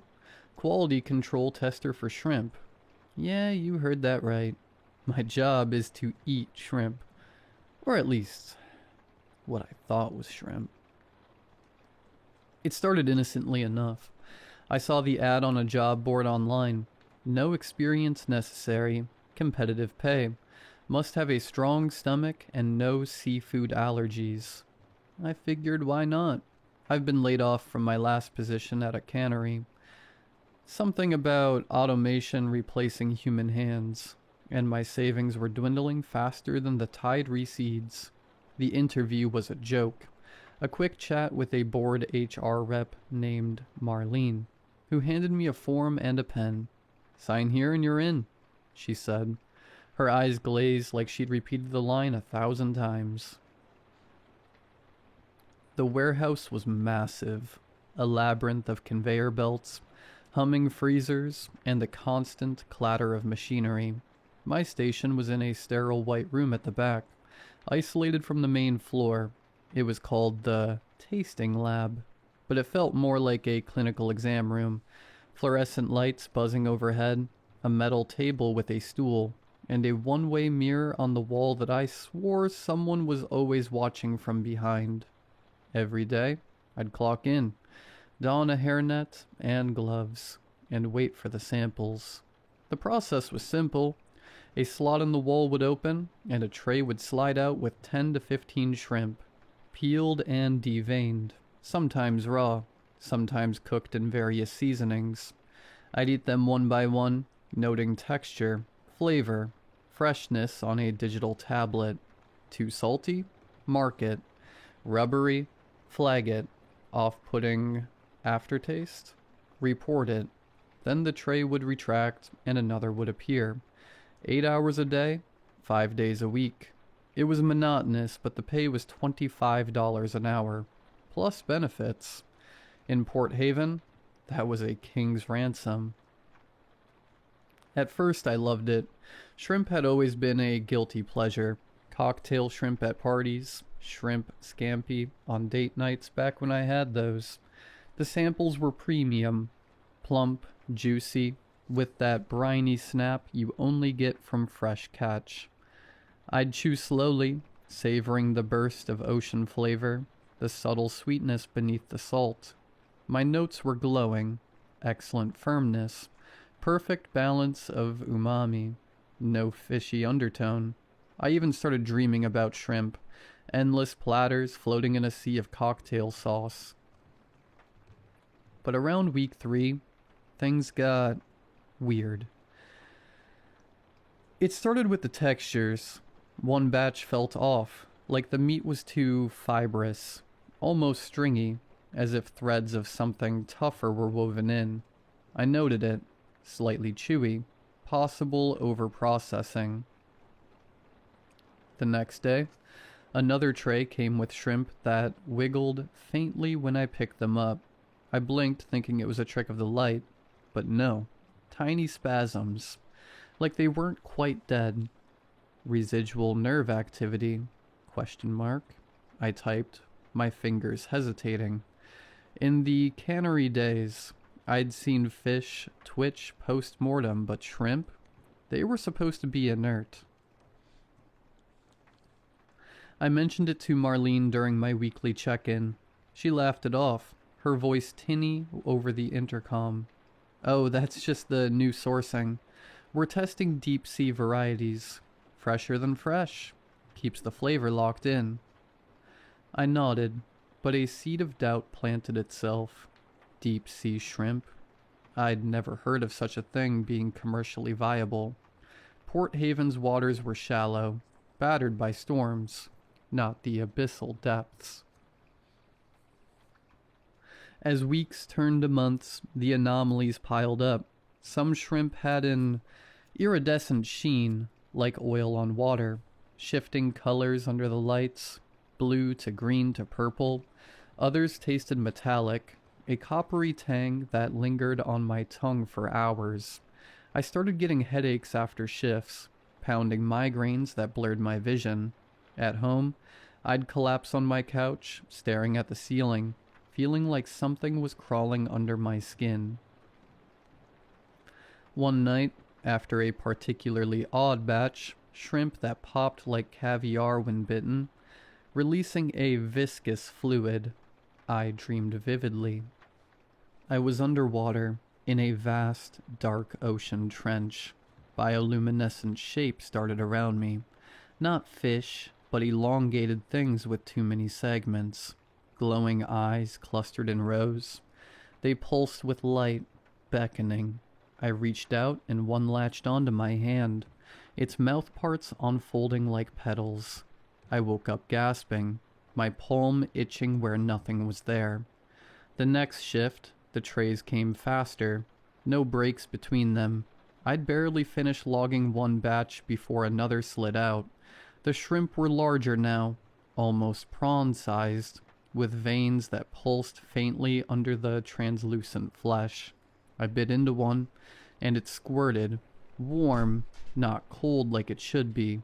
The flavor was richer, almost creamy with an undercurrent of something earthy, like soil after rain mixed with blood. I flagged it. Unusual temperature. Sample warm upon arrival. Flavor profile altered. No response from the intercom. Usually, Marlene or someone would chime in with excuses. Silence. My body had started to change. I noticed it in the mirror one morning. My skin looked paler, veins more prominent, especially around my neck and wrists. Bluish lines threading under the surface. I itched constantly, scratching until I bled. The headaches evolved into something worse.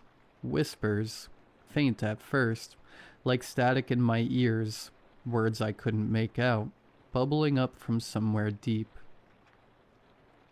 At work, the one-way mirror seemed to fog sometimes, as if breath was on the other side. I'd catch glimpses of movement in the reflection, shadows shifting when I wasn't looking directly. The shrimp, God, the shrimp, started looking different, not just in texture or taste, but shape. Some had extra ridges along the tail, tiny protrusions like nascent limbs. Others had what looked like eye spots, dark dots that followed me as I lifted them to my mouth. I tried to quit once, went to Marlene's office after a shift, my tablet clutched in shaking hands. "This isn't right," I said. "The samples, they're not normal shrimp." She smiled, that same glazed expression. "Nonsense, you're our best tester. Top scores every week. Here's a bonus."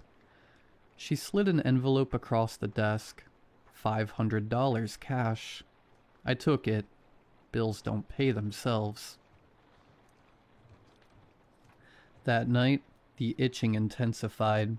In the shower, I scratched my forearm raw, and something moved beneath the skin. A ripple, like a worm burrowing. I stared, water cascading over me, convinced it was a hallucination. But no, it happened again. A small bulge traveling up my arm, then vanishing. The dreams grew more frequent. Always the trench, the glowing creatures. But now they spoke, not with voices, but impressions. Hunger, ancient patience. A promise of belonging. I'd wake with salt crust on my lips, even though I lived miles from the shore. The trays never stopped. I'd eat hundreds a day, my stomach distending painfully, but I never felt full. The shrimp were alive now, unmistakably. They'd curl when touched, antenna, actual antenna twitching. Some tried to escape the tray, scuttling toward the edge. I'd pin them with a fork, force them down. The taste was exquisite agony, sweet decay. Electric vitality surging through me. My notes became erratic. Sample exhibits motility. Recommend halt. Flavor induces euphoria. Potential contaminant. Eyes present. Multiple. Still, silence from the intercom.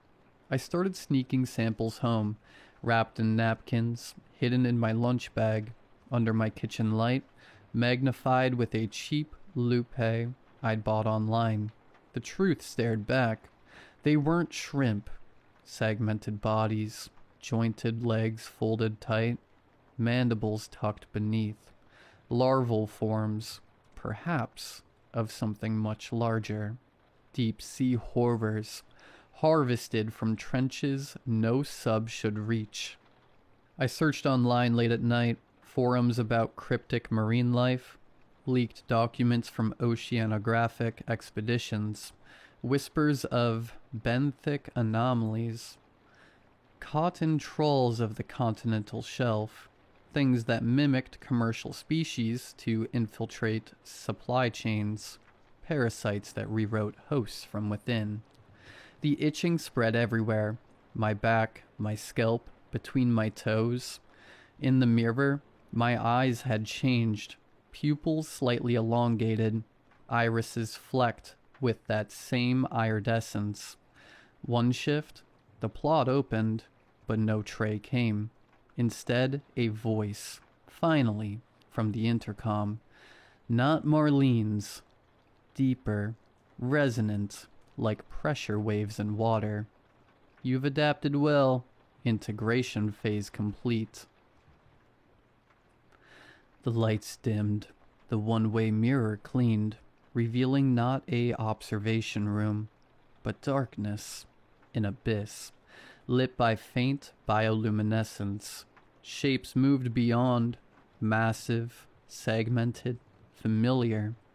I looked down at my hands, the skin split painlessly, peeling back like a shell. Beneath, something pale and jointed flexed. Legs. Feelers. The tray arrived then, empty, an invitation. I understood. My job wasn't to test shrimp. It was to become the vessel, to carry them inland. Spread the brood. The whispers clarified. We are the tide that returns. You are the bridge. I stepped toward the slot. It widened, accommodating. The air grew cold, briny. As I crossed the threshold into the wet dark beyond the wall, I felt the last of the old me slough away. Hunger remained, the eternal, patient hunger. Back in the lab, a new stool waited, a new tablet. Soon, another applicant would sign the form. I'm laying on this plate, waiting for them.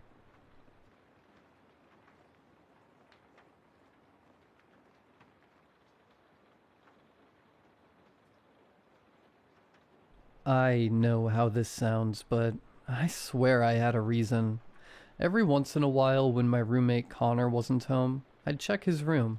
I didn't do this to steal anything or be a snoop for the sake of it. No, I wanted to reassure myself that I wasn't living with someone who'd eventually end up on the news. Connor isn't a regular guy. He's a little too proud of his German heritage, if you know what I mean. The kind of pride that sneaks into places where it doesn't belong. Nazi jokes that land wrong.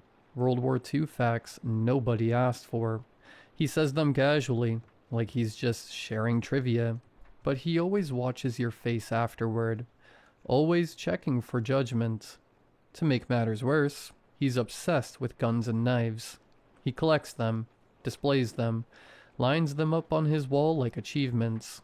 There's a twisted dagger mounted above his TV that he once called a real beauty, and I remember wondering why anyone would need something shaped like that unless they'd spent time imagining what it would feel like to use it.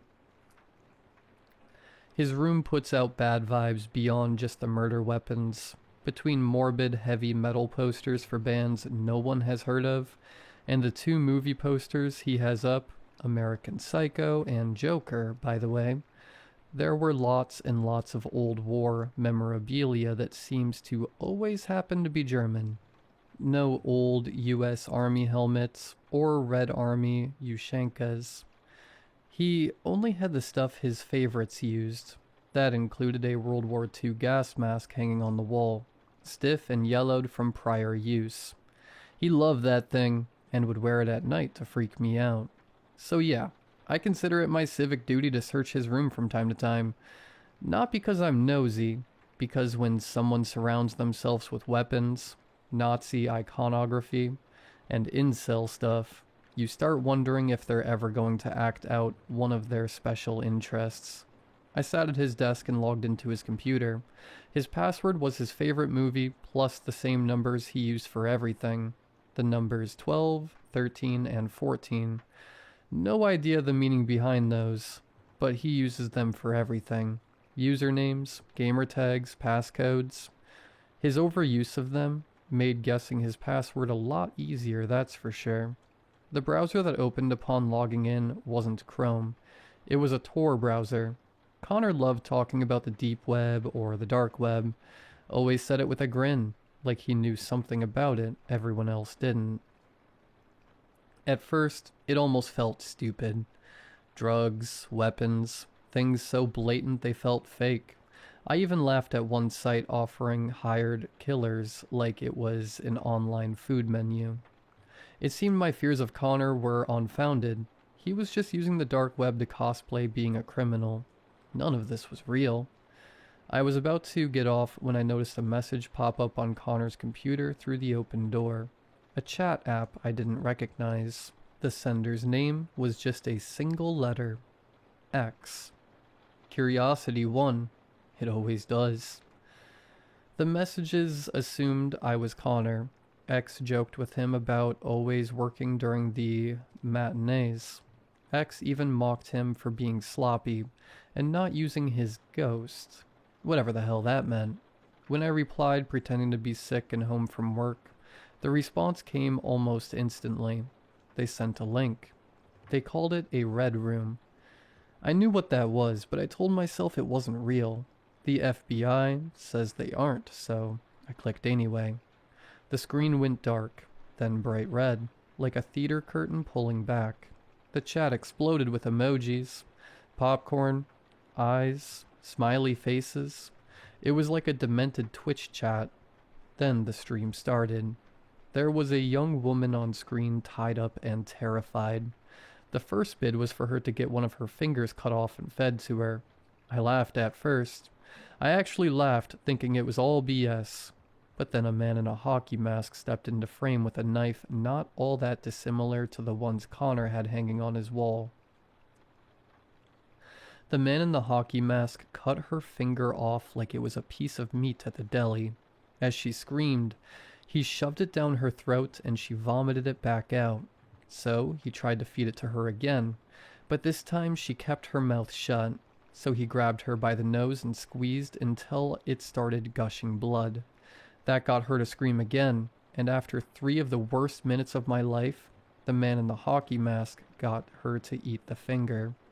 I won't repeat the other bids. I won't repeat what people were asking to be done to her, or how casually they typed it. I just remember realizing, in a cold, quiet moment, that Connor had more points saved up than I'd seen spent so far, and people were spending a lot. I muted the audio and nearly threw up. I ran to my laptop and considered calling the police, but I doubted that would be any good. They'd think I was making this up. So instead I tried reporting the site through the FBI's Cybercrimes Division. When I went back to Connor's room to grab the pertinent site information, a private message popped up. "I wouldn't do that," X said. I tried to ignore it until X added, "Ed, that's my name." I considered what to do next. How could X know it was me and not Connor? How does he even know who I am? Did Connor tell them about me? "Do what?" I replied, curiosity getting the better of me. "Report the site like you're trying to do right now. It won't work, Ed." "Why not?" I replied again, taking pictures of the conversation with my phone.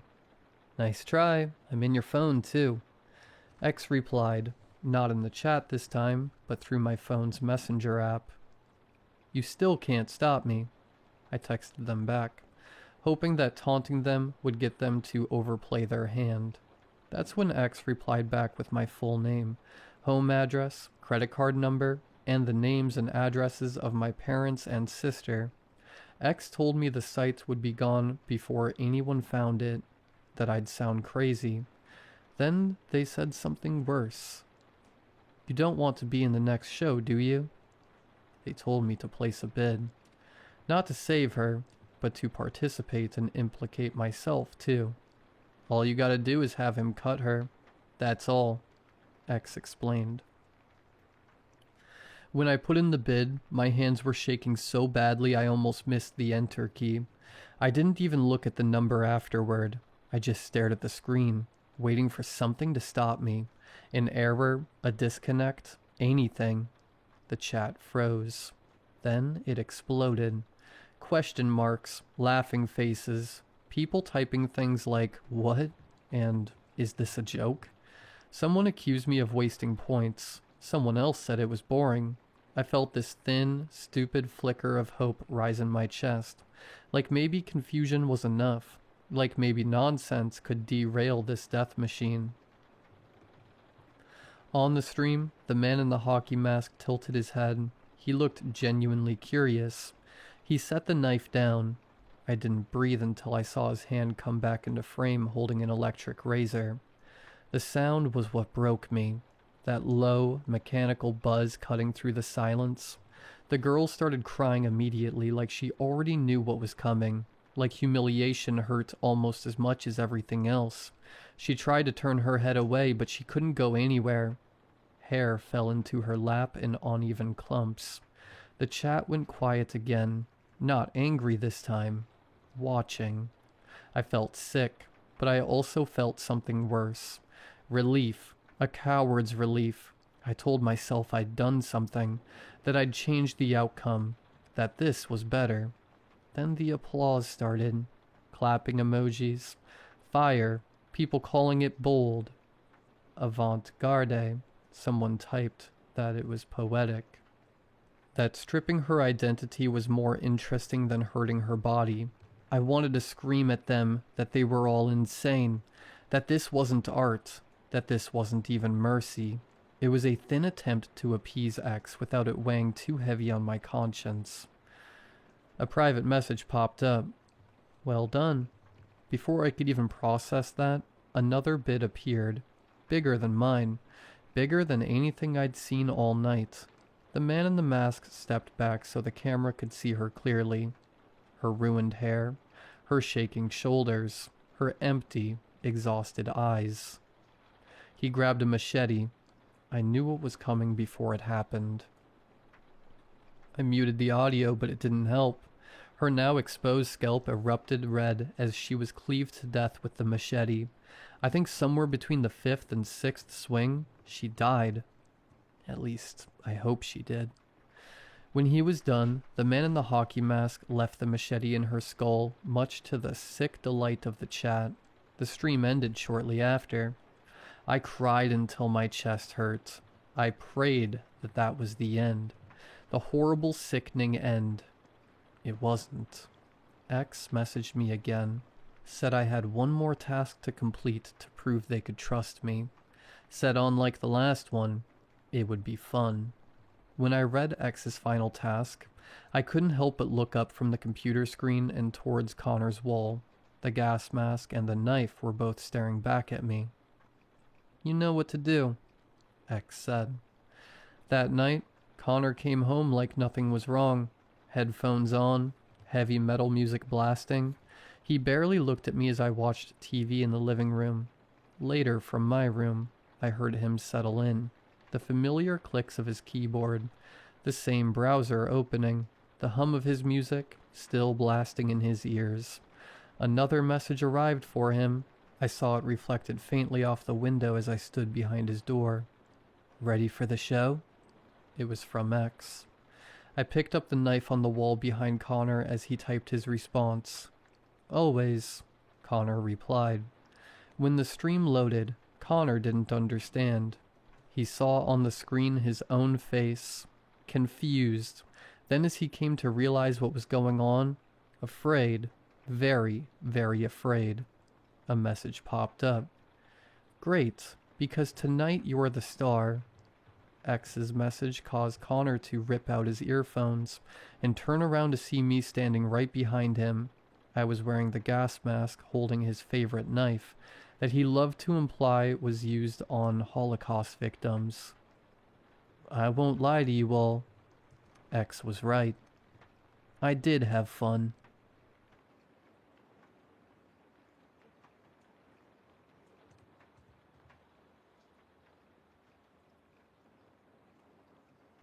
I had always dealt with sleep apnea ever since I was a child. My father had the same condition, so my parents didn't care that we were both choking in our sleep. When I started sleeping in the same bed with my wife, she did not find the way I sleep charming and had me go to the doctor. That's when I started going on the CPAP machine. I always had disconcerting dreams as a kid. It was always a gamble of either eerily peaceful landscapes to horrifying torture scenes. From being in a forested meadow, watching a girl galloping through it as a half-deer centaur, to watching a man get slowly chewed and nipped by thousands of rats in a room made of hardened, scarred flesh. I was never the one experiencing it. Rather, I was watching someone else experience it. I never wanted to share my dreams, since the last time I did, I got a talking to with my school counselor and parents. When I went on the CPAP machine, my dreams changed. I was no longer suddenly appearing in a place, rather I was floating in space. Surrounding me were thousands of stars, each the size of a baseball, stretching infinitely. When I first saw it, I was in awe. I urged myself forward and swam through the sea of stars, and then I accidentally hit one of them. The star grew until it fully encompassed me. I landed on the ground and ended up in a field of sunflowers, tall enough where the heads reached my shoulders. As I wandered around, I found a clearing with a woman laying down on a soft futon. She looked up from the shadow I casted and had a genuine look of confusion. "Who are you?" she yelled. This was the first time anyone had ever noticed my presence, so I was scared. I ran back and broke through the fields of sunflowers until I ended up back into the ocean of stars. Then the alarm woke me up. I started exploring the space every time I slept, exploring at least 2 stars a night. It was the same as the dreams I always dreamt, a 50% chance of it being either a nightmare or a dream. I once saw a man on a treadmill running while having to peel his bloodied feet from the track, as it was constantly melding into it. Stuff like that. I always thought that I was ending up in the dreams and nightmares of others, that they would soon wake up like me. One night I ended up in a dream of a small girl, around 6. It was a birthday party in the backyard with balloons and a big plastic table with a huge 5-tiered chocolate cake, and a spread of food all around it. Spaghetti, barbecue sticks, fried chicken, kids' party stuff. The one thing that creeped me out was that everybody else at the party had no face. The children and the adults all had hair and clothes, but their face was completely blank. And they were only standing and staring at the girl. The girl had light brown hair and a heavy splash of freckles. She was stuffing her face with cake and chicken. She had bright green eyes. When she saw me, she babbled with excitement and grabbed my hand to join her. I didn't want to stay, but she got a handful of cake, as big as she could, and stuffed it in my hand. I stayed and ate with her. They didn't taste like anything, so she enjoyed it more than me. Then I woke up. At work, I saw the picture of the girl on the screen. She had been dead for 6 months. Her body was found in the basement with 2 others. I stared at her green eyes and the blurry photograph, a picture taken on her birthday, with chocolate cake splattered across her freckled face. From then on, I tried talking to those I visited, those in peaceful places at least, and I confirmed my theory. They were dead. Some for longer than others. One old man in a mushroom cottage didn't have a last name, calling himself Robin's son. For a while I accepted this. I stopped trying to find their obituaries. There was nothing I could do. They were stuck in their little realms in either total bliss or total despair. All I could ever do was come in and chat with them. All the people in their calm realms were very friendly and kind. They shared coffee, teas, meals, all things that I couldn't taste but enjoyed nonetheless. I asked about when they were alive. They wouldn't remember. They knew their name, and that was about it. I guess I understood why. It's easier to be happier when you don't know what you're missing. On one of my travels, I ended up in a flat, foggy place. The floor was purely concrete and the sky was pitch black. Walking through it, I found a boy, sleeping on a bed.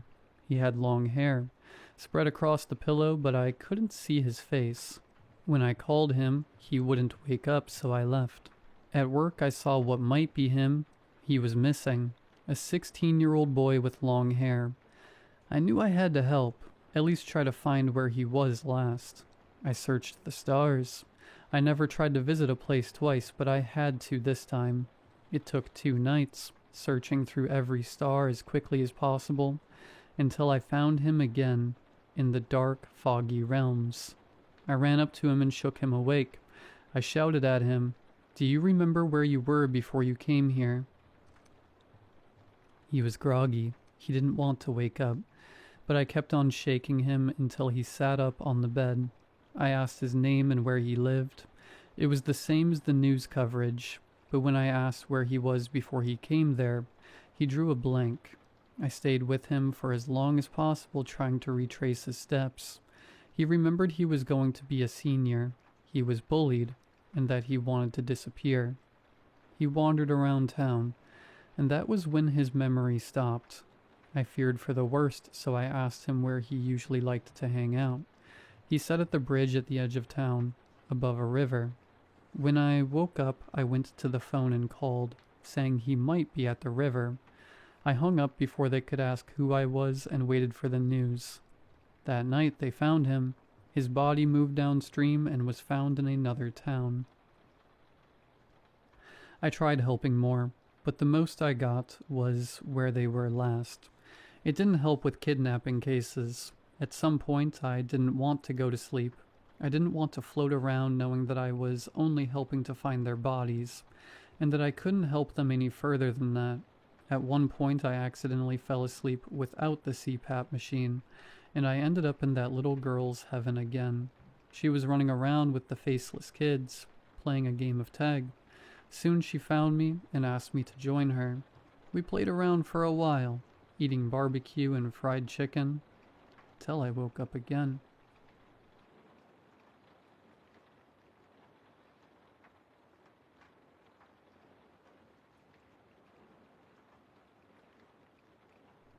This was a rule as far back as I can remember. I always just assumed it was some sort of thing about keeping me safe, so I don't pinch my fingers or burn myself somehow. I don't really become curious until I started driving my own hand-me-down at 15. Whenever I turned the key in the ignition, I heard laborious wheezing briefly before a low humming and a grunt. When I put it in drive and pressed down on the gas pedal, the car would begin to moan as wet tearing and mechanical snapping resonated loudly. It wasn't until I rode in friends' cars that I realized engines don't breathe like mine did. At that point, I only ever really rode in my parents' cars, and my own when I practiced driving. When I asked my dad about it, he was livid. I thought it was just a mundane question, but his face turned beet red, and he told me to never speak on it again, to drop the subject. I thought for a second that he would slap me across the face. Needless to say, I kept on driving without popping the hood, scared of the consequences, but I couldn't help but feel curious when I heard faint knocking sounds. Sometimes the AC sounded like it was slowly dragging air back into itself, ragged like a malfunctioning part. My friends would comment on it. They thought my car was broken. Some found it creepy. They didn't ask me to drive them around much. Help me. Help. I heard it at a stoplight one morning while driving to school. It was faint, so quiet. I almost couldn't hear it at all, but it's what pushed me over the edge. As soon as I parked, I pulled the lever under the seat and heard for the first time the pop of the hood. I got out and squeezed my fingers under the metal, preparing for whatever may lie under.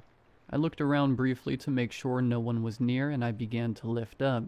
As soon as I started to lift the hood, I heard a loud, peeling sound and a cry. My stomach turned and I continued my effort.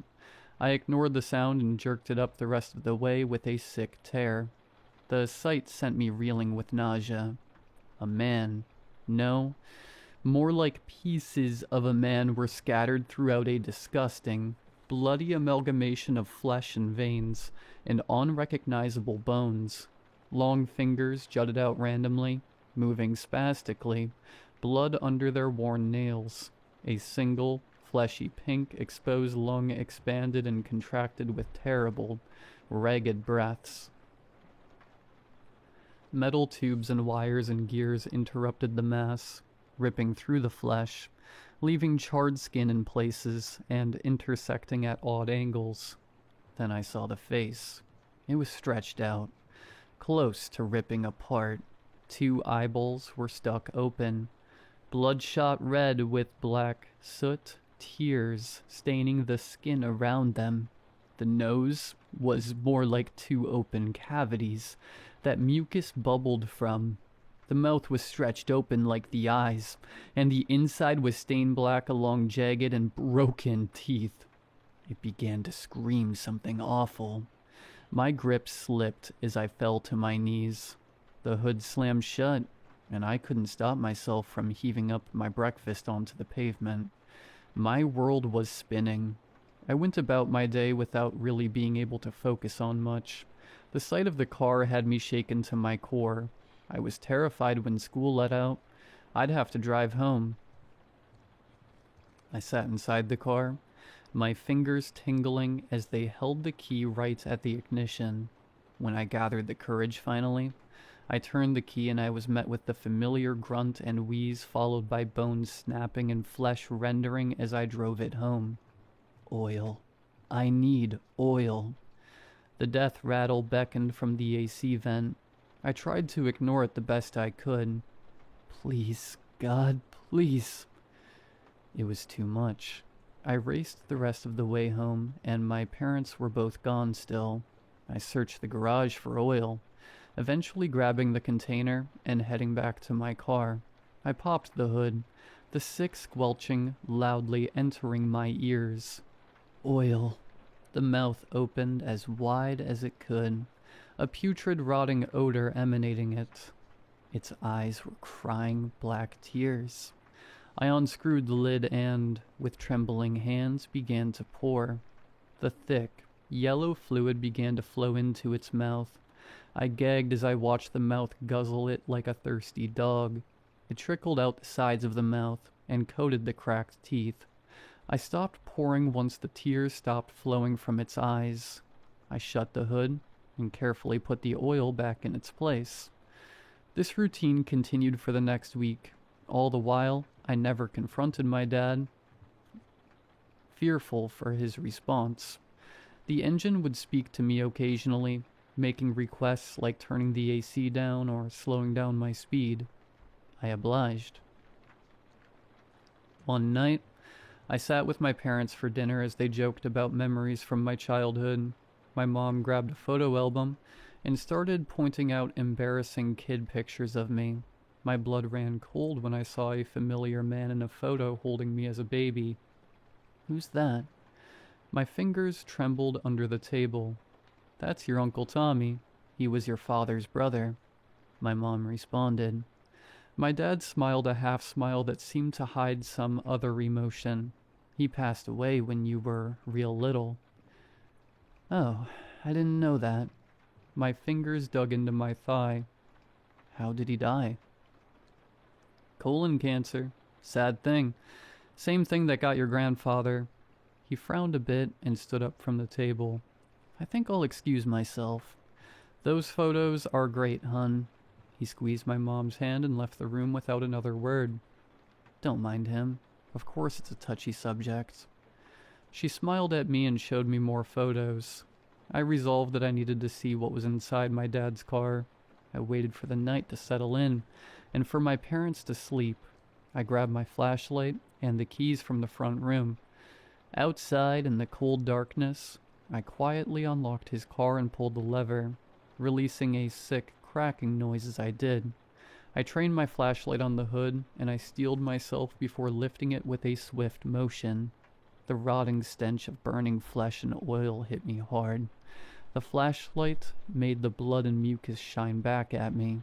The man-engine hybrid groaned at me, gray hairs and wrinkled. Greenish skin wrapped around its face. I knew this man. This was my grandfather. I recoiled and dropped the hood back down. "What are you doing?" The voice echoed from behind me, scruffy and demanding.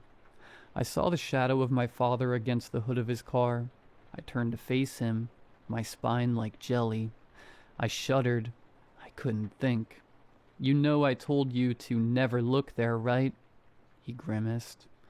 "Always the curious type, just like Tommy." I tried to back up, but I ran into the car. "Someday it'll be me in there, you know. Someday your mother. And eventually, it'll be you." He began to step away from me. "I tried to warn you, son. Don't go telling anyone about this, or your time will come sooner than mine." He turned his back and walked back inside. My chest felt tight, and I was left cold and confused. I went inside and laid in bed, unable to sleep. The image of my grandfather burned forever in my vision. I shouldn't have written this. I know what he said would happen if I did. But I can't keep this secret. The burden is too much. It's only a matter of time before I become one of them. And when it does, I need someone to know what they're driving.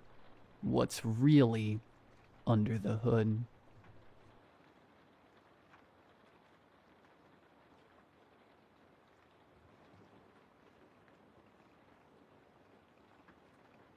I've been tracking elk in this part of the country for 20 years. I know the difference between a staggered gait caused by a lung shot and the frantic sprint of a gut-shot beast. I know how blood oxidizes on frozen moss. I know that when you put a 180 grain bullet through the boiler room of a bull elk, it dies. It might run 100 yards, adrenaline pumping the last of its oxygen, but it dies. That's the contract. You pull the trigger, physics take over, and the animal becomes meat. But the thing Hayes and I were trailing up that ridge broke the contract. We were 3 days deep into the timber, miles past the old fire breaks, where the weekend warriors stop to drink beer and pretend they're outdoorsmen. It was just Hayes and me, the gray sky, and the silence that hangs heavy in the deep woods. The kind of silence that feels less like absence of noise, and more like a held breath. We spotted the bull at dawn. It was magnificent, a heavy 6x6 rack, dark mane, breath steaming in the frigid air. It was standing in a clearing of deadfall, chewing lazily on lichen. Hayes took the shot. He's a surgeon with a rifle. I watched through the scope as the impact rippled through the elk's shoulder. The animal bucked, legs kicking high, and scrambled into the dense hemlock. "Solid hit," Hayes whispered, cycling the bolt. Pink mist. Lungs. We waited the requisite 30 minutes to let it bed down and bleed out. When we walked to the impact site, the snow was painted with bright, frothy blood. Arterial spray. Textbook kill. We found the first anomaly 100 yards in. The blood trail didn't thin out. It remained a thick, crimson ribbon, far more fluid than a single animal could possess. But it was the tracks that stopped me. "Miller?" Hayes said, his voice tight. He was kneeling by a patch of mud near a creek crossing. "Look at the spread." I crouched beside him. The elk's hoof prints were there, deep in the mud, but the stride length was impossible. Between the last step and this one, the animal had cleared nearly 15 feet without jumping. There were no impact marks, no skid of dew claws digging in for traction. It was as if the animal had simply extended its legs to unnatural lengths to step over the gap. "Adrenaline," I said. Though I didn't believe it, it's running on pure fear. "Elk don't stretch like that, Miller. Nothing does." We kept moving. The sun began to dip, casting long, bruised shadows through the trees. The temperature dropped, freezing the mud into jagged ridges. The second anomaly appeared 2 miles later. Usually a wounded animal heads downhill, towards water and thick cover. It takes the path of least resistance. This thing was climbing. It was heading straight up a scree field, a 40-degree incline of loose shale that would break a horse's leg. And the blood had changed. It was no longer bright and frothy. It was dark, almost black, and it smelled wrong. Not like copper and iron. It smelled like bile and wet limestone. "I don't like this," Hayes muttered, looking up the slope. The wind was picking up, whistling through the dead pines. "It's leading us. It's dying, Hayes. It's confused." "It's not confused. Look at the trail." He pointed. The blood trail wasn't erratic. It was a straight line. Perfectly straight. The animal hadn't stumbled once. We pushed up the scree, our boots sliding on the loose rock. When we crested the ridge, the light was failing. We entered a dense stand of old-growth spruce, the canopy so thick it choked out the sky. It was dark in there, a gloom that felt heavy and pressurized. That's when we heard it. It wasn't a bugle. It wasn't the distress cry of a dying animal. It sounded like wet wood snapping, magnified 100 times. Crack. Splurch. "Ahead," I signaled. We moved slowly, rifles shouldered. The smell hit us first, a wave of rot so potent it made my eyes water. It smelled of musk, yes, but underneath that was the sickly sweet stench of ancient, fermented meat. We found the elk standing in a small clearing, facing away from us. It was motionless. Its head hung low, the massive rack of antlers swaying slightly in the breeze. But something was wrong with the silhouette. It looked too tall. Their proportions were skewed. "Drop it," I whispered. "Finish it." Hayes raised his rifle. "Miller, look at the knees." I adjusted my scope. The magnification brought the animal's hind legs into sharp relief. The knees were backwards. Not just dog-legged like a quadruped, but inverted entirely, bent sharply upward, and there were too many of them. The leg didn't go hip, knee, ankle. It went hip, joint, joint, joint, ankle. The legs were segmented, like the limbs of a harvestman spider, folded up under the body to stimulate the height of an elk. As we watched, the creature shifted its weight. A sickening, wet clicking sound echoed through the clearing. The elk rose. It didn't just stand up, it unfolded. The segmented legs extended, lifting the torso 7, 8, 9 feet into the air. The skin on its flanks stretched tight, translucent and tearing, revealing the underneath, the hide. There was no muscle, no organs, just a cage of white, wet bone, and gray sinew moving in a complex, clicking geometry. "That's not an elk," Hayes breathed. The creature's head, still wearing the skin and antlers of the bull, swiveled. It didn't turn on the neck. It rotated 180 degrees with the sound of grinding gristle. The eyes were gone. The sockets were filled with the same dark black fluid we had been tracking. It saw us. Hayes fired. The shot roared, the muzzle flash illuminating the clearing for a split second. I saw the bullet hit the chest. The hide puffed out, but there was no impact tremor. The creature didn't flinch. It simply absorbed the energy, the loose skin rippling like water. Then it moved. It didn't run. It scuttled. The multi-jointed legs moved with a horrific, frenetic speed, tearing up the earth. It closed the 40 yards between us in seconds, moving in a low, zigzagging blur that the eye couldn't track. "Run!" I screamed, backing up and firing blindly. Hayes didn't run. He froze. It's a reaction I've seen in greenhorns, but never in a veteran. His brain simply couldn't process the biology coming at him. He stood there, rifle half raised, mouth open. The creature didn't bite him. It didn't gore him. It collided with him. The long, spider-like legs wrapped around Hayes, not crushing him, but pinning him. The creature's torso collapsed onto him, the elk skin draping over him like a wet blanket.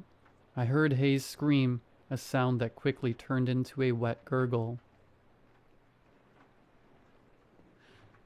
I turned and ran. I ran with the reckless abandon of prey, tearing through brambles that sliced my face, stumbling over roots, sliding down the scree field we had climbed an hour ago. Behind me, the forest was filled with sounds that will never leave me. It wasn't the sound of eating. It was the sound of rearrangement.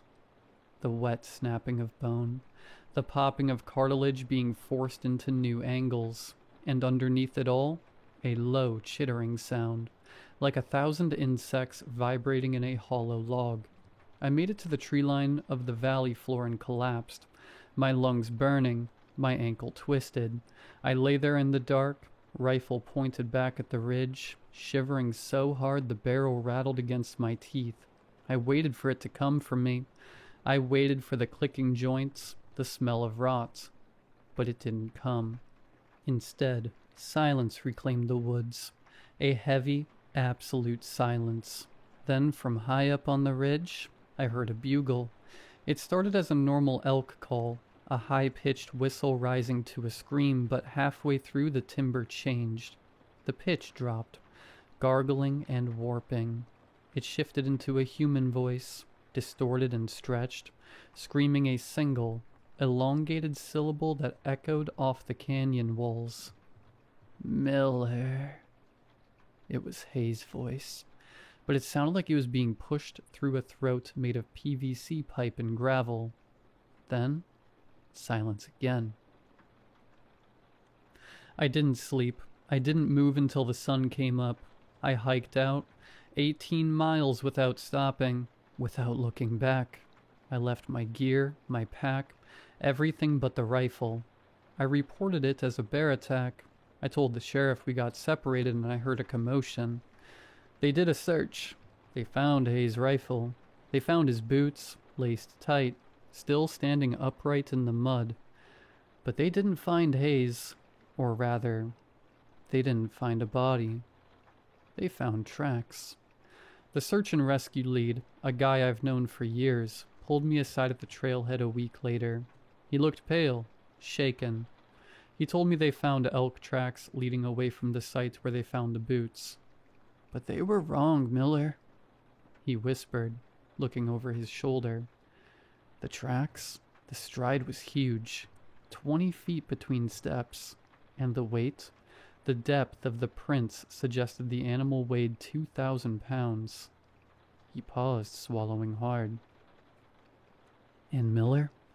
The tracks, only 2 of them were hooves. The other 2? The rear ones."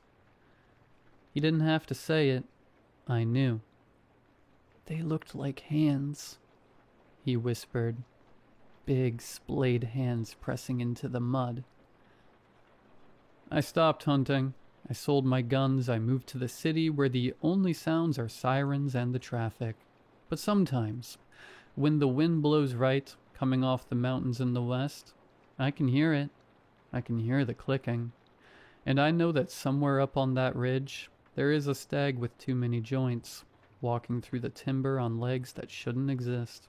And woven into that cage of bone and rot, there is a part of it that remembers my name.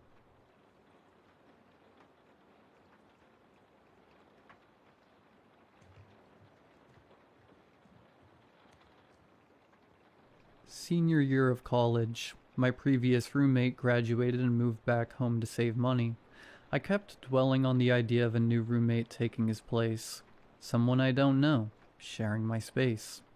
The next afternoon, 3 sharp knocks echoed through the apartment. I swung the door open and was met by a young man with dark, greasy hair hanging over his eyes, clutching a single cardboard box to his chest. Hello, can I help you?" I asked. In a raspy voice, he replied, "I'm your new roommate. Apartment 367, right?" I nodded. "Yeah, man, come in. I'm Ben. Nice to meet you." He reached out his hand. It trembled as he spoke. "Name's Jackson." I held the door open and ushered him inside. As he passed me, the sharp aroma of bleach flooded my nostrils. I nearly gagged. I showed him around the apartment. "Not much here, but feel free to use my dishes if you need to." He didn't respond. Just nodded silently, his eyes scanning the room, like he was cataloging everything. I attempted to make conversation, but Jackson was like a brick wall. Out of sheer awkwardness, I decided to leave early for work. I said goodbye and told him I'd be home later that night. Jackson raised his hand in a stiff wave and let out the creepiest smile. When he smiled, it didn't reach his eyes, almost like the rest of his face had to catch up. I gathered my things and chalked it up to him being socially awkward. Later that evening, when I arrived home, all the lights were off in the apartment. I assumed Jackson wasn't home. I switched the lights on and swung the fridge door open. Inside were 10 packages of red meat, neatly stacked and tightly wrapped. As I stood there staring, I heard a faint croaking sound coming from Jackson's bedroom. I moved closer to his door. The croaking shifted into scratching. Then, suddenly, the noises intensified. My nerves shot through me. I banged on his door. "Hey man, everything alright?" Everything went silent. 10 seconds passed. Then, in a gargled tone, Jackson hissed, Yes. Just getting dressed." "Okay," I said quickly. "Just checking. I heard some noises." No response. I went back to my room and locked my door. For the first time since moving in, the next morning, Jackson was gone. His door was wide open. I tried to ignore it and went straight to the fridge to grab my eggs. Before I could, I noticed 5 of Jackson's meat packages were missing. I assumed he'd cooked sometime during the night. Still, curiosity gnawed at me. I slowly approached his bedroom. A tangy, metallic smell hit my nose as I peered inside. The room was practically empty, like no one had ever moved in. Except for the cardboard box. It sat unopened on his desk. As I stepped closer, a knock sounded at the front door. I recoiled. The knocking came again. I cracked the door open to see Jackson standing there, with a woman beside him. "Hey, Jackson," I muttered. He rushed inside, the woman following closely behind. "Forgot my keys," he mumbled. "Thank you." His eyes darted towards his bedroom as he shut the door quickly. "This is my sister, Amber," Jackson said.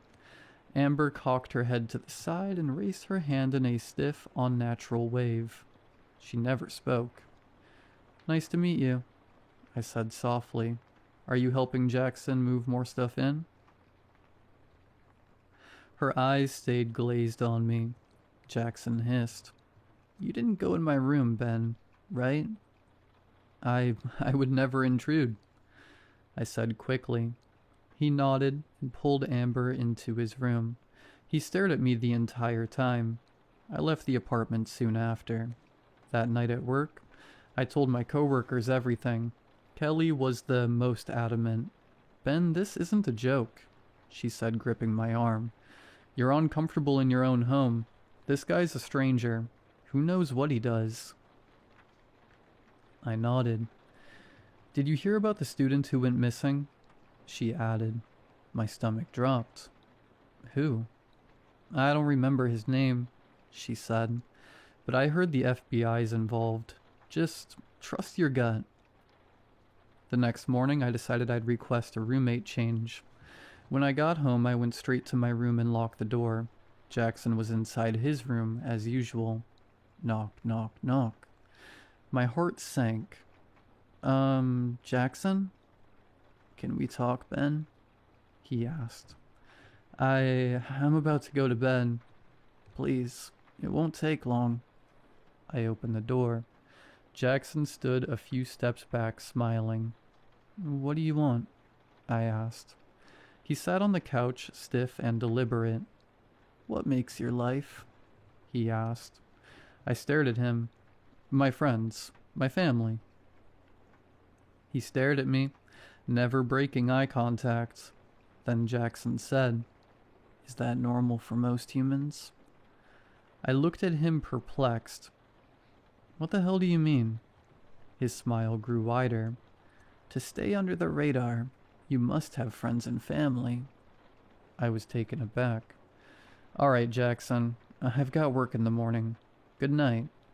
He stood up almost robotically and headed toward his room. Before shutting the door, Jackson stared at me. "We are friends, Ben, right?" I nodded. He shut the door. The next morning, something felt wrong. Jackson's bedroom door was wide open. I don't know what came over me. Curiosity, fear, instinct. But I walked toward it. A slick, squishing sound came from inside. I hesitated. Then I looked in. Something was standing there, hunched over, trying to pull Jackson's skin over itself like clothing. The box sat beneath its feet. It twisted its head toward me in an impossible motion. I screamed and ran. At the front office, I told the woman my roommate wasn't normal. She forced a polite smile. "What's your apartment number?" 367. She frowned at her computer. "Sir, you were never assigned a new roommate." The police came, then the FBI. They told me Jackson was reported missing days before I met him. Then they asked about a woman named Amber. "I barely sleep anymore. I'm still stuck in the apartment. I can't break the lease. Last night I saw it on the news. They found Jackson's body. His skin was missing."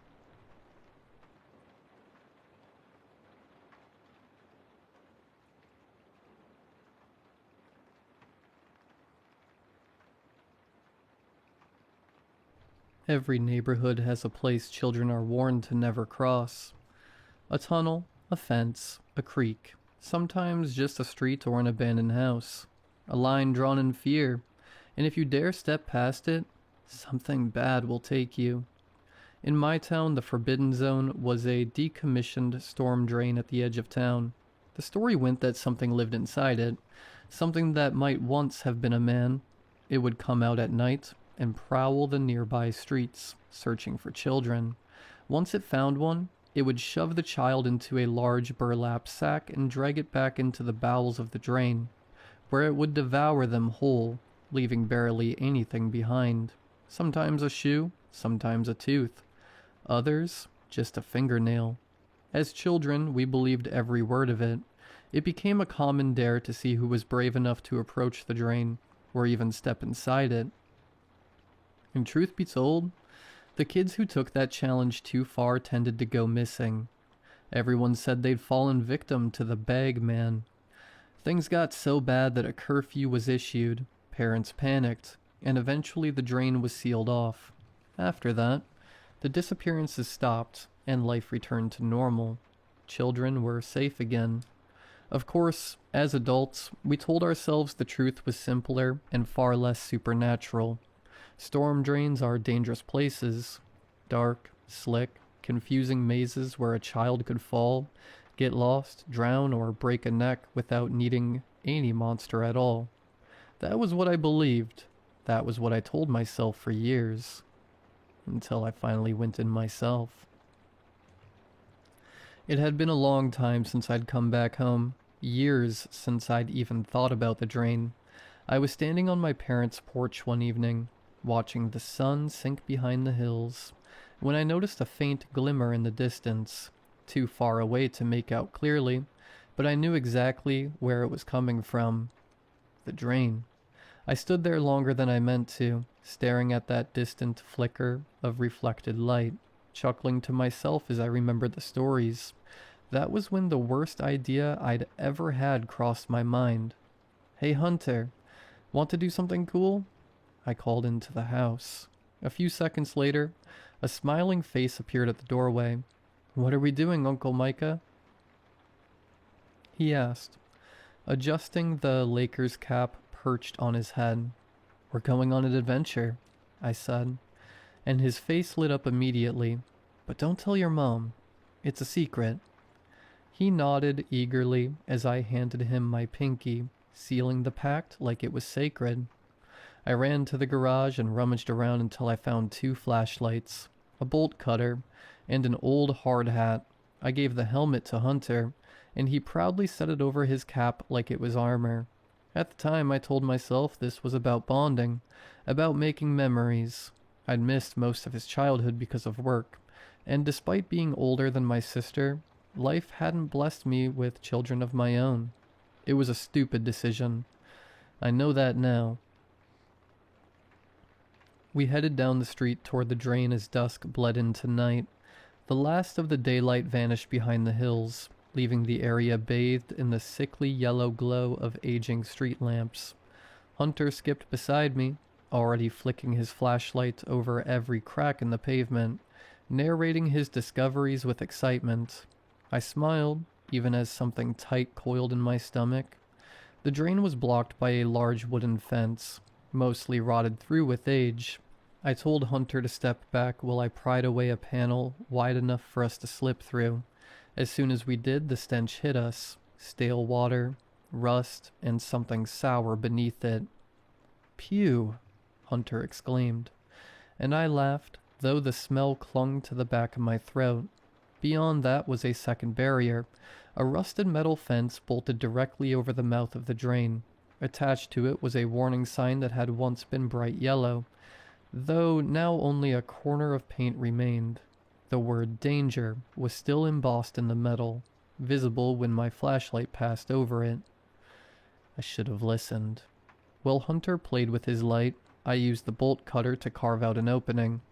The metal groaned and snapped louder than I liked. Each sound echoed down the darkness. Eventually, we squeezed through. The moment I stepped inside, the hairs on the back of my neck stood up.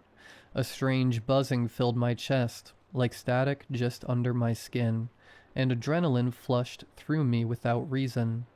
"What is this place?" Hunter asked, his voice smaller now as he moved deeper into the tunnel. "It's just an old drainage pipe," I said, trying to sound casual. "Pretty neat, right?" He didn't answer right away. Our footsteps echoed unnaturally, overlapping and stretching until it sounded like someone else was walking with us. "I don't know," he finally said, his voice wavering. "It's fine," I replied, resting a hand on his shoulder. He yelped in surprise, dropping his flashlight. It clattered on the ground and went dark. The sudden loss of light made the darkness feel thick, almost wet, as if it had weight to it, pressing against my eyes and skin. For a heartbeat, I couldn't move, my brain lagging behind the instinct to panic. I dropped to one knee, fumbling blindly, my fingers brushing cold concrete before closing around the flashlight. I smacked it once against my palm, then again, harder this time, the hollow sound echoing down the tunnel. Nothing.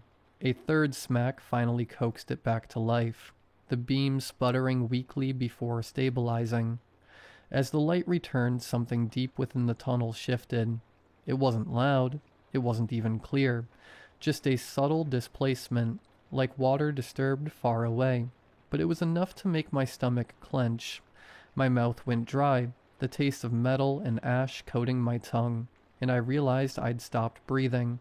I forced air back into my lungs slowly, carefully, as if any sudden movement might draw attention.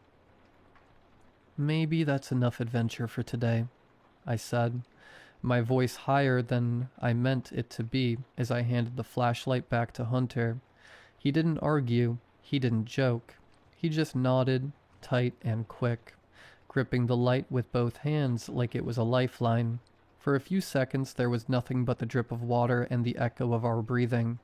I started to convince myself it had been nothing, that fear had filled in the gaps where reason should have been. Then I heard it. Footsteps.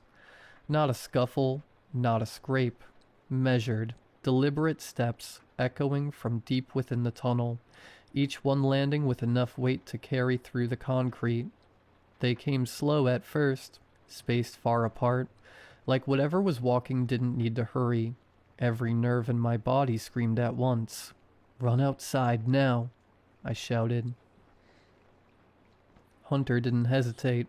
His footsteps pounded away from me, frantic and uneven, shrinking rapidly as he fled toward the opening. I swung the flashlight back into the darkness, the beam jittering as my hands shook. "Who's there?" I called, my voice cracking despite my effort to steady it. The light swept across bare walls, pooled water, rust-stained concrete. Nothing moved. No shape, no sound beyond the distant drip and the fading echo of my nephew's escape. I let out a shaky laugh, forcing air through clenched teeth. "You're being stupid," I muttered. "It's just a rat, or pipes settling." I turned to call Hunter back, already rehearsing how I'd laugh this off later, when something landed beside me with a wet, meaty splash, like a heavy sack dropped into a shallow puddle. The sound was too close. I turned. The beam caught a face inches from mine, skin stretched gray and slick over bone, eyes sunken and bloodshot, reflecting the light like those of an animal caught in headlights. Its mouth split into a grin far too wide, teeth blackened and broken, the stink of rot rolling off of it in waves. I tried to scream, but a hand closed around my throat before sound could escape, fingers digging in with impossible strength. The world tilted as it shoved me back, my spine slamming into the damp wall hard enough to rattle my teeth. Air vanished from my lungs as the grip tightened. From the corner of my eye, I saw the burlap sack resting against the tunnel floor. The bottom of it was soaked dark, stiff with old stains that glistened wetly in the flashlight's glow. I thrashed uselessly, my hands clawing at its wrist, my boots scraping against the concrete for purchase. It leaned closer, close enough that I could see the cracks in its skin, the filth caked into every fold, The smell was overwhelming. Decay, stagnant water, something sweet and sickly beneath it all. It sniffed me once, then again, slow and deliberate, before dragging its tongue across my cheek.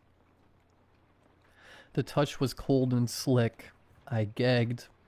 Too ripe, it gurgled, its voice bubbling like water forced through mud. The pressure vanished as suddenly as it had come. I hit the ground hard, air crashing back into my lungs in a painful rush. I didn't look back. I didn't think. I ran. I burst through the fence, grabbed Hunter, and didn't stop until we were back at my parents' house. My clothes clung to me, soaked through with sweat, my chest burning with every breath. Hunter sobbed into my shoulder, his small body shaking. My sister came running out, snatching him from my arms, her face twisted with fear and fury. She never asked what happened. Hunter never understood what he'd almost been a part of, and I kept my mouth shut, clinging to the hope that silence might seal the nightmare away. It didn't. The next day, Hunter was gone. His cap was found near the old drain. After that, the disappearances started again.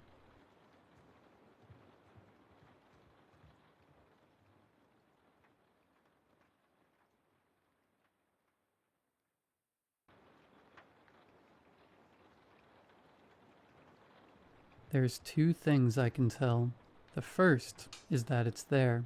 The second is that it's doing its best to make sure I don't know that it's there. It's quiet, is what I mean. So quiet that I keep second-guessing myself in the night. In the day, too, even as I'm writing this. But I'm positive something is there. It's small things, just frequent, consistent. Something scratching against the hardwood floor, the sheets at the far corner, the ones hanging off the edge of my bed, sliding as something goes past them underneath. I leave clothes on my desk chair a lot. I hear those too. See, it sounds like when I used to have a pet cat, the way something small and nocturnal does moving around your space in the middle of the night. Aware that you're there, but I haven't had a cat in years, and never in this apartment. I live with 3 roommates in this weird kind of place. Not spooky weird, but it's an old house that got converted into apartments by putting walls in weird places.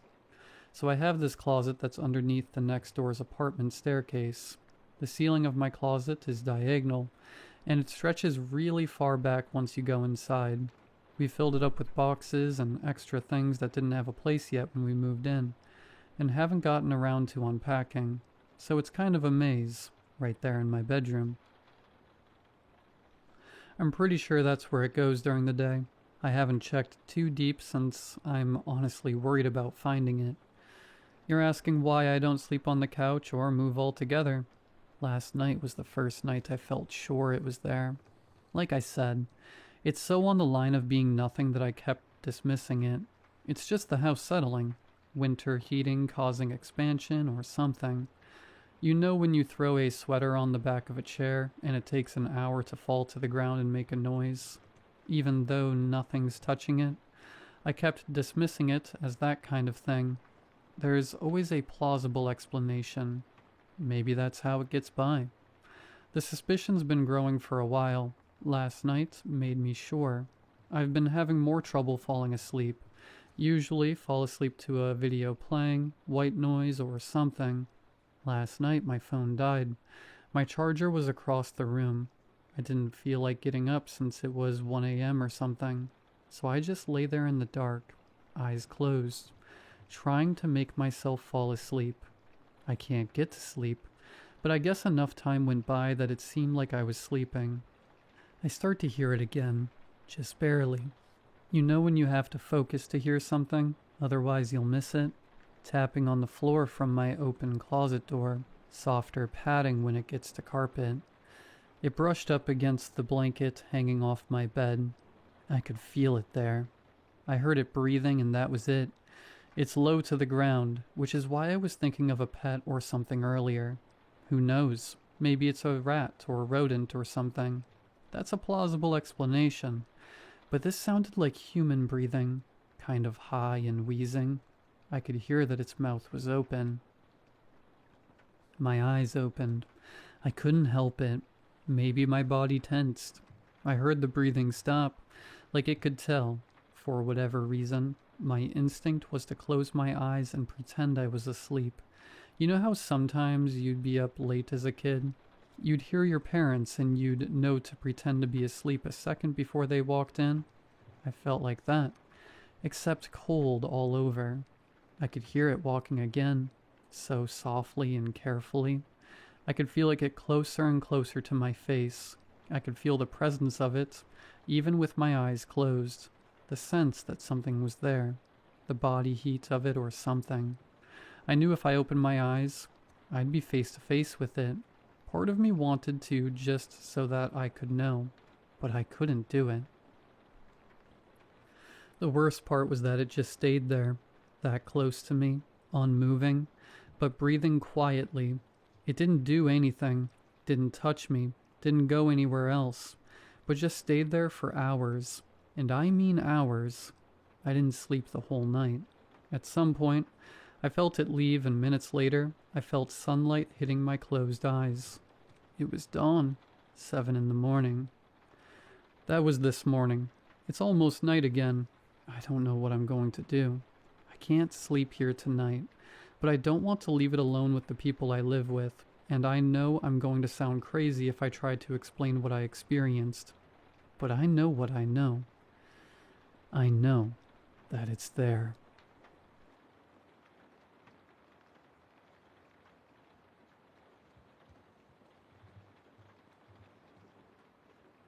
I've worked at Daryl's Pizza since I was 14.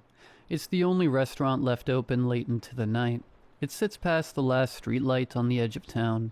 The building looks newer than it is, like it learned how to survive by pretending. Inside everything is clean but worn down in a way that feels intentional. Red vinyl booths, cracked just enough to show their age. A pinball machine hums quietly in the corner. An old racing game loops the same track it's probably shown for decades. The smell is what gets you first. It's familiar in a way that doesn't make sense, like something you remember from before you were old enough to form memories. A few locals sit in the booths most nights. They don't talk much. They don't need to. When you look at them too long, you get the strange sense that you've known them forever without ever learning their names. Daryl usually runs the register himself. He's tall, thin, and looks like he hasn't slept properly in years. His hair is long, dark, and always looks slightly oily, no matter how often he washes it. He sweats constantly, straight into his apron, and somehow never seems embarrassed by it. He also makes the best pizza I've ever eaten. The sauce is unreal. Rich, sweet, sharp in a way I can't place. The first time I tasted it, I remember thinking something felt wrong. Not spoiled, just aware. Like it knew I was there, like it recognized me. Or maybe that was just my imagination running ahead of itself. That thought disappears the second it hits my tongue. My dad is the chief of police, and he buys Daryl's Pizza for the department at least once a week. Says it keeps morale up. That's probably the only reason Daryl hired me in the first place. Most mornings, I'm there before sunrise, making dough beside him while he stirs the sauce. He keeps the radio on low, usually My Chemical Romance, and works with the focus of someone performing a ritual he's done too many times to count. I asked him once what his secret was. He slowed his stirring, turned the radio down, and told me it was an old family recipe passed down from his great-grandfather. He said it the same way someone recites something they don't fully believe anymore. When I pressed him, he rolled his eyes and hissed like I'd insulted him. Italians. The thing is, Daryl doesn't look Italian. He's far too pale, and he hates garlic. Hates it in a way that feels personal. I found that out the hard way. I had barely finished asking about adding garlic to a pizza when his expression changed. He lifted one long, untrimmed finger, pale, almost gray under the fluorescent lights, and pointed at the door. "Get out," he said, "and never come back with garlic. Ever." I don't remember him touching me. Somehow I ended up outside. The door shut behind him, trying to piece together how I'd gotten there. The next morning, I barely had time to step inside before he was in front of me. I didn't hear him approach. He grabbed my shoulder hard enough to make my vision blur. "You didn't bring me any garlic, did you?" His voice didn't sound like his voice. His eyes looked wrong. Too dark, too sharp, like he was focusing on something just past me. "No, sir," I said. The pressure vanished instantly. He laughed, light and familiar, like it had all been a joke. My shoulder burned for hours afterward. Nothing else strange happened for a while, except the freezer in the basement.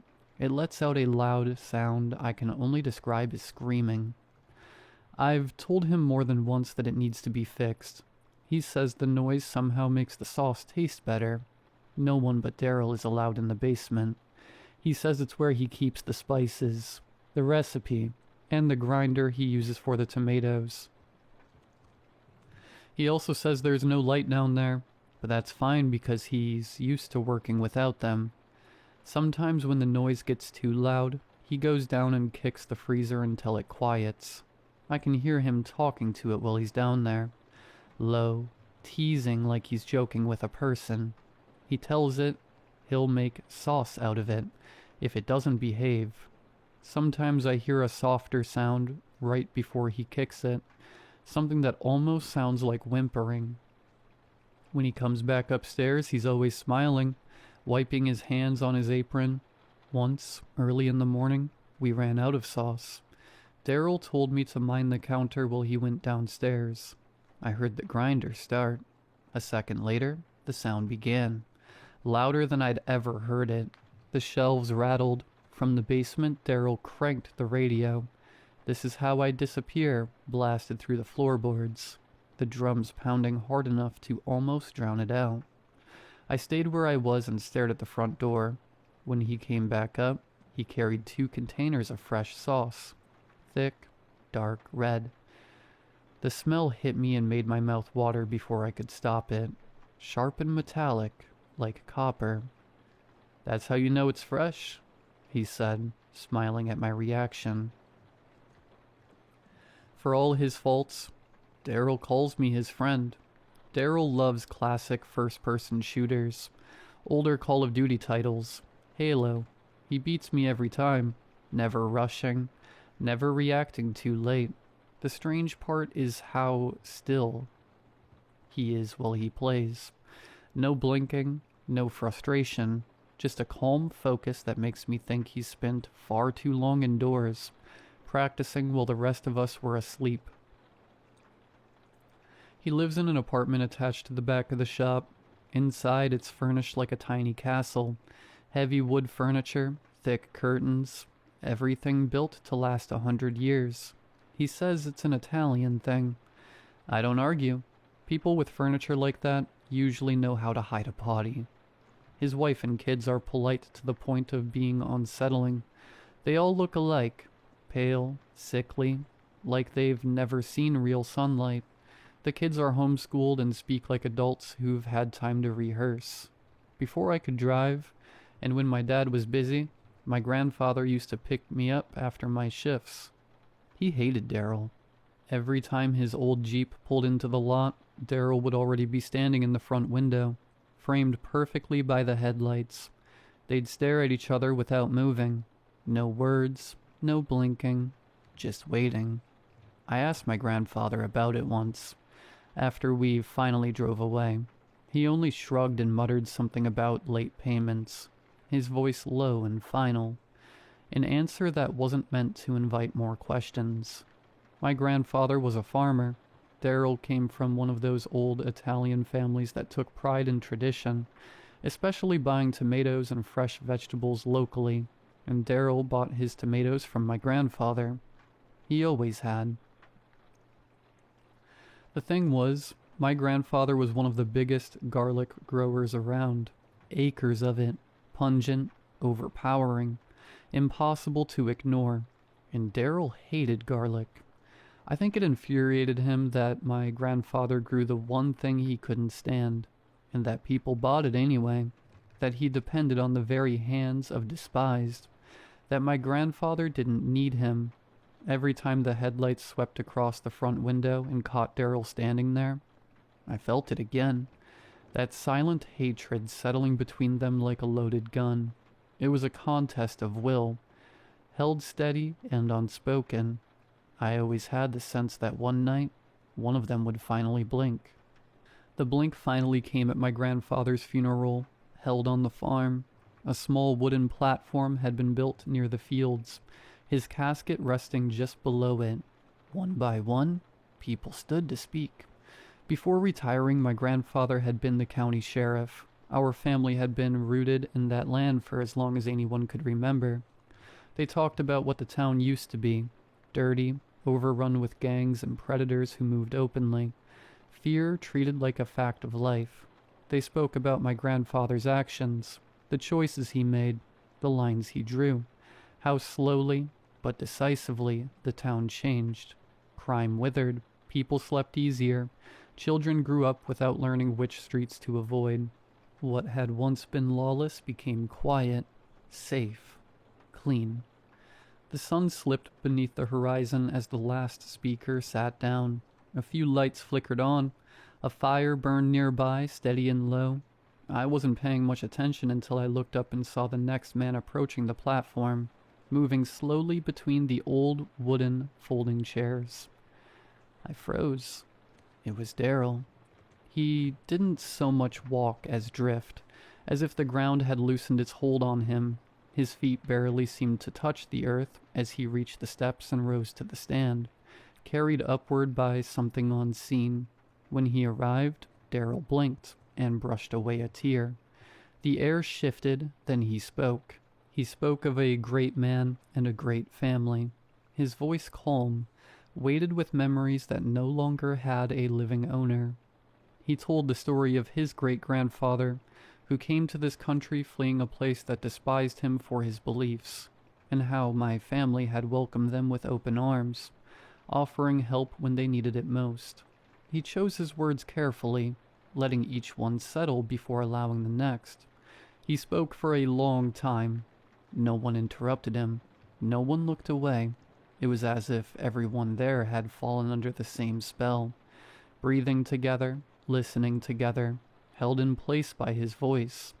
When he finally stepped down, the silence broke all at once. People stood and applauded. Daryl drifted back between the chairs. He stopped to embrace my grandmother. I didn't know what to make of it. Tears blurred my vision when I looked at my father. He stood rigid and unmoving, his expression unchanged. Not even grief crossed his face, not even when Daryl stopped in front of us. For a long moment, the two of them locked eyes. The air tightened. Everything else seemed to fall away. My father didn't blink. Daryl didn't look away. Finally, Daryl spoke.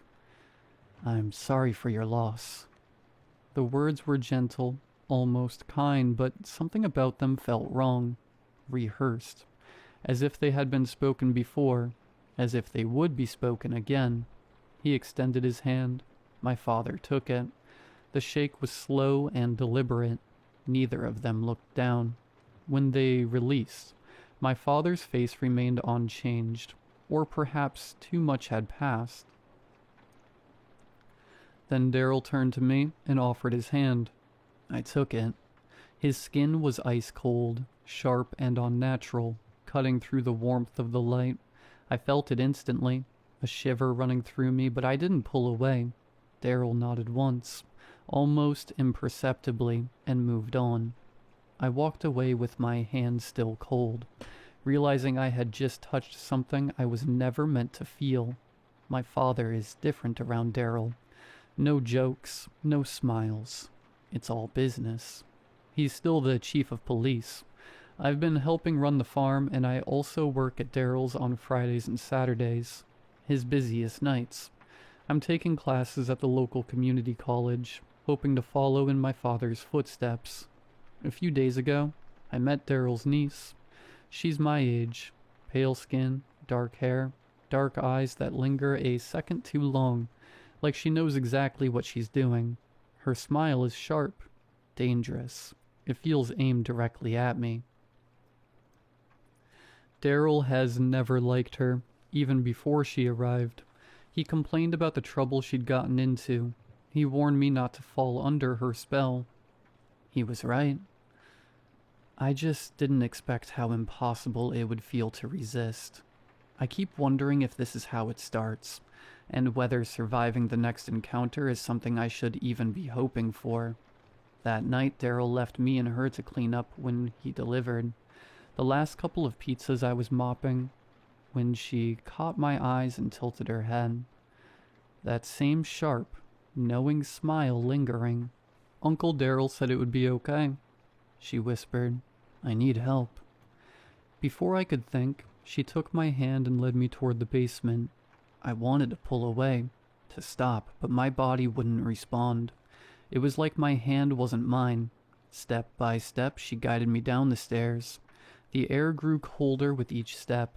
The kitchen light faded, and shadows stretched around us, thick and suffocating. Then, from the darkness behind us, I heard the faint scrape of boots on the stairs. Daryl had entered. He was quiet, deliberate, and I felt his gaze before I even saw him. The basement seemed to swallow him, and the last bit of light disappeared, leaving only the chill and the oppressive quiet. I remember the smell first, then the sound of the grinder starting somewhere behind me. I woke up in the kitchen just before sunrise, alone, my clothes stiff with something dark and sticky. The basement door was closed. The shop was spotless. Daryl was already at the counter, humming along to the radio, stirring a fresh pot of sauce. You should go home, he said without looking at me. You've got another shift tonight. I didn't ask him how long I'd been out, or what happened. My hands were shaking so badly I could barely unlock my car. I didn't look back. I'm home now, sitting at my computer, trying to get this down while it still feels real. My clothes are in the trash. My hands still smell wrong no matter how many times I wash them. I have a few hours before I'm supposed to be back at Daryl's. I don't know if writing this will help. I don't know if anyone will believe me. I just know I don't have much time left.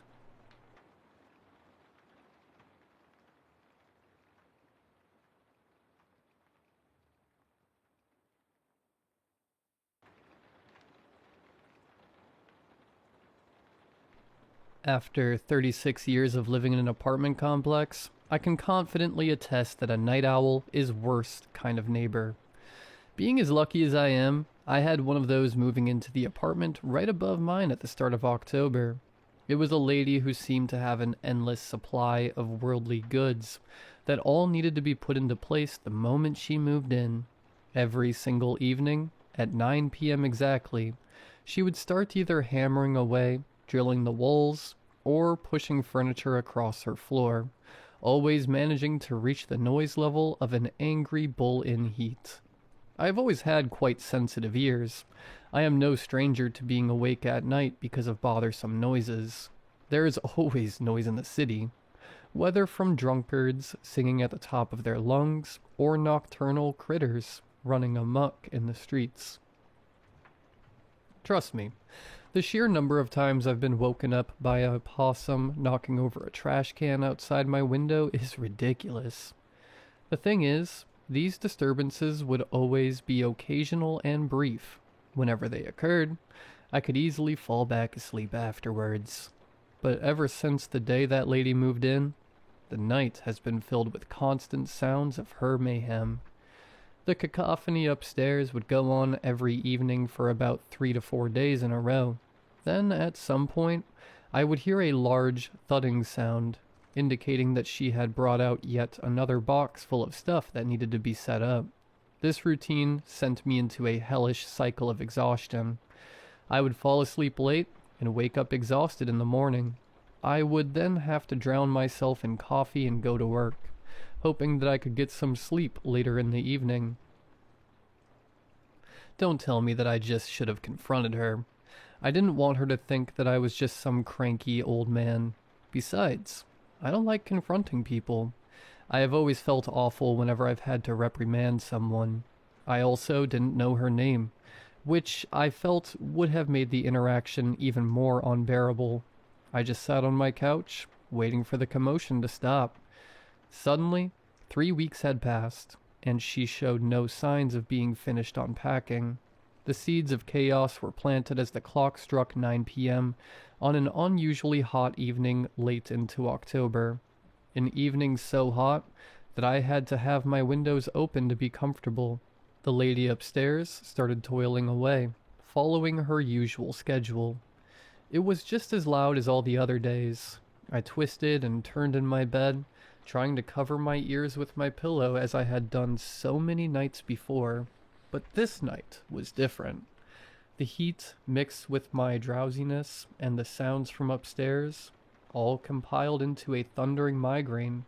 It felt as if my brain was swelling, trying to crack my head open and run away to escape the noise. I couldn't take it any longer. I sat up in my bed, inhaled all the air that could fit into my lungs, and yelled, "Quiet!" My yelling was followed by a large thud from upstairs. She had just started unpacking another box. I thought to myself, I couldn't believe it. She had to have heard me. My yelling was so loud that they probably heard me all the way up on the 5th floor. I stared at the ceiling, awaiting the sounds of the troublemaker and her orchestra from hell. I waited, and then I waited some more. More time passed, but there were no more sounds coming from upstairs. Maybe she did hear me. Maybe she was finally being respectful. I felt my headache subside as I lay back down. I closed my eyes, letting my fatigue carry me towards slumber. I was completely unbothered for the first night in a long time. I rose with the sun several hours later, and I didn't have to chug half a liter of coffee to stay awake. I went to work with a smile on my face and a good feeling in my body. Everything was easier. I was happier. It was paradise compared to before. I came home that evening, hoping that the night before wasn't an exception. If only I had been that lucky. After the sun had gone down, there was activity in the upstairs apartment again. This time, though, the sounds were a bit different. All I could hear was bump, bump, bump, repeating over and over again. I couldn't place the sound. It didn't come from any tool that I knew of. I was sure of that. There were irregular pauses between the sounds, ranging from about 5 seconds to 10 seconds. It wasn't just heavy footsteps, that was for sure. The spaces between them were too big. It wasn't a hammer either. The sounds were much too quiet for that. This thought process continued as I lay in my bed that night, my weary eyes fixated on the ceiling. Maybe she's tapping her foot on the floor to a song, but the sounds are not rhythmical in the slightest. Maybe she's dropping a ball repeatedly, but why would she even do that? Is she a juggler? No, that'd be ridiculous.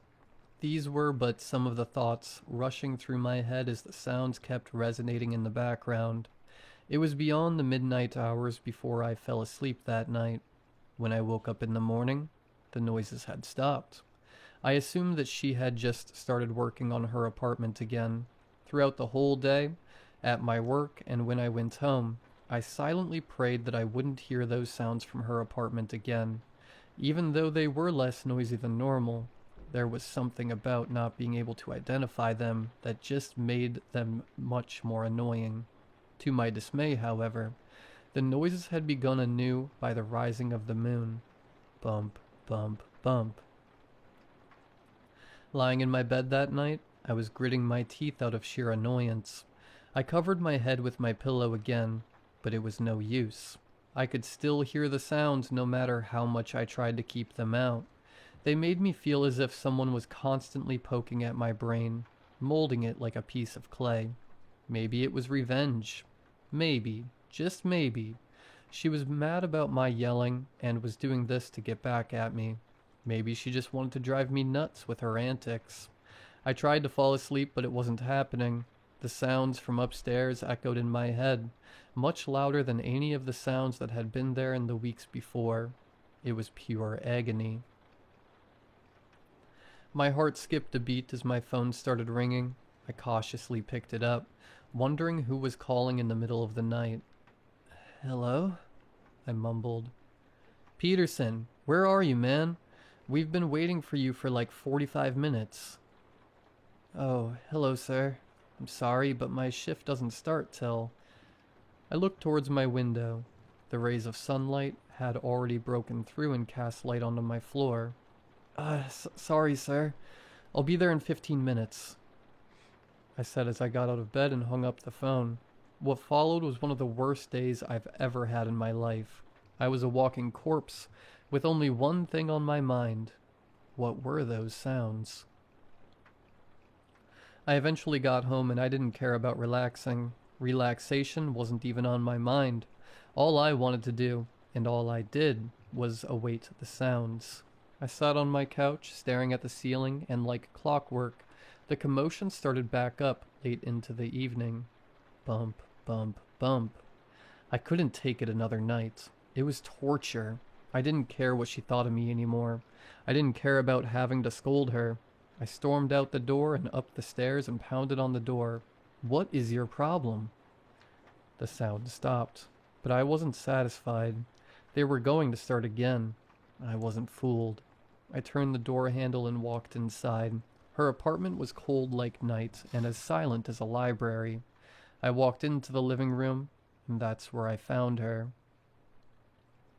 She was lying on her back at the foot of a small stepladder. She lay beside the corner of a wooden table. The corner was covered in a mixture of dried brown blood and long black hairs. On the side of her head was a crater of blood, hair, skull fragments, and brain matter.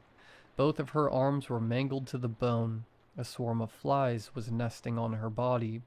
The windows in the living room stood open, taking in the autumn breeze and wafting away any smell of rot that should have been. As I stood there taking it all in, I heard some skittering. I stared in disbelief as a chubby little form crept out from one of the moving crates on the floor, where it had likely been hiding from all the noise I had made. It was a possum, currently unaware of my presence. It crawled over to the body and started gnawing at her hand. Every time the possum ripped off a piece of flesh, the hand was lifted into the air before subsequently dropping to the floor, producing a light bump.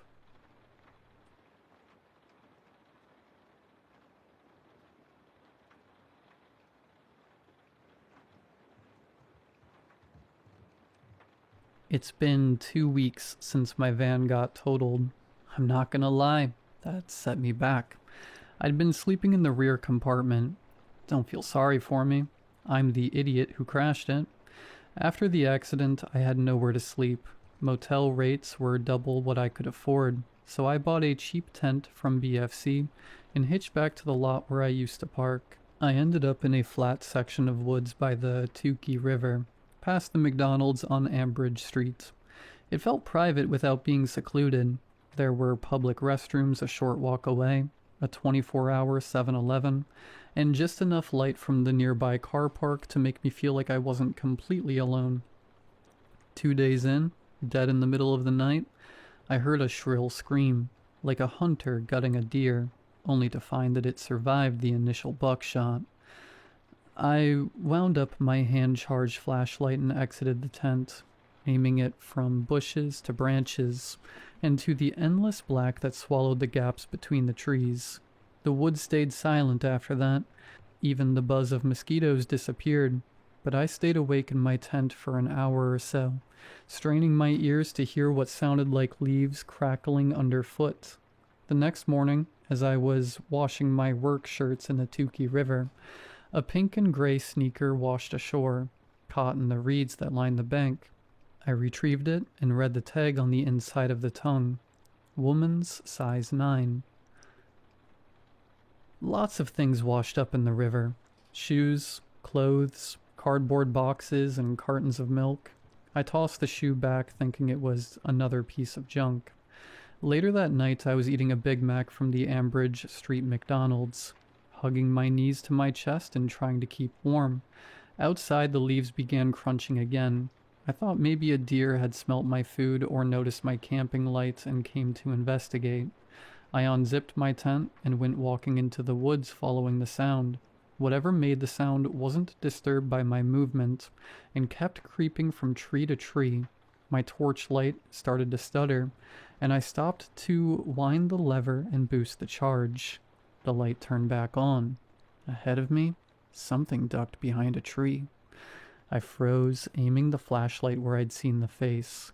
An animal would have scurried away, dashed off into the thickets to escape the human presence. The light started flicking again. I tilted it down to wind the lever. Footsteps, disguising themselves amongst the click, click, click of the wind-up torch. I turned on my feet, sliding on the loose leaves, the torch tumbling from my grip, and I zigzagged between trees and rocks, sprinting back to the tent. I zipped myself inside and waited. I had no tools, no bear spray, no torch, nothing to defend myself with. I switched off the camping light and sat in the darkness, letting my ears work to their full breath. The night went silent again, as still as the surface of water. No bugs, not even the crunch of leaves. Nothing, except for one sound. Wind blowing gently against my tent. Breathing.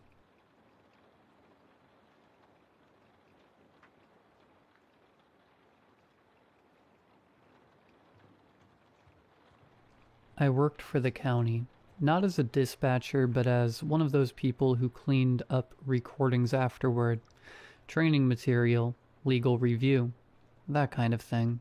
Most calls never made it past the first pass. They were boring or redundant or too chaotic to be useful. Others stayed with me longer than they should have. You learn to compartmentalize. You have to. This one slipped through. The call came in at 2:17 a.m. on a Wednesday. Residential. No address anomaly. No dropped signal. The dispatcher's voice was calm, professional, exactly how it should be. The caller was a woman, mid-30s, maybe older. Hard to tell. Her voice was steady in a way that didn't match what she was saying.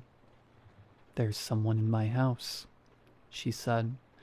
The dispatcher followed protocol, asked for her address, confirmed it, asked if she was in immediate danger. "I don't think so," the woman said. "He's just standing there." "Standing where?" "In the hallway, outside my bedroom." The dispatcher asked if she could leave the room. "No." "Why not?" "Because he told me not to." There it was. The first thing that made me pause the audio. The dispatcher handled it well. Asked for a description. Male, average height, dark clothes, no visible weapon. Not moving, just standing. Police were dispatched. ETA was 7 minutes. The dispatcher told the woman to stay on the line, lock the door if possible. "I already did," the woman said. "He unlocked it." That earned a note in the margin. Possible hallucination, possible domestic situation, stress response. The dispatcher asked if the woman knew the man. "I don't think so," she said. Then after a beat, "He knows me." "How?" "He's using my name." The dispatcher asked her to whisper if she needed to. The woman said, "He says it doesn't matter." That was when the call quality changed. Not static, not interference. Just a subtle flattening of the sound, like the room had absorbed it. I remember leaning back in my chair when I first heard that part, rolling my shoulders, telling myself not to anthropomorphize audio. The dispatcher asked the woman to describe what the man was doing now. "He tilted his head," she said, "like he's listening to you." The dispatcher paused. You could hear it. Half a second too long. "Ma'am, is he speaking right now?" "No." the woman said. But he's smiling. The dispatcher told her to keep her eyes on the door. I don't have to, the woman said. I can see his shadow under it. The dispatcher asked if there was any light on in the hallway. No. Then how could she see the shadow? Another pause. He's brighter than the dark, the woman said. That was where the training value dropped off. That line got the call flagged for psychological distress. I should have trimmed it there. I didn't. The dispatcher redirected, asked the woman to describe her surroundings, grounding techniques, breathe, name objects in the room. The woman complied. Bed, dresser, lamp, phone. Then she stopped. What is it? The dispatcher asked. He's closer, the woman said. I didn't hear him move. The dispatcher told her officers were en route. I know, the woman said. He said they won't see him. The dispatcher asked her to clarify. He said he's not here the way they're here. The sentence is underlined 3 times in my notes. The dispatcher asked the woman to keep talking. I don't think I'm supposed to, she said. He's asking why you're lying to me. The dispatcher assured her no one was lying. The woman laughed, a short sound, almost embarrassed. He says you're very good at it, she said. At 2:23 a.m., the audio picked up a second voice. It was faint, not coming through the phone, coming through the room. I replayed that section dozens of times. Checked waveforms, compared channels. It was there, a man's voice, low and unhurried. That's not true, it said. The dispatcher reacted immediately, asked who else was in the room. The woman didn't answer. Instead, the man spoke again, clearer this time. You shouldn't have told her to lock the door. The dispatcher called for backup. Her voice stayed level, but it tightened. Ma'am, if you can hear me, please respond. She can hear you, the man said. She just doesn't know which of us to answer. The woman started crying then, quietly, like she was trying not to be rude. I don't want to make him mad, she said. The dispatcher asked who he was. I asked her not to explain me, the man said. It never goes well. The dispatcher told the woman to leave the phone on and exit through the window if possible. There was a sound then, fabric shifting, footsteps, not hurried. No, the man said, not raised, not threatening, just firm. We're almost done. The dispatcher said officers were on the street. I know, the man said. I can hear them thinking. The woman made a small noise, like surprise. He's right, she said. They're scared. The dispatcher asked the woman to focus on her voice. Which one? The woman asked. That was the last thing she said. The call ended at 2:26 a.m.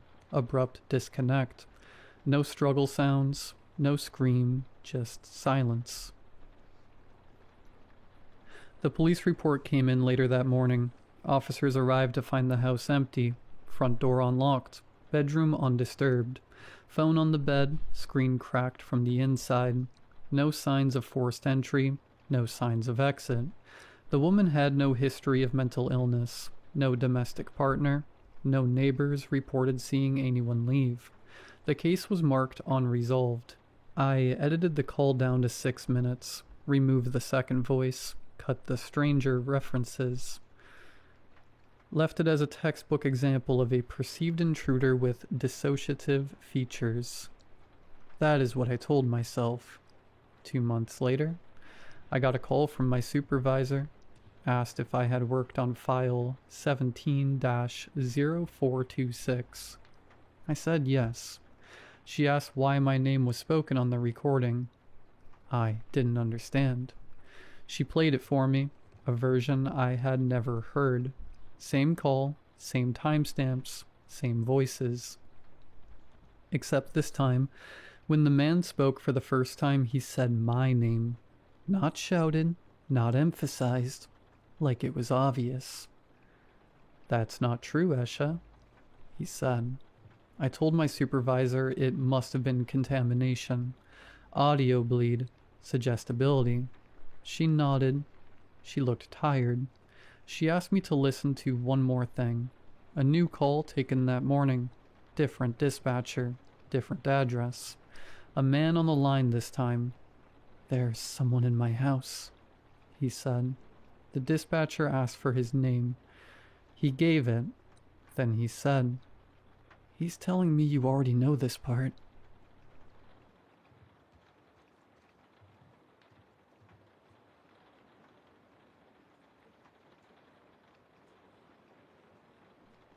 My grandfather died in our house on a winter night, and something came for him before the body was cold. We were all there when it happened. My wife, Margaret, my mother, my aunts and cousins. My grandmother sat beside him on the small cot, her hands folded in her lap, as if waiting for instructions. She had always done that. Waited, even when he was angry, especially then. He had been a large man once, broad, loud, impossible to disobey. In our house, his word was scripture.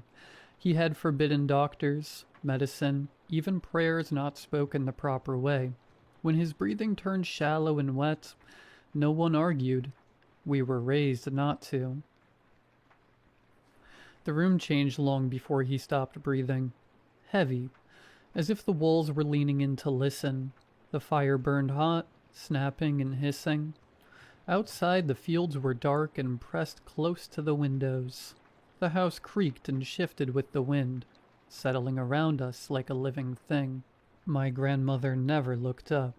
When he spoke his last words, they weren't blessings. They weren't apologies. He called her guilty. The clock struck once after that, though no hour was due. I remember it because it made my skin crawl. The sound lingered too long, like it didn't want to fade. My grandmother finally broke the silence. "He drove me to it," she said, her voice low and cracked. "Would he have spared an old woman? You know he wouldn't have. You've all seen what he did when anger took him. I stood between him and you, every time." No one answered her. We didn't need to. We knew what she meant. We had known for years. He had fallen down the stairs earlier that evening. Hard. The sound of bone on wood still rang in my ears, and my grandmother stood at the top of the stairs, her hand over her mouth, staring down at him with a look of horror I will never forget. Margaret gripped my arm. "Edward," she whispered, barely moving her lips. "Is something wrong with the clock?" I looked at it and felt a chill crawl up my spine. The glass reflected my face, pale, like I wasn't fully there. "I think we should step outside," I told her. "Just for air." My grandmother shook her head when I asked her to come with us. "Not yet," she said. "Let me sit with him a little longer." Margaret and I stepped out onto the porch. The cold slapped at us. Our breath came out in white clouds, and she clung to me as if she might float away. "Promise me something," she said. "Promise you won't become like him." "I won't," I told her, and I meant it. I swear.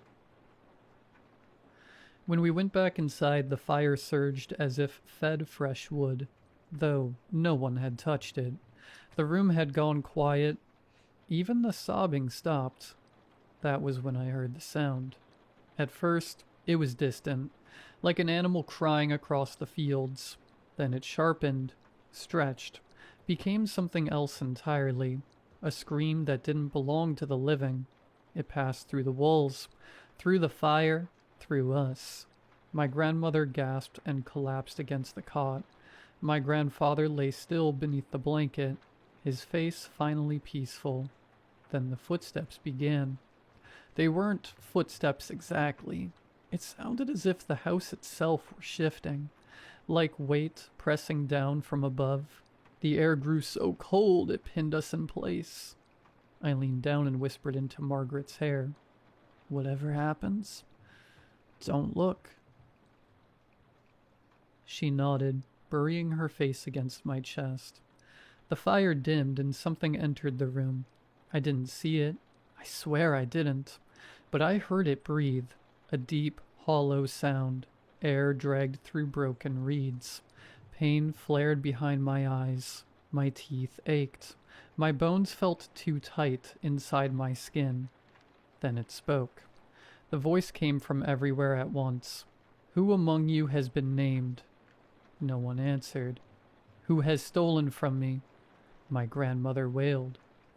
"I did," she cried. "Please, I stole from you." There was a long pause. The pressure in the room became unbearable. "You are the accused?" "Yes," she sobbed. The wind roared through the house, and the world dropped away beneath my feet. I held Margaret as tightly as I could, pressing her face into me so she couldn't lift her head. "Then look upon me," the voice said. We didn't look. When the fire flared back to life, the room erupted in screams. My grandfather lay exactly as before, but my grandmother was gone. Not dead. Gone. Her chair stood empty, no body, no mark on the floor, nothing to show she had ever been there at all. Later, when the house was quiet again, I opened Margaret's hand. Inside her palm lay the small black stone my grandfather had given me years ago. He used to say it protected him once, long ago, though he never explained how. I don't know if it saved us. I only know that my grandmother answered when something asked a question, and we didn't. And sometimes, late at night, when the house is very still, I close my eyes and remember that emptiness, the feeling of being nowhere at all, and I wonder if it remembers where I live.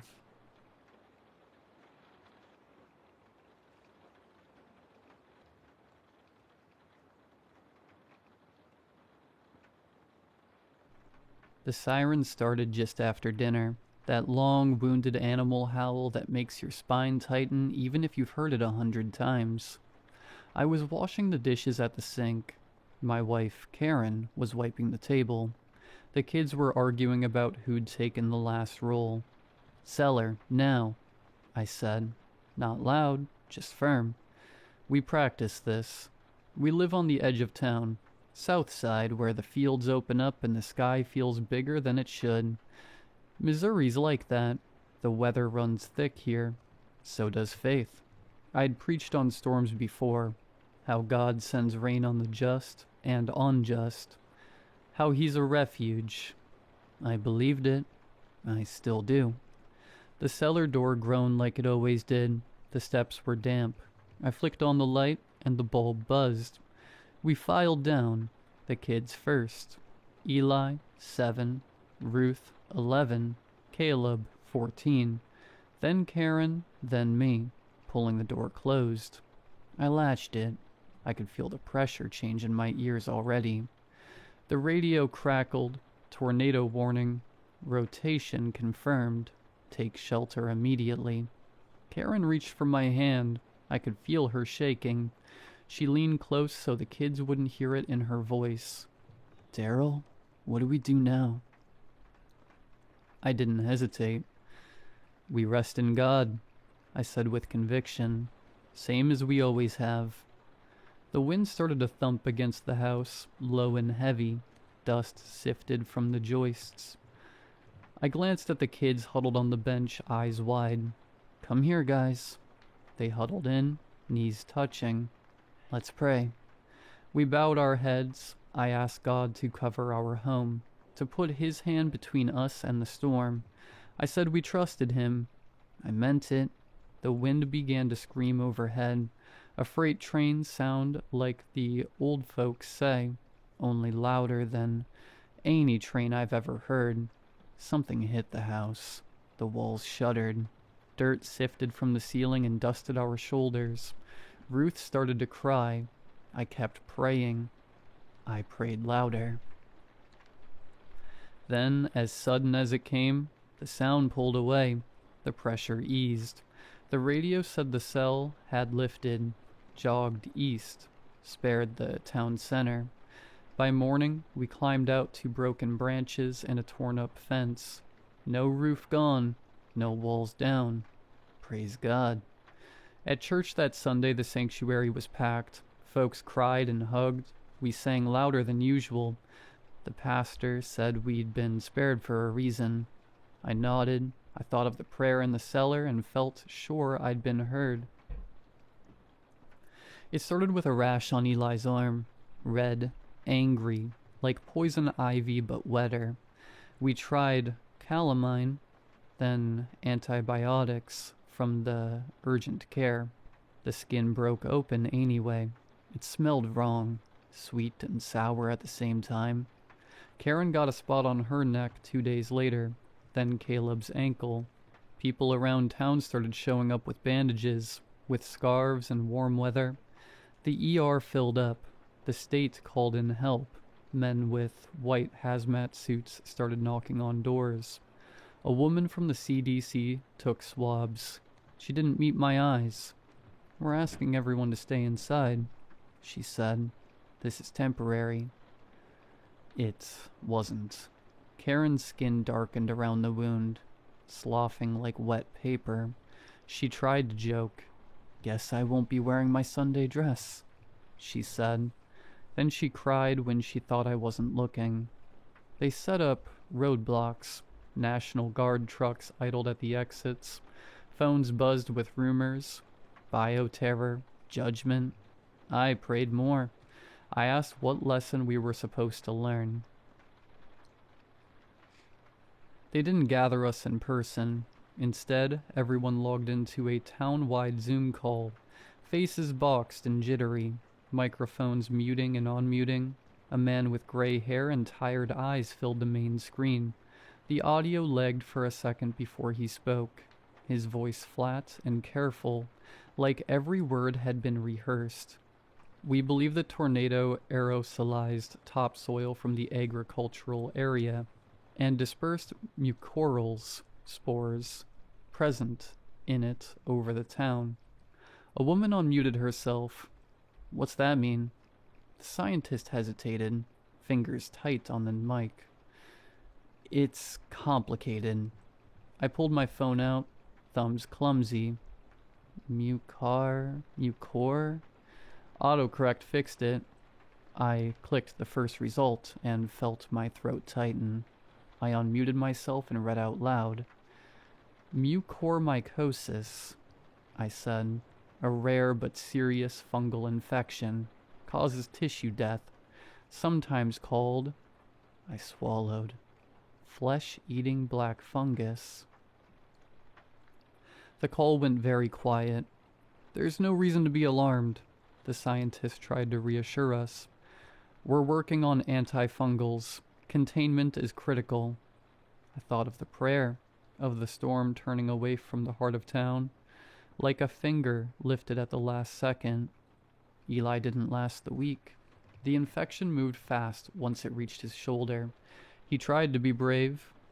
"Dad," he said, voice thin, "did I do something wrong?" "No, son," I told him. "Jesus loves you." When they took his body, they sealed the bag tight. I could still smell that wrong sweetness in the house. Karen followed 2 days later, then Ruth. I held Caleb on the night when his fever spiked. I prayed harder than I ever had. I begged God to spare just one of my children. Caleb died before dawn. I'm alone now. Quarantine tape still flaps at the end of the street. The fields are quiet. The sky is clear. I sit in the cellar with the radio off and the Bible open, staring at words about refuge and mercy. I turn to a page I don't remember marking. Job. Thin paper whispering. The Lord gave, and the Lord has taken away. Below it I see another verse. Shall we accept good from God and not trouble? I close the book. My fingers itch. The skin near my wrist has gone soft, darker than it should be. It smells faintly sweet. I'm not afraid anymore. I pray that God receives me. I take comfort in the quiet promise of seeing my family again in heaven.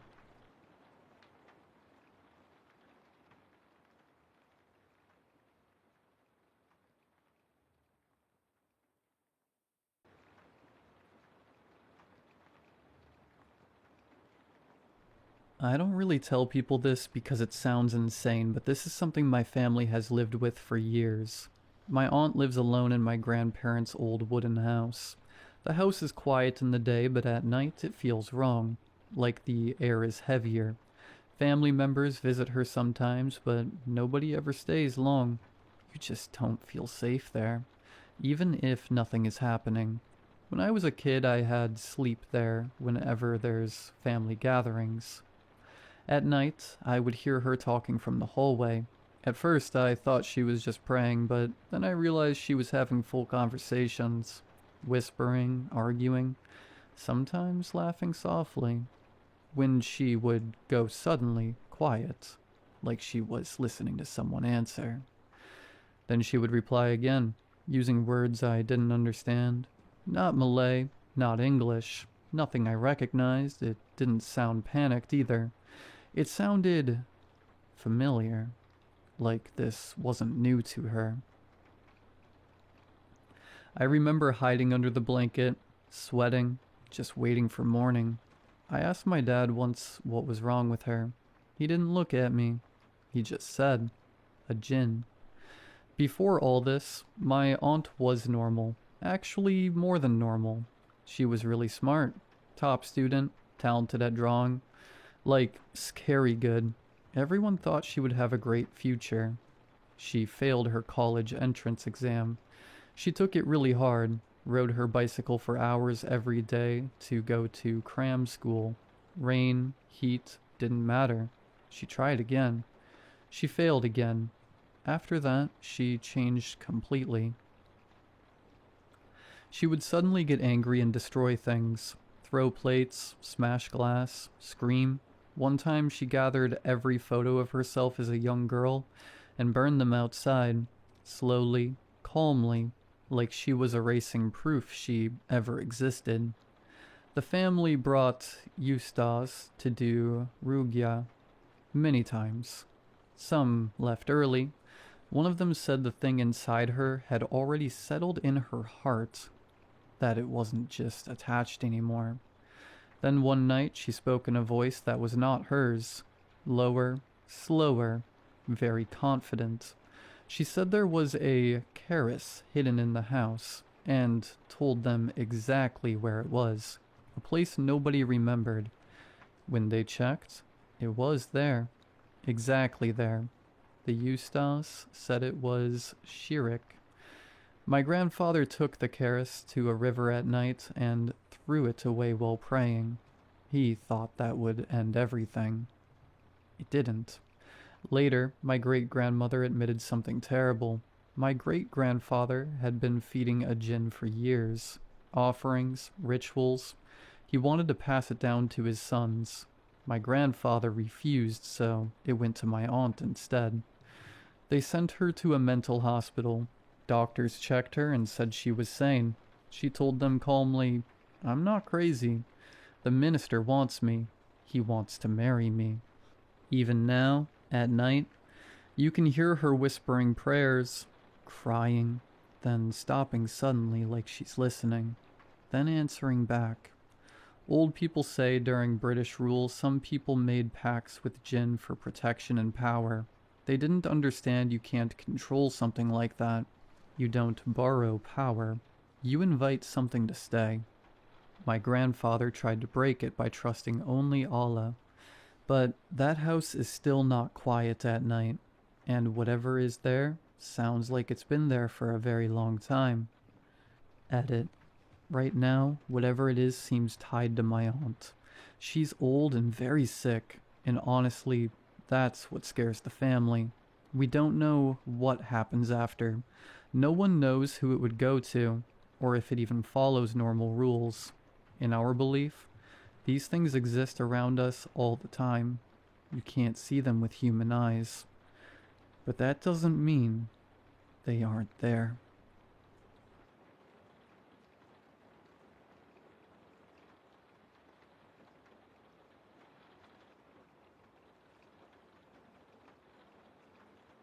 When I got home tonight, something was off. Not wrong exactly, just off.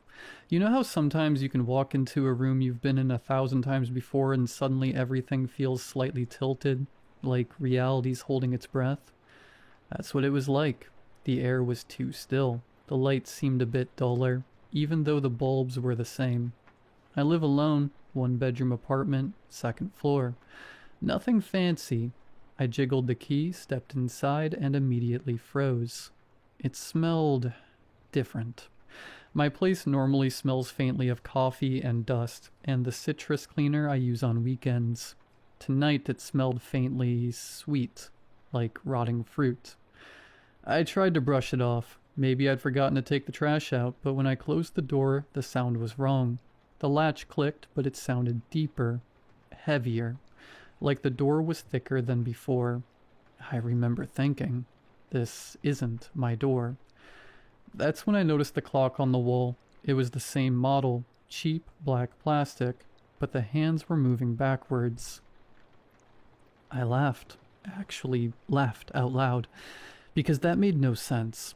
I thought maybe I was just exhausted, but then my laughter stopped when I saw my coat hanging by the door. I don't own that coat. It looked like mine, navy blue, hooded, but it had a rip across the shoulder and a stain I didn't recognize. I stared at it for a long time. I even reached out and touched it. It was still damp, like someone had just come in from the rain. Except it wasn't raining. I backed up, heart thudding, and that's when I heard footsteps in the bedroom. Slow, measured, heavy. I should have left. I wanted to leave, but something in me wanted to see who or what was in there. I picked up the nearest thing I could use as a weapon, my umbrella, and pushed the door open. The light was on. My bed was perfectly made, and sitting on the edge of it was me. Same clothes, same face, same cut on my hand from when I broke a glass last night. Only this version of me smiled when I entered. "Long day?" he asked. His voice sounded like mine, but lower, slower, like he'd been practicing. I didn't answer. I just stared. He stood up and I realized he was taller by maybe half an inch. His eyes were darker, and then I saw something else. Behind him, through the open closet door, was another apartment. An identical one. The same furniture, the same bed, except empty. He noticed me looking. "You weren't supposed to come back so soon," he said. That's when I ran. I bolted out of the apartment, down the hall, and into the stairwell. I didn't stop until I was outside in the cold air, my hands shaking so hard I dropped my keys. I called the police, but I couldn't bring myself to explain. "What do you say? There's another me in my apartment that smells wrong?" They came, looked around, found nothing. Everything was normal. My coat, the one with the rip, was gone. The clock was ticking the right way again. I'm staying at a motel tonight. I don't know what's waiting for me if I go back tomorrow. But here's the thing. When I was checking in just now, I caught my reflection in the glass door.